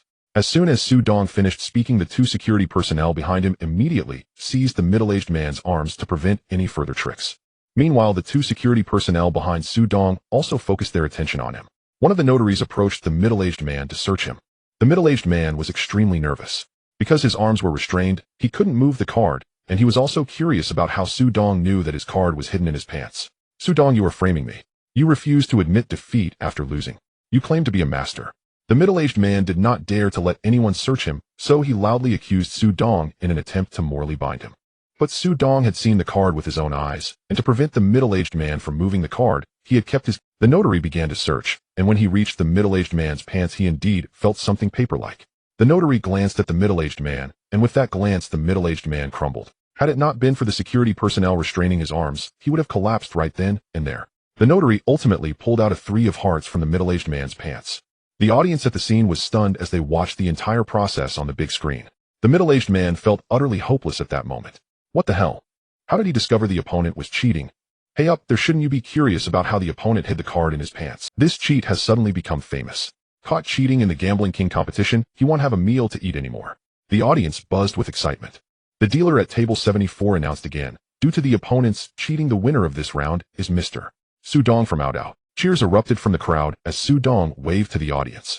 Su Dong thanked the notaries and the dealers, saying, "Thank you. Thank you for returning fairness to me." The 2 notaries nodded at Su Dong and signaled the security personnel to take the middle-aged man away. Su Dong also put away the 4 million clay horses on the table for safekeeping. When he returned to the villa that night, Meng Na was still sulking. How dare he cheat you during the Gambling King competition? He really deserves to die. Dina also angrily chimed in. Yes, someone like him should be dealt with. Su Dong comforted the two women by pulling them into his arms. Alright, don't be so angry. That person will definitely not have a good outcome. Just think about it, cheating during the Gambling King competition. Do you think the Gambling Association will let him off easily? And his supporters behind him, do you really think a small cheat could easily come up with a registration fee of $1 million? He must have someone backing him. Fine, if that's what you say, then we won't be angry. But we're very curious about how you knew he hid the card in his pants.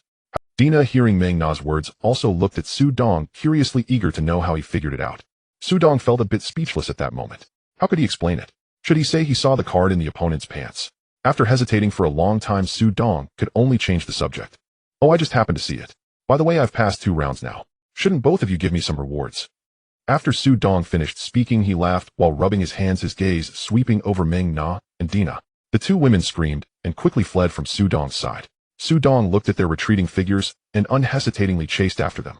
On the second day of the Gambling King competition, it was still Li Jianjun who took Su Dong to the casino.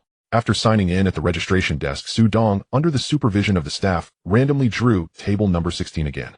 Fortunately, I didn't draw a buy, otherwise I would really have suffered a huge loss. Su Dong's reason for not wanting to draw a buy was simple. His opponents, this morning basically, had 4 million spirit stones each. If he won, his principal would reach 8 million, and if he won again in the 4th round in the afternoon, it would soar to 16 million spirit stones. This would give him more confidence in the subsequent matches. Of course, this assumes he completely eliminated his opponents, but there were still players who dragged the match until time expired. However, those players would generally be easily eliminated by the 4th round.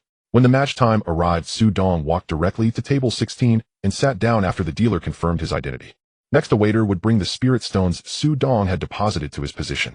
At this moment, a Southeast Asian man also arrived at table 16 and sat down after the dealer confirmed his table number. The Southeast Asian man joined his hands together and nodded slightly to Su Dong, who also nodded in return. However, Su Dong noticed that the man's skin was soy sauce colored, he was wearing only a tank top, and was barefoot. Damn, which country is this guy from? How can he be so poor and still participate in the Gambling King competition? Wouldn't it be better to take the $1 million registration fee and improve his living conditions? In fact, Su Dong was unaware that this was actually the traditional attire of the man's country. Once everyone was present, the dealer began shuffling the cards. Please verify your cards, gentlemen. Su Dong glanced over and nodded in confirmation that there were no issues. The Southeast Asian man checked a bit more carefully than Su Dong. However, he quickly confirmed that there were no problems. The game began. In the first round, Su Dong received a visible 8 of diamonds and a hidden 6 of clubs, while the Southeast Asian man received a visible Jack of spades and a hidden Ace of hearts. Jack of spades, please make your move. The Southeast Asian man rubbed his hidden card with his fingers before throwing 5 of 0 spirit stones into the center of the table. 50000. Su Dong glanced at his hidden card. It was too small for him to waste his principal. I fold. Upon seeing Su Dong fold, the Southeast Asian man smiled and joined his hands in thanks. In the second round, Su Dong received a visible king of clubs and a hidden 2 of diamonds, while the Southeast Asian man received a visible 4 of diamonds and a hidden Jack of spades. 4 of diamonds, please make your move. The Southeast Asian man looked at Su Dong's cards, tossed 5 of 0 spirit stones to the left, and continued to rub his hidden card with his right hand. 50000. Su Dong observed that with his high card, the king of clubs would win this round, so he prepared to see how his opponent would react. I'll call 50000 and raise 50000. The Southeast Asian man looked at Su Dong, but before the dealer could look at him, he directly folded. This surprised Su Dong. Does he think I have a pair of 2s? Folding so decisively was unexpected. In the third round, Su Dong received a visible 9 of hearts and a hidden 9 of clubs, while the Southeast Asian man received a visible ace of diamonds and a hidden 10 of clubs. Ace of diamonds, please make your move. This time the Southeast Asian man didn't immediately bet. Instead, he began to ponder while continuously playing with the ace of diamonds in his hand. About a minute later, the Southeast Asian man put in 5 of 0 spirit stones. 50000.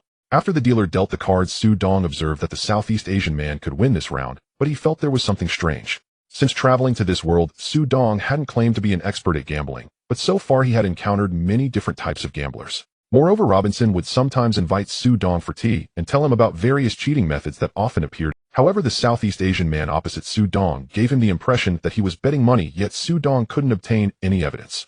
I'm out. After saying this, Su Dong folded his cards, but he noticed the Southeast Asian man hesitated for a moment before reluctantly folding his cards. Although the Southeast Asian man hesitated only briefly, Su Dong still noticed it.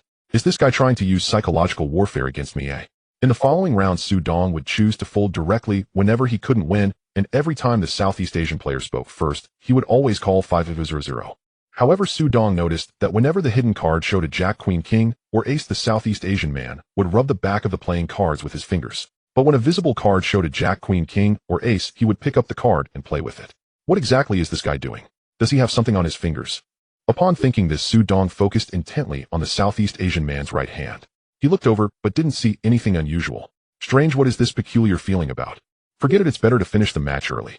From then on, whenever Su Dong got a winning hand, he would go all in. If he couldn't win, he would simply fold.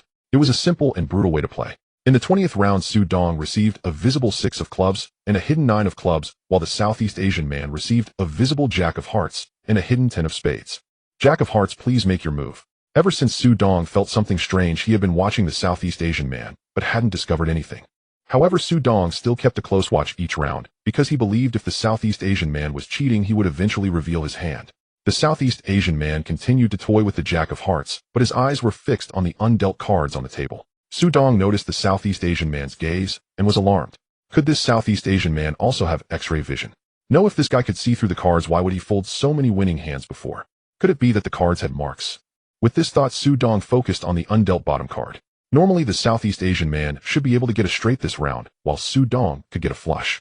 They were just some number cards. Su Dong carefully examined each card, but found nothing wrong. He became even. 50000. The Southeast Asian man pushed forth 5000 spirit stones. Su Dong squinted at him and directly pushed his spirit stones forward. I'll go all in. The Southeast Asian man showed no expression this time, instead wearing a slight smile. Dealer, please deal the cards directly. Upon hearing the Southeast Asian man's request, and since both had gone all in, the dealer began to deal. The third card, the Southeast Asian man received a Queen of Diamonds and Su Dong received a 3 of Clubs. The fourth card, the Southeast Asian man received a King of Hearts, while Su Dong received another 4 of Clubs. At this moment, the Southeast Asian man's expression changed, his smile faded. He joined his hands and began muttering something. The dealer dealt the fifth card and Su Dong received an 8 of Clubs, while the Southeast Asian man received an Ace of Spades. Once the fifth card was dealt, the Southeast Asian man became incredibly tense, while Su Dong kept his gaze fixed on him, wanting to know when the Southeast Asian man would attempt to cheat. The dealer looked at both players and said to the Southeast Asian man, "Please reveal your hidden card."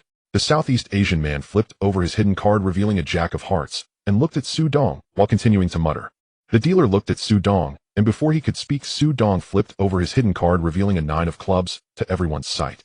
The dealer glanced at Su Dong's cards and then at the Southeast Asian man's hand, reaching towards Su Dong and announcing this round's winner is a flush. Su Dong. The Southeast Asian man looked at Su Dong's flush in disbelief and suddenly shouted no. The Southeast Asian man completely broke down, and the dealer quickly summoned security to restrain him, as there were still others competing. The dealer announced again, the winner of this round is the representative from Australia, Su Dong. Su Dong waved to the attendant by the side of the arena, asking them to clean up the spirit stones on the table. Although Su Dong had won and advanced to the next round, an inexplicable unease stirred within him, left behind by that Southeast Asian opponent. Never mind. He'll seek out Uncle Huang tonight when time permits. After all, he's the most experienced person I know. At noon, after a brief lunch and rest, Su Dong headed straight to the casino. This was the fourth round of the World Gambling Championship. Of the original 324 contestants, only 40 remained. A brutal attrition. An auspicious omen. I'll aim to win my match first this afternoon. Su Dong approached table 1. The croupier confirmed his seat, just as a young man in casual attire arrived at the same table. How could it be you? The moment the young man spotted Su Dong seated at table 1, his face paled dramatically. Su Dong glanced at him with quiet curiosity. Do you know me?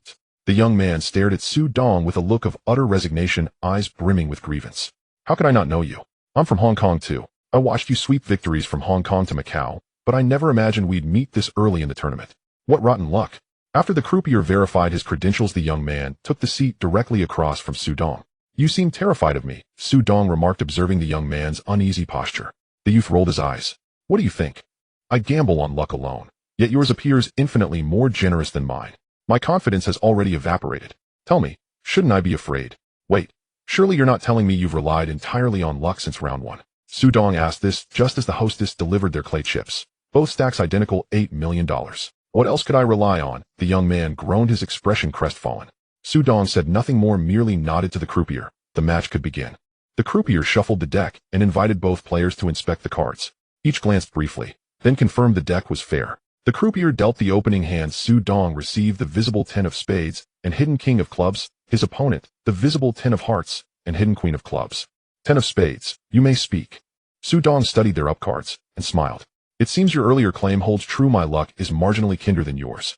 Spades outrank hearts, so I'll raise modestly $100,000. Let's treat this as mere play. As if I wanted to play with you. Today I refuse to yield to superstition. I simply cannot believe your fortune will hold unbroken. I go Alan. With that he shoved his entire stack of clay chips toward the center of the table. Su Dong blinked, momentarily stunned. Brother, just like that. You haven't even seen the next two cards yet. Su Dong seized the chance to glance at the undealt cards. This round would grant him a pair of kings, while his opponent would draw a pair of queens. A decisive advantage. Su Dong wished to prolong the game, and probed gently, shall we play several rounds? What if I call, and lose outright? Lose. Then lose I shall. We're wagering on luck, not skill.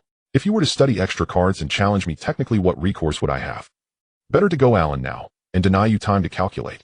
Very well. Since you insist this is a test of fortune, I'll match your bet. Su Dong pushed his own stack into the center. His opponent immediately flipped his whole card, revealing the queen of clubs. Su Dong chuckled, and turned over his own the king of clubs. His opponent stared at the king of clubs stricken. A crushing disparity. Now everything hinged on the remaining community. The broadcast director noticed the unprecedented Alan on table 1, and instantly switched the main screen to their table. Spectators unprepared for such intensity so early in the afternoon gasped, especially upon seeing how eerily adversarial their hands appeared. The croupier dealt the first community card. Su Dong received the ace of diamonds, his opponent the ace of hearts. Su Dong's eyes widened slightly. In the audience, spectators clapped hands over their mouths in disbelief. The croupier dealt again. The young man closed his eyes, silently pleading for an ace of 10 or a queen. Su Dong remained perfectly calm. He already knew the outcome. His opponent drew the 8 of clubs, Su Dong the 6 of diamonds. Brother, your luck does seem superior, for now. But the final card remains unknown. Heaven favors me. I trust it utterly. Oh please, you fancy yourself heaven's chosen son. Humph. We'll see who laughs last. Su Dong signaled the croupier to deal the 5th and final card. 2 cards were placed face down before them. Su Dong flipped his card first. The king of spades gleamed under the lights. Apologies, but I hold a pair of kings. To beat me, you'd need a pair of aces. His opponent recoiled, tense breathless. Victory now demanded a single card, an ace. His trembling fingers hovered over the unturned card, paralyzed by anticipation. The crowd erupted, chanting in unison, ace. Ace, ace, ace, ace. Su Dong listened, torn between amusement and exasperation. His opponent whispered feverishly, come ace, come ace. Slowly, agonizingly, he peeled back the card, as if each millimeter cost him his last ounce of strength. Su Dong watched serene and still. At last the card revealed itself, the queen of hearts. His opponent crumpled backward, utterly spent. A collective sigh rose from the audience. Ah, Su Dong smiled gently. Brother, your fortune fell just short. A pair of kings defeats a pair of queens. You've lost. The young man sat upright, jaw set. Humph. A loss is a loss. I, Lu, can accept defeat honorably. And $100,000 entry fee. Mere pocket change to me. Su Dong couldn't suppress a chuckle. Lucan sounded uncannily like Lu Chan, meaning miscarriage. Su Dong, I know exactly what you're laughing at. I lost to you today, but that doesn't mean I'll lose tomorrow. Fair enough. After the championship ends, find me at my casino in Chaiwan. I'll be waiting. Humph. Lucan rose and strode away. The croupier announced, this round, victory goes to Su Dong of Macau. The hostess swiftly tidied the chips, yet Su Dong lingered, gazing thoughtfully at Lu Can's retreating figure. Is it truly my luck that prevails? Had I not foreseen the outcome with my X-ray vision, would I have dared call his? No, that's wrong. Why should I fear? This ability is heaven's blessing. Its very existence proves divine favor. With that, Su Dong rose and left the casino, smiling softly to himself. In the evening, Su Dong approached Huang Bo as the peculiarities of the Southeast Asian man from that morning lingered in his mind, preventing him from finding peace and sleep. Huang Bo, I have a question I would like to consult with you about. Su, feel free to ask me anything. If I know the answer, I will surely tell you everything. Huang Bo's attitude was very humble. One reason was that Su Dong had spared his face last time, and another was that Su Dong had a good relationship with Ma Shangfei in addition to being a consultant for Outao Entertainment. The Ma family's casino still needed Su Dong to speak on their behalf. Huang Bo, you know about the Southeast Asian man I faced this morning, right? Yes, I was also present at the scene this morning. Seeing it in person is even better. I have a strange feeling about that Southeast Asian man. I suspect he was cheating, but I can't find any evidence of how he did it. I didn't get a clear look at your Southeast Asian opponent, as I was too far away. But tell me, what strange things did you notice about? Su Dong felt a bit disappointed upon hearing that Huang Bo hadn't seen clearly, but he was filled with hope at Huang Bo's inquiry. Strange things. Let me think. Su Dong stroked his chin and began to ponder. Let me think for a moment. All right. He liked to rub his fingers slowly over the hidden cards, and when the face cards JQK or A appeared, he would also play with those cards in his hands. Did that Southeast Asian man have anything strange about his hands? Huang Bo had already guessed the reason, but still wanted to see if Su Dong had noticed other clues. Strange about his hands. Su Dong stroked his chin again. Oh yes. Although he wore very few clothes, I noticed he had beads of sweat on his hands. Huang Bo slapped his thigh and said, "You've encountered what is referred to in cheating as sweat drops." Huang Bo, what does that mean? Please explain in detail, of this is my first time encountering this. Well, that person really was cheating, but he didn't do it through hiding or switching cards. Instead, he used the sweat drop technique. Only they know the rules. Sweat drops generally refer to making various marks on the cards using special potions before the game begins. For example, an A is marked with a dot indicating different suits by their locations. In this way, during the game, one can use other methods to check the opponent's whole cards and locate the cards they need. The Southeast Asian man you encountered today likely relied on leaving his own scent on the cards, either by sweat or by leaving subtle sweat stains. This way he can judge the opponent's cards and his own cards by scent or by checking the marks. In today's Gambling King competition, the playing cards are specially made and basically no one can drop sweat on them in advance. If someone can do it mid-game, it shows their skill is already exceptional. After hearing this, Su Dong broke into a cold sweat. Having gambled so many rounds with that Southeast Asian man, he felt lucky to have eliminated him directly. He couldn't imagine what would have happened if it had gone on longer. With his doubts resolved, Su Dong returned to the villa. With one troublesome opponent dealt with, he decided not to dwell on it any longer. However, he did ring an alarm for himself, knowing how to handle it if he encountered such a situation again. After a night of rest, the competition entered its third day, and only 21 people remained. Today they needed to narrow it down to the final 4, and since it was a direct match, the 4 tables were divided into morning and afternoon matches. Tables AC would compete in the morning, while tables BD would compete in the afternoon. However, everyone had to participate in a lottery in the morning. Su Dong arrived at the casino to take part in the lottery, but sensed a wave of killing intent. What's going on? Why do I feel a wave of killing intent? Just as Su Dong was lost and thought a middle-aged man, this man was the representative from Sakura country, the boatman Shojima. He and Watanabe Jiro were known as the twin heroes of the gambling world in Sakura country. Watanabe Jiro was skilled at dice, while Shojima excelled at poker. Later, Watanabe Jiro died from anger caused by Su Dong, and Shojima originally wanted to seek revenge on Su Dong, but with the Gambling King competition approaching, he temporarily set aside thoughts of revenge. However, he didn't expect to run into Su Dong now. Previously, Shojima had considered finding Su Dong during the competition, but each time, he missed the opportunity. Moreover, the chances of them drawing each other in a match were slim. Today, with 21 players competing for 4 spots, Shojima approached Su Dong directly to question him. "You are the Su Dong who defeated Watanabe Jiro." Su Dong frowned at the strange accent, and upon hearing Watanabe Jiro's name, he turned around to look at the middle-aged man in front of him. "Who are you? Didn't your mother teach you to be polite? When you ask someone a question, you should say please. I allow you to repeat that. Baka, you're looking for death. Oh dear, so fierce. Come on, hit me." Su Dong deliberately leaned his face closer to Shojima. The 19 other contestants looked over, and even the security personnel took a couple of steps towards them. Shojima clenched his fists, genuinely wanting to punch Su Dong in the face. But after thinking it over, he held back. The first reason was that this was the Gambling King competition venue, and causing trouble here would provoke the entire gambling association. He wasn't foolish enough to that extent. The second reason was that Su Dong represented Aodao, and if he hit Su Dong here, he worried about being targeted by Aodao's forces. Moreover, Su Dong had no hidden cards, so he couldn't have lured him into hitting him. However, Su Dong was thinking differently. He adhered to the principle of never backing down. But if Shojima really dared to hit him, he would definitely retaliate. He didn't believe Shojima could be much stronger. And let's not forget that this was Aodao. If it came to it, they could fight after leaving the casino. At that point, if he ended up dead, he could just toss him into the sea to feed the fish and consider it a contribution to the ecosystem. "I know you're Shojima. If you're a man, then hit me. Do you dare? If you think you're so tough, just because this is, I won't be fooled." Shojima snorted coldly and prepared to leave. Su Dong was unwilling to let him go so easily. Hey, little Sakura. You think you can just leave after provoking me like that?" Shojima stopped and turned around, his eyes filled with killing intent as he looked at Su Dong. "What do you want?" "I want to ask if you're interested in a bet with me." "Not for much. Just a game of Russian roulette with the stakes." Upon hearing Su Dong's words, the surrounding people gasped in shock. For you trying to provoke me. Don't think I don't know what tricks you're playing. I see in him. What tricks am I playing? I'm just asking you if you're betting or not. I can't be bothered with you." With that, Shojima turned and left. Watching Shojima's retreating figure, Su Dong raised 2 middle fingers.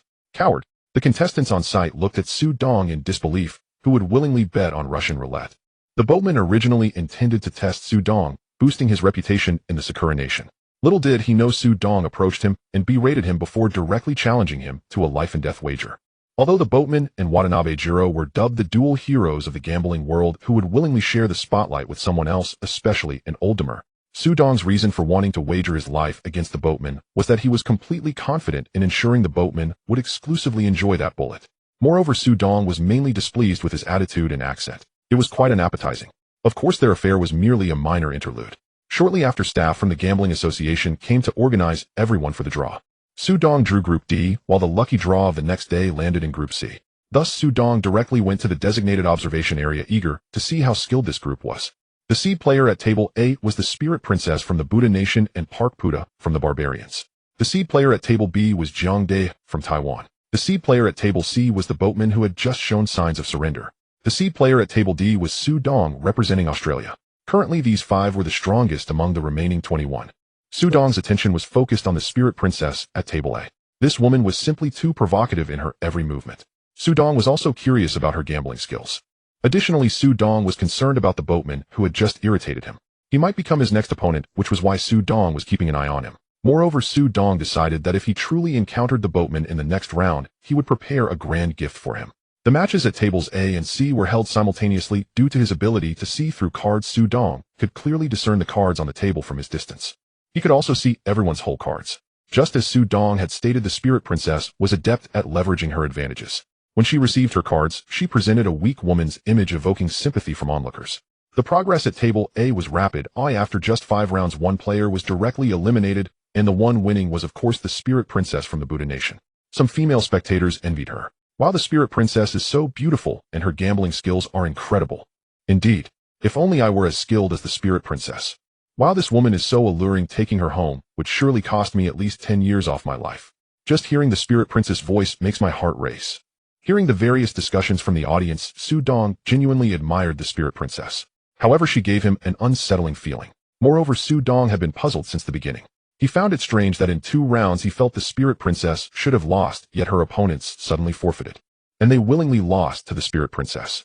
Over the course of the 4-hour match, it took less than 2 hours for the Spirit Princess to eliminate the other 4. Just as the Spirit Princess was leaving the table, she suddenly turned around, smiled at Su Dong, and blew him a kiss. Seeing her kiss, Su Dong shivered. What is up with this woman? Does she know I've been watching her all along? Damn, she can't possibly know I'm watching her play. Her perception is too strong. On the other side at Table C, perhaps due to Su Dong's previous confrontation with the boatman, he hadn't been in a good state, having been deceived several times. However, it must be said that the boatman still had some skills. Seeing the Spirit Princess victory steadied his nerves, and he gradually won back many chips. In the end, the boatman overwhelmingly defeated the 5 players at his table, one of whom was the initial lucky draw winner, now reduced to cannon fodder. After winning, the boatman glanced around and spotted Su Dong, initially wanting to show off in front of him. Before he could, Su Dong raised both hands to deliver him a double middle finger. Then Su Dong clenched his right fist, rotated it, and made a thumbs-down gesture in mockery, shaking his head as the boatman turned red upon seeing Su Dong's actions. Fortunately, he wasn't as old as Watanabe Jiro, otherwise he would have definitely spat out a mouthful of old blood. Still, the boatman clutched his chest and muttered, Su Dong, I'm looking forward to seeing what you can do this afternoon. Su Dong didn't hear the boatman's mumbling and simply left the casino. In the afternoon, Su Dong arrived at the casino at the precise time. It would be a chaotic melee. Su Dong had already devised his strategy to go all in, or as long as he could first wipe out one person, he would drag it out until the others could no longer tolerate it before going all in again.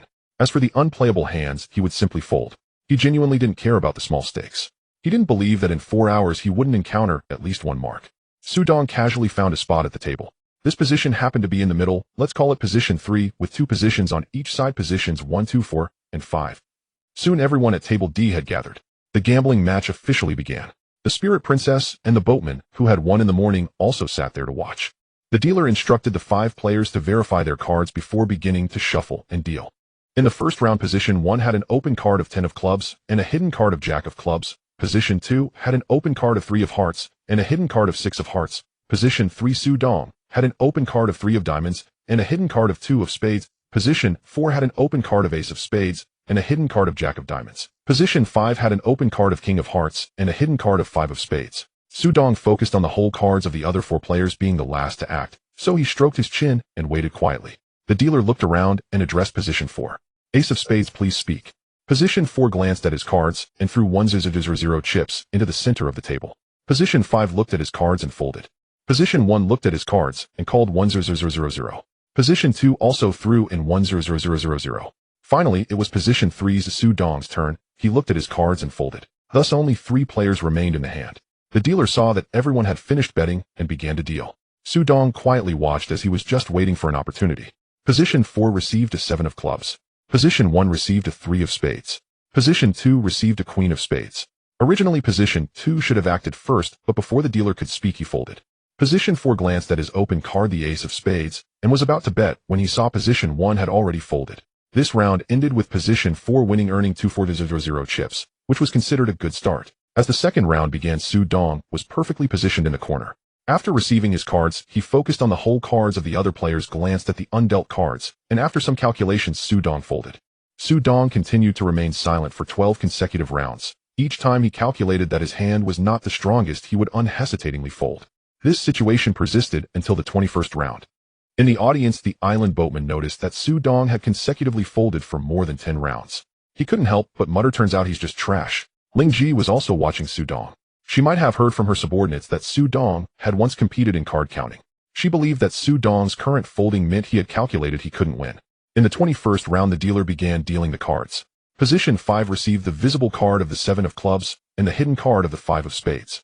Position 1 received the visible card of the 8 of hearts and the hidden card of the 8 of clubs. Position 2 received the visible card of the Jack of spades and the hidden card of the 7 of spades. Position 3 Su Dong received the visible card of the 10 of diamonds and the hidden card of the King of diamonds. Position 4 received the visible card of the Ace of spades and the hidden card of the Jack of diamonds. The dealer looked at position 4 and signaled him to speak first. Position 4 glanced at his cards and then at the others, immediately pushing out 1,000. 1,000,000. Position 5 looked at his cards and realized they were too weak. With no flush or straight, it was better to fold. Position 1 looked at the community cards and then at his own whole cards. A pair of 8s gave him some confidence. "I call 1,000,000. Position 2 thought it was okay to call 1,000 and see the next card before deciding, so he also pushed out 1,000. "I also call 1,000,000. Su Dong focused on all the cards and calculated. "If I play this hand properly, I can at least take out 2 players. Thinking of this, Su Dong intentionally stretched lazily. "Oh, I've been losing all night. I refuse to believe this. I'm going all in." After saying this, Su Dong directly pushed his cards out. "I'm all in." His declaration stunned the other 3 players still in the game. Position 4 looked at his cards and then at Su Dong's, feeling that folding would be a waste, but keeping them would be unappetizing. He glanced at the hundreds of thousands he had won. In the end, he made up his mind and folded all his chips. Position 2 was even more conflicted. If position 4 called, this round would be tough for Su Dong, but in the end position 4 chose to take a gamble. He pushed his money into the pot. Position 1, now the largest stack, decisively pushed his chips forward. "Then I call 2. All in." Su Dong smiled as he had exceeded his expectations. He originally only wanted to catch 2 players to secure victory. To his surprise, he caught 3. The dealer began dealing cards. Position 3 Su Dong received a 6 of diamonds. Position 4 received a 4 of clubs. Position 1 received a 6 of spades. Position 2 received a 4 of spades. The moment the 4 of hearts appeared, the player at position 2 slumped down. His hand had no hope. If it had been a spade, he might have had a chance. Now he was out of the game. The dealer continued dealing. Position 3 Su Dong received a 7 of diamonds. Position 4 received a 9 of spades. Position 1 received a 6 of clubs. The player at position 1 was very pleased, feeling victory was within reach. His hand was already 2 pairs. Su Dong at position 3 only posed a threat if he could form a straight. As for the player at position 4, no matter what card appeared, it was too late to save him. The dealer dealt again. Position 3 Su Dong received a 3 of diamonds. Position 4 received a 9 of diamonds. Position 1 received a king of spades. With 5 cards dealt, the player at position 4 knew he was doomed, so he simply folded. Now it was up to position 1 and Su Dong at position 3. The player at position 1 was nervously swallowing his saliva, watching Su Dong's flush. Silently praying, "Please don't be a flush. Please don't be a flush." The dealer saw that only the players at positions 1 and 3 were left and reminded them, "Please reveal your whole cards." Su Dong reached for his whole cards and the other 4 players turned to him. The player at position 1 was particularly tense, while the player at position 5 was concerned about who would remain in the next round, as this round would leave only 2 players at the table. Su Dong wasted no time and directly revealed his whole card. The moment the king of diamonds appeared, the player at position 1 collapsed. It no longer mattered whether his whole card was revealed or not. Seeing that Su Dong had already revealed his whole card, the dealer noted that the player at position 1 still showed no intention of revealing his cards, so he flipped over his whole card, revealing an 8 of clubs. The other 3 players looked at this hand with regret. Flush wins this round. Su Dong quickly gathered the chips on the table towards himself. The player at position 5 clapped. "Impressive, truly impressive. Others collect 1 player at a time, while you collect 3 at once. Are you planning to take me next round?" Su Dong looked up at the player at position 5. then glanced at his chips, and finally turned to look at the clock. I don't really care. There is still half the time left. I can lose every round, yet in the end I will still win. The player at position 5 was taken aback by Su Dong's words. Indeed, Su Dong currently had nearly 50 million chips while he had only over 10 million. Even if it were 100 rounds of cards, Su Dong wouldn't be able to lose. Alright then, I have no choice but to gamble. The player at position 5 made up his mind. Taking a risk might still present an opportunity, while not gambling was a dead end. The dealer began a new round of dealing. Su Dong received an ace of spades and a 2 of spades, while the player at position 5 received a king of hearts and a king of clubs. Ace of spades, please speak. Su Dong focused on the undealt hole cards. He was shocked to see that if the opponent dared to call, the outcome could be determined in one hand, because Su Dong had actually obtained a straight flush while the opponent had a full house. Su Dong looked at the player's chips at position 5 and asked, how much do you have left? I still have 14. 6 million. Su Dong replied, alright then, I'll bet 14. 6 million. In this round, let's gamble on luck. After all, I'm holding an ace of spades, and you have a king of hearts. Let's see who can laugh last. Su Dong counted out 14. 6 million chips and placed them in the center of the table. The player at position 5 glanced at his whole cards and felt cornered by Su Dong's pressure. If he folded, he would have to wait to admit defeat. If he called and won, he would have capital for the next round against Su Dong. Alright, I call. The player at position 5 also pushed his chips forward. The dealer began dealing cards. Su Dong received a 4 of spades, and the player at position 5 received a 7 of diamonds. Su Dong directly told the dealer, just deal all the cards. The dealer nodded and continued dealing. The player at position 5 received a 7 of clubs, and Su Dong received a 5 of spades. The player at position 5 was initially pleased to have received the 7 of clubs, as he had formed 2 pairs. If another 7 or king came, it would be even better. But upon seeing Su Dong's 5 of spades, his brow furrowed. The dealer dealt again. Su Dong received a 3 of spades, while the player at position 5 received a king of diamonds. The player at position 5 saw Su Dong's cards of 1, 3, 4, 0, and 5, missing only a 2 of spades. So he directly revealed his whole card, a king of clubs. Su Dong, I have a full house, show me your cards. Many spectators at the scene stood up eager to see if Su Dong truly had a straight flush, because only a straight flush could defeat the full house of the player at position 5. At this moment, the player at position 5 was staring at Su Dong's whole card. Su Dong reached out and flipped it over, revealing a 2 of spades. The audience erupted in an uproar. The player at position 5 stood there in shock. The dealer announced, in this round, the representative from Audiobook, Su Dong, wins. Let's congratulate Mr. Su Dong on making it to the top 4. The last spot in the semifinals was claimed by the gambling king Jiang Dai from Taiwan. Thus, the 4 finalists of the Asian Gambling King competition were freshly revealed: Ling Ji, the island boatman, Jiang Dai, and Su Dong. After the match, Su Dong returned to the villa to rest. To be honest, it seemed impressive that he secured a spot in the semifinals with just 2 wins in today's chaotic battle. However, no one knew how many calculations Su Dong had performed for the 20 hands of cards. A single discarded card could disrupt the order of the remaining cards. Moreover, Su Dong had to analyze whether it was necessary for others to call his bets. It was a bittersweet experience for Su Dong. His brain was working at high speed, while also honing his skills. The next morning, Su Dong did not have Li Jianjun send him alone, as everyone was going to the casino to watch the match. Today was different. The semifinals were taking place during the day, and the championship night would be in the evening.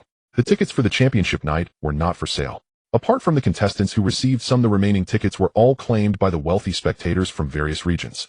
At the entrance of the Hong Kong Island Casino, acts Jun Ma Shangfa's sister 13 and Han Bin were already waiting. Hey Ben, why are you up so early today? Damn it, don't mention it. I went to bed at 9 p.m. just to watch your match, but guess what? I couldn't sleep at all. Just when I finally fell asleep, sister 13 woke me up. Everyone burst into laughter after hearing Han Bin's complaints. It turned out he hadn't slept a wink all night. Just then, everyone arrived, and they all entered the casino together. Su Dong had a beauty on each arm, making quite a few people envious. But no one dared to covet him. Just look at the people around Su Dong. Ma Shangfa, a local casino king with both money and influence. Ax Jun, the head coach of Xinji, the number 1 under the Dragon Head. Han Bin, the smuggling king of Hong Kong Island, someone with a gun. Sister 13, although a woman, had plenty of money. Apart from the Dragon Head, Sister 13 was the wealthiest in the Hongxing group. Together with Han Bin, they had money, influence, and guns. Su Dong went to sign in and draw lots. The others went to the audience seats. These tickets were specially arranged for Su Dong by He Hongsting. Otherwise, he wouldn't have been able to bring so many people in. As Su Dong arrived at the sign-in area, the island boatman came over to greet him. Su Dong, I hope I draw you today. Su Dong was thoroughly annoyed with this island boatman. He felt like he was losing his mind. Who are you, old man? Do you really think this Gambling King competition is hosted by your family? You can just gamble with whoever you want. Su Dong, are you scared? The island boatman believed Su Dong was frightened. Alright, let's have a direct confrontation then. No need to gamble with Sister 13 in a showdown. Let's bet on Russian roulette. Let's wager your fortune and your life. Are you up for it? Su Dong said this while staring intently at the island boatman, his gaze resembling that of a predator. The island boatman felt frustrated. Su Dong was always wanting to gamble his life and fortune against him. He was stuck unsure whether to agree or not. Agreeing meant a 50 chance of survival, but also a 50 chance of death. Yet refusing would risk his own pride. This was truly an unsolvable dilemma. Su Dong, seeing the island boatman silent for a long time, couldn't help but push him aside and head straight to the lounge. As he approached the lounge door, Ling Ji stood there blocking Su Dong's path. "Beautiful lady, why are you stopping me? Little brother, if you draw me today, will you let me go?" Ling Ji spoke, her fingers caressing Su Dong's chest. Wait. Su Dong quickly took a step back. He really wasn't prepared for this woman. "Beautiful lady, how do you know you can draw me?" Just as Ling Ji was about to speak, Su Dong interrupted. "Besides, why don't you go ask Jiang Dai from Taiwan to let you? If not, you could at least find the island boatman to help you. One is a fat guy and the other is a softie. Only little brother, you truly meet my taste." Ling Ji leaned towards Su Dong, but he quickly dodged. Just as he moved away from Ling Ji, a thunderous voice came from behind her. "What the hell? Who are you calling fat?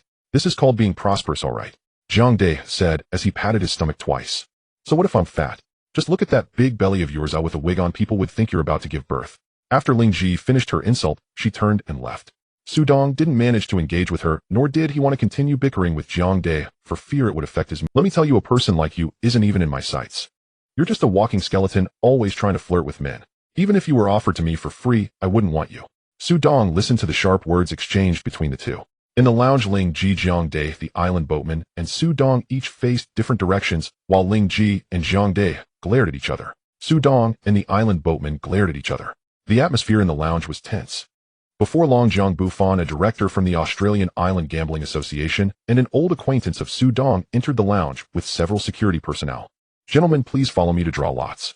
After the drawing, the match will begin. Let's go draw lots together." The four followed Zhang Bufan to draw lots. Whether it was fate or a deliberate arrangement by the Gambling Association, the drawing results were Ling Ji versus Jiang Dai, Su Dong versus Island Boatman. The four of them arrived at the casino hall, where two long gambling tables were set up. After they each took their seats, a hostess brought their respective chips. Given the current situation, whoever wins will have a certain advantage against Jiang Dai in the finals, as Jiang Dai had 4 million more chips than the other three. This was probably a reward for participating in yesterday's 6-person melee. The island boatman sat in his seat staring at Su Dong. "Su Dong, it seems the Emperor has blessed me, bringing me here to seek revenge on you." Su Dong leaned over the gambling table and looked at the island boatman.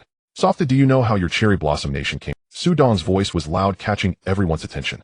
"Our Waxia's Su Fu crossed the ocean to the present-day Cherry Blossom Nation and intermarried with the local natives, giving birth to the current Cherry Blossom people.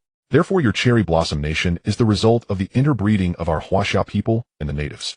After the dealer finished shuffling the cards, both sides were asked to verify their cards, and Su Dong and the boatman simply glanced at their cards as confirmation. The dealer began to deal the cards.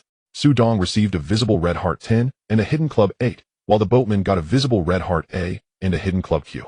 The dealer said, "Red heart A, please speak." The boatman smiled and directly tossed out 1 million. Su Dong looked at the undistributed community cards. Miraculously, his fourth card would form a pair of 8s, while the boatman would only have a high card A. "Should I go all in? If I go all in, that cowardly boatman probably won't follow, and he might suspect I have a pair of 10. It seems I need to fish slowly, win some money to create a gap, and then play with him gradually. Yes, let's do it this way." The boatman noticed Su Dong was deep in thought, urging him after a long silence. "Su Dong, are you scared? Did 1 million frighten you? Coward, do you think everyone is like you? I'm in for 1 million, and I raise you 500,000. After finishing his statement, Su Dong directly threw out 1.5 million, then provocatively glared at the boatman. "You. What about you? What's wrong with not wanting 1 million?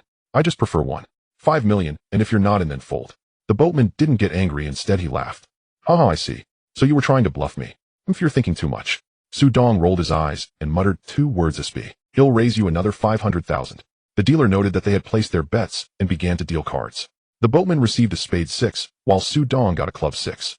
"Ha, Su Dong, did you see? I have a spade 6, which is bigger than your club 6. Now it's my turn.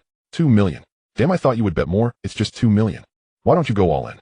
I bet 2 million, and I raise you another 2 million. Su Dong tossed in 4 million. The boatman was a bit stunned. Could Su Dong's hidden card be a 10 or a 6? Why else would he directly bet 4 million? "Oh dear coward, are you scared again? If you're scared, just fold. My hidden card is not small. Don't think you can bluff me. Right now my hand is still stronger. He'll match your 2 million. The boatman added another 2 million, and the dealer dealt the 4th card. The boatman got a diamond 2, while Su Dong got a diamond 8. "Haha, I thought you would get a bigger card, but you only got a small 2. I have 8 points here." Su Dong then looked at the dealer. "Now it's my turn, right?" The dealer nodded. Su Dong directly went all in for 5 million. 5 million is just a drop in the bucket. I just want to know if you're scared. The boatman looked at Su Dong's cards 6, 8, 10. Could Su Dong be aiming for a straight? If he was going for a straight, then his hidden card could be a 7 or a 9, and the fifth card would also have to be a 7 or a 9. Additionally, Su Dong could also have a pair. Meanwhile, his fifth card would need to be an A or AQ to have any chance of competing with Su Dong. Logically speaking, Su Dong shouldn't have any flower cards and the chances of getting a flower card later were quite high, but 5 million felt a bit too much. Moreover, Su Dong was indeed very difficult to gauge. Hey coward, are you in or out? He'll tell you straight I have a pair of 8s, okay? Make a decision quickly. The boatman was in a dilemma. Su Dong's words weren't very credible, but he couldn't ignore the possibility that he might be telling the truth. Additionally, he needed to aim for an A or a Q, which was a low probability. After thinking for a while, just as Su Dong was getting impatient and urging him, the boatman immediately folded. I fold him not in. Su Dong blinked at the boatman. I told you you're a cowardly SB and you didn't believe me. I already told you I have a pair of 8s, so wouldn't it be better to fold earlier? Why waste time? Su Dong said as he revealed his hidden card, which indeed was a pair of 8s. The boatman did not expect Su Dong to be telling the truth. Su Dong pulled the money back in front of him. Meanwhile, the audience, including Meng Na and others, quickly applauded upon seeing Su Dong win a round. At that moment, Su Dong leaned over the table to look at the boatman. Hey coward, do you want to hear a secret? The boatman looked at Su Dong warily, but was also curious. What secret? I just won 5 million from you, and from now on, whenever I have cards, I'll go all in. If I don't have cards, I'll fold. What do you think? With 5 million, I can play 550 rounds, right? The boatman was stunned upon hearing this. The dealer, who had listened to Su Dong's words the whole time, felt that Su Dong was too despicable and wanted to hit someone. In the audience, the 13th sister curiously looked at Meng Na and Dina. Don't you think Su Dong looks so unfamiliar and despicable right now? Except for Han Bin, the others started laughing, leaving Han Bin and the 13th sister quite confused. In the end, Axe Tua Jun provided the answer. 13th sister, let me tell you, this kid is usually fine, but don't let him encounter Xiao Yinghua, or he will turn into the... Li Jianjun added from the side. Sister brother Dong is usually very normal, but once he encounters Xiao Yinghua, he will become like this. You'll get used to it. The 13th sister and Han Bin exchanged glances, both feeling it was quite magical and wanting to know why. The gambling continued, and as the dealer finished dealing, Su Dong received a visible club 2 and a hidden spade J. The boatman hadn't had the chance to look at his cards before he heard Su Dong's voice. I fold, and threw his cards into the middle. The boatman won 10,000 from the base bet. In the third round, Su Dong received a visible red heart 9 and a club K. With his insight, he saw that the boatman would win this round, so he directly folded again. I fold. The boatman had just finished looking at his cards. He thought that having an A and AK allowed him to play 2 hands, but Su Dong folded again. I fold. I fold. I fold. I fold. I fold. I fold. I fold. In the following rounds, Su Dong continuously folded more than 10 times. Even if he could win in the end, he folded just to mess with the mentality. The boatman's mentality was indeed a bit broken. He had just received a pair of aces and was still happy when he heard Su Dong fold again. In the audience, Dina curiously asked Meng Na, why do you think brother Dong keeps folding? Meng Na shook her head. I don't know why. I can't understand his strategy. At this moment, Ma Shangfa spoke up. Brother Dong is messing with that little cherry blossom's mentality. Everyone pay attention to that little cherry blossom's expression. It's probably not far from breaking down now. Dina then asked, isn't brother Dong afraid of losing money like this? No, brother Dong won 51 million in the first round, so he can do this for 551 rounds. And the match is only 4 hours long. If he keeps folding, he can play a maximum of 300 rounds. In the end, Su Dong will still win. Damn, that's too despicable. Hanbin exclaimed. Everyone nodded in agreement. Su Dong rested his chin on his left hand on the gambling table, while his right hand toyed with a mud horse worth 1 million. The dealer dealt the cards again, and as soon as the first face-down card was dealt, Su Dong glanced at it and threw it away. I fold. As the dealer dealt the visible card of the Island Ferryman, Su Dong folded again. The Island Ferryman was about to break down. He slammed the table, standing up and pointing at Su Dong. Su Dong, what do you mean by this? What do I mean? I have the right to fold. If you have a problem with it, come at me. How can you keep folding like this? Su Dong turned to the dealer. Mr. Dealer is folding allowed in this game. The dealer was momentarily speechless. He wanted to say folding is allowed in the game, but he had never seen someone fold like this. However, the dealer could only say, yes, the game does not prohibit folding. So you heard that. The dealer also said folding is allowed. I'm strictly following the rules. As Su Dong said this, the Island Ferryman felt a tightness in his chest, almost unable to breathe. Hey, what are you doing? If you have a seizure, just surrender and go outside the casino. If you die here, how will others do business in the future? It's bad luck. You? The Island Ferryman sat back down, trying to catch his breath. The dealer could no longer bear it and reminded Su Dong, Mr. Su Dong, I hope you can show some sportsmanship, but constantly folding like this is unethical. All right. He'll give the dealer some face. If I have a good hand, I won't fold anymore. Thank you for your understanding, Mr. Su, the dealer replied. The dealer expressed his gratitude. He shuffled the cards again, tired of shuffling for the night. Su Dong folded a few more times, but it was always because his hand was too weak or the current round favored the island ferryman. A new round began and Su Dong received a visible card, the red heart 6, and a hidden card, the black spade 5. The island ferryman received a visible card, the diamond 9, and a hidden card, the black spade 9. Seeing he had a pair of 9s, the island ferryman was not happy, but rather frustrated because he feared Su Dong would fold again, but after waiting for a while he did not hear I fold. The dealer did not wait for Su Dong to say he folded before speaking, diamond 9, please make your move. The island ferryman tentatively threw in a mud horse worth 1 million. 1 million.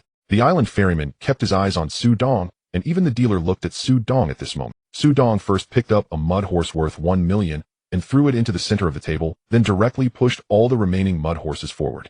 I call your 1 million and raise you 68 million. All it. The island ferryman was stunned, completely dumbfounded. He was almost in tears, because Su Dong did not fold, but instead went all in. He only had 58 million in total, which left him short by 10 million. The dealer was also stunned, thinking if Su Dong had changed his strategy. Hey softy, you better say something. I'm raising you 68 million. Do you have that much money? The island ferryman felt extremely wronged, and before he could finish his sentence, Su Dong interrupted him. What do you have? You can only put down 58 million right now. You're short by 10 million. You don't have anything to play with right now. Su Dong wanted to lure the island ferryman into calling. This time the island ferryman could get 2 pairs, but Su Dong had a straight. Even if Su Dong lost, he still wouldn't lose everything, and he would have 10 million left.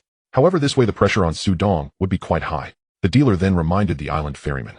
Mr. Island ferryman, I need to remind you, if you call your mud horses only amount to 58 million. If you win, you can only win 58 million from Mr. Su, but if you lose everything. The island ferryman felt conflicted. Su Dong's best visible hand was a pair of SIXS, while the island ferryman had a pair of 9s. Mr. Dealer, is there any way I can win all his 68 million mud horses? It's simple, you can make up the difference. The dealer offered his advice. However, just as the island ferryman was contemplating, Su Dong spoke up. Mr. Dealer, according to the rules, anything brought to the table can be used as a stake. Yes, anything on you can be used as a stake. As soon as the dealer finished speaking, Su Dong took out a document bag from his coat. This contains my real estate in the Sakura country and stocks in the United States. The total value is $50 million. I'm raising the stakes. After saying that, Su Dong threw the document bag into the center of the table. The island ferryman now understood Su Dong had long planned to gamble his fortune against him. If he remembered correctly, the contents of this document bag were indeed the assets and stocks of Watanabe Jiro. The dealer looked at the document bag and said, Mr. So we need a professional accountant to assess the value of what's in this bag before we can determine its accurate worth. No problem, I can wait. It's just enough time for Mr. Island ferryman to think about how to come up with $60 million. Su Dong smiled at the island ferryman. The dealer then announced, due to special circumstances at this table, we will pause for 20 minutes and both players' cards will be sealed. As soon as the dealer finished speaking, security personnel brought 3 transparent covers, big and small, to cover Su Dong, the island ferryman, and the undealt cards. Since they were transparent, they were not worried about others placing bets. At this moment, Han Bin turned to ask June. June, when did a Dong buy real estate in the Sakura country? I heard the prices there have skyrocketed recently. What do you mean a Dong bought it? It was from the last time in the Sakura country when Dice St. Watanabe Jiro lost to him. I didn't expect Su Dong to carry it with him. What do you call this? This is returning the favor. Didn't Watanabe Jiro want to win against a Dong this way last time? I just didn't expect it to end up in the hands of the island ferryman now. At this moment, the island ferryman was also gathering money. He planned to raise a little at least to take all of Su Dong's 68 million mud horses to eliminate him. As for the 50 million assets, he would figure that out if he couldn't borrow money. The attention of the audience was now focused on Su Dong and the island ferryman, as this round represented a wager of $200 million. Many people were envious. After 30 minutes, the dealer returned with 2 document bags. Ladies and gentlemen, after the accountant's assessment, the value of Mr.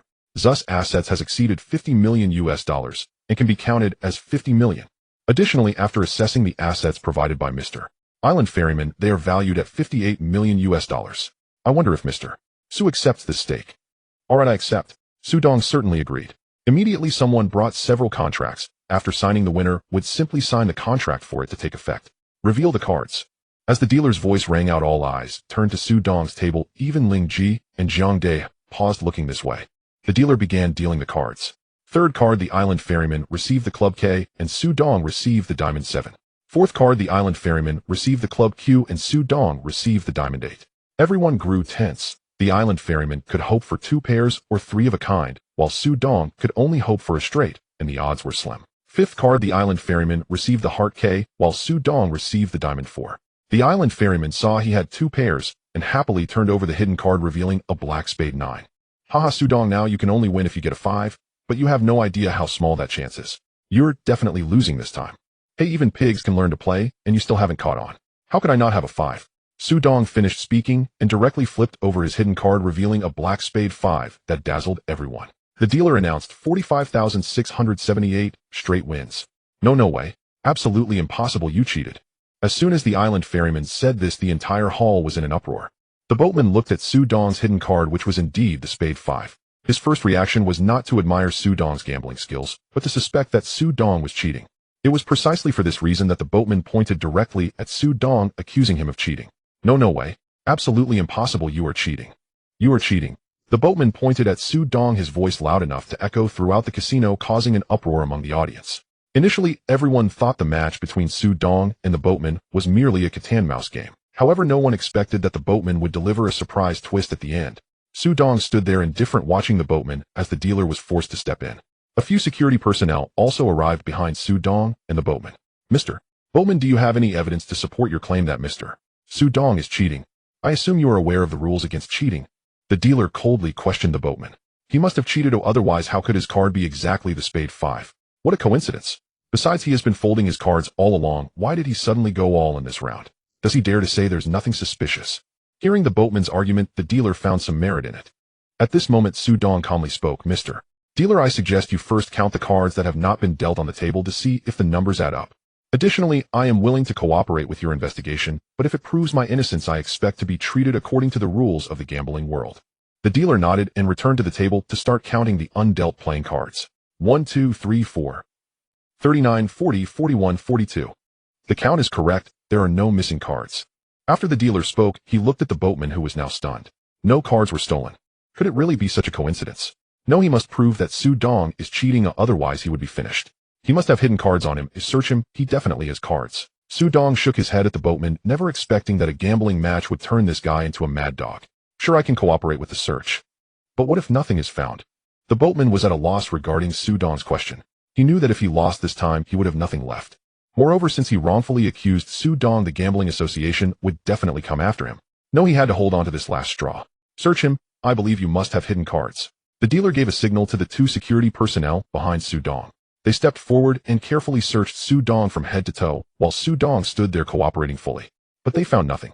The dealer then coldly looked at the boatman. The boatman was now panicking since Su Dong had no... He suddenly pointed at the dealer. I know. You must have intentionally dealt him that card. You two are in cahoots. The dealer's eyes widened in disbelief. He never imagined he would be unjustly accused. But soon the dealer laughed. Mr. Boatman, I am honored to tell you that I was invited by the Gambling Association from the gambling city in the United States. Today is my first meeting with Mr. Su Dong, and your accusation is not just against me, but against the Gambling Association as a whole. After saying this, the dealer waved at the 2 security personnel behind the boatman, and they moved forward to restrain him. They dragged him out of the casino. Mr. Su Dong, I want to apologize to you first, and we also greatly appreciate your cooperation with our investigation. Mr. Dealer, you are going too far. I am also trying to prove my own innocence. Thank you for your understanding, Mr. Su Dong. By the way, your belongings will be taken care of for you, while the additional stakes from the boatman will be handled by our gambling association and given to you later. Thank you again. I also thank you. If I had to deal with it myself, I wouldn't know how troublesome it would be. Thank you. Su Dong then walked over to the audience seats. The dealer went back to handle the remaining matters at the gambling table. Su Dong sat obediently beside Meng Na and Dina, watching Ling Ji and Jiang Da's match. Half an hour later, Jiang Da regrettably lost to Ling Ji. One can't deny that this woman had some skills. Just as Su Dong was about to leave, Ling Ji blocked his path. Hey handsome, tonight's champion night is down to just you and me. How about letting me win? I can fulfill all your... As Ling Ji spoke, she began to flirt with Su Dong again. Meng Na and Dina looked at Ling Ji with disgust, glaring at her fiercely. Beauty Ling Ji, there's no way I will let you win tonight. After all, I quite like the title of the Asian Gambling King. Oh, so you're not giving me this beautiful lady any face at all? Su Dong replied with a bitter face. Beauty Ling Ji, you see, I also have 2 women. I need to support them too. How about you just let me win? Hee hee, you're quite cunning, handsome. Ling Ji playfully tapped Su Dong's chest with her finger and continued, but really I want to thank you. Well, what do you want to thank me for? Su Dong was a bit curious. Your performance in the gambling match was impressive. Ooh, I learned a trick from you. Folding. Oh, I forgot to tell you I currently have 4 million more than you. I wonder if I can play for 4 hours with 400 rounds. After saying this, Ling Ji threw Su Dong a flirtatious glance and turned to leave. Su Dong was left dumbfounded. He never calculated that lucky person. That 4 million was the biggest bug. At that moment, a large hand patted Su Dong's shoulder. Little brother, I have high hopes for you. You must do your best tonight and win against that rib-bone beauty. Su Dong turned to look at Jiang De. Brother Jiang, you should have heard it just now. That woman is trying to stall for time. Su Dong felt quite helpless. Don't worry about that. You don't need to be concerned about this. If it's just about stalling for time to win the gambling king, that would be bad for her. To maximize her benefits, she has to completely defeat you. Su Dong felt a bit relieved upon hearing this. However, he then heard Jiang De continue. But little brother, don't underestimate her. This woman has a bit of a strange aura. I feel like she can hypnotize people. I was originally going to fold just now, but somehow I ended up going all in. You must be careful. Thank you for the reminder, brother Jiang. I am very grateful. It's nothing. We are all Chinese after all. It's just a pity that I couldn't gamble against you in a round. No problem, brother Jiang. You can come to me in Hong Kong, and I can also visit you in Taiwan. We are all brothers. Well said. Then I wish you success in becoming the Asian gambling king. The morning match has ended, and now only the final championship night remains. Su Dong and his group found a restaurant to have a meal. Hanbin kept staring at Su Dong, leaving him quite speechless. Bingu, why are you staring at me? Is there something on my face? The others turned to look at Hanbin upon hearing Su Dong's words. However, Hanbin stroked his chin and said, It's not about anything on your face, I just want to see if the person at the casino today is really you. Su Dong was taken aback, and at that moment Shirsan Mei chimed in to support Hanbin. Indeed, you don't seem as obnoxious as you did this morning. The others laughed upon hearing this, and Su Dong felt like a crow flew over his head knowing how annoying he had been in front of the boatman. Shirsan Mei asked Su Dong, Dong, I want to interview you. Why is there such a big difference between you this morning and now? Su Dong replied indifferently, I know what you want to say. But what I can say is that firstly, I don't like to smile like Sakura, and secondly, this is my strategy. It started the moment I saw the boatman come to provoke me. Hanbin suddenly slapped his thigh. Wow, you're really sneaky. You started messing with people on your first meeting. Aren't you tired? Hanbin had just asked, and before Su Dong could reply, the voice of Axe Head Jun came through as he put his arm around Hanbin's neck. I don't know if he's tired, but next time you slap my thigh, I'll make you tired. Only then did everyone realize that Hanbin had just slapped Axe Head Jun's thigh. Laughter erupted immediately. At 7 p.m., Meng Na and Dina linked arms with Su Dong and re-entered the casino followed by the others. Tonight's casino not only hosted a gambling event, but could also be described as a social gathering. Many influential tycoons from across Asia had come to the scene. One reason was to witness the birth of the Asian gambling king, and another was for everyone to connect and seek opportunities for cooperation. Su Dong stood with Meng Na and Dina holding champagne, while not far away Ling Ji was chatting happily with a few people. It seemed that they were supporters from her faction. Dong Gu, you must win tonight. Dina said softly to Su Dong. What's wrong? Do you think I am not as good as that Ling Ji? Meng Na bluntly said, That's not it, it's just that we both can't stand her flirting with you. Su Dong felt a crow fly over his head. What are you two thinking? Does Ling Ji really have a prize of $200 million? Besides, I have you two by my side. The two women simultaneously rolled their eyes at Su Dong. At 7:50 p.m. Su Dong's old acquaintance, Zhang Bufan, walked to the center of the casino with a microphone. There was a long gambling table, and the situation on the table was projected on a large TV screen. Dear guests, the championship night of the Asian Gambling King competition is about to begin. Please take your seats quickly. The voice rang out as the audience moved to their respective seats. Meng Na and Dina made a gesture of encouragement to Su Dong before sitting down. Zhang Bufan then announced with the microphone, Now let's invite our first contestant. Ling Ji. The TV screen immediately showed Ling Ji's image along with the number of horses she currently owned, 32 billion. Ling Ji walked to the gambling table and sat down directly. Zhang Bufan then announced, Next let's invite our other contestant. Su Dong. The TV screen also displayed Su Dong's image with the number of horses he owned, noted 28 billion. Su Dong also took a seat at the gambling table.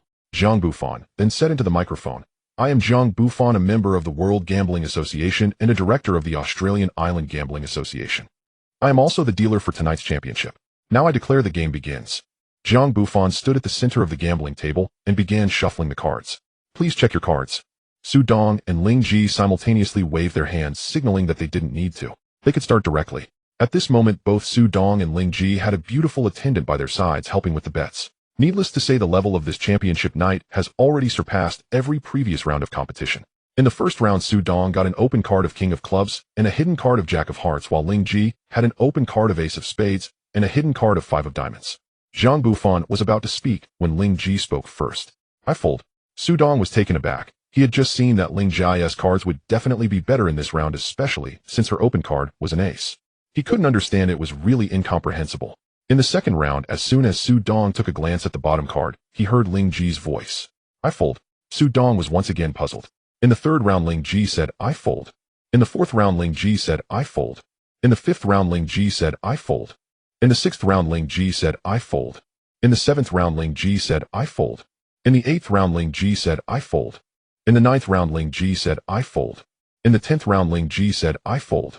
Su Dong had already discovered the problem. This woman was learning his tactic against the island boatman. What Ling Ji didn't know was that after Jiang Da's reminder, Su Dong was not worried at all about Ling Ji wasting time.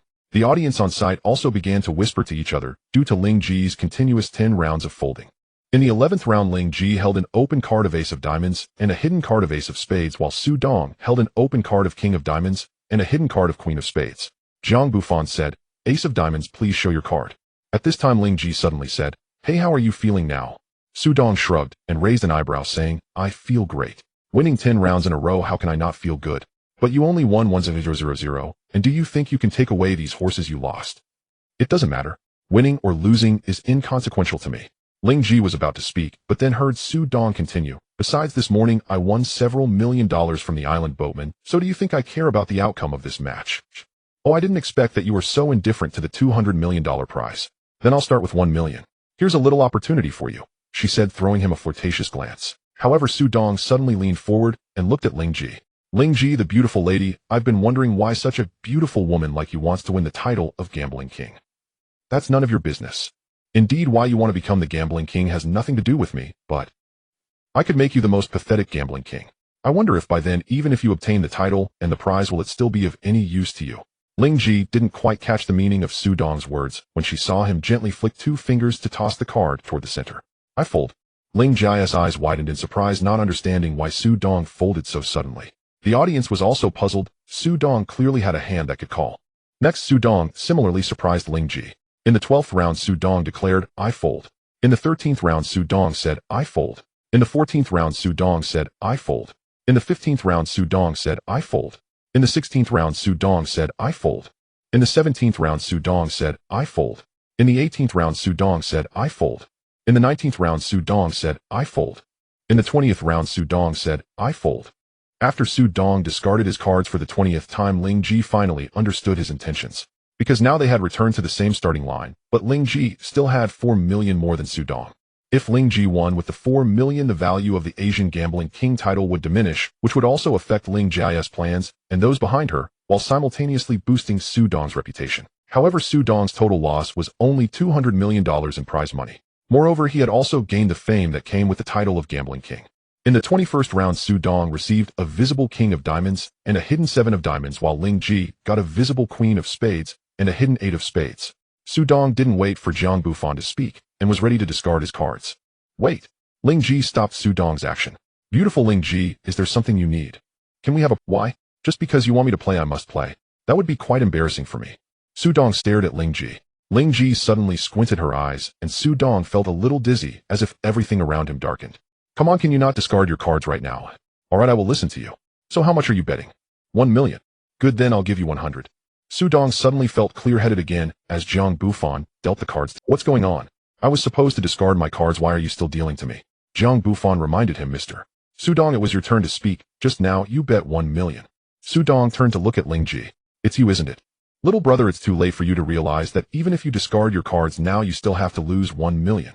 Moreover, having this 1 million at the end would yield a different effect. You really are ruthless. Playing tricks with me, huh? Oh dear, my heart aches. Just a moment ago, I was calling you beautiful. Now I'm calling you a ruthless girl. But now it's your turn to speak. Su Dong then looked at his cards. Zhang Bufan had just dealt him a 10 of diamonds, while Ling Ji received a 3 of spades. You're quite ruthless, I'll remember you for this. Thank you for the compliment. Ling Ji replied with a smile. Zhang Bufan said, 10 of diamonds, please speak. 10 million. Su Dong directly raised it to 10 million. This left Ling Ji dumbfounded. Little brother, are you angry? Haha, isn't this what you wanted? Su Dong spoke without looking into Ling Jia's eyes. Zhang De was right, this girl can hypnotize. Her voice was so alluring that it easily relaxed a man. Ling Ji also noticed that Su Dong's gaze remained fixed on the table. Even if she wanted to hypnotize him into discarding his cards, it was no longer possible. I'll give you 10 million. Su Dong, unwilling to look into Ling Ji's eyes, kept his head down. Because of this, Ling Ji didn't see that he was secretly laughing. Jiang Bufan dealt again, and Su Dong received a 2 of diamonds while Ling Ji got a 9 of spades. Spades flush, please speak. At this moment, Ling Ji was a bit confused. Her side had a flush, and so did Su Dong. What's happening? Ling Ji glanced at Su Dong's cards, and then at her own. Her hand was greater than Su Dong's. But she still didn't know what his hidden cards were. However, Ling Ji didn't want to show any weakness in front of Su Dong. Little brother, I bet 10 million. Are you in? Ling Ji pushed out 10 million. It was Su Dong's turn to speak. He kept his head down, first pushing out 10 million, and then another 20 million. I'll call your 10 million and raise you 20 million. Su Dong, what do you mean? You're not even looking at me when you speak. Ling Ji was a bit angry. It was the first time a man had ignored her like this. If I look at you, you'll want to hypnotize me. I just got hypnotized into betting because of you. Since I bet, let's just go big. You're good? I'll give you 20 million. I want to see if this card you dragged down with me can beat me. Ling Ji finished speaking and pushed out another 20 million. Jiang Bufan dealt the 5th card. Su Dong got a 5 of diamonds, and Ling Ji got a 5 of spades. Looking at their hands, Ling Ji felt both happy and worried. Although her flush was a queen high, Su Dong's was also a flush. She just didn't know what his hidden cards were. But currently, only a king of diamonds or an ace of diamonds could beat her. Little brother, I'm asking if my hand is a flush. What's yours? Ling Ji, aren't you just trying to find out what my hidden card is? I'll tell you, as long as I don't look into your eyes, your temptation is useless to me. Su Dong, you're too much. Hey, you want to rob me of my money, and I still have to smile and cater to you? Jiang Bufan spoke at this moment. Ladies, if there are no other bets to raise, we can open the cards now. Ling Ji steadied her emotions. Su Dong, I won't raise anymore. I have a flush, and it's a queen high flush. If you want to win, you can only beat me with a king or ace flush. After saying this, Ling Ji revealed her hidden card, which indeed was a queen of spades. Su Dong quickly glanced at it, and then avoided Ling Ji's gaze. Ling Ji, I think you should consider that I have 78 million more than you. Do you think you have a chance to win it back before? After Su Dong spoke, he revealed his hidden card under Ling Ji's puzzled gaze. As the king of diamonds hit the table, a cheer erupted from the audience. Ling Ji was also shocked and stood up. No, it's impossible. How could you have a king of diamonds? Jiang Bufan then announced, this round, Su Dong wins. The assistant nearby helped organize the bets. On the television screen appeared images of Su Dong and Ling Ji with each of their bet amounts marked beside them. Su Dong won 69 million, Ling Ji 91 million. Judging by the current circumstances, Su Dong's chances of winning were quite high, but there were still 3 hours left. No one could say whether Ling Ji would make a comeback. At that moment, Ling Ji's grip was tight, her knuckles turning white, and her face was filled with anger. She was not only angry about losing this round to Su Dong, but also because Su Dong had won while still keeping his head down, never looking at her. Su Dong, are you even a man? You win, but still keep your head down. Beautiful Ling Ji, do you think I'm stupid? What if I look up and you hypnotize me? You still have 90 million in bets. I don't want to lose without knowing why. Ling Ji didn't expect Su Dong to be aware of her intentions. At this moment, she recalled that Su Dong had just mentioned Jiang De had reminded him. Now she really wanted to chop Jiang De into minced meat. In the audience, Jiang De was also watching the game and was happy to see Su Dong win a round. Suddenly he sneezed. Ji Tian, who is cursing me? After speaking, Jiang Da's gaze turned to Ling Ji. Ling Ji, harboring resentment towards Jiang De, did not realize that Jiang De felt the same towards her. Her mind was now consumed with thoughts of how to win back Su Dong's mud horse. Su Dong, with his head lowered, was also plotting how to deplete the remaining 90 million of Ling Ji. The betting continued as Jiang Bufan dealt the cards again. Su Dong received an open card, the diamond 4, and a hidden card, the heart K. Ling Ji received the open card, the diamond 8, and the hidden card, the club K. Jiang Bufan said, diamond 8, please speak. Ling Ji's hand was about to go on the mud horse when Su Dong raised his hand and said, wait. Su Dong, what are you trying to do again? Ling Ji began to be wary of Su Dong. Nothing, I was just thinking, how about I haven't seen my cards yet. No matter how much you call, I have 90 million more than you. How about it? Hearing Su Dong's words, Ling Ji showed no expression, but she felt this scene was somewhat familiar. That's right, when Su Dong dealt with the island boatman, it seemed like this. Luring the island boatman, while Su Dong's ultimate goal was to buy time. Ling Ji, let me tell you the truth. In this round, I am really betting on luck with you. Hee Su Dong, do you really think I am as foolish as that island boatman? Your goal is just to buy time, right? You think just because you have my mud horse count in check you can control me. Today I will not fulfill your wish. You want to buy time, right? I absolutely will not satisfy you. I will not let you put pressure on me. I go all in. Ling Ji declared as she pushed all her remaining mud horses forward. Su Dong never expected Ling Ji to be so easily deceived. He quickly glanced at her, and with that glance Ling Ji suddenly felt as if she had been duped. At this moment, Su Dong also pushed 90 million mud horses to the center. The audience was surprised by the dramatic turn of events in this betting round. At first, both players folded in 10 rounds, and now the favored Su Dong was actually betting 90 million on luck. This made everyone feel that the gambling was somewhat unserious. Zhang Bufan started dealing the cards again. Su Dong received a club 2, and Ling Ji received a club Q. Fourth card Su Dong received a club 8A and Ling Ji received a spade 6. Fifth card Su Dong got a heart 10, while Ling Ji held a diamond J. The audience was surprised to see both players' hands. This round had no flowers, no straights, and certainly no pairs. Now it all depended on their hidden cards. Ling Ji looked at her own cards and felt very frustrated. Her highest card was the club K. Although her opponent had no pairs, if the hidden card was an A, or any of the 2, 4, 8, or 10A, she would definitely lose. Ling Ji revealed her hidden card, and a club K appeared before everyone. Su Dong, reveal your cards. I am curious whether your luck is better or mine. Su Dong could only silently think to himself, fool, I have X-ray vision.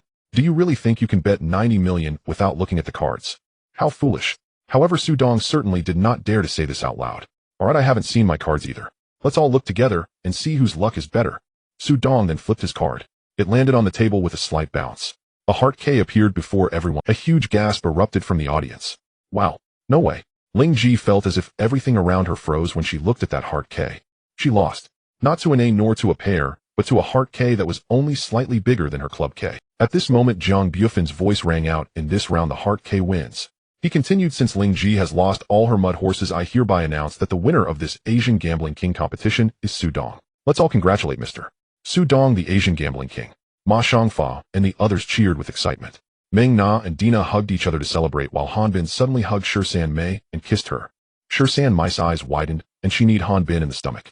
He instantly curled up like a shrimp.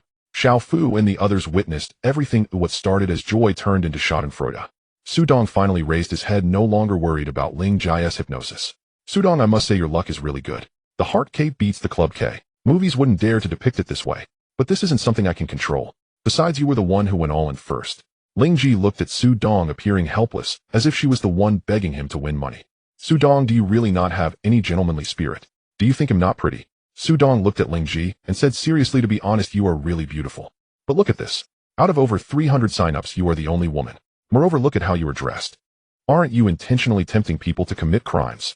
Your attire and the way you speak can easily distract others, so I have to keep my distance from you. A goddess once said, the more beautiful a woman, the more deceitful she is. Haven't you heard of this? Who said that? Zhang Wuji's mother. Who is Zhang Wuji? A scumbag. What is a scumbag? Why are you asking so many questions? You just want... Su Dong was annoyed by Ling Ji's incessant questioning. What had been a casual topic of conversation turned into an endless barrage of questions. At that moment, the president of the Australian Gambling Association, Xiao Yuanpei, approached with 2 foreigners. Behind them were 2 beautiful hostesses holding a large check with an amount of $200 million. Haha, Mr. Su Dong, congratulations on becoming the Asian Gambling King. Thank you, President. These 2 are directors of the World Gambling Association, and they are here to witness the Asian Gambling King bringing along an invitation to the World Gambling Competition. Su Dong shook hands with the 2 foreigners. One of them handed Su Dong a golden invitation letter. Thank you for the invitation, I will definitely attend. The 2 foreigners stepped aside. Xiao Yuanpei waved for the 2 hostesses to bring the check forward. Xiao Yuanpei whispered in Su Dong's ear, the prize money will be deposited into your bank account along with your peripheral earnings. Additionally, I have helped you arrange this. You won't have to pay a high tax this time. Thank you for your help, Uncle Xiao. Su Dong knew that Xiao Yuanpei wouldn't help him with taxes without a reason. He must have something to ask for in return, or wanted a personal favor. Xiao Yuanpei smiled upon hearing the term Uncle Xiao. He patted Su Dong on the shoulder and left with the 2 foreigners. At that moment, Meng Na and Dina rushed over and hugged Su Dong tightly. Ma Xiangfa, Axe, Jun Han Bin, and the others also came forward to celebrate. Everyone was not only celebrating Su Dong's title as Gambling King, but also celebrating their peripheral winnings.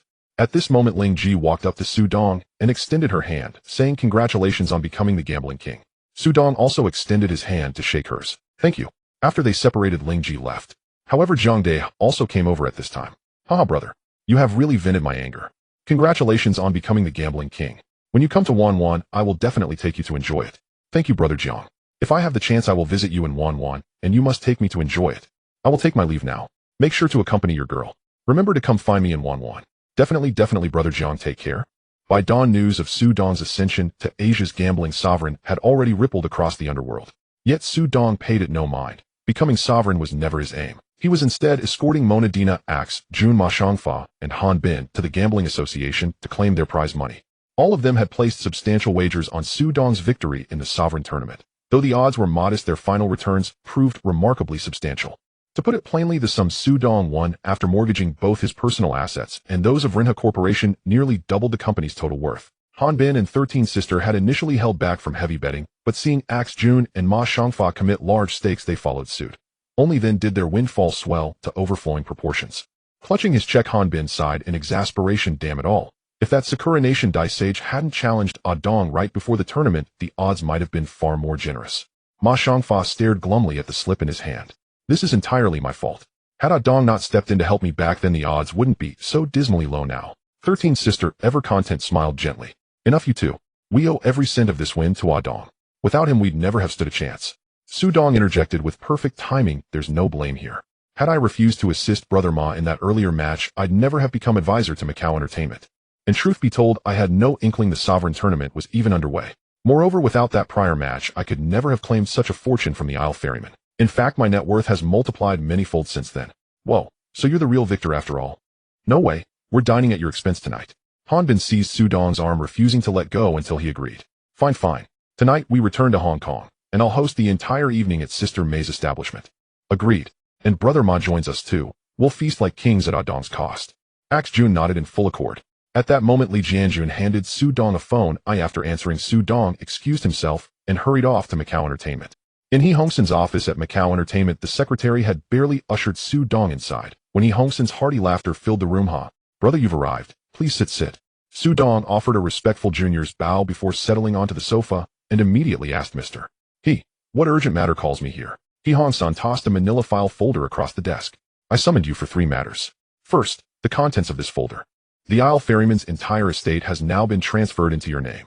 You may appoint representatives to assume control at your convenience. Thank you, Mr. He. Though Su Dong knew He Hongsen and Xiao Yuanpei had orchestrated the transfer behind the scenes, holding the folder still sent a thrill through him. The patriarch's fortune amounted to tens of millions of U.S. dollars. Secondly, the owners of Macau's casinos all wish to retain you as their official advisor. Ow. Su Dong blinked in mild confusion.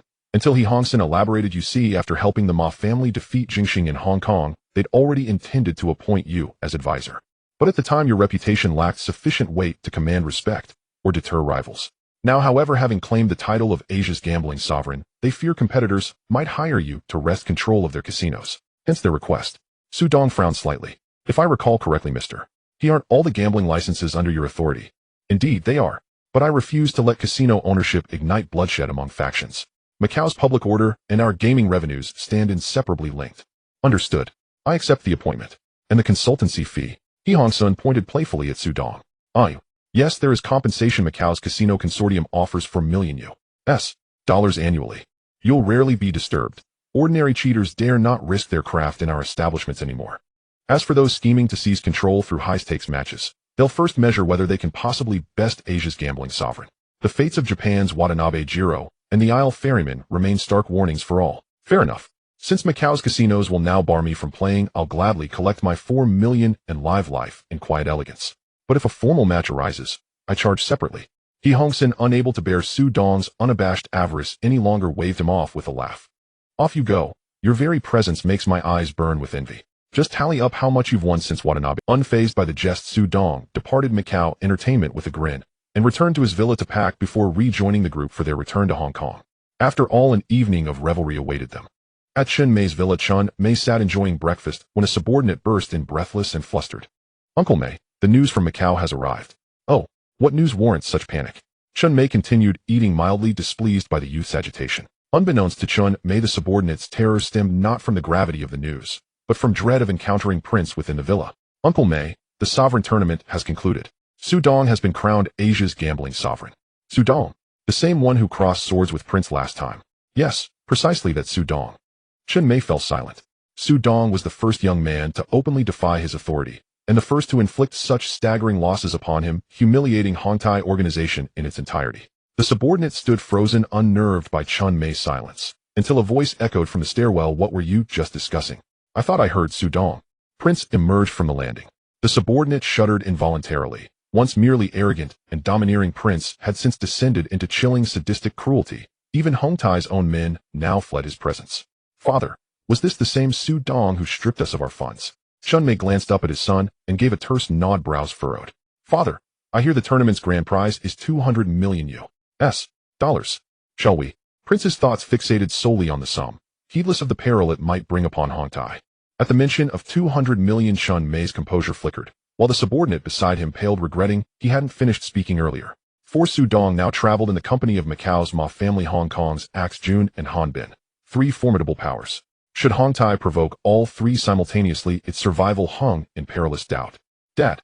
The prince's call pulled Chun Mei back from her thoughts. Seeing the prince's anxious expression, Chun Mei waved her hand at the little brother beside her, who hurriedly fled the villa. Dad, don't you have any thoughts? $200 million. How long will it take us to earn that? Chun Mei couldn't help but speak out, noticing the prince's impatience. All right, can you calm down a bit? This matter is not as simple as you think. We need to think long term. Dad, it can't be that. We can just find a few people to kidnap Su Dong. Once we show a gun, I don't believe he can be that tough. Shut up. If it were that easy, would you even have a say? Su Dong is now the gambling king of Asia, and the casinos on Aodao will definitely hire him as a consultant. Do you know how closely connected the casinos on Aodao are with those gangs? Do you even know how many of the gangs on Aodao are from the same family as those on Gang Island? If they find out that it's Hong Tai trying to target Su Dong, do you think Hong Tai can still hold them off? However, the prince didn't take Chun Mei's words to heart. His mind was only focused on that $200 million and Su Dong's fortune. It's important to note that last time Hong Tai lost face because of Su Dong, so he has been paying extra attention to Su Dong, knowing that Su Dong's assets are no less than $300 million. That, I think you are overthinking it. We can just capture Su Dong, extort the money, and then eliminate him. Once Su Dong is dead, who do you think would care about a dead man? Hearing this, Chun Mei felt a bit tempted. The prince was indeed making a valid point, but she was still somewhat worried. But we don't have the right people for this job. If we just use the little brothers from Hong Tai, we will eventually be unable to keep it a secret. But we can't touch our people from Hong Tai. I know someone who has a group of desperados. The price isn't high, and afterward we can just dispose of them, and everything will be fine. At that time there will be no witnesses who can do anything to us. Chun Mei instinctively sized up her son at these words.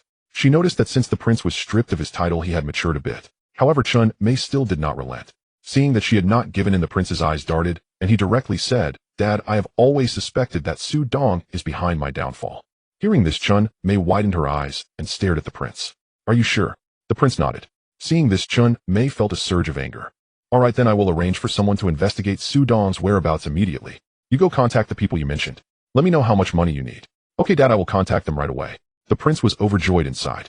He knew that his father cared most about his downfall. However, he had also suspected that Su Dong was involved in his downfall, but he had found no evidence. The prince tidied up and headed straight for Chongqing Mansion. Yes, you heard it right, it is Chongqing Mansion. The desperados the prince mentioned were Dog Brother, the former employer of Xiao Fu. Moreover, both Chun Mei and the prince were still unaware of the troubles their actions would bring to Hong Tai. On Bolan Street, after Su Dong and his group returned, they went directly to Sister Shursan's place. Not only that, but Han Bin also introduced his younger brother Dinosaur to Su Dong, hoping that next time there would be a chance for Su Dong to help his brother. I have to say that Han Bin's way of doing things made Su Dong feel comfortable. This time it was also because Han Bin and Su Dong were not long acquainted, so they didn't bring Dinosaur along to Aodao. Su Dong was very happy to have won money this time. He relaxed and drank with everyone, completely unaware that a group of people was currently searching for his whereabouts. In the end, it was Xiao Fu who helped him back. Even Li Jianjun and Li Jianlin had drunk a bit too much. The next day, Su Dong was still asleep from the hangover, while Ming Na and Dina went to the Central District Company. This time, the money Su Dong used for the bet was from the company's funds. Now that the funds have returned, it is naturally time to act on some of the previously favored assets. At the same time, the assets of the island boatman and Watanabe Jiro needed the lawyer's help to handle. Xiao Fu, as the bodyguard of the two elder sisters, also accompanied them to the company early in the morning. As for Su Dong's safety, at least in the villa on mid-levels, ordinary people still wouldn't dare to act recklessly there. A few days passed, and the heat of the Gambling King competition was gradually decreasing. Both women were now busy handling personnel and company matters. Li Jianlin also returned to the casino, leaving Su Dong and Li Jianjun feeling a bit aimless. Jianjun, what do you think we should do now? Su Dong poured tea for Li Jianjun, and they were both drinking tea on the villa's terrace. Dongge, how would I know? Before, the two of us were just blue lanterns, and after following you, you took us to make money, and the people we knew shifted from those blue lanterns to influential figures like Jungo. Now you ask me what to do. I don't even know myself. So now the casinos on Aodao and Gang Island definitely won't let me gamble anymore. With people and the company having Meng Na and those two women sitting in and Jianlin watching the casino, they generally wouldn't dare to come looking for trouble. I feel like I'm living off someone else's fortune now. Li Jianjun thought for a moment and suddenly suggested, Dongge, how about we go to the gambling city in the United States? Not many people know you there. I've thought about that too, but we are completely unaware of the situation over there. Winning a little money isn't a problem, but winning big is uncertain. Over there they claim to be the land of the free, but there are shootings every day. The risk factor is too high. The two spent the entire day drinking tea, and by the time Meng Na and the others returned, they still hadn't figured out what to do next. At night Ming Na and Dina went upstairs to their rooms, and only then did Xiao Fu pull Su Dong aside to discuss things. Dongga, today, I found someone following sister-in-law, and when we returned I noticed someone also lurking not far from our villa. Someone is following me, also tracking Ming Na and the others. Su Dong frowned at these words, and Li Jianjun, who was listening beside him, also sat up straight. Who could it be? Xiao Fu then said, Donggu, I don't know who is keeping an eye on us, but I did see a familiar face among those who were stalking us. Who is it? The one you've seen, Aji, Dog Brother's subordinate. Dog Brother. Aji. Su Dong fell into thought. He knew Dog Brother, and Xiao Fu had previously followed Dog Brother. But he couldn't recall who Aji was right away. Are you saying someone is buying a hit on me from Dog Brother? Most likely the people from Dog Brother's side don't have ID cards. When they commit crimes they usually return to their hometown. The police over here also find it difficult to trace anything. I understand. You still need to protect Ming Na and the others tomorrow. You have a gun license, so if you encounter something you can't handle, just shoot. I will take responsibility for any issues. No problem, you can rest assured. With me around, the two sisters won't encounter any problems. Su Dong nodded, and then looked towards Li Jianjun. Jianjun, tomorrow take some money to find Dog Brother. This person is greedy. I want to know who the mastermind behind this is. Are they planning to eliminate me, or what? Dongga, rest assured. Tomorrow I will meet with Dog Brother. I will first talk about money with him, and if that doesn't work I can always have the Haixing talk to him. Su Dong and Xiao Fu both smiled upon hearing this. The three of them were completely unconcerned about those who were stalking them outside. The next morning Xiao Fu and Li Jianjun both escorted Ming Na and Dina to the company. However, after arriving at the company, Li Jianjun sneaked out through the back door. Su Dong sat alone at home sipping tea while casually calling Axe Jun. Jungu, has anything happened in the Jianghu? Brother, you wouldn't believe it, but nothing much has happened lately. However, there is one thing that you will definitely find interesting.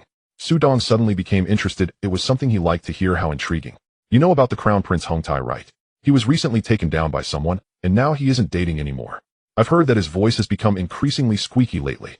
Su Dong immediately visualized the Crown Prince's arrogant demeanor combined with a delicate hand gesture, making him shudder.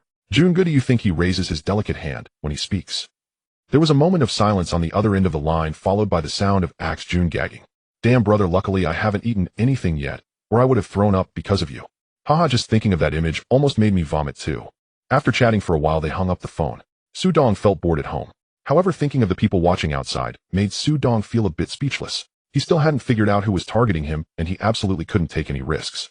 Damn it, others get a system when they travel through worlds, but I only get X-ray vision. What a loss. After venting his frustrations, Su Dong continued to sip his tea. 50 meters away from the villa, an old car was parked with two people sitting in the driver's and passenger seat smoking. Xiao Fu noticed one of them because he was observant, and the other reason was that the car's presence here was indeed a bit conspicuous. This area was a villa district. Xiao Fu slowed down to take a look while driving past, and unexpectedly recognized Aji. Aji leaned against the car door flicking the cigarette, but to the ground, his eyes fixed on Su Dong's villa, unable to help but complain. Damn, what is this Su Dong doing cooped up at home all day? I should have just gone for his girlfriend instead. At that moment the car door opened, and another man walked around the front of the car to Aji's side. You just don't understand, these wealthy people are born afraid of dying. Let's just wait patiently. After saying that, the man handed a bottle of water to Aji, took a sip himself, and then asked, Aji, do you know what Su Dong's background is? Just as Aji was about to bring the bottle to his lips, he heard the man's question and put it down puzzled. I don't know, do you? The man glanced around and said, let me tell you, a few days ago when I was looking at photos from Doggu, I recognized him right away. This person is named Su Dong. He just won the Asian Gambling King competition held in Australia. I saw in the newspaper that the prize was $200 million. What? $200 million? How much is that in Hong Kong dollars? Aji was completely shocked by this news. Let me calculate, roughly over $1 billion Hong Kong dollars, I suppose. The man replied seriously. Over $1 billion. Damn, then the people planning to kidnap him must be after that prize money. It's pitiful that we are risking our lives, and in the end, we only get 100. Aji thought about Su Dong's $200 million prize, and then about his own 100 reward, feeling a surge of frustration. Seeing Aji's dejected expression, the man nudged him with his elbow, and said, Brother, hearing about 200 million, don't you have any thoughts? Thoughts? What thoughts? Aji looked at the man with a confused expression. Dumbass. Once we capture him, we won't turn him in. We can keep the money ourselves and split it. Wouldn't that be better? Wouldn't that break the rules? Rules? What are rules worth? The boss makes over $1 billion in Hong Kong dollars, then divides 100 for each of us. Think about it, would you choose 500 million or 100? Upon hearing this, Aji's mind felt like a battle was occurring. The man then added, Aji, once we get the money, let's run away to the Buddha kingdom and live a carefree life there. Wouldn't that be nice? Listening to the man's description, Aji's eyes gradually lit up. Alright, let's do it. But will our two-man power be too weak? The man smiled and pulled out a large black star gun from his waistband. Ajie's eyes widened even more upon seeing it. Damn, you have this. Yeah, I even prepared one for you, the man said as he pulled out another large black star. Ajie held the black star, his eyes shining brighter. With this, things will be much easier. Ajie caressed the black star, and the man's lips curled slightly, as if everything was as he had anticipated. Indeed, the man had unintentionally seen the news about Su Dong winning the Asian Gambling King competition in the newspaper and later saw Su Dong's photo from Doggo. At that time, he had conceived the thought of claiming all that money for themselves. However, he did not know that Su Dong was not weak himself and had Xiao Fu, the future blazing angel, by his side. His ideas would forever remain just ideas. In the evening, Li Jianjun and Xiao Fu returned together. After dinner, the three of them entered the study. Su Dong lit a cigarette for himself and asked, Jianjun, how's the situation? Upon hearing Su Dong's question, Li Jianjun suddenly burst into laughter. This left Su Dong and Xiao Fu confused. The two exchanged a glance filled with doubt. Sorry, I couldn't help but think of how Doggo behaved today. Su Dong and Xiao Fu stared at Li Jianjun with dark faces, waiting nearly 2 minutes before they heard Li Jianjun. Today I went to find Doggo and confirmed that there are a total of 4 people watching us, 2 following Xiao Fu and 2 keeping an eye on the villa. They are planning to kidnap you, Doggo. However, if they can't bring themselves to do it, they plan to kidnap your wife first and force you to show up. Did you find out who was behind it? Upon hearing this, Li Jianjun laughed again. Su Dong and Xiao Fu darkened their faces once more. Li Jianjun, if you laugh again, do you believe Xiao Fu and I will beat you into the hospital? Li Jianjun finally managed to contain his laughter. Doggo, hey, race the thing. I gave Doggo 2000, and he spoke honestly after that. However, when I asked him about the mastermind, he refused to say anything. I thought he was being arrogant. But just as I pulled out the black star before I even aimed it at him, this kid confessed, and he even wet himself. Su Dong and Xiao Fu were left speechless. Doggo said that the person behind him is none other than Crown Prince Hong Tai. Originally, he hadn't recognized him, but upon hearing the Crown Prince's squeaky voice, he knew who it was. This was mainly because the news about the Crown Prince being taken down had recently been all the rage in the Jianghu. Upon hearing this, Su Dong couldn't help but laugh as he recalled the conversation he had with Axe Jun today about the Crown Prince's arrogant demeanor and the delicate hand gesture. Seeing Su Dong laugh at that moment, Li Jianjun and Xiao Fu felt puzzled. Before they could ask, Su Dong had already recounted the Crown Prince's arrogant appearance with the delicate hand gesture, causing both of them to laugh as well. Enough, stop laughing for now. Let's discuss our next move. Su Dong interrupted Xiao Fu and Li Jianjun. Li Jianjun, however, dismissed it casually. We'll lure them to a remote location and eliminate them outright. Xiao Fu countered, Jianjun, that plan won't work. Even if we neutralize them, what about the Crown Prince? Shall we wait for his second wave of enforcers? And can we even identify who they are, as clearly as we did this time? Li Jianjun was momentarily at a loss. Though Su Dong often tasked him with errands or getaways, he rarely engaged in strategic thinking, especially not when paired with Su Dong. Here's what we'll do tomorrow, Meng Na, and the others won't go to the office. You two will accompany me on an outing. We'll draw the snake out of its den. Brother Dong, isn't this too risky? Jianjun voiced concern for Su Dong's safety. Damn it, we're 3 men, 3 guns. For all we know, they might not even be armed. What on earth are you afraid of? Su Dong knew Jianjun worried for his safety, but his own combat prowess was no trivial matter. Fine then, you're the boss, your word is law. Jianjun still muttered under his breath. Xiao Fu nodded firmly. Don't worry, Brother Dong. They're unlikely to be armed. Leave these 4 to me. Xiao Fu, never grow complacent. I'd wager the Crown Prince is after that 20 million bounty. He's the first, but certainly not the last. Understood. Xiao Fu and Jianjun acknowledged and turned to leave, when Su Dong suddenly remembered something. By the way, contact Jinlin. Tomorrow he'll stake out Chun Mei's villa and the Crown Prince himself. He must call us immediately if anything unfolds. Got it. I'll reach him right away. Jianjun gave a brief affirmative and exited the study with Xiao Fu. Su Dong gazed out the window. Crown Prince, it seems I must establish my authority in Hong Kong, with you as my first example. By dawn, Li Jinlin had already stationed himself outside Chun Mei's villa, ready to alert Su Dong at the first. In the mid-levels, Su Dong sat in the rear seat. Li Jianjun crouched beneath the front passenger seat, while Xiao Fu drove the car out of the villa. When Ajie and his men spotted Su Dong's vehicle and confirmed he was inside, they swiftly jumped into their cars and gave chase.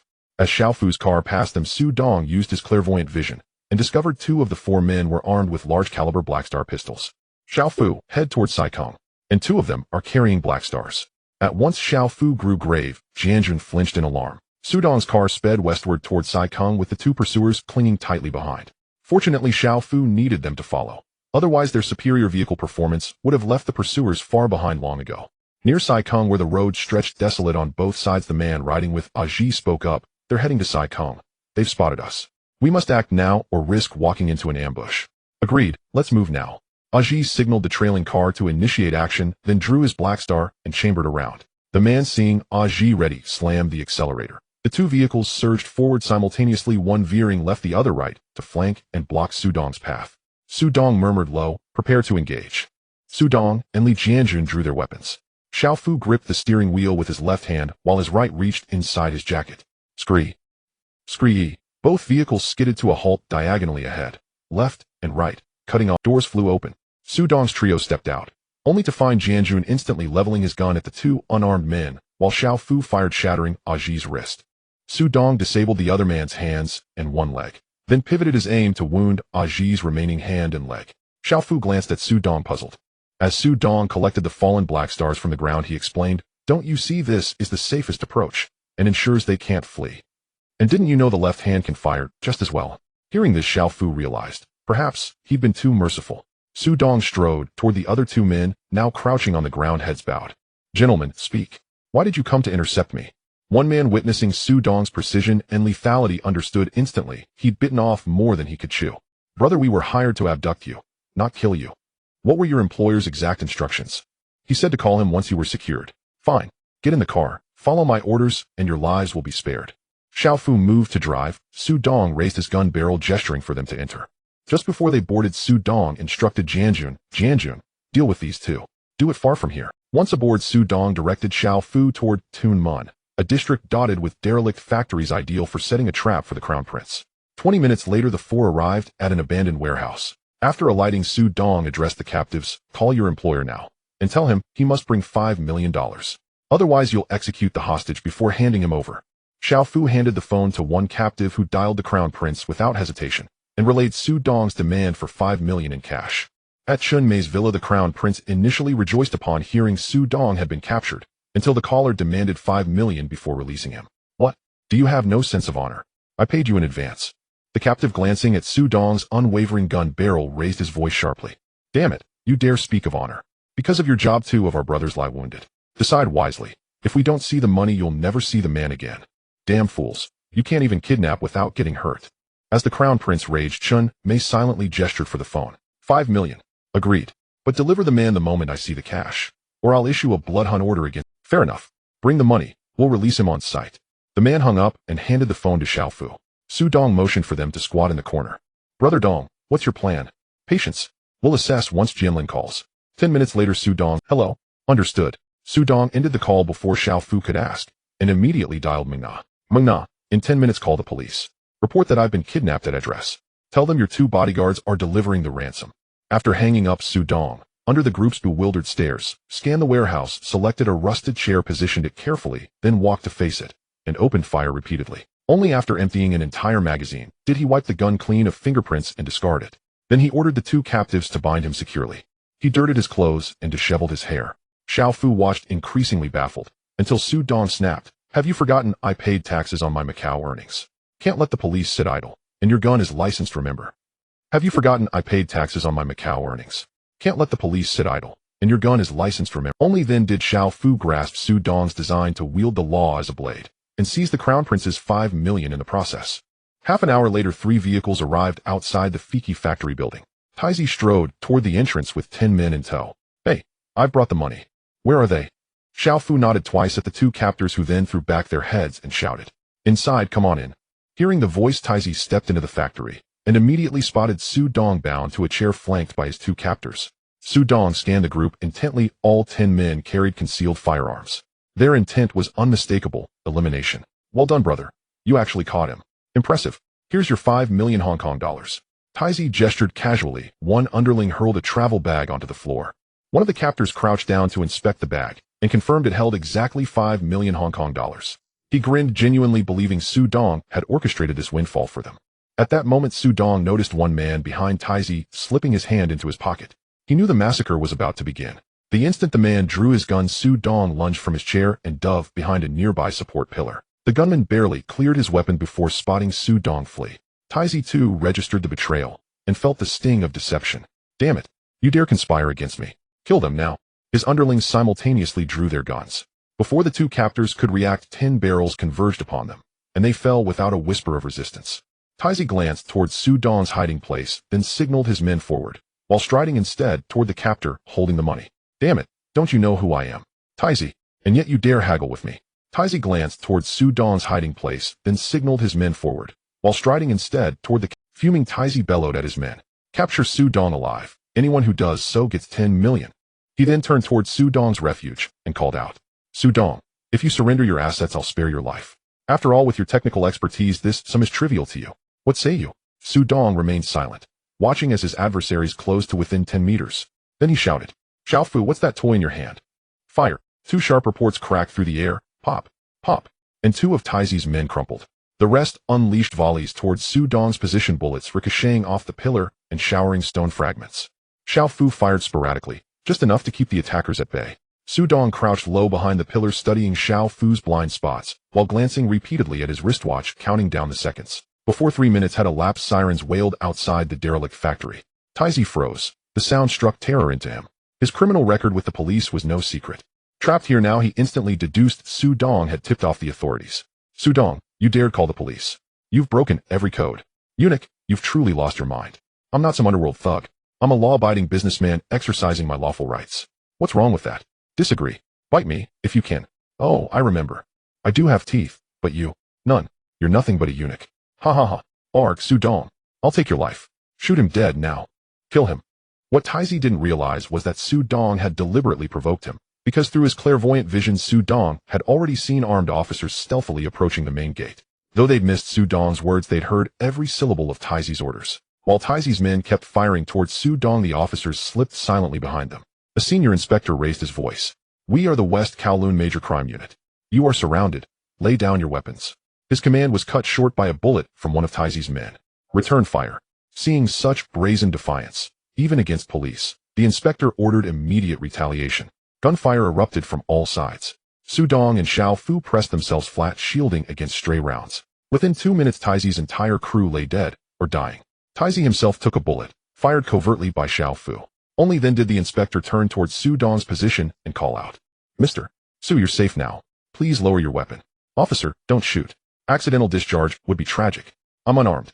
Xiaofu, set down your firearm. It's licensed. Hand the permit to the officers afterward. From behind a pillar beside Su Dong, Xiaofu placed his gun on the ground, then emerged slowly with hands raised. Several officers moved in to restrain Su Dong. Others secured Xiaofu. Officer, I'm the victim here. Treating me like this seems unprofessional. I might file a formal complaint. The inspector approached, waved his hand for Su Dong's release, and introduced himself. Mr. Su, I'm Inspector Tang, co-leading this operation.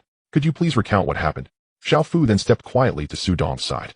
Inspector, here's how it unfolded today. I set out for Sai Kung to buy fresh seafood for dinner, when suddenly 2 men ambushed me at gunpoint and dragged me here. Once inside, I overheard them phone Taizi, boasting they'd captured me. Then they called my wife, demanding 5 million. She had no choice but to dispatch her bodyguard with the ransom. But they double-crossed us. And then you arrived. By the way, he holds a valid firearms license. This qualifies as legitimate self-defense, doesn't it? Inspector Tang studied Su Dong, struck by an inexplicable, unsettling intuition. A licensed bodyguard arrives with a single firearm, and together they hold off 11 armed assailants wielding 10 guns. His gaze flickered repeatedly between Su Dong and Xiaofu. Mr. Su, we'll need both you and your bodyguard to accompany us to the station for a full statement. Fine. After all, I am a law-abiding businessman. Su Dong strode confidently toward the police car flanked by Xiaofu, never having ridden in a patrol vehicle before. In his past life, he'd boarded military transports, but never served as an officer. This lifetime marked his first encounter with the force. At the station, Su Dong and Xiaofu were separated into different interview rooms. Mr. Su, we've just analyzed the 5 million. Neither your fingerprints nor your bodyguards appear on any bills. How do you prove ownership? Officer, surely you know I own a fully licensed casino. Must every chip bear my fingerprint before I claim? Besides, the cash was packed and delivered to my residence by my staff. No fingerprints. Entirely expected. Is lawful income now illegal? I do pay taxes after all. The officer fell speechless. Su Dong, however, shifted his gaze to a nearby wall and smiled, waving gently at its surface. He'd just perceived through his clairvoyance that the wall was a one-way mirror, behind which stood several officers, including Inspector Tang and Senior Inspector Chen, the lead investigator in the previous Jianjun shooting case. Senior Inspector Chen returned Su Dong's wave with a faint smile. Tang release him. Inform him the 5 million remains evidentiary property for now. Sir, do you truly believe his account? And if I don't, shall I revive Taizi to testify that the money belongs to him? Tang fell silent. Even his greatest skill couldn't resurrect the dead.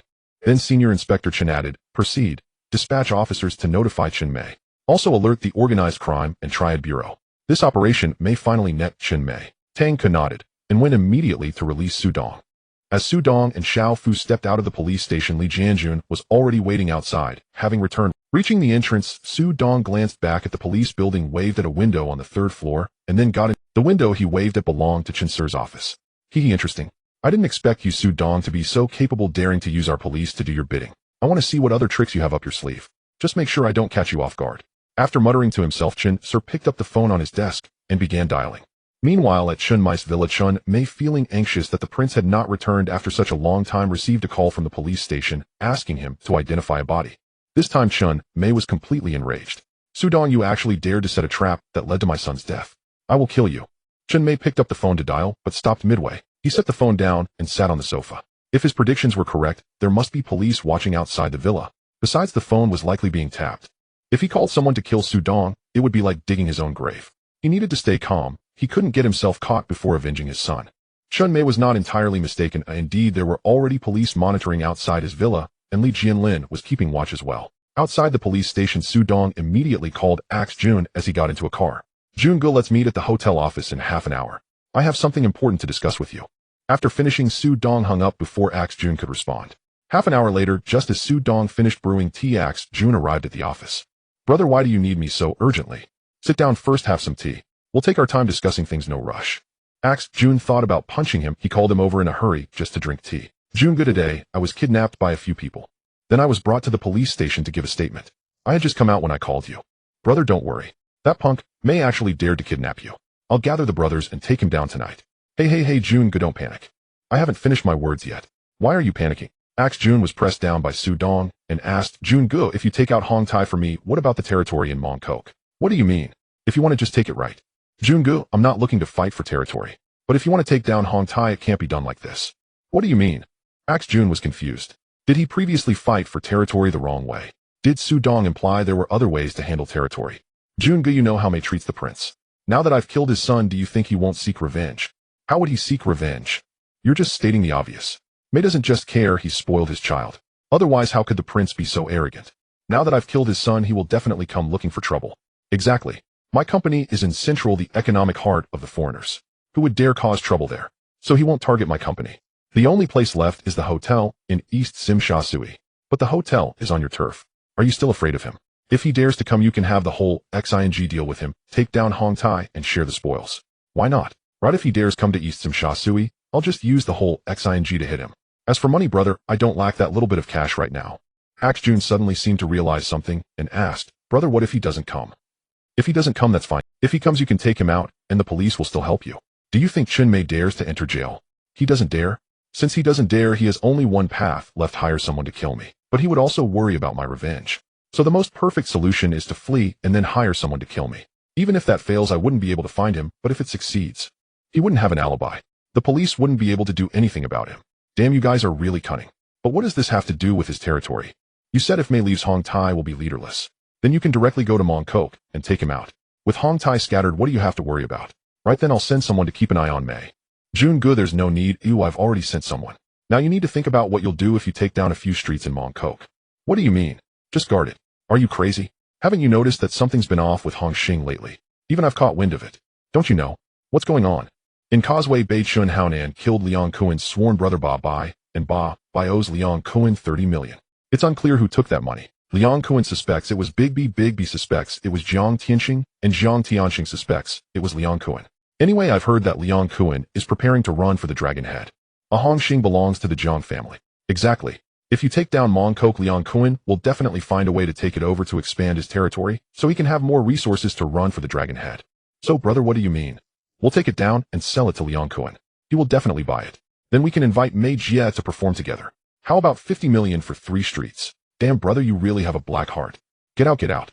I'm helping you come up with ideas, and you say I have a black heart. Haha, sorry. Once this is done, I'll treat you to drinks and arrange some girls for you. How about that? Alright, we'll talk about these matters later. You should go back and prepare now. I'll keep an eye on Mei, and I'll notify you as soon as I have news. Okay, I'll go back and prepare. Waiting for your news, huh? After saying this, Axe Jun left. At Chun Mai's villa, the anxious Chun Mei finally received a call, but it wasn't the news of the prince's success. Instead, it was the police notifying him to identify the body. No way. How could my son be dead? Su Dong, you killed my son. I will make you pay with your life. After screaming, Chun Mei prepared to call someone to deal with Su Dong, but stopped midway. No, I need to first understand how my son died. I will make Su Dong suffer tenfold for his pain. With that in mind, Chun Mei called his daughter-in-law to go with him to identify the prince's body, while he also wanted to understand the entire sequence of events. After hearing the police's account at the station, Chun Mei's face turned pale from clenching his teeth too hard. Su Dong, you are ruthless. You actually dared to scheme against my son. Fine, you want to use the police of Hong Kong Island against me, then I'll play this game with you thoroughly.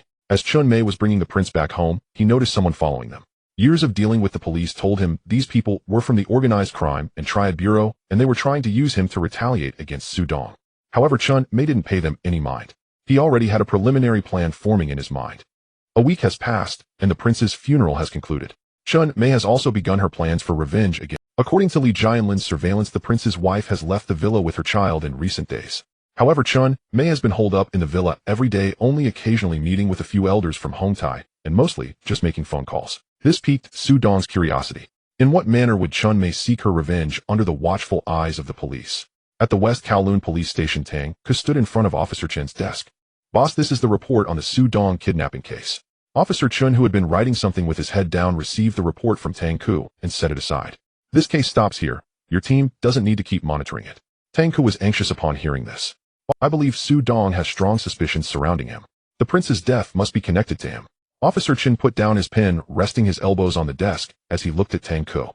Indeed, you are absolutely right. The prince's death was a trap set by Su Dong.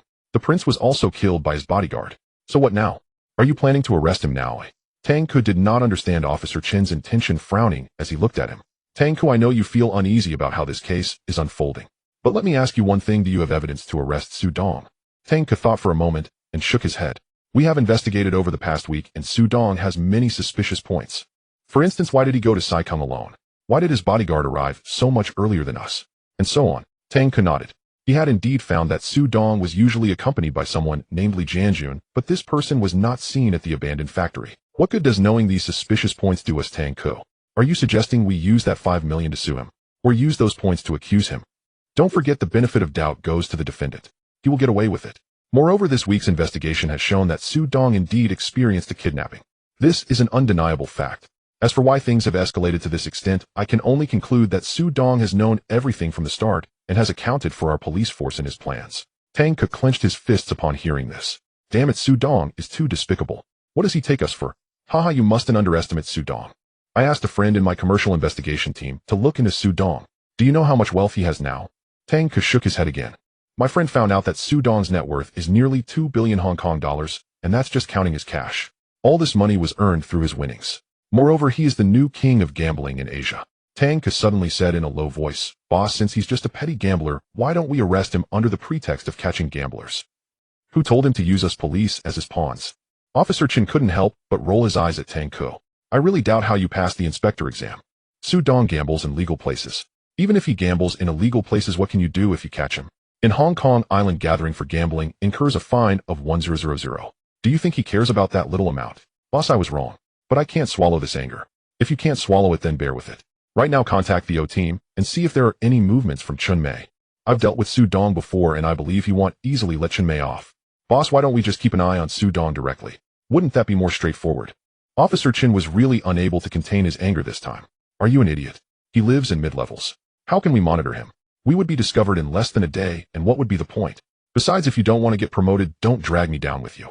He is currently a legitimate businessman. What right do you have to stalk him? Don't you fear complaints? Get out of here. Yes, sir. Tang Ke saluted and left in disgrace. Officer Chin looked out the window. Su Dong, I want to see how you will deal with Chun Mei. Meanwhile, Su Dong had been daydreaming in the villa for the past few days. Mona and the others managed the company's affairs remotely over the phone. He felt uneasy as long as Chun Mei didn't take action. Additionally, Ax Jun was also ready, just waiting for Su Dong's notification.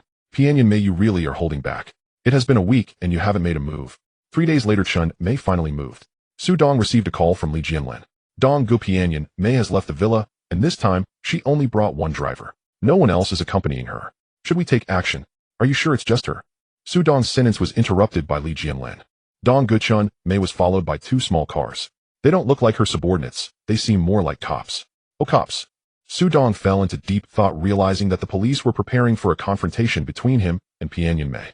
Jinlin, follow her. I want to know what Pianyan Mei is up to. Okay, don't worry. Leave it to me. 2 hours later, Su Dong received another call from Li Jianlin. Dong Gu Pianyan Mei has arrived at the airport. I think she's going to Taiwan. Going to Taiwan. Okay, you can come back. After hanging up, Su Dong fell into thought again, wondering what Pianyan. At the same time, Officer Chen also received news that Chun Mei was heading to Taiwan. He too fell into contemplation. I understand. This old fox. Su Dong thought for a long time and finally figured it out. By going to Taiwan, she could evade police surveillance, find people there, and with no connections or power in Taiwan, it would be more difficult for her to act against him than in Hong Kong Island. However, Su Dong didn't mind. He was even happier that Pianyan Mei was leaving. This way Hong Tai would be leaderless, making it the perfect time to take over Mong Kok. With that thought, Su Dong called Axe Jun. Jun Gu Pianyan Mei is flying to Taiwan. We can take it. All right, brother, just watch my performance tonight. Su Dong hung up and said to Xiao Fu and Li Jianjun, go prepare a few travel bags. When the battle in Mong Kok begins, we'll check out Pianyan Mei's villa. I don't believe she would keep all her money in the bank. Sure, no problem. At 11 p.m., Axe Jun took over 600 of his men and drove towards Mong Kok, while also borrowing 500 more from XING. Over 1,000 people suddenly attacked Mong Kok, and the Hong Tai members were caught off guard. Soon most of Hong Tai's territory was cleared. At this moment, Su Dong also headed straight to Chen Mei's villa with Li Jianjun, Li Jianlin, and Xiao Fu in 2 vehicles. Officer Chen had just lied down when he received a call saying that Axe Jun had led over 1,000 men directly into Mong Kok. It was then that he realized Su Dong's deadly move was here. Impressive, it must be said that it is truly impressive. In Mong Kok, the underlings of Axe Head Jun were engaging in fierce fighting, while Hong Tai's men were utterly unable to withstand the assault. The elders felt utterly bewildered upon receiving the distress call. Everyone was puzzled as to why XING would suddenly come to Mong Kok to seize territory, especially just after Chun Mei had left Hong Kong Island. Meanwhile, Su Dong quietly arrived near Chun Mei's villa with Xiao Fu and the Forley brothers. The four slowly approached the villa. Dong Gu, are you really so sure that all of Pianyan Mei's money is left in the villa? Su Dong shook his head at the question. I'm not sure. I'm just here to confirm if he has hidden money in the villa. Upon hearing this, Xiao Fu and the others exchanged glances, and Li Jianjun finally asked, Dong Gu, if you're not sure there's money inside, why did you ask us to bring the travel bags? Su Dong turned to look at Li Jianjun. Are you an idiot? An empty bag is not heavy to carry. If there's something valuable, we can take it away. If there's money, how would you carry it without a bag? How much can you report at once? Su Dong said this and ignored the others as he stealthily made his way towards the villa, arriving at the base of the wall, focusing intently on the villa. After confirming that no one was inside the villa, he waved to the three. Let's go, there's no one inside. We're going in. The four quickly entered the villa. Su Dong stood in the living room, scanning the entire villa with concentration. He wanted to see if Chun Mei had indeed hidden money in the villa, as she hadn't taken anything when she left. It must be said that having Su Dong's X-ray vision was indeed convenient. He quickly discovered a safe in the study and a hidden compartment. There was also a large safe in the basement. Let's go to the second and third floors first to take a look. Soon Xiao Fu and the Li brothers found a safe and tens of thousands of Hong Kong dollars in several rooms, along with some ordinary jewelry. Su Dong, on the other hand, found both the hidden safe and the surface safe in the study. He was glad that few people used electronic safes now, though otherwise his X-ray vision would have been useless. Without much effort, he opened the safe, which contained mostly gold bars, jewelry, a few luxury watches, and documents. While this Pianyan Mei, despite being so old, has quite the eye for quality. These watches are clearly high-end pieces. Su Dong unceremoniously packed everything into the travel bag. After the four had finished collecting everything from the upper floors, they finally made their way to the basement. It must be said that Chun Mei was indeed wealthy. After they cooperatively opened the combination lock, they discovered it was neatly packed with Hong Kong dollars amounting to several million. Donga, why do you think this Pianyan Mei doesn't deposit the money in a bank? That's obvious. This is black money untaxed. Spending it all at once could lead to trouble. No wonder you told us to declare all the money. I used to think declaring wasn't worth it, but seeing how much money we're taking from Pianyan Mei, I now feel it's worth declaring. Alright, let's hurry up and pack the money and get out of here. The four rushed to pack the money, and thankfully Su Dong had told everyone to bring travel bags, otherwise they wouldn't have been able to carry the money. In Mong Kok, several streets of Hong Tai had already been taken over by Axe Head Jun's men. Apart from those injured on the ground, the others had fled. The underlings of Axe Head Jun, except for those specifically tasked with securing the area, had also fled. The police showed up at the right time, arresting some lightly injured individuals or those who had lost their minds. Just as Su Dong managed to return to the villa, he received a call from Axe Head Jun. Brother, haha, I've taken over. Congratulations, Jun Go. How are the brothers? No problem, just a few minor injuries. By the way, I've arranged to meet Liang Kuan in a few days to discuss business. Will you come? I think I'll pass. I'm not really interested in the flower business. Alright, once I sell the territory, I'll treat you to tea. The two exchanged a few words before hanging up. Su Dong knew the rules of Hong Kong Island. Axe Head Jun had to hold the territory for 7 days, and it would depend on how Chun Mei handled it during that time. In Taiwan, after Chun Mei arrived, she had dinner with two old friends and reminisced, but she hadn't yet mentioned seeking help to deal with Su Dong. Shortly after returning to the hotel, she received a call from Hong Kong Island. What? What did you say? We lost our territory in Mong Kok. Was it Axe-head Jun's doing? Are you all idiots? Arrange for someone to get our territory back tomorrow. Most of our business is in Mong Kok. We cannot afford to lose it. Chen Mei didn't expect Axe-head Jun to act right after she left, as she knew Su Dong must have been involved. She was aware of the relationship between Su Dong and Axe-head Jun. Su Dong, you're something else. New grudges and old ones. Chun Mei will settle accounts with you. Chun Mei was determined to find a few old friends for help the next day. Su Dong must be dealt with quickly, or else who knows what trouble it would lead to later. Chun Mei recalled the incidents with the Crown Prince and Su Dong. First, she lost the bet, not only losing money, but also face. Later, the Crown Prince's attempt to kidnap Su Dong ended in his demise because of Su Dong. Now, just after leaving Hong Kong Island, a significant territory in her organization was seized because of Su Dong. Su Dong was simply her nemesis. The next day, Su Dong received a call from the police station notifying him to retrieve the 5 million ransom. Su Dong arrived at the police station with his lawyer, but was directly taken to the office of Senior Inspector Chen Sir from the Serious Crimes Unit. Mr. Su, we meet again. Please have a seat. Su Dong looked at Chen Sir with confusion and asked, Chen Sir, didn't you call me to retrieve my 5 million? What are you planning to interrogate me separately? Mr. Su, you jest. I just thought since we're acquaintances we could chat a bit, and the paperwork can be handled by my subordinates. Upon hearing this, Su Dong signaled his lawyer with a glance, walked to the desk, and directly pulled out a chair to sit down. The lawyer then went to handle the paperwork. Chen Sir, I'm curious what you want to chat about. Haha, Mr. Su, I must commend you for using our police to eliminate the Crown Prince. I have to give you a thumbs up, you're truly impressive. Chen Sir, I don't know what you're talking about. I'm a legitimate businessman. I was kidnapped and sought your police's help. How could that be strange? As for your claims of plotting, I'm not aware of that. If you believe I've plotted against you, I have nothing to say. Mr. Su, the show in Mong Kok last night was quite a spectacle, but I must remind you Chen Mei is not someone to be trifled with. You killed the Crown Prince and seized his territory. She will certainly seek revenge against you. Chen Sir, I don't understand what you're saying. I was at the villa all night, and as for killing the Crown Prince, I was merely acting in self-defense. It seems I didn't do anything wrong. As for this Chen Mei you mentioned, who is she? A member of the organization. Shouldn't I be seeking your protection, Chen Sir? I beg you, Chen Sir, please save me. Chen Sir was utterly speechless at Su Dong's performance. Alright, I appreciate your trust in our police. If you need anything, feel free to contact me. After saying this, Chen Sir handed over a business card, which Su Dong casually accepted. Alright, if any members of the organization threaten my life, I hope Chen Sir can help me out. Sure, I'll await your call, Mr. Su. Su Dong left Chen Sir's office and saw that the lawyer had completed the procedures. Alright, thank you for your hard work. Now please donate this 5 million to the police station in the name of the people and the company. Remember Central Police Station. The lawyer was momentarily stunned, but quickly regained composure. Sure, no problem. Su Dong walked out of the police station and got into the car, glancing at the West Kowloon police station outside the window. Cherubic, Chen Sir, even if you know I am using you, what can you do about it? Do you have evidence? Since both you and Xiao Fu exist, that $100 million is mine. By then, not only will I claim the 100 million revenge fund, but I will also have you as my prey. Su Dong muttered softly, and Li Jianjun, who was driving, couldn't catch what he said. But he noticed that Su Dong's face was a bit more somber than before when he left the police station. Upon returning to the villa, Su Dong summoned Xiao Fu. Xiao Fu, when will your comrades arrive? I didn't inquire further because Watanabe Jiro died of anger before, so. Xiao Fu asked in surprise, Dong Gu, you still need people? At that time I saw Watanabe Jiro die, and you didn't ask afterward, so I didn't have them come over first.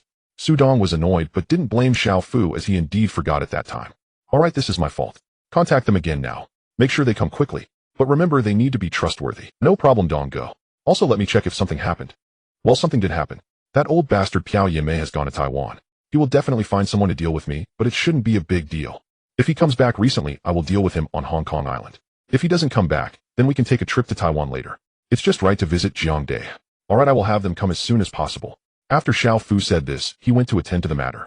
In Taiwan, Chun Mei, wanting to resolve Su Dong without implicating himself, had his old friend help him hire 6 assassins to kill Su Dong on Hong Kong Island. As for the matters on Hong Tai's side, he instructed his right-hand man, Uncle Bao, to ensure that they reclaimed the territory in Mong Kok within 7 days. Although Chun Mei went to Taiwan, the gang meeting was still held at his villa. Uncle Bao looked at several red sticks and instructed, Gentlemen, Mei Shu said that the Mong Kok territory must be reclaimed by tomorrow night at the latest. Additionally, whoever takes down the streets in Mong Kok will be in charge of managing them. Upon hearing this, the red sticks were instantly excited, but they didn't hear Uncle Bao continue speaking, and a few of them lowered their heads again. What's wrong with you?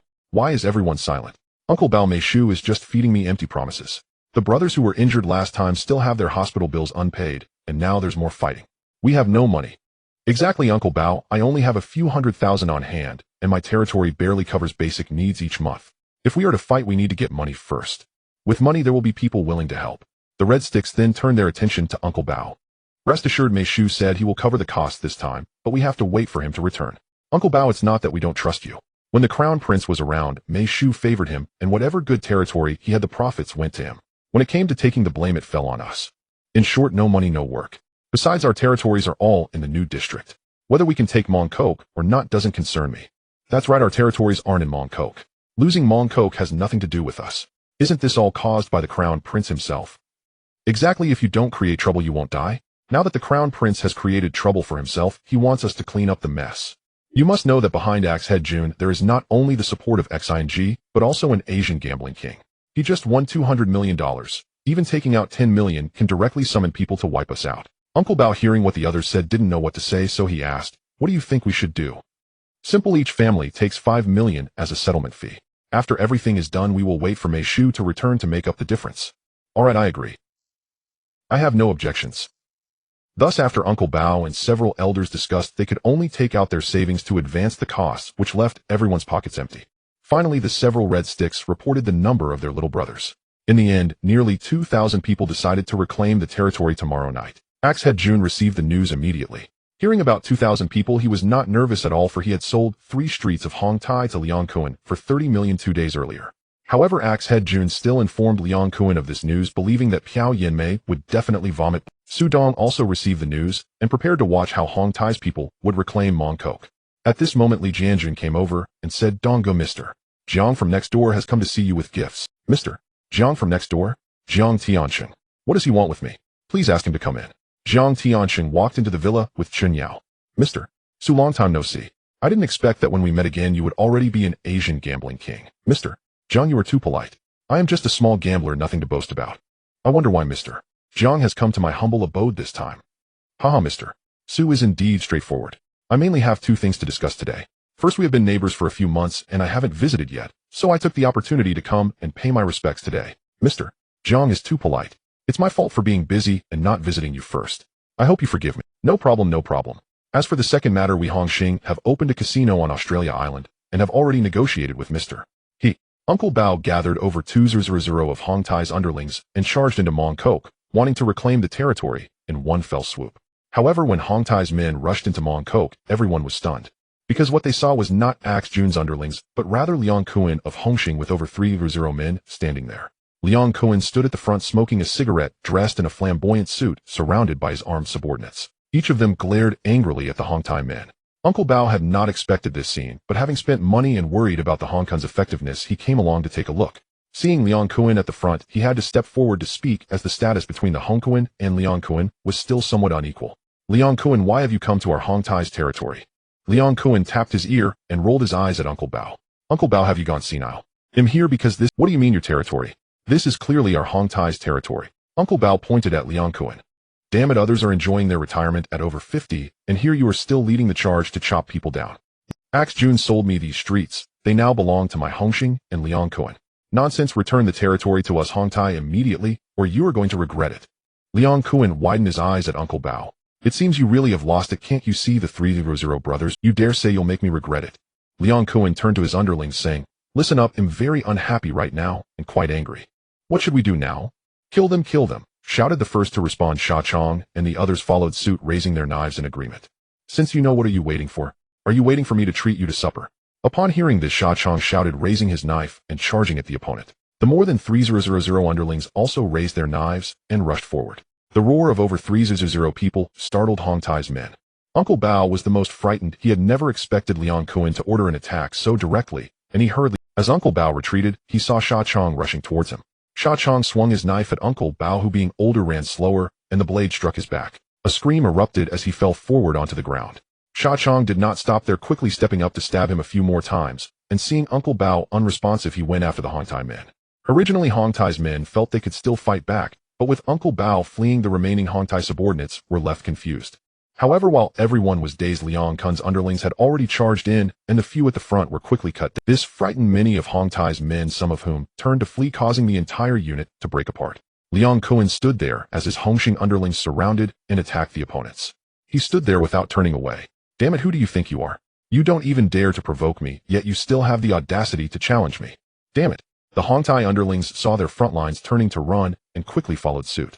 Meanwhile, Liang Kun's subordinates, witnessing this unexpected opportunity, chased after them with all their might. Liang Kun dropped his cigarette, preparing to assess the situation. But when he turned around, he was startled. Damn, have these people been injected with chicken blood today? Damn it, these people are charging too fast. Chun Mei had just finished drinking and returned to his hotel room when the phone rang, and he picked it up groggily. Hello, is this Uncle Bao? How did the situation turn out? Chun Mei thought it was news about reclaiming the territory, not even considering the possibility of failure. Suddenly a crying voice came through. Uncle Bao has been killed. Boo-hoo. What? Chun Mei was half awake from the shock. Clarify. Uncle Mei, we took over 200 men tonight. Liang Kun's subordinates chased us down like they were. As a result, over 100 brothers ended up in the hospital, and Uncle Bao and dozens of brothers were killed. Chun Mei was so furious at this news that he felt like his teeth would shatter. Liang Kun and Hongxing. You actually dared to disregard the relationship between Hongxing and Hongtai and directly attack us. Very well indeed. Chun Mei hung up the phone and directly called Jiang Tianxing. Jiang Tianxing, who had been asleep, was awakened and looked displeased.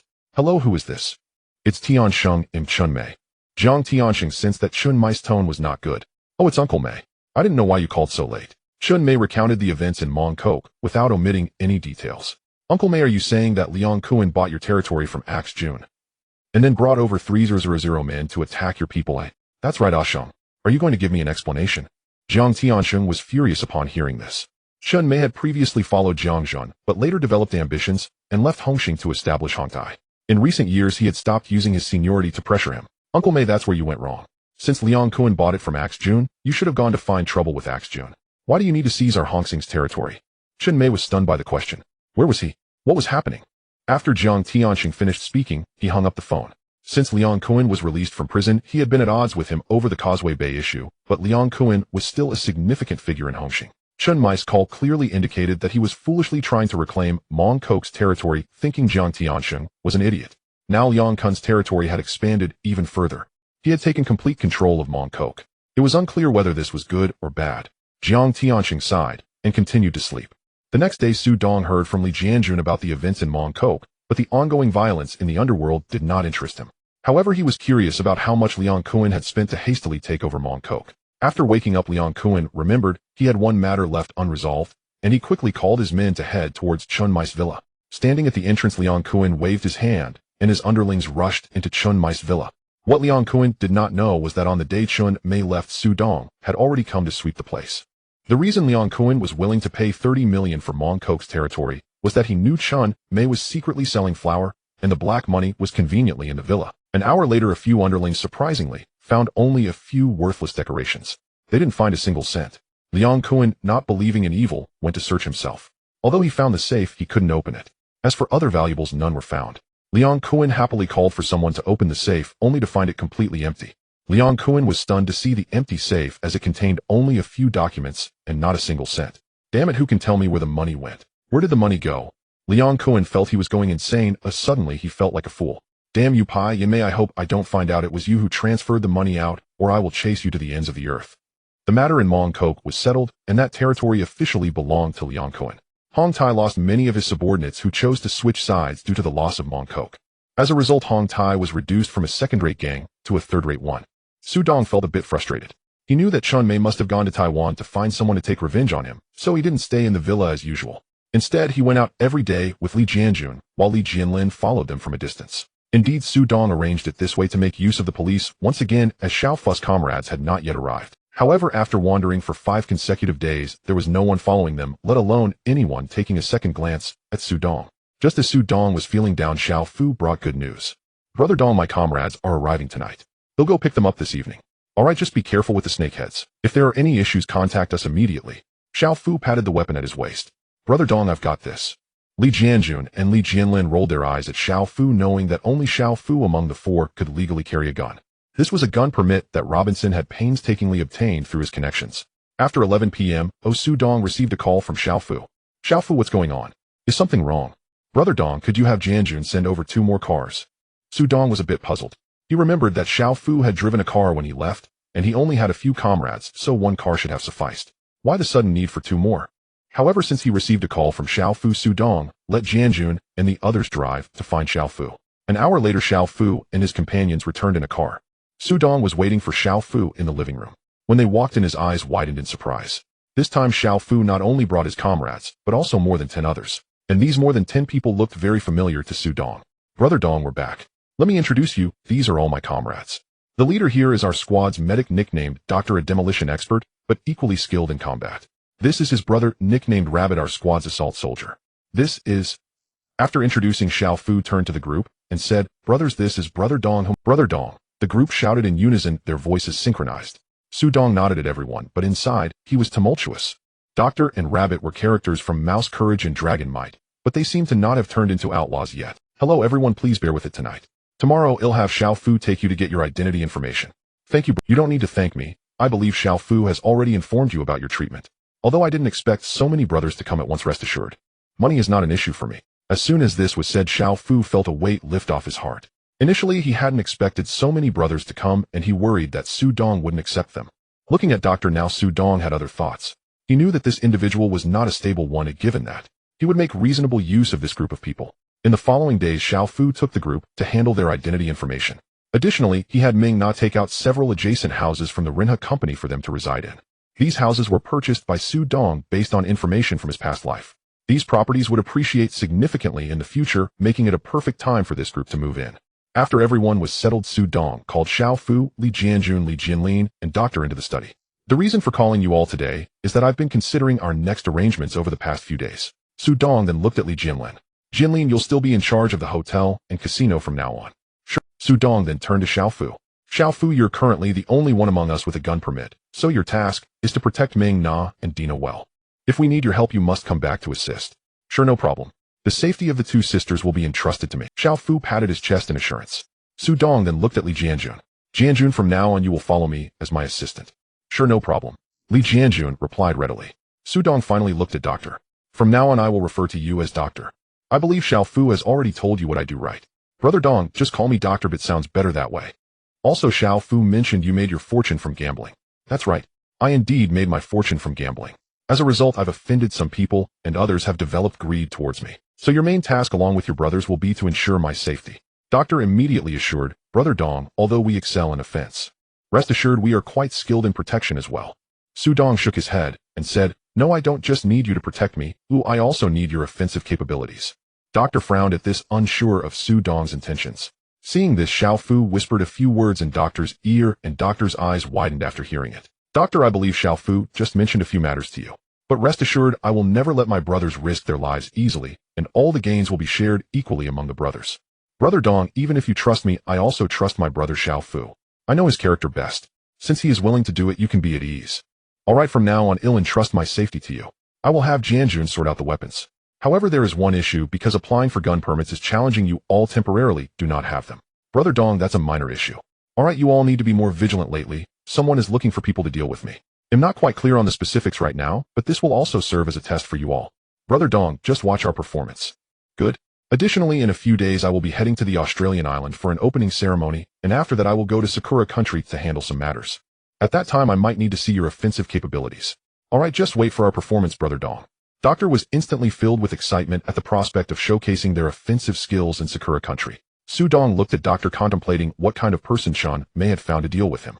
There had been no news for. After Su Dong arranged the group of doctors, he was accompanied by 6 people at all times, and he also contacted Han Bin, the smuggling king, to procure some items. That day Su Dong rented a yacht to take the doctors and others to Australia Island, as the next day was the opening day of the Hongqing Casino. Since he had accepted money from Jiang Tianxing, he had to make an appearance. At the opening of the Hongqing Casino, Su Dong attended with Li Jianjun and the doctors, while the other brothers stood. Su Dong learned that although Jiang Tianxing had obtained the operating rights from He Hongxing, the local gang on Australia Island did not allow the Hongqing society to enter, so the security rights of the casino were handed over, and they had to pay a share to the local gang every month. Su Dong knew that it was precisely because the security rights were given up that Shun Haonan's seduction of his sister-in-law would happen next. However, that was none of Su Dong's business. After attending the opening ceremony, Su Dong took the doctors and Xiao Fu out of the casino, during which he said to them, Dr. Xiao Fu, you see, although Hongqing has obtained the operating rights, the security rights have been given up. There will definitely be some turmoil next, so let's just wait and see. As soon as Su Dong's words fell, 2 cars approached from a distance. The speed was not fast, but the people inside were all looking towards the entrance of the casino. Su Dong felt someone was watching him, and when he saw the two cars, he suddenly felt a chill down his spine. Upon closer inspection, he realized that the people inside were holding weapons, specifically Uzi submachine guns. "Be careful, they are coming for me," Su Dong shouted as he pushed Li Jianjun and the doctor behind a stone pillar at the entrance. As soon as Su Dong's words fell, he caught sight of 4 people leaning out of the windows of the 2 cars, aiming their guns at the place where Su Dong was standing, and opened fire. However, because Su Dong sensed something was wrong, he quickly pushed Jianjun and the doctor to hide behind the pillar, but he was still hit in the abdomen by a bullet. The commotion at the entrance soon alarmed the people inside the casino, and the security personnel rushed out. Seeing Su Dong hiding behind the pillar and injured, the 2 cars quickly sped away. "Dong, are you okay?" Li Jianjun hurriedly checked on Su Dong. The doctor pulled out his gun to protect Su Dong and couldn't help but tease Dong. "Go, am I still in time to regret coming here? I didn't expect there would be submachine guns. It's too late. I got injured today. Your salary will be deducted this month." "No way." The brothers are following. The reason the doctor did not rush out was that he saw the 2 cars speed away while the brothers Rabbit and others had already noticed the situation and were following in their vehicle. He was also worried that if they left Su Dong, someone else might take the opportunity to attack. Soon Jiang Tianxing also came out. Upon seeing Su Dong injured, he immediately ordered someone to take Su Dong to the hospital. His face darkened, and he ordered the search for the assailant and the mastermind. He wasn't concerned about the conflict between Su Dong and the attackers.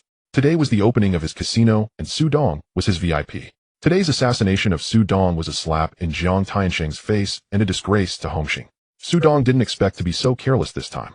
He had been waiting for Chun Mai's revenge in Hong Kong Island, and had relaxed his guard. Who would have thought these people would retaliate against him on Australia Island? Moreover, it was on the day of Jiang Tianxing's casino opening. Su Dong was taken to the hospital, had the bullet removed, and was then sent to a ward. Li Jianjun stayed in the room while the doctor guarded the door. Not long after, Ma Xiangfa received the news and rushed to the hospital to see Su Dong. Rabbit also arrived at the ward wearing sunglasses and holding a bouquet. When Su Dong saw Rabbit's expression, he suddenly felt a chill in his heart. "Rabbit, if you keep looking at me with that expression, I'll have your brother deal with you. Dong Gu am here with good intentions to bring you flowers, and wanted to let you know that those assassins have all been taken care of. I didn't expect you still want me to be dealt with by my brother. Damn, do you even look at your own expression? I finally understand why you're called Rabbit." Su Dong was initially curious about why his nickname was Rabbit. Now he finally understood it was because his expression when looking at men was like looking at women. Li Jianjun and Ma Xiangfa couldn't help but laugh at Rabbit's expression and what Su Dong said. Did they mention who was behind this? The doctor pushed the door open and walked into the ward. "Bro, they said it was someone named Uncle Quan from Taiwan." Rabbit instantly became obedient upon seeing the doctor. "Dong, what are you planning to do next?" The 3 looked at Su Dong. "Rabbit, you take a few brothers back to Hong Kong Island, and then let Xiao Fu take you to find Han Bin and have him send you to Taiwan. After that, Xiao Fu will know what to do." Rabbit gave an okay sign and turned to leave. Ma Xiangfa spoke up. "Brother, do you know who wanted to take action against you?" Su Dong nodded, while Li Jianjun recounted the grudges between Su Dong and Chun Mei. "Damn, is Chun Mei looking for death, or what?" Ma Xiangfa was furious upon learning the reason. "Brother, do you want me to send some people over?" "No need, having Xiao Fu and Rabbit is enough. After this matter is over, I'll find a time to visit Jiangdae. Alright, just contact me if you need anything. You should At this time, Su Dong was wondering if Xiao Fu and the others would run into Chun Mei when they went to Taiwan. Rabbit hurried back to Hong Kong Island with 5 people. Xiao Fu received a call from Li Jianjun and learned about Su Dong's injury. Therefore, he had contacted Han Bin earlier. Upon hearing that Su Dong had been assassinated and knowing who was behind it, he immediately prepared a boat and also arranged contacts for Xiao Fu in Taiwan. In the 2 days that followed, Su Dong lay in the hospital recuperating. Since Xiao Fu was not in Hong Kong Island, he did not let Ming Na and the others know about his injury, and he dared not let them go to Australia Island without protection. 4 days later, Ma Xiangfa came to see Su Dong and looked at him with a strange expression. Su Dong also noticed that Ma Xiangfa was acting particularly strange today. "Young Master Ma, what's wrong with you today?" "Nothing, I just feel that your brothers are really fierce." Su Dong immediately knew he was talking about Xiao Fu and Rabbit, as these few had not been in touch for days. You don't know yet, but Taiwan has exploded these past 2 days. The elder of the local bamboo union, Uncle Quan, was killed, and all his little brothers who protected him were also killed. It is said that the scene looked like a battlefield with grenades being used and all. Ma Xiangfa informed Su Dong of this because he remembered Rabbit mentioning that the people from Uncle Quan in Taiwan had assassinated Su Dong. He just didn't expect that these brothers of Su Dong, whom he met for the first time, would be so fierce.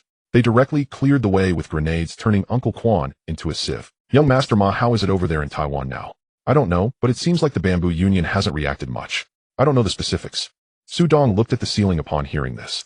"I just hope they return safely." In fact, Su Dong was confused. Didn't Xiao Fu know they should make money? How could they directly slaughter everyone? However, he was still very satisfied with the speed at which Xiao Fu and Rabbit handled things. Su Dong had stayed in Australia Island for 7 days and was finally discharged from the hospital. His wound had not fully healed, so he temporarily did not return to Hong Kong Island. In the meantime, Su Dong received a call from Xiao Fu, and all 7 of them had safely returned to Hong Kong Island. Through this incident, Su Dong had a complete realization. Previously, he thought that having built a good relationship with Axe Brother Jun and the others would solve most of his problems, but this incident proved that the doctor's words were indeed correct. One must rely on oneself. Furthermore, Su Dong would also be going to Sakura country, the United States, and other places in the future. Especially in the United States, if he did not have his own security force, he wouldn't even know how he would die. Thus, Su Dong found the doctor alone. "Doctor, what are your thoughts after this incident?" The doctor was momentarily taken aback, not expecting Su Dong to ask this question. However, he honestly replied, "Brother Dong, to be honest, I didn't expect your surroundings to be so dangerous. If it weren't for you this time, I would probably have to go to the hospital too. So are you saying you regret it?" "Regret? Regret what?" "What I mean is that I underestimated these people's methods before, otherwise I wouldn't have been by your side alone." "That's right, I also underestimated this time. So I want to build my own security team. Do you have any suggestions?" "Your own security team?" "That's right, I will be going to many places in the future, not just wandering between Hong Kong Island and Australia Island, so I need my own security team." "Brother Dong, don't we have more than 10 people protecting you now?" The doctor was a bit curious since there were indeed over 10 people protecting Su Dong. "No, what I need is not just protection. Just like this time, if someone provokes me, I want to retaliate immediately. I don't like to take revenge the next day." "I understand what you mean. I can contact people on my side, but some things are not very convenient on Hong Kong Island." "Don't worry, I've already thought it through. We will establish a base in the Buddha country, placing excess personnel there, so that we can directly deploy people whenever there is action." "Okay, since you have an idea, I will definitely agree. Once we return to Hong Kong Island, I will contact my comrades, probably over 50 of them, all veterans from the battlefield." "Alright, we will return to Hong Kong Island in a few days." After staying in Australia Island for more than 10 days, Su Dong felt miserable lying at home every day, and finally, he could return to Hong Kong Island. As soon as he returned, Xiao Fu came over to explain. "Brother Dong, we didn't handle the situation in 1-1 well. What happened? I heard that you directly stormed in with grenades." "Sai, it wasn't what we wanted, but that old thing had dozens of bodyguards at home. We had no choice but to storm in, but that guy Tuzi still brought back some things. It's just that there weren't many items." Su Dong did not expect they could even bring back things. "Alright, you all arrange the items. I will recuperate at home for now." After hearing this, Xiao Fu left. Su Dong immediately called Li Jianjun over. "Jianjun, I have a task for you." "Brother Dong, tell me." Li Jianjun's eyes lit up, thinking Su Dong had found another good target. "Don't rush, I am currently injured. Once I recover, I plan to go to Sakura country to check on the properties left by Watanabe Jiro and Kamishima Funabashi, the 2 fools. I need you to go there first." "Huh? What use do I have going?" Li Jianjun did not want to go at all. "Come here, I'll tell you quietly." Li Jianjun leaned in closer to Su Dong, and he listened as Su Dong spoke a lot. The more Li Jianjun listened, the brighter his eyes became. "Brother Dong, I understand your meaning now. I will set off directly tomorrow." After saying this, Li Jianjun turned and left. The next day, he set off for Sakura country. The security at home was entrusted to the doctor and the others. Jiang Tianxing saw that Su Dong suddenly had more than 10 people next door and knew that Su Dong had returned. He immediately brought gifts to visit. Although Su Dong's injury was caused by his personal grievances, the injury happened right at the entrance of his casino. So he had to show some concern. Moreover, with Su Dong's current status as the gambling king of Asia, he did not want any changes in the casino's business. The doctor returned to Hong Kong Island and also began to contact his comrades. Su Dong had pushed him once at the casino entrance rather than just focusing on dodging. Otherwise, that bullet would not have hit Su Dong's abdomen, but would have struck the doctor instead. This also filled the doctor with gratitude towards Su Dong. Since Su Dong wanted to build his own security team, he would help contact his former comrades. These people were all skilled, and since they had no particular skills after retiring, they could all be brought here this time. You worry that there are too many people and Su Dong can't afford it. That's an overconcern. Why must it be Su Dong who raises them? Isn't it better to sustain them through combat? While recuperating at home, Su Dong was reviewing the materials on Sakura country sent by Li Jianjun. Since he was going, he certainly couldn't go empty-handed. After Li Jianjun arrived in Sakura country, he began to check the properties left by Watanabe Jiro and Kamishima Funabashi with Su Dong's authorization letter. He chose a property left by Kamishima Funabashi to start renovations. Su Dong's task for him was very simple: to select a few suitable properties from the acquired assets, and then find the best one to start renovating the underground vault that Su Dong needed. Li Jianjun was quite reliable. He hired 6 workers and began to frantically build the underground vault while completely renovating the decor above. Su Dong's original injury only required a month to fully heal, but since Li Jianjun's side was not yet ready, he simply stayed home to recuperate for a while longer. The comrades contacted by the doctor had also gradually arrived, totaling 30 people. However, these people were temporarily staying in a Tang-style building that was bought by someone. Currently, these 30 people had not left any identity information on Hong Kong Island. Su Dong planned to send them to the Buddha country after the trip to Sakura country was finished. As time passed, Su Dong's body had fully recovered, and he was now strengthening his exercises daily. Occasionally, he would pull Xiao Fu and the doctor to a secluded place to practice shooting. Although Li Jianlin was now managing the casino and hotel, his personality allowed him to gradually meet many gamblers and figures from the underworld. He also became Su Dong's ears in the underworld, responsible for gathering information about many events in the Hong Kong underworld. For instance, regarding news about Hong Tai, due to Su Dong's calculations, they had lost their best territory in Mong Kok, and the rest were merely marginal areas. However, because Chun Mei was directly killed by Xiao Fu and Tuzi and Wan Hong Tai had fallen to the status of a third-rate gang.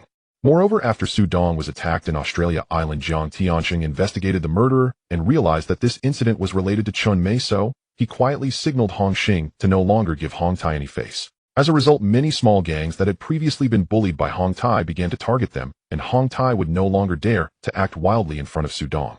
More than a month had passed, and Su Dong's injuries had completely healed. Li Jianjun also sent back news that the underground vault of the house he selected had been renovated. Now only the decoration of the surface house remained. Over 40 of the doctor's comrades had already arrived, and Su Dong thought it best to send them to the Sakura country first. Thus Su Dong called Hanbin out for a drink. In the private room of the nightclub, Hanbin entered to find Su Dong sitting. Damn, won't there be any girls tonight? Su Dong rolled his eyes. This guy knew he had something to discuss, yet was still thinking. Bingo, let's get down to business first. Once we're done, he'll find you 10 or 8 girls, and you'll be unable to get out of bed tomorrow. No, brother, I made a mistake. Hanbin quickly pleaded for mercy. So what do you need me for? Thanks for the matter with Wan before. Su Dong handed a bottle of beer to Hanbin. Although it had been mentioned before, there had been no alcohol at that time. It's a small matter, you're my brother. To dare send a hitman after you is simply not giving me face. Bingo, the reason I called you this time is that I want you to help me send a group of people to the Sakura country. Do you have any channels here? Sakura country. Not a big problem. How many people do you want to send? Hanbin brought the bottle to his lips. Not many, just over 40, Su Dong said casually. Upon hearing over 40, Hanbin spat out the drink he had just taken. Damn, are you planning to become a human trafficker? No, I'm going to the Sakura country to check on the assets I won before and to find some people to protect me. Hanbin stared into Su Dong's eyes. Although he knew Su Dong had indeed won some assets, it was unnecessary to bring so many bodyguards, especially illegally. Bingo, you know that last time with Watanabe Jiro, I stirred up trouble with the Yamaguchi-gumi and Inagawakai, so this time I quietly arranged some manpower to avoid being stabbed in the back by these two organizations. Indeed, neither of those two are soft targets. Hanbin nodded thoughtfully. Bingo, also help me prepare some. I need all kinds of lengths. Brother, although I'm the king of smuggling, getting a few is fine, but you want so many at once. Alright, stop pretending. Just prepare according to the standards from Wan. Su Dong gave Hanbin no reason. Find who told you to be my brother. Hanbin raised his bottle and clinked it with Su Dong's. With the agreement in place, they called a few girls. Just as they called for them, San Mei arrived. Hanbin had been hugging a girl, but quickly let go. See, tongue licker bin is still a tongue licker. After Su Dong finished speaking, he distanced himself from Hanbin. Hanbin could only glare at Su Dong a few times. In the following days, Hanbin transported Su Dong's people to the Sakura country in batches, as doing it all at once raised too high a profile. Moreover, the boat couldn't hold them all. As time passed, the Hong Kong island remained calm. If anything were to happen, it would only be Liang Kun occasionally causing trouble for Debi. However, these were all trivial matters. Liang Kun's real trump card had yet to be revealed. Another half-month passed, and Li Jianjun's call came through. Donggo, everything is in order. You can come over anytime. What about the people? Are they all arranged? Don't worry, everything is arranged. It's just that everyone can't speak Sakura, so each time they buy something I have to buy it and send it over. Alright, keep their movements discreet. They'll set off in a couple of days. 3 days later, Su Dong flew directly to Tokyo with Meng Na, Dina, Xiao Fu, and 14 other brothers. To Su Dong's surprise, Dina could actually speak Sakura. It turned out she often went shopping in Tokyo before. Thus, Dina became the translator and tour guide for this trip. Upon arriving in Tokyo, they saw Li Jianjun waiting right outside the airport. Dong-gu, 2 sisters-in-law. The cars are all ready and waiting in the parking lot. Li Jianjun said as he tossed several car keys to Xiao Fu and the doctor, leaving them to arrange who would drive. What? You say they don't have driver's licenses. What are you afraid of? Su Dong came here precisely to find trouble. Besides, would the police dare to stop several luxury cars? The group arrived at a courtyard that was lost to Su Dong by the island boatmen.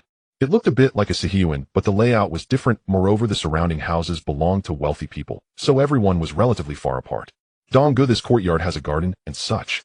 Also, the other people are quite far away, providing good privacy. Alright, by the way, what about those workers? The matter of the underground vault won't leak, will it? Don't worry, those workers have kept their mouths shut. Li Jianjun said, making a throat-cutting gesture. Su Dong nodded with a smile. Ever since Li Jianjun and Li Jianlin followed Su Dong, they had become very clear about Su Dong's temperament. Therefore Li Jianjun was very ruthless towards the people of the Sakura country. You say he indiscriminately kills innocents. Wrong. Indiscriminate killing is for humans who are the people of the Sakura country, even counted. Su Dong took a tour around the entire place. In his past life, he saw that the houses of the Sakura country were narrow and small on short videos. Now seeing this courtyard made him realize that it was because of lack of money that they were like that. You should know that Li Jianjun was extravagant in everything he did during this trip. Spending money was like throwing it away. But he knew that this money would come back quickly. Jianjun have the supplies provided by Han Bin arrived. They have, but those brothers were not very satisfied. However, I found another channel. What channel? An officer in charge of logistics from the American military stationed in the Sakura country. I bought some dry goods, and they are stored in the basement. Su Dong hurried to the basement upon hearing this, and instantly saw over 10 boxes. Opening one, he was shocked to find it labeled C4. What the hell? Are they crazy? How did you manage to buy so much of this? I was only planning to rob a few banks. Why get so much of this? Li Jianjun scratched his head and revealed the truth. It turned out that after those brothers arrived, they were arranged into the properties of Watanabe Jiro and the Island Boatman by Li Jianjun. Coincidentally, one of Watanabe Jiro's apartments was quite close to the Sakura country's divine toilet, which caused quite a stir among the group. When they got their hands on weapons, they prepared to take it down. Li Jianjun had a hard time persuading them, but then he was dragged along to buy dry goods. Li Jianjun was worried that if they got the stuff, they would just go blow it up. That's why he kept the dry goods here with Su Dong. Su Dong pointed at Li Jianjun. You did well. Ooh, I almost forgot to have Han Bin prepare this stuff. Now it's good, or at least Han Bin won't suspect that we're the ones going to blow it up. But you tell them our primary mission is the banks. Let everyone hold on a bit longer. Li Jianjun was dumbfounded upon hearing Su Dong's words. He originally thought that over 40 people were already crazy enough. He didn't expect Su Dong to be crazy too. This time Su Dong came to Sakura country with a clear purpose, but there was no urgency just yet. Fortunately, Meng Na and Dina had both arrived. The next day, Meng Na and Dina entered a shopping frenzy, while Su Dong was left to handle the payments. Buy, keep buying. The more we sell, the better. After all, I'll find a way to earn it back later. However, this was quite a torment for the doctor and the shopping trip only included Li Jianjun, Xiao Fu, the doctor, and the rabbit. As a result, all 5 men were burdened with bags. This was torture for the doctor and the rabbit. Meng Na and Dina shopped for a full 3 days to the point that even Su Dong was scared of being beaten.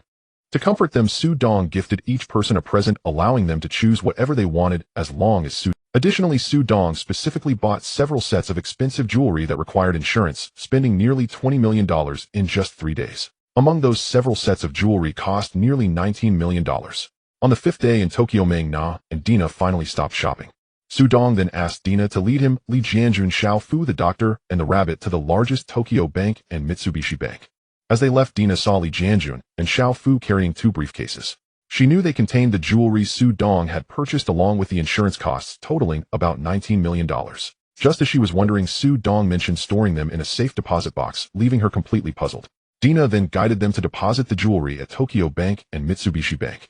Afterward, under Dina's lead, they processed the shipping procedures. By the end of the day, Dina had no idea what Su Dong's intentions truly were. However, Su Dong's primary reason for storing things was to see if there were any good items in other safe deposit boxes. Most importantly, he wanted to check the location of the vault and the quantity of gold and foreign currency inside. At Mitsubishi Bank, Su Dong discovered that the safe deposit box did indeed contain some valuable items such as pigeon excised bloodstone and 10-carat diamonds among other precious jewelry. Moreover, the vault was located just beneath the safe deposit boxes, accessible via a dedicated elevator. Inside there were approximately over 100 gold bars, 1 kilogram each, and he also clarified the location of foreign currencies. Su Dong then repeated the same operation at Tokyo Bank, except that the safe deposit boxes and the vault were on the same floor, separated only by 2 large security doors. While no one was watching him, Su Dong carefully used his vision to inspect the overall layout. Additionally, the number of gold bars in Tokyo Bank was slightly higher than those at Mitsubishi Bank. Furthermore, the items in the safe deposit boxes were significantly better than what he had seen at Mitsubishi Bank. While Su Dong was busy storing items, Li Jianjun, Xiao Fu, the doctor, and the rabbit each took on the task of carefully observing the bank's interior and surroundings. They thoroughly noted where the CCTV cameras were and the types of equipment the guards had. After everything was organized, the group returned to the villa. Upon arrival, Su Dong called the group into the study.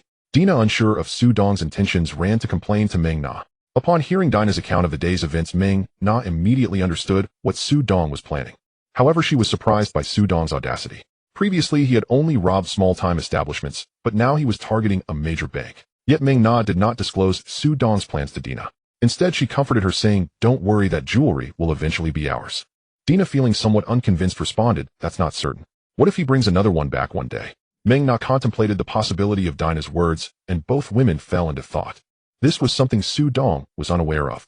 If he knew he would probably cry for having these two ladies was already enough. If another one appeared, it would be like playing cards, and if two more showed up, they would be playing mahjong. Su Dong and Li Jianjun along with the others studied the map in the room, and Su Dong shared the findings about the vault. What are your thoughts now?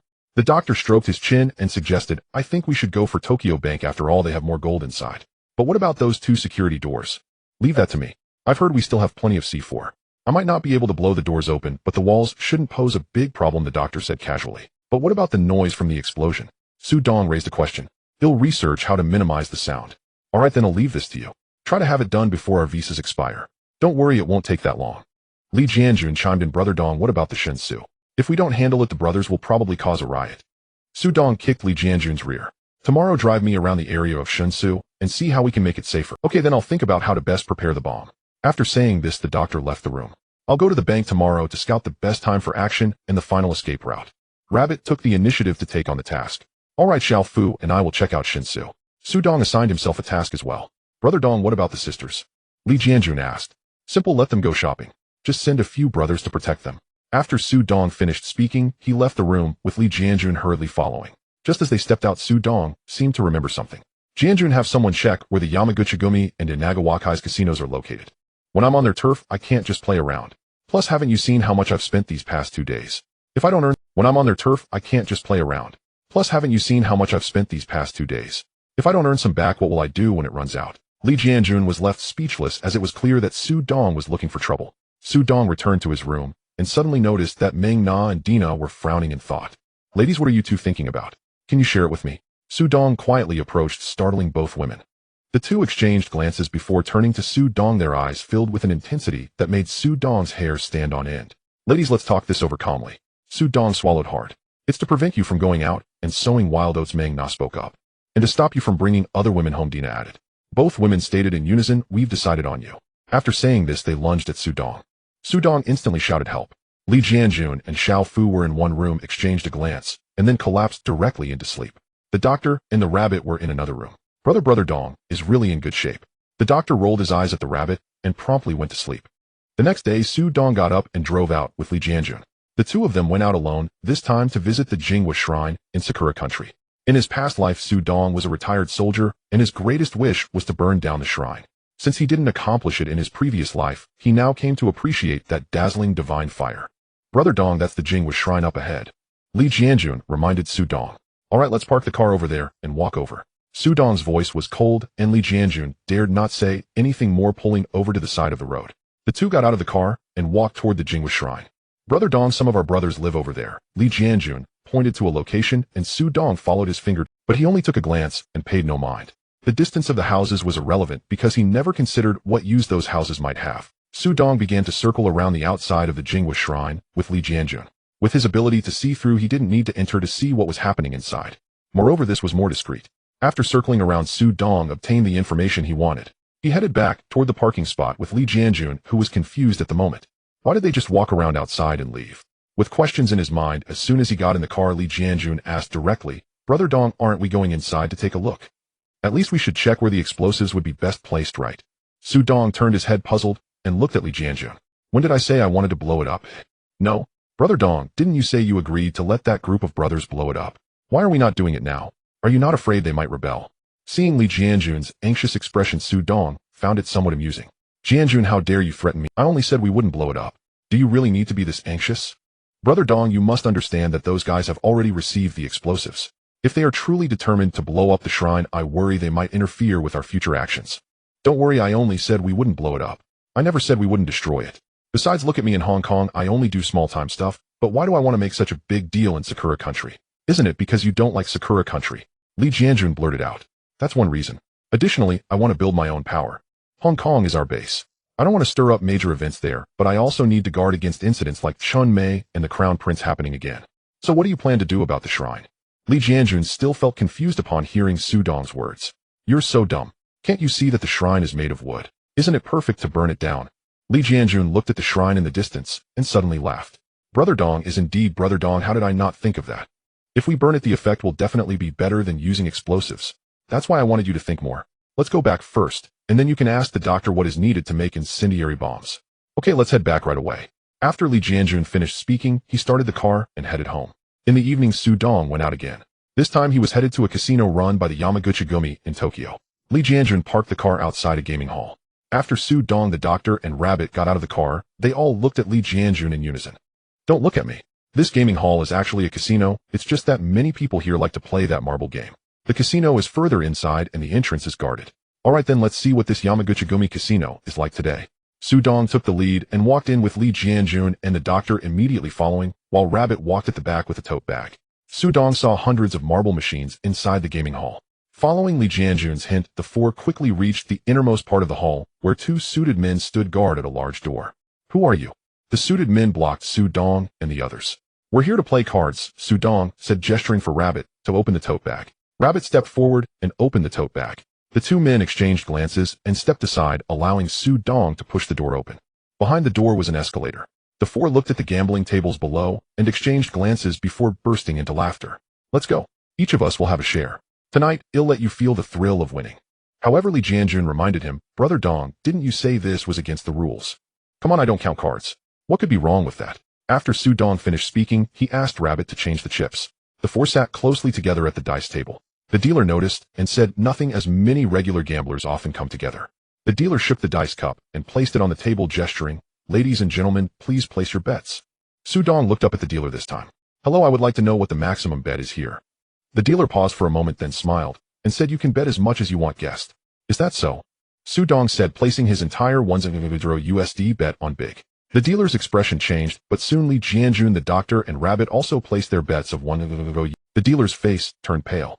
This had happened before, however the most anyone had bet before was $100. Now they had collectively bet $400. If they won, they would have a significant payout, but if they lost, it could cost them their lives. After placing the bet, Su Dong saw that the dealer was unresponsive and urged, Hey, what are you doing? Hurry up and roll. As Su Dong and the others placed heavy bets, some nearby gamblers gathered around. The dealer snapped back to reality and shouted, Bets are closed. He revealed the dice cup, which showed 3, 0, 4, and 5. 3, 4, and 5, that's 12 points big. Su Dong smiled slightly, but Li Jianjun, the doctor, and Rabbit were overjoyed. Su Dong had previously told them that he would cover the capital and they could keep the winnings. This was a reward for his core brothers. The dealer turned pale as he looked at the dice, and the surrounding people began to envy Su Dong and the others. Seeing the dealer stunned again, Su Dong tapped the table. Hey, shouldn't you pay up? At this moment, a voice came from behind Su Dong. Why make things difficult for a mere dealer when you are the renowned gambling king of Asia? The people around were surprised to look at Su Dong, not expecting this young man to be the gambling king of Asia. Su Dong turned to look at the speaker, seeing a sexy woman accompanied by 4 bodyguards in black walking over. The alluring beauty walked directly to the dealer's position and shot a glare at him. The dealer hurriedly stepped aside. Hello, Su Sang, my name is Hitano Ko, and I am the manager of this casino. Isn't it rather uninteresting for the renowned Asian gambling king to bully a mere dealer? Su Dong spread his hands and replied, Beauty, this is not me bullying him. I was merely looking to have some fun. I asked him what the maximum bet was, and he told me I could bet freely. Look, I only placed a bet of 10000. That's not bullying, right? Hitano Ko, upon hearing this, looked at the dealer and spoke a few words. The nearby bodyguards in black moved forward to take the dealer away. Su Dong watched the scene and looked at Hitano Ko. Beauty, are you just taking him away like that? Then how do we settle this bet? You wouldn't want to default, would you? The surrounding gamblers looked curiously at Hitano Ko. Hitano Ko smiled. Su Sang, please do not worry. I will compensate you as usual for your winnings. Please, Su Sang, follow me. Su Dong leaned forward and asked, Are you suggesting we have a private game? Hitano Ko chuckled. Su Sang, you jest. I do not possess such exceptional gambling skills. I merely want to invite you for tea. Su Dong looked at Li Jianjun and the others upon hearing this. No more games.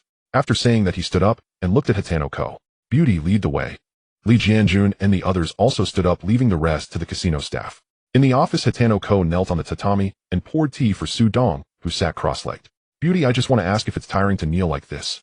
Su Sang, why do I feel like your tone suggests you don't quite favor us Sakura country people? Is it that obvious? Su Dong pretended to be confused. Su Sang, Watanabe Jiro died from your provocations, and the boatman on Shima was dealt with by the World Gambling Association people. You intentionally came to the casino to stir trouble today, isn't that clear enough? No. Su Dong shook his index finger. I admit that Watanabe Jiro died from my provocations. That was because he struck first and harmed my people. Shouldn't I seek trouble with him? After Su Dong finished speaking, he noticed Hitano Ko had no expression and continued. As for the boatman on Shima, he is just a petty person. The rule of gambling is to accept losses. He lost due to his lack of skill and still slandered me, so it's not my fault if the association found trouble with him. As for tonight, I did intend to play a little, but that dealer told me there was no limit, so I can't be blamed for that. Hatano Ko now wanted to slap Su Dong, having watched the entire Asian Gambling King tournament. Su Dong's attitude towards Sakura Country was completely different from his attitude towards other countries. Su sang, may I ask what brings you to Sakura Country this time? Su Dong smiled upon hearing this. Beauty, you are just the manager of this casino. It seems you are not qualified to ask me, right? Su sang, you jest. I already informed the chairman when I confirmed your identity. The chairman asked me to inquire about the reason for your visit to Sakura Country, as your previous winnings have caused significant losses for our Yamaguchi-gumi and Inagawakai. Especially the Inagawakai. Oh, your chairman cares about me so much. Well, that's fine, and there's nothing I can't say. I came this time mainly to resolve the assets lost to Watanabe Jiro and the boatman on Shima. Additionally, I came to relax and shop. Haha, mister. Su has quite the enthusiasm, spending $20 million in just a few days in Tokyo. Su Dong's expression suddenly changed. You dared to follow me. Su sang, don't misunderstand, we did not follow you. It just so happened that our people spotted you when you got off the plane. And you wouldn't think that our Yamaguchi-gumi only has businesses and casinos, right? Then I underestimated your Yamaguchi-gumi. Su Dong's words made Hatano Ko smile for the first time. So what is the purpose of inviting me for tea alone? Su sang, our chairman wants to enter Hong Kong Island.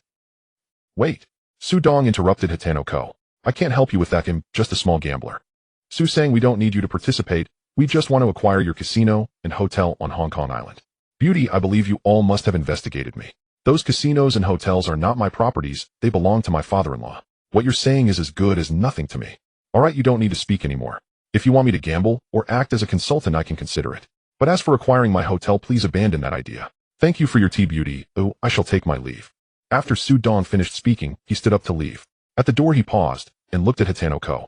Beauty, remember to send my money to my home. You know the address. After saying that, Su Dong left the office. Hatano Ko watched Su Dong's back and smiled, not believing a word. However, she was not upset with Su Dong's attitude, as the Inagawakai would help probe Su Dong's stance. Su Dong took a few people home, but his expression was not pleasant the entire way. She did not expect the Yamaguchi-gumi to have their eyes on Robinson's hotel. He wasn't worried about Robinson's safety, but about the fact that although Su Dong managed the hotel, the actual owner was Dina. It seems I need to strengthen the protection of Mona and Dina. Su Dong returned to the villa, while Hatano Ko also arrived outside a villa. This was the residence of the chairman of the Yamaguchi-gumi. Additionally, the news of Su Dong's visit to the Yamaguchi-gumi's gaming city that night had also reached the Inagawakai. In fact, Su Dong and his group had been recognized by the Yamaguchi-gumi and Inagawakai subordinates as soon as they got off the plane. They had been monitoring Su Dong for the past few days. They all wanted to know what his purpose for coming to Sakura Country was. The chairman of the Inagawakai, Sakamoto Den, heard from his subordinates that Su Dong had a long conversation alone with Hatano Ko in the office, though they did not know the specifics. Sakamoto Den thought for a moment and ordered, tomorrow send someone to talk to Su Dong about acquiring his hotel and casino on Hong Kong Island. See how much he is willing to sell them for. But chairman, what if he refuses? Refuse. Haha, he might be difficult to deal with on Hong Kong Island and Australia, but this is our territory in Sakura Country. Remember how much he made us lose when he beat Watanabe Jiro and the boatman on Shima. Alright, I'll go and get him to sell us the hotel and casino tomorrow. MHM, remember, make sure the Yamaguchi-gumi does not get ahead of us in this matter. Su Dong never expected that he indirectly caused the deaths of Watanabe Jiro and the boatman on Shima, leading to the gangs in Sakura Country quarreling over the casino business again. However, even if Su Dong knew, he wouldn't care. The next day, Su Dong did not go out wandering. He had Xiao Fu and Tuzi check if there were any tails around the villa, being targeted as soon as he arrived in Tokyo, and that Xiao Fu and the others had not noticed indicated that the tail had some skills. Around 10 a.m., Li Jianjun rushed into the living room and said, Brother Dong, someone outside claims to be from the Inagawakai and wants to see you. Oh, the Inagawakai is moving quickly. Let him in. Alright. Su Dong watched Li Jianjun walk out to call the person, and his expression gradually turned cold. Su Dong sat on the sofa with his legs crossed, while Li Jianjun brought in a short and plump middle-aged man approximately 165 meters tall. Hello, Su sang. My name is Demuchuan, and I am here at the request of President Sakamoto to visit you. Demuchuan greeted Su Dong with a low posture. Su Dong lifted his head to look at the standing Demuchuan. Duh, Demuchuan, right? I don't recall having any connections with your Inakawa association. Moreover, I don't even know your President Sakamoto. Su sang is joking. You are the king of gambling in Asia. You are a pride of our Asian gambling scene, and our president has sent me here specifically out of respect for you. Su Dong couldn't help but twitch the corner of his mouth at these words. TMD, this guy really speaks without thinking. Respect. He probably wishes I would die sooner. Even if he didn't want me dead, he probably just wants to gain something from me. Mister. Demuchuan, please have a seat. Su Dong smiled and invited him to sit down. Demuchuan noticed that Su Dong's expression didn't seem to match the extreme aversion to people from Sakura country as described in the documents. However, he regretted sitting down almost immediately. Mr. Demuchuan, since your president admires me so much, why did you come empty-handed? Is such admiration? Demuchuan felt utterly regretful realizing he had just made a casual remark, and now Su Dong was pointing out that he hadn't brought any gifts. The most critical part was that their president didn't admire Su Dong, on the contrary, he hated him. If it weren't for Su Dong killing Watanabe Jiro and Yushima Funikoshi, the Inakawa Association and Yamaguchi-gumi would have clashed over casino issues. Su sang, I'm sorry. I came here in a hurry this time, so I didn't bring a gift. Next time I will definitely. Demuchuan wiped the sweat from his forehead, thinking that Su Dong must not throw him out. He hadn't even started discussing his matter yet. At this moment, Xiao Fu the doctor and the rabbit were sitting not far from the dining table, and they couldn't help but chuckle at Demuchuan's words.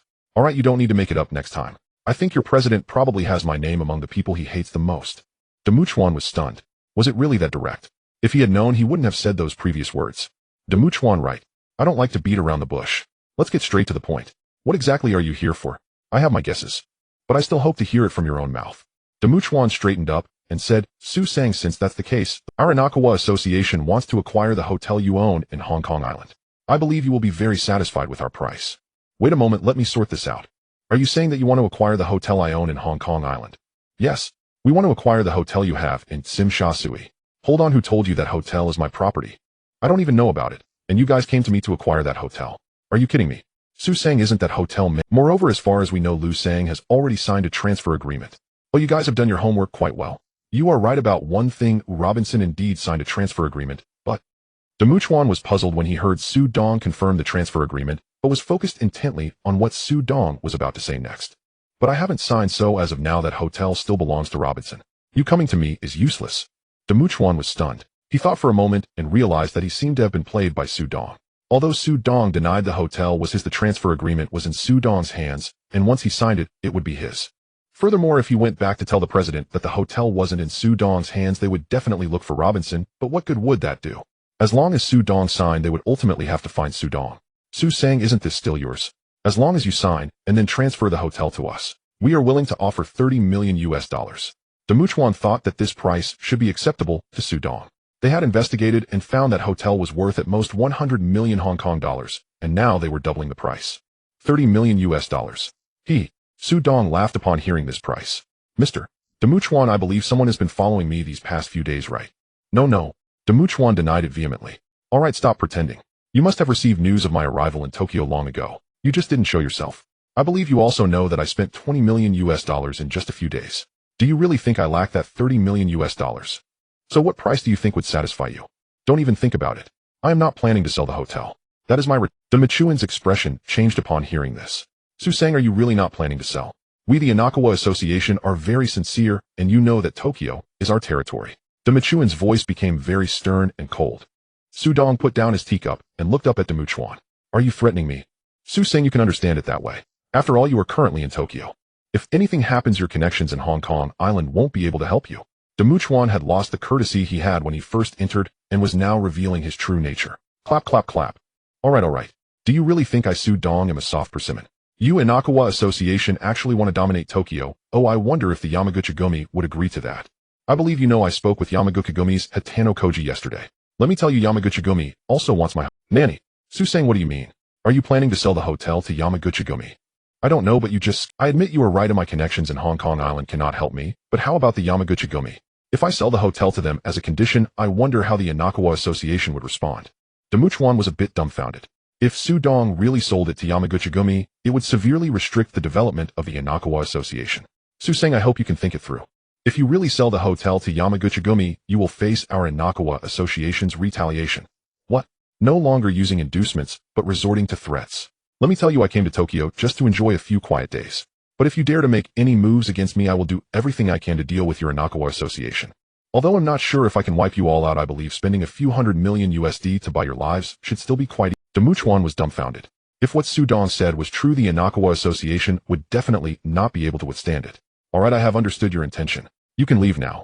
Demuchuan was stunned by Su Dong's words and stood up to walk towards the door. Just as he reached the door, he heard Su Dong's voice again. Remember, next time you visit, make sure to bring a gift. You really have no sincerity at all and still want to talk business. Foolish to the core.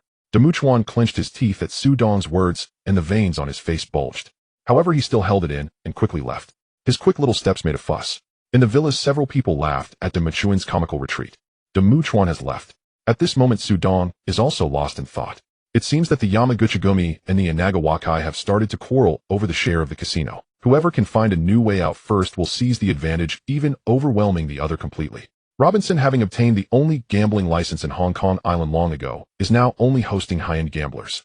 Thus, the hotel housing the casino has become the target of competition between the Yamaguchigumi and the Inagawakai. Even if they cannot seize the hotel, merely having a stake in it would still be profitable. As the Asian king of gamblers, Su Dong is now seen as a banner in the gambling world. It's possible that Su Dong could even enter Southeast Asia and the Nanyang region. Both the Yamaguchigumi and the Inagawakai are still testing Su Dong. If Su Dong is willing to sell, they will buy at a high price. If he is unwilling, they will see if they can manage otherwise. However, they do not know that Su Dong had no intention of letting others get involved. The casino in the hotel is a cash cow, and later Su Dong could also use it to build his own connections. Moreover, Su Dong knows that this gambling license will be revoked in 8 to 10 years. After returning, Demuchuan informed Sakamoto of Su Dong's attitude, but only mentioned that Su Dong is currently unwilling to sell, confirming that the previous inquiry from Toyotomi was also regarding that hotel. Baka. Su Dong really doesn't give our Inagawakai any face. I will make him regret it. President, I think we should not act against him for now. After all, if we push Su Dong too hard, and he sells to the Yamaguchigumi, it would be a huge problem for us. So what do you suggest? Sakamoto looked at Demuchuan. President, I think we should use a backup plan. Let's try to find Su Dong, and see if we can join in the form of a stake. Our data shows that Su Dong does not have a high level of education. We can use some financial strategies to acquire his shares easily. Demuchuan flattered and offered advice. Alright, I'll leave this matter to you. If you acquire shares in the hotel, I will hand over the management of the Hong Kong branch to you. Hi. Thank you, President. Demuchuan smiled, inwardly thinking that if he could become the branch manager, it would be a significant leap. Additionally, he was also contemplating how to approach Su Dong again to persuade him to agree. Meanwhile, Toyotomi and the Yamaguchigumi leader Kusakai Kazuo also received news of Demuchuan going to Su Dong's villa. President, according to reliable information, Demuchuan has failed. Su Dong is adamant about not selling the hotel. Toyotomi reported respectfully while kneeling. Haha, Sakamoto's subordinates are still so foolish. I never thought that Su Dong would sell the hotel directly. Kusakai Kazuo was enjoying a geisha performance while listening to Toyotomi's report. Yako, find a time to talk to Su Dong. We don't need to buy his hotel, we just need to take a stake. The condition is that we must have a management position. President, do you mean to use business tactics? Clever Su Dong has no academic record, so he probably lacks business experience. With some business strategies, obtaining the entire hotel should be even better. Plus, you can find an opportunity to become Su Dong's woman. It would be best to turn him into one of our Yamaguchigumi members. Understand? Kusakai Kazuo's last words were tinged with the intimidation of someone in power. I understand. I will do my utmost to become Su Dong's woman. Toyotomi responded eagerly, as if such arrangements from Kusakai Kazuo were completely normal. Also remember, when you go to visit, it's best to bring a gift. Don't give Su Dong any excuse to brush us off. I understand. Toyotomi bowed in reply, his head nearly touching the ground. Kusakai Kazuo said this because Demuchuan was embarrassed by Su Dong. Moreover, there are rumors in the underworld of Sakura country that Su Dong is Sakamoto's idol. This is because Demuchuan failed to bring a gift and said such words. In Su Dong's villa, he informed Dina of the current situation and asked her to help analyze it. Dina had previously studied business management in the United States, so Su Dong wanted to hear her opinion. However, Dina also reminded Su Dong that acquisition involves not only the purchase, but also acquiring shares. However, this requires guarding against others using business tactics for covert acquisitions. The doctor is currently holed up in the basement preparing a time bomb, while Li Jianjun has gone to procure some chemicals for the doctor to make incendiary devices. Then he went with Rabbit to investigate the location of the key to the East Jing Bank's vault. Su Dong has prepared two plans. One is to blow it up directly, and the other is to tie up the key administrator and simply take the key to open the vault. In any case, all preparations for staking out have been made. Now all that's left is the doctor's bomb. However, Su Dong's quiet days were short-lived as Demuchuan came knocking again. But this time Demuchuan surprisingly came with a suitcase seemingly prepared with a gift. Su Dong glanced at the suitcase through his perspective view and noticed that this guy was covered in bruises, probably because Sakamoto had heard the rumors that Su Dong was his idol and out of anger had brought Demuchuan over to beat him up. Su Dong suppressed a laugh, but seeing Demuchuan like that, he couldn't hold back and laughed out loud, leaving Demuchuan. Not only that, even Xiao Fu and the others were clueless as to why Su Dong was laughing. Don't be surprised, I just saw that, mister. Demuchuan actually knew to bring a gift this time. Shu-san, I have prepared a small gift for you this time. Demuchuan said as he placed the suitcase on the coffee table and opened it, revealing a vase inside. Su Dong did not recognize it, but it looked very much like the blue and white porcelain from his previous life. He didn't know its exact value, but why refuse something that comes for free? Xiu-san, this is your country's yuan blue and white porcelain. I hope you like it. Could I like it? Thank you. Su Dong waved his hand, and Xiao Fu stepped forward to close the suitcase and take it away. Mr. Demu Chuan, let's cut to the chase. Why are you here this time? You know I want to sell the hotel. Xiu-san, I came this time because I know you don't care for such a small amount of money, but we in Nagawakai want to take a stake. We are willing to pay $10 million for a 30 share. Oh. Su Dong frowned. Xiu-san, we in Nagawakai only need a 30 share, and in addition, we require a management position. Furthermore, we will utilize our Nagawakai connections in Sakura country to attract some wealthy individuals to Hong Kong Island.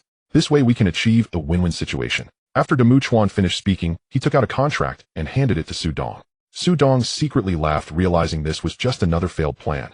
However, they underestimated him too much. Nevertheless, Su Dong still took the contract and pretended to read it. Mr. Demu Chuan, this proposal is something I have not considered before.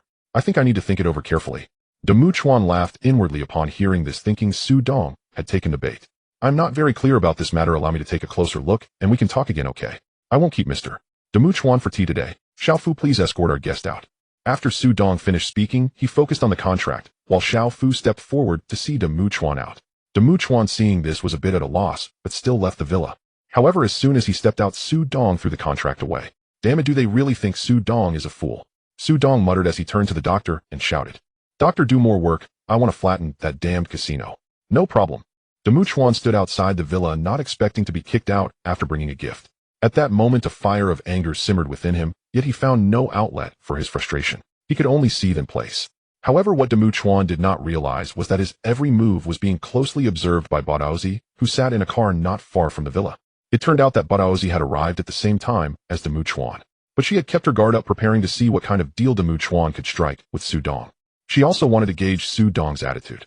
However, she did not expect that Demu Chuan would be ushered out in less than half an hour, and judging by his demeanor, it was clear that the meeting had not gone well. Having vented his frustration with no other options, Demu Chuan had to choose to return and report back. Watching Demu Chuan's car leave, Badaozi's driver asked, Miss Yazi, should we go in? Badaozi thought for a moment before replying, No, let's head back directly. Seeing Demu Chuan's situation, we can tell this matter won't be easily resolved. Hi. The driver replied without hesitation and drove off. Just as Badaozi left, Xiao Fu returned to the villa. Dong Good, Demu Chuan just left. Also another vehicle left. No need to think. It must be someone from the Yamaguchi-gumi. I just don't know who came, but they obviously left after seeing Demu Chuan's defeat. Don't worry about him. Demu Chuan returned and reported the entire process to Sakamoto Tian, who was so angry that his face turned pale. He was furious enough to almost slap Demu Chuan's face off. Demu Chuan was so beaten that he didn't dare move an inch. Badaozi similarly returned to report to Chao Jiexiong, but she had other plans. She believed that the path with Su Dong was not viable. Face off. Demu Chuan was so beaten that he didn't dare move. However, her idea was good, but if it were earlier it might have worked. Now Badaozi's plans could only come to naught. At 11 p.m., Su Dong had just fallen asleep, when suddenly there was a knock on the bedroom door. Su Dong turned over and asked, Dong Gu, a group of rats has come. The voice of Rabbit came from outside the door. Su Dong quickly got up dressed, and Meng Na and Dina also got up to put on their clothes. Once the three were dressed, Su Dong opened the bedroom door. What's happening? The brothers outside saw more than 10 cars approaching the villa, and suspect they are coming for us. Prepare the brothers. If they really are coming for us, let none escape. We were just waiting for this command from you, Dong Gu. Be careful. Stay safe. Su Dong turned and smiled before closing the door behind him. In the living room, Xiao Fu, the Dr. Rabbit, and others were organizing their weapons, each holding an MP5. As soon as Su Dong arrived in the living room, Li Jianjun threw him an MP5 and 2 magazines. Su Dong looked at the gun in his hand, loaded the magazine, and pulled back the bolt. He did not expect that this group was actually not prepared with AKs. In fact, Su Dong was mistaken. He had originally planned for AKs, but later thought that the sound would be very low with a silencer. So when buying explosives, he got a few, planning to see if they were useful before considering a few for return to Hong Kong Island. About 200 meters outside the villa, Sakamoto Tian sat in the car watching Su Dong's villa. At this moment, Demu Chuan with a bruised face was sitting in the passenger seat. Sakamoto Tian, holding a cigar, raised his hand to check the time, then looked at Su Dong's villa and said, It's about time. Bring him back to me. Eliminate the others. Hi. The driver acknowledged and opened the door to get out of the car, followed by more than 10 cars opening their doors, releasing nearly 50 men in suits. A group of people charged towards Su Dong's villa, with 2 of them jumping over the wall to open the yard's gate. The rest rushed and making their way quickly toward the main building of the villa. Inside the villa, Su Dong and the other 6 found a hiding spot waiting for the group to approach. Su Dong pressed against the wall hidden behind a window. He slightly peeked out and saw that the group was only about 10 meters from the villa, so he immediately stood at the window and began shooting at them with the MP5. Su Dong's gunfire served as a signal prompting the others to also point their guns and open fire on the members of the Dakawakai. The Dakawakai members initially entered the villa knowing only a few people were inside, so they didn't pay much attention. They simply took out their guns and hurried toward the villa, but as they got closer they suddenly saw fire erupting from a window, and several of their brothers fell to the ground hit by multiple bullets before they could react. Suddenly several more shots rang out, and more than 10 brothers collapsed. With no options left they could only return fire while searching for cover. However, the problem was that there was no cover between the gate and the villa, and their numbers were rapidly dwindling. What frustrated them the most was that the Dakawakai members were armed with handguns while Su Dong and his group had MP5s, meaning they were completely within the firing range of Su Dong's group from the gate to the villa. Su Dong and the others were in a favorable position with not only superior firepower, but also the ability to withstand the opposing fire. Among them, Li Jianjun had the poorest marksmanship as Su Dong was at least a soldier in his past life. Thus, under the barrage of attacks, members of the Dakawakai kept falling. The Dakawakai members had no choice but to return fire while quickly sprinting toward the gate, but their speed was no match for the speed of the bullets. In the chaos of gunfire before a group could even reach the gate, they all collapsed. Outside the villa at the moment the gunfire erupted, Sakamoto Tian felt something was amiss. His subordinates were armed with handguns, yet the sounds were all of submachine guns. In an instant he realized Su Dong was prepared, and his group of subordinates was likely in serious trouble. Demu Chuan, hearing the sounds and seeing the flashes from the villa, broke into a cold sweat. He turned to Sakamoto Tian and said, "Baka, what are you looking at? Hurry up and drive away, they are prepared." Demu Chuan dared not respond, and directly took the driver's seat, driving away with more than 10 cars behind him following suit. Inside the villa, as the last member of the Dakawakai fell, Su Dong and the others finally revealed themselves. Damn it, these people are like idiots. Safety was just a target. Rabbit couldn't help but complain as he looked at the corpses scattered throughout the courtyard. Smack! The doctor slapped Rabbit on the back of the head. "Do you think this is still the battlefield? Besides, they had no idea we were lying in wait, all right." Li Jianjun and the others were overjoyed, feeling exhilarated. Only Su Dong frowned, looking at the corpses in the yard, and then at the walls of the villa. Xiaofu, noticing Su Dong's expression was off, quickly asked, "Donggo, why do you look so unhappy?" "Damn it, handling so many corpses will take half a day, and there are so many bullet holes in the walls." "Jianjun, what is it, Donggo?" Li Jianjun ran up to Su Dong. "You go find our people immediately, spread out tonight. I want the Dakawakai's place to run red with blood." Although the villas where Su Dong resided stood at considerable distances from one another, the gunfire exchanged among dozens of men was heard by many. Their bodyguards tensed every nerve, fearing the conflict might ignite upon them. Su Dong and his men gathered the corpses together before arranging vehicles to dispose of them. All weapons were confiscated. On the road, Demu Chuan drove with cold sweat still beading on his brow. He had never imagined the few individuals inside Su Dong's villa were such ruthless fighters. "President, where shall we go now? Could Su Dong come after us for trouble? Damn it. Take me immediately to villa." As for Su Dong, tonight's incident was purely accidental. I never anticipated they possessed such firepower. Still, they number only a handful. Tomorrow deploy 200 men. I want them eradicated. Let us see how long their arrogance will last. Yes, sir. I'll mobilize them at once. We must annihilate them utterly, to avenge our fallen brothers. Only upon hearing these words did Demu Chuan begin to feel slightly reassured. Ban Honda and Demu Chuan assumed Su Dong had come to Tokyo with just these few men at his side. They had no idea about the group Han Bin had secretly delivered, the smuggled reinforcements. While Ban Honda and Demu Chuan prepared to retaliate the next day, Li Jianjun had already arrived at the residence of those newly arrived comrades. Seeing Li Jianjun appear suddenly, they grew curious, and instantly recognized the sharp, acrid scent of gunpowder clinging to him. "Brother Jun, why have you come now? And what is that smell on you?" A crowd gathered around Li Jianjun. At their center stood Su Hao, the leader of this contingent. "It's like tonight someone broke into Brother Dong's villa, and we eliminated them." But Brother Dong grew furious. He said, "What did Brother Dong say?" Everyone leaned in urgently. "He said tonight the Inagawakai's establishments shall run red with blood." Li Jianjun finally finished speaking. "Brothers, it's time to stretch our limbs and sharpen our blades," Su Hao declared, clapping his hands loudly. Instantly the men dispersed. Some hurried to retrieve weapon crates and ammunition boxes, while the others unfurled a detailed map, meticulously charting the locations of rival gangs' businesses across the city gathered through recent reconnaissance. "Brother Jun, who do we hit tonight?" "The Inagawakai." Li Jianjun ground out the 3 words between clenched teeth. Su Hao immediately began assigning tasks. "Brothers, tonight Brother Dong's villa was attacked. What shall we do?" "Strike back." The reply came low, fierce, unified. "All right, I'll begin allocating missions now." 10 minutes later, having completed assignments, the men prepared to depart, when Li Jianjun spoke up. Brothers, duty is duty, but don't forget the spoils. Understood.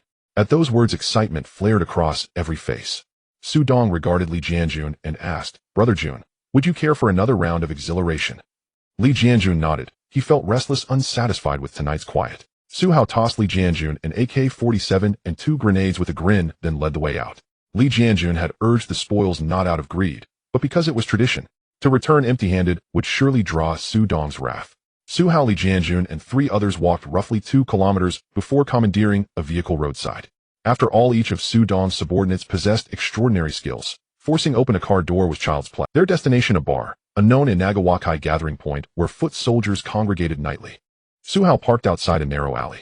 This is one of their strongholds. We confirmed during surveillance that their men gather here every evening. Li Jianjun gazed into the alley where clusters of Inagawakai members loitered. Then a faint, chilling smile crossed his lips. Right, let's begin. Instantly the men readied their weapons, exchanged terse glances, and threw open the car doors in unison. 5 armed figures stepped out, formed a line, and marched steadily into the alley. An Inagawakai member spotted them advancing with rifles and shouted, Hey, who are you? What are you doing here with weapons? Don't you know what this place is?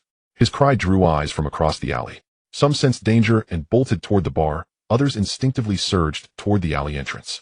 Yet several lingered, and as the 5 men beheld the gathering gangsters, their faces split into grim smiles. Then beneath the Inagawakai members' widening eyes of terror, Hey, what do you think you're doing? Damn it, troublemakers.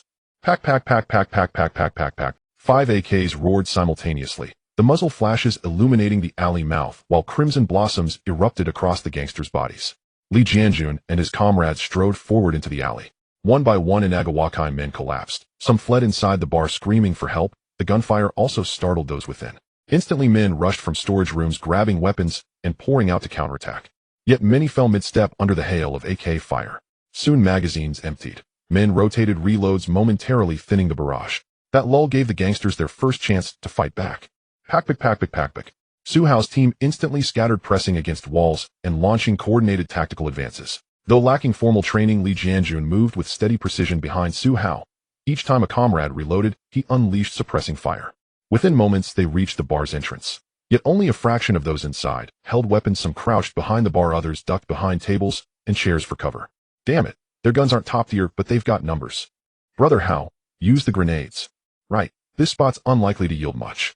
Clear the way with grenades. Spoils depend on what we find. Su Hao knew it was their only option. Screams erupted instantly inside the bar.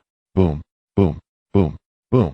With 4 thunderous detonations, the 5 charged in, taking cover behind pillars, unleashing torrents of fire, and lobbing grenades at intervals. 10 minutes later, not a single Inagawakai man remained standing.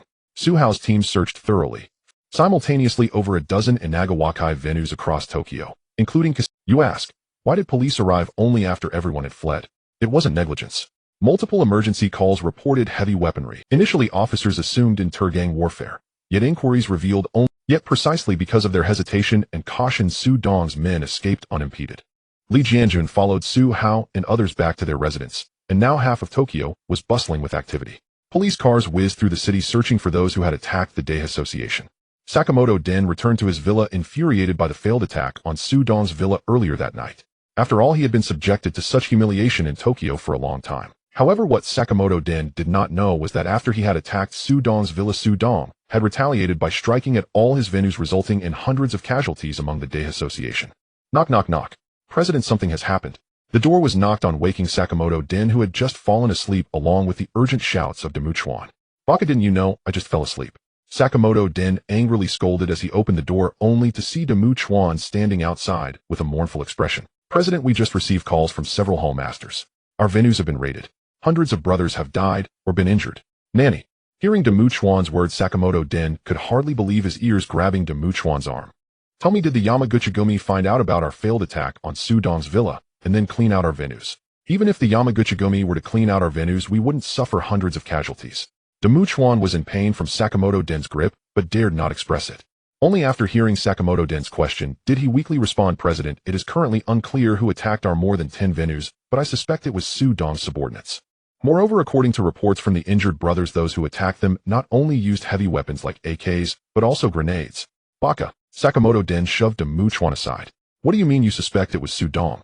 More than 10 venues were attacked simultaneously. Does Su Dong have that many people in Tokyo? President, I'm not sure. When Su Dong came to Tokyo, he only brought a few people. Moreover, he hasn't been seen in contact with anyone else during this time. His few subordinates are all following him closely. Baka, I don't care, go investigate immediately. Also get me more manpower, I don't care whether it was Su Dong or not. I do not want to see him again. Hi. Demu Chuan responded, and hurriedly left, noticing that Sakamoto Den's eyes were already red, fearing that if he stayed any longer, he would be beaten first. After Demu Chuan left, he did manage to contact others, but due to the heavy losses suffered by the Day Association in Tokyo that night, he could only call in people from branches in other cities. After all, the remaining people in Tokyo still had to guard against the Yamaguchi-gumi, seizing the opportunity to take over their territory. If the Day Association were driven out of Tokyo, their losses would be catastrophic. Meanwhile, at the villa of Kasaiga Ikkyo of the Yamaguchi-gumi, he received reports from his subordinates. He learned that Su Dong's villa had been attacked by members of the Day Association, but they were completely wiped out. Moreover, just 2 hours later, more than 10 venues of the Day Association in Tokyo were attacked by a group of ruthless people. These individuals used AKs and grenades throughout the assault, resulting in hundreds of casualties among the Day Association's subordinates. Kasaiga Ikkyo and Hitano-ko were completely stunned by this news. They quickly realized that the second incident was definitely related to Su Dong. However, what puzzled them was where this sudden group of ruthless individuals had come from. Yoshi, I underestimated this Asian gambling king. I didn't expect he had come to Tokyo fully prepared. Kasaiga Ikkyo sighed, simultaneously relieved that he had not thought of making a move against Su Dong. President, now that the Day Association has suffered such a heavy blow, should we take the opportunity to drive them out of Tokyo? That way the entire gambling market in Tokyo will belong to our Yamaguchi-gumi. No, we cannot act. Ko, you know that our Yamaguchi-gumi is somewhat stronger than the Day Association, but do you know why I have always maintained a non-aggression stance with them? I'm sorry, President. I don't know. You should know about the Black Dragon Society, right? They were heavily injured back in the day, allowing our Yamaguchi-gumi and the Day Association to rise. But these people are all financial wolves. They have been eyeing our territory and industries. Once we and the Day Association suffer mutual destruction, they will pounce on us. This is also why our two associations have been able to develop peacefully in the gambling industry.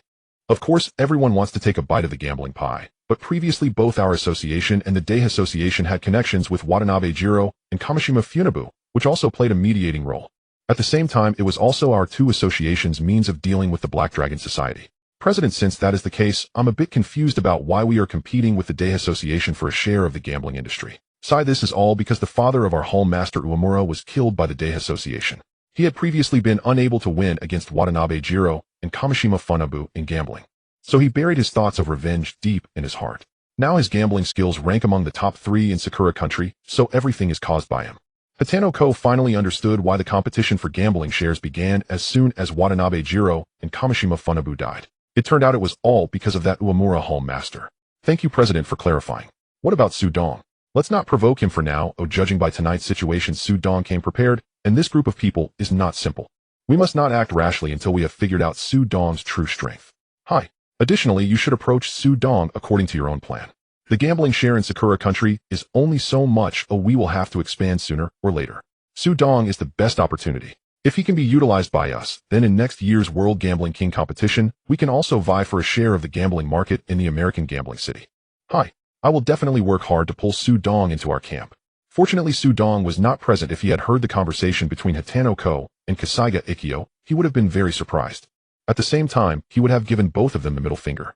To think they wanted to recruit him for their use, what a pipe dream. Over at Su Dong's villa, the scene was cleaned up, but Li Jianjun had not returned for a long time, and the others knew he must have gone out to have fun with Su Hao. Dongga, you have no idea how exhilarating it was tonight. I'm so pumped I don't want to sleep. Su Hao and the others were just too fierce. Li Jianjun yelled as he ran into the villa. However, as soon as he entered, he was met with disapproving looks from Xiao Fu and the doctors. The reason was that he had abandoned them to transport corpses while he went out to have his fun. Alright, how's the situation with Su Hao? Did the brothers all return safely? Su Dong was concerned about whether there were any deaths or injuries. After all, the main purpose of this trip had not yet begun. If anyone were injured, they would have to be sent away quickly. If anyone were dead, they would have to cut off the leads. Tonight's events would be two different things with and without evidence. Dongga, you can rest assured. The brothers are all safe and sound. However, the bomb you had the doctors prepare may not be needed. It's fine, then we'll use it elsewhere. Su Dong stood up and looked at everyone. Thank you all for your hard work tonight. When we return to the harbor island, we will discuss rewards. Alright. Thank you, Donggo. Except for those on night watch, everyone else cheered and returned to their respective rooms. The police in Sakura country investigated throughout the night, but found no leads. Although the assailant remained unidentified, the police had to provide an explanation for the injured civilians. The police speculated that Sakamoto might know who was responsible, yet when questioned Sakamoto seemed completely unaware, leaving the police at a loss. Just when the police were at a dead end, a senior officer suggested finding a scapegoat. Consequently, the police announced that the incident was the doing of the Red Army of Sakura Country. This barely suppressed some of the outcry. Su Dong and the others, exhausted from the previous night, and having gone to bed late, slept until noon. While eating, Xiao Fu suddenly asked Brother Dong, the incident last night caused quite a stir. Will it affect our operation? Su Dong at that moment realized he had indeed acted impulsively the night before, and should have postponed their actions until after the bank job. However, Su Dong did not regret it. Forget it, I was impulsive yesterday. But since I've done it, I won't back down. At worst, we might encounter patrolling police during the operation. But with their few small handguns, are you afraid? Su Dong looked around. Haha, afraid. Look at me handling an AK with one hand. Li Jianjun was still reminiscing about the battle from last night. Then let's see if their short legs are faster than our bullets. Rabbit seemed eager to encounter the patrolling police. The doctor smiled at his brother, but said nothing. However, his smile was filled with disdain towards the police. Brother Dong, when shall we strike? Last night the Inagawakai suffered a significant loss. I'm worried they might retaliate. Su Dong pondered Xiao Fu's words.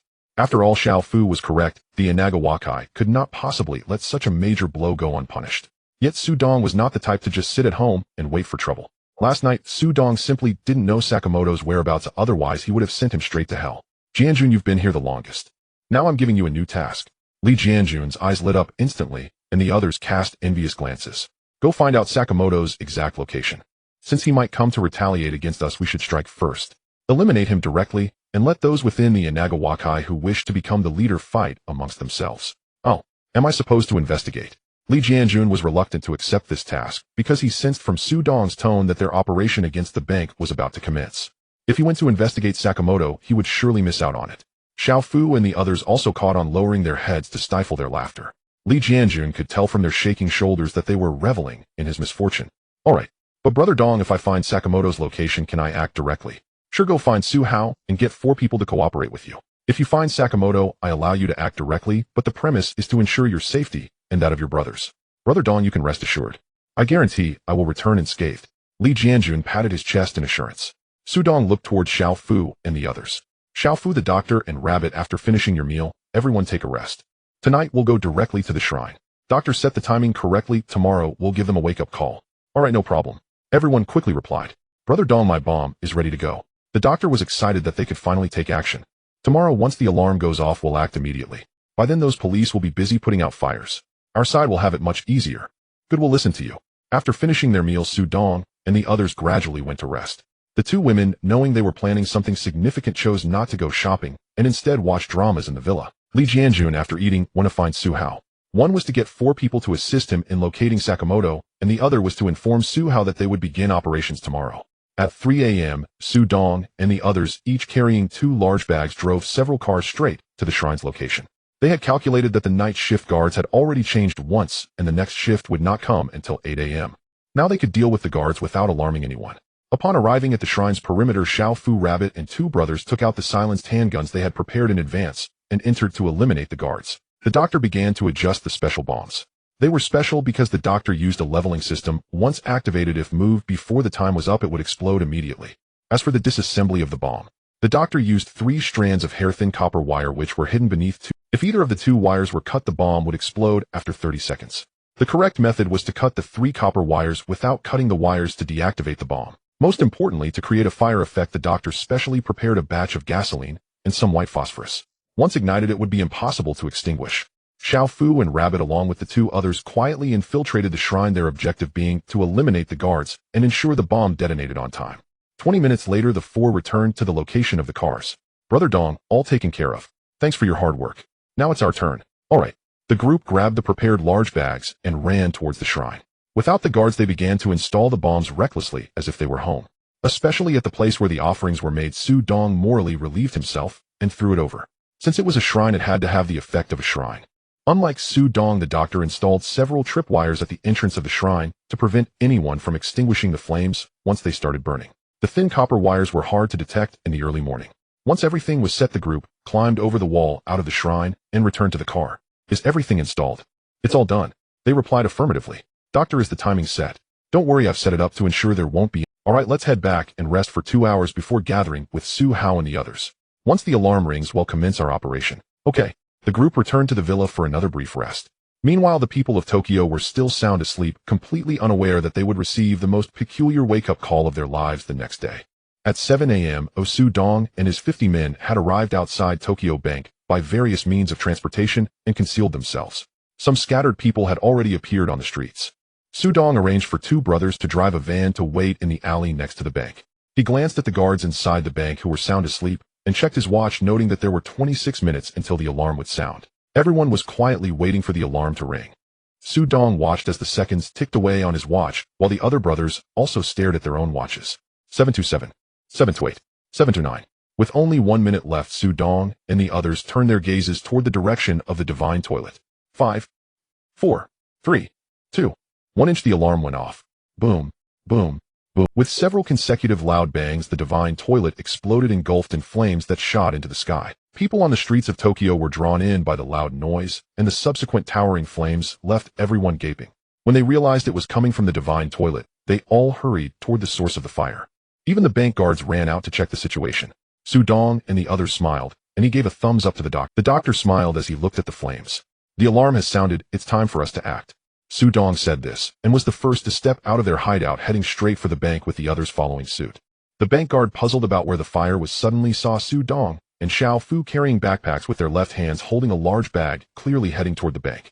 Realizing something was wrong, the guard prepared to run into the bank, thinking he could use the barriers inside to stop Su Dong and the others. However, as soon as he turned around, he was seized by Su Hao and another person with two handguns pressed against the guard's waist. Su Dong approached the guard and placed a finger on his lips. Shoo. He then exchanged a glance with the doctor. The doctor chuckled and instructed Su Hao and the other person to take the guard inside.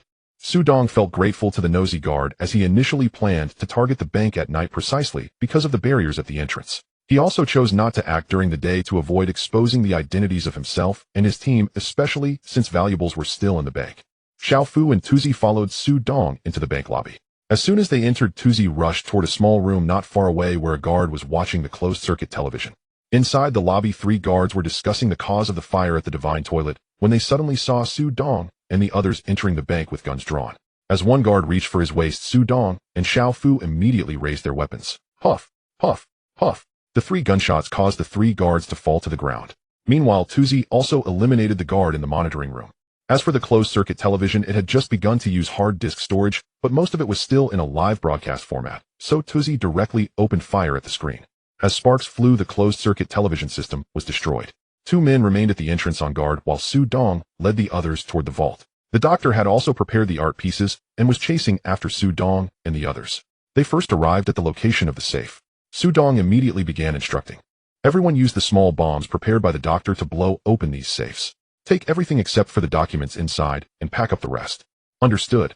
Everyone immediately began to take out bombs from their backpacks and started installing them in These bombs were specially made by the doctor, only the size of chewing gum with greatly reduced power, but just enough to blow the locks off the safes without damaging the contents inside. After giving instructions, Su Dong walked toward the vault. Doctor, this is the first door. The wall next to it is 20 centimeters thick. Is there a problem? The doctor stepped forward to examine the large steel door and knocked on the wall. Dong-gu, it's safer to blast through the wall. After saying this, the doctor began to take out the prepared bombs from his backpack. These bombs were specially designed for concrete walls, primarily to create a hole rather than destroy the entire wall. 2 minutes later, the doctor finished installing the bombs and hid behind a wall with Su Dong. Boom. The explosion echoed, filling the corridor with smoke and dust. The wall had been blasted open with a hole big enough for a person, but it wasn't fully cleared yet and needed another round. The doctor hurriedly moved forward to install the bombs again. Although the explosion was loud, it was underground, so the sound that reached the surface wasn't very loud. Moreover, due to the fire at the divine toilet, the attention of pedestrians outside was focused on that direction. Therefore, even if the sound reached outside, it didn't attract anyone's notice. In the following time, the sound of explosions inside the bank vault rang out one after another. The safes were all blown open, and the brothers began to stuff their backpacks with the contents. Gold bars, diamonds, jewelry, and gems were rapidly packed into backpacks. The doctor was now starting to blast through the wall of the second safe door, as once this was breached, they would reach the core vault of the bank. As the last explosion sounded, the final defense of the vault was breached. Su Dong entered the vault first, followed by the doctor and the others who crawled through the hole. Wow, so much gold and cash. We're going to get rich. This is my first time seeing so much gold and money. Su Dong saw that everyone was stunned and shouted sternly, what are you waiting for? Pack the gold into the handbags first, take it to the lobby, and then pack up the cash last. Understood. Everyone began to get busy. Su Dong also joined in packing the gold. Once a bag was full, 2 people would immediately carry it to the lobby. As the saying goes, many hands make light work. In less than half an hour, nearly 200 gold bars had been packed. They then began to use the remaining handbags and backpacks to pack the cash. Su Dong walked up behind a brother and slapped him on the head. Have you lost your mind? Go pack the valuable currencies like USD and GBP. You're packing Sakura coins, and a bag of those isn't worth even one of theirs. Fool. The man laughed even after being hit, emptying the already packed money and going to pack the foreign currencies. Su Dong looked at the time. It was already 8:10. Brothers, are we ready? If so, we should withdraw. The brothers replied, and the doctor led them out of the vault, walking at the back since he had placed the only surviving guard. At that moment, the guard was bound with a pulled pineapple stuffed in his mouth and sealed with tape. Additionally, there was a thin copper wire tied to his back with the other end connected to a backpack. As long as the guard moved, it would explode. This was the doctor's way of preventing the police from entering the vault. The doctor flashed a smile at the terrified guard and waved goodbye. He then left the vault. The 2 brothers guarding the lobby saw Su Dong and the others coming up. They immediately went outside to wave at a location where a van was waiting for the brothers. The driver quickly drove up to the bank entrance, and everyone loaded the gold bars and cash into the vehicle. They quickly finished loading, but just as they were about to leave, the doctor suddenly pulled Su Dong. What about the last bomb? Leave it at the entrance. Are you planning to take it home for the new year? Su Dong misunderstood the doctor's intention. He originally wanted to ask if there were any other places needing bombs, and if so, to take them back. Su Dong and the others retreated. Aside from a few individuals who were originally at the villa, they left in a box truck. A small car followed them from a distance. This was to prevent anyone from tracking them. At the Divine Restroom, when the first explosion sounded at 7:30, it startled everyone around. Many people still lost in their dreams were awakened, which is why Su Dong said to set alarms for them. The Divine Restroom was not far from the Cherry Blossom Palace, and there was a police station in between. When the fire broke out, not only did people rush towards the Divine Restroom, but the police also ran towards it. The police, upon arriving, prepared to rush in to extinguish the fire, but as several officers and people rushed to the entrance of the Divine Restroom, they accidentally triggered a bomb set by the doctor. Boom! A loud bang sent more than 10 people who were about to enter flying. Those who came later to put out the fire were frightened and stopped in their tracks. The officers, seeing the dead faces of more than 10 individuals, were pale with fear. With no mind to extinguish the fire, they quickly held back the crowd and slowly began searching for more bombs. Otherwise, who would dare to go in? Just as the police searched for bombs, the fire brigade arrived. Seeing the officers not extinguishing the fire, but instead bending down to search around the walls, they instantly became furious. However, after explanations from the surrounding crowd, the fire brigade was also frightened and joined the search for bombs. It was precisely because of the doctor's bomb that the firefighting was delayed by a full hour. Ultimately, this led to the Divine Restroom being reduced to ashes rather than ruins. But that's a story for later. At the Tokyo Bank at 8:40, a bank employee came to work and frowned as he approached the bank entrance. Because logically the barriers should be closed now, but they were open and none of the usual guards were in sight. The employee didn't think much of it and pushed open the glass door to enter the bank, unaware that the doctor had placed the last bomb behind the door. The employee pushed the door, triggering the bomb. Boom! The explosion shattered the glass door, and the bank employee was blasted out onto the street. Nearby cars had their windows shattered by the shockwave of the bomb. Several pedestrians on the street were also injured by the flying glass. Suddenly, screams erupted around. At the Tokyo Police Headquarters, all officers had gone to fight the fire at the Divine Restroom, leaving only a female officer to answer the phone. Dingling. Dingling. Moshi Moshi. Nanny. The female officer was startled by the content of the call, because the caller reported a terrorist attack at the Tokyo Bank. The female officer was so frightened that she almost... By 9 o'clock, when the police reinforcements arrived at the Tokyo Bank, the entrance was already crowded with bank employees and onlookers, but no one dared to approach, fearing they might encounter another bomb. As for the bank employee who had pushed the door, unfortunately that person was already unrecognizable, having passed away the moment they hit the ground. The police began to slowly check for more bombs, and after a difficult entry into the bank lobby, they only saw 3 dead guards in the lobby. The bank manager pointed towards the surveillance room. The police looked in and found only 1 corpse and the damaged screens, which meant the CCTV was rendered useless. However, the police were very curious because the bank manager mentioned that there should have been 5 night guards, yet only 4 were present. Could it be an inside job? Suddenly, the bank manager remembered the vault. He hurried towards the vault, and the police followed closely behind him. When the bank manager arrived at the vault area, he was struck dumb by the scene before him, nearly stumbling over as the police rushed to support him. The bank manager was on the verge of tears, as just the compensation for the damages from these blown open safes amounted to a significant fortune. You think they can refuse to pay? Think again. Although the Tokyo Bank is a formidable institution, none of the safes belong to a single client. But hundreds of clients are a different matter. A fierce tiger cannot contend with a pack of wolves. The bank manager finally regained his composure and remembered the gold inside the vault. That was nearly 200 kilograms. The manager pushed away the police officer who was supporting him and ran towards the inner vault. He felt relieved to see that the steel door was still closed, but suddenly saw a man-sized hole beside him, causing a wave of dizziness. The police followed in and looked at the hole, then examined the thickness of the walls. The frowns on the faces of several officers grew more pronounced. This could no longer be considered an ordinary bank robbery. The bank manager steadied himself and passed through the hole, discovering another large hole in the wall of the second steel door with the fifth guard tied up, standing at that hole. Seeing that the guard's mouth was taped shut, the bank manager couldn't control his anger and rushed forward to tear off the tape. The guard shook his head frantically, but couldn't speak, tears streaming down his face. Ignoring the guard's refusal, the bank manager tore off the tape. At the moment the tape came off, the guard's eyes widened, as did the bank manager's, and even the several police officers were in shock. Because at that instant the pin of the pineapple grenade was released. The pineapple exploded. The guard's head was blown apart. Not only that, but the bank manager was also affected by the close proximity, with the steel ball piercing through his head. The police behind them sustained varying degrees of injury. But that was not the end, as the guard affected by the explosion moved his body, pulling the copper wire which detonated the bomb behind him. The police, having sustained minor injuries, were preparing to check the damages inside when another explosion occurred. This time several officers were not so lucky. They were struck down by shockwaves and flying debris. The loud explosion was heard by employees and passers-by monitoring the bank from above. Everyone screamed and scattered. What frustrated them was that after the explosion they gathered again at the entrance, but saw no sign of the bank manager and the police. In the end they had no choice but to call the police again. By the time the police dispatched personnel it had already been an hour. However, when those officers and the bank executives gathered at the bank and investigated the damages inside, a single statement from the bank executives completely undermined the police's confidence in the investigation. Everyone, I need to report an issue. This time we lost approximately $100 million, 30 million pounds, etc.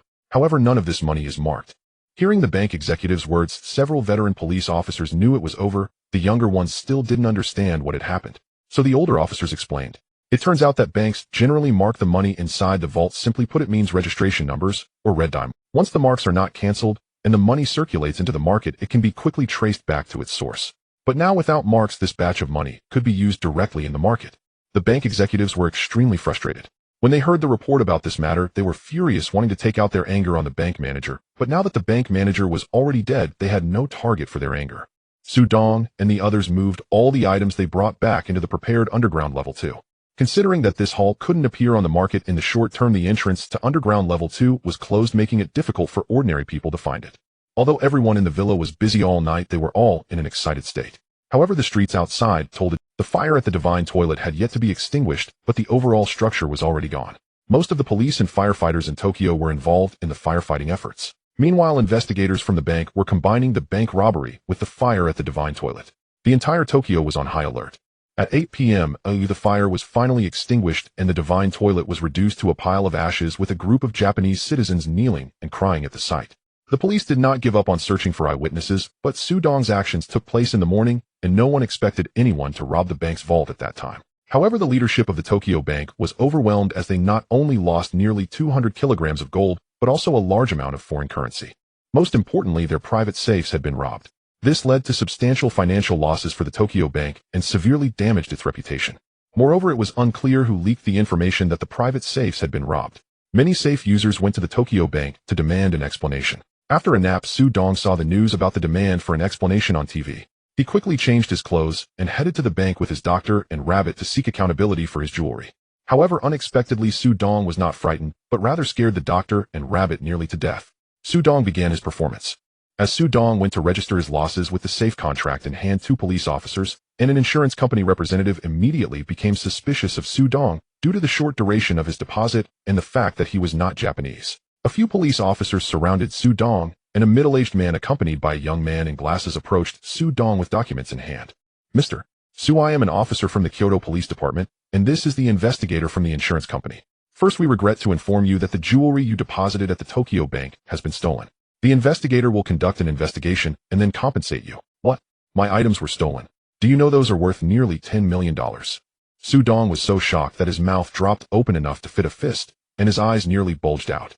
The middle-aged police officer and the insurance investigator saw the surprised expression on Su Dong's face, uncertain whether their suspicions were justified. However, the insurance investigator adjusted his glasses and said, Mr. Su, I would like to ask you a question. My records show that you purchased 2 large insurance policies from our company, but I see that you only have 1 jewelry insurance contract here. I would like to know why that is. Su Dong, who had been glaring, was now slightly readied. He glared at the insurance investigator and shouted, "Are you stupid? Of course they were kept separately. Are you out of your mind? You need to ask such a simple question." The insurance investigator was not angered by Su Dong's outburst, but continued to inquire. "Then please explain why you kept them separately. Isn't it more convenient to keep them in one place?" Upon hearing this, Su Dong pushed the bank investigator hard, causing him to fall to the ground. The middle-aged police officer placed one hand on his waist while using the other to restrain Su Dong. "Mr. Su, please calm down." Su Dong glanced at the middle-aged police officer and then pointed at the investigator on the ground, shouting, You're doing this on purpose, aren't you? Is it unreasonable for me to keep them separately? Are you saying I should just leave them in one place waiting to be stolen? Do you know what it means to not put all your eggs in one basket?" After finishing, Su Dong turned and took the insurance contract for the triangular bank out of Rabbit's briefcase. "Look carefully, what the heck is this? I warn you, if you dare not compensate me, I will blow up your insurance company." The middle-aged police officer was displeased with Su Dong's words and frowned at him. However, Su Dong turned back and continued to berate him. "And you guys? Why are you only questioning me and not the others? What does that mean?" The middle-aged police officer certainly couldn't say it was because Su Dong was not Japanese that he was being questioned separately and could only explain, "Mr. So I just found it coincidental that this robbery happened just a few days after you deposited your items, so I hope you can understand. I originally just came to check if my jewelry was lost, and now I'm very angry." After saying this, Su Dong walked out of the bank. The middle-aged man wanted to say something, but hesitated, not having a valid reason to make Su Dong stay. Additionally, based on Su Dong's 2 contracts, it was clear he was a wealthy individual capable of purchasing 20 million in jewelry at once. And a wealthy person robbing a bank, even if Su Dong claimed he did it, would be hard to believe. Su Dong and the others got back into the car, and the doctor and Rabbit finally breathed a sigh of relief. "Dong-go, why were you suddenly so angry just now? And I don't understand why you had to come here. Aren't you afraid of Rabbit was very puzzled by Su Dong's actions. "Haha, if I didn't come, it would be easier for them to suspect me. If you lost a large sum of money, would you come to check?" "Of course," Rabbit answered without hesitation. "You see, even I get questioned because I deposited my items too briefly. They will definitely investigate me first, and by making a fuss they will reduce their suspicion of me. I don't understand. I don't want to think." Rabbit shook his head. Su Dong ignored Rabbit and instructed the doctor to drive to the triangular bank. Since the Tokyo bank was robbed, it was reasonable for him to worry about the triangular bank being robbed, as well, making it even more reasonable to bring the items back to the villa. The doctor complied and drove towards the triangular bank. That night, Su Dong and the others drank in the villa, celebrating the success of their operation, while also feigning sadness. After all, they were still in the territory of Little Sakura, and everything required caution. As for Su Hao's side, Li Jianjun would arrange everything properly. At around 11 p.m., Li Jianjun hurried back. "Dong-go, there is news." Everyone looked at Li Jianjun, awaiting his update. "I found out that Sakamoto Den has called in a group of people from elsewhere to return to Tokyo, possibly seeking revenge against us. Where are those people? How many are there? Also, is there any news from the Yamaguchi-gumi?" "Dong-go, there has been no response from the Yamaguchi-gumi.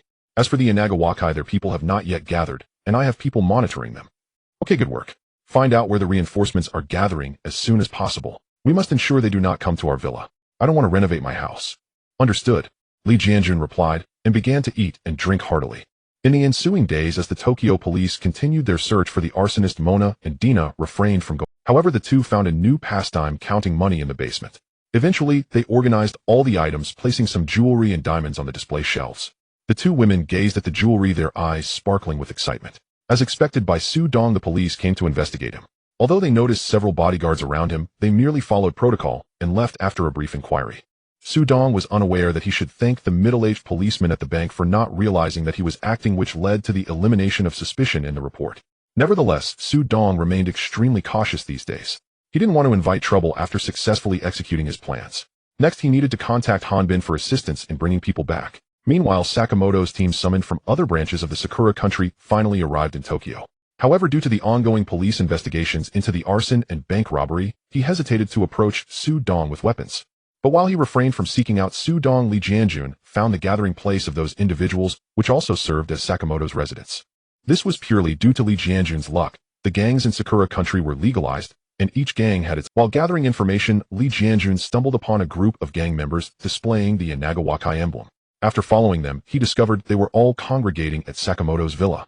Consequently, he arranged for surveillance of Sakamoto's villa. Inside the villa, Li Jianjun reported the results of the surveillance conducted over the past few days, revealing nearly 200 armed gang members within. Su Dong was also contemplating how to take action. Seeing Su Dong deep in thought, Rabbit directly suggested, "As I said, we should just charge in. Why complicate things?" The doctor slapped Rabbit on the head. "You think you need to say that? Brother Dong is considering that it's been several days and the police are still searching for the arsonist. What if we encounter the police during an attack? What can we do? They don't have heavy weaponry. We should just go for it. Su Dong suddenly lifted his head, glaring fiercely at Rabbit. What did you just say? Rabbit was startled by Su Dong's tone, stammering out. I said, just go for it. Right, well, just go for it. They're just some police officers. Let's take them on to... Su Dong excitedly stood up after slapping the sofa, but his earlier tone had frightened Rabbit greatly. Doctor, do we still have C4? Can we make it remote controlled?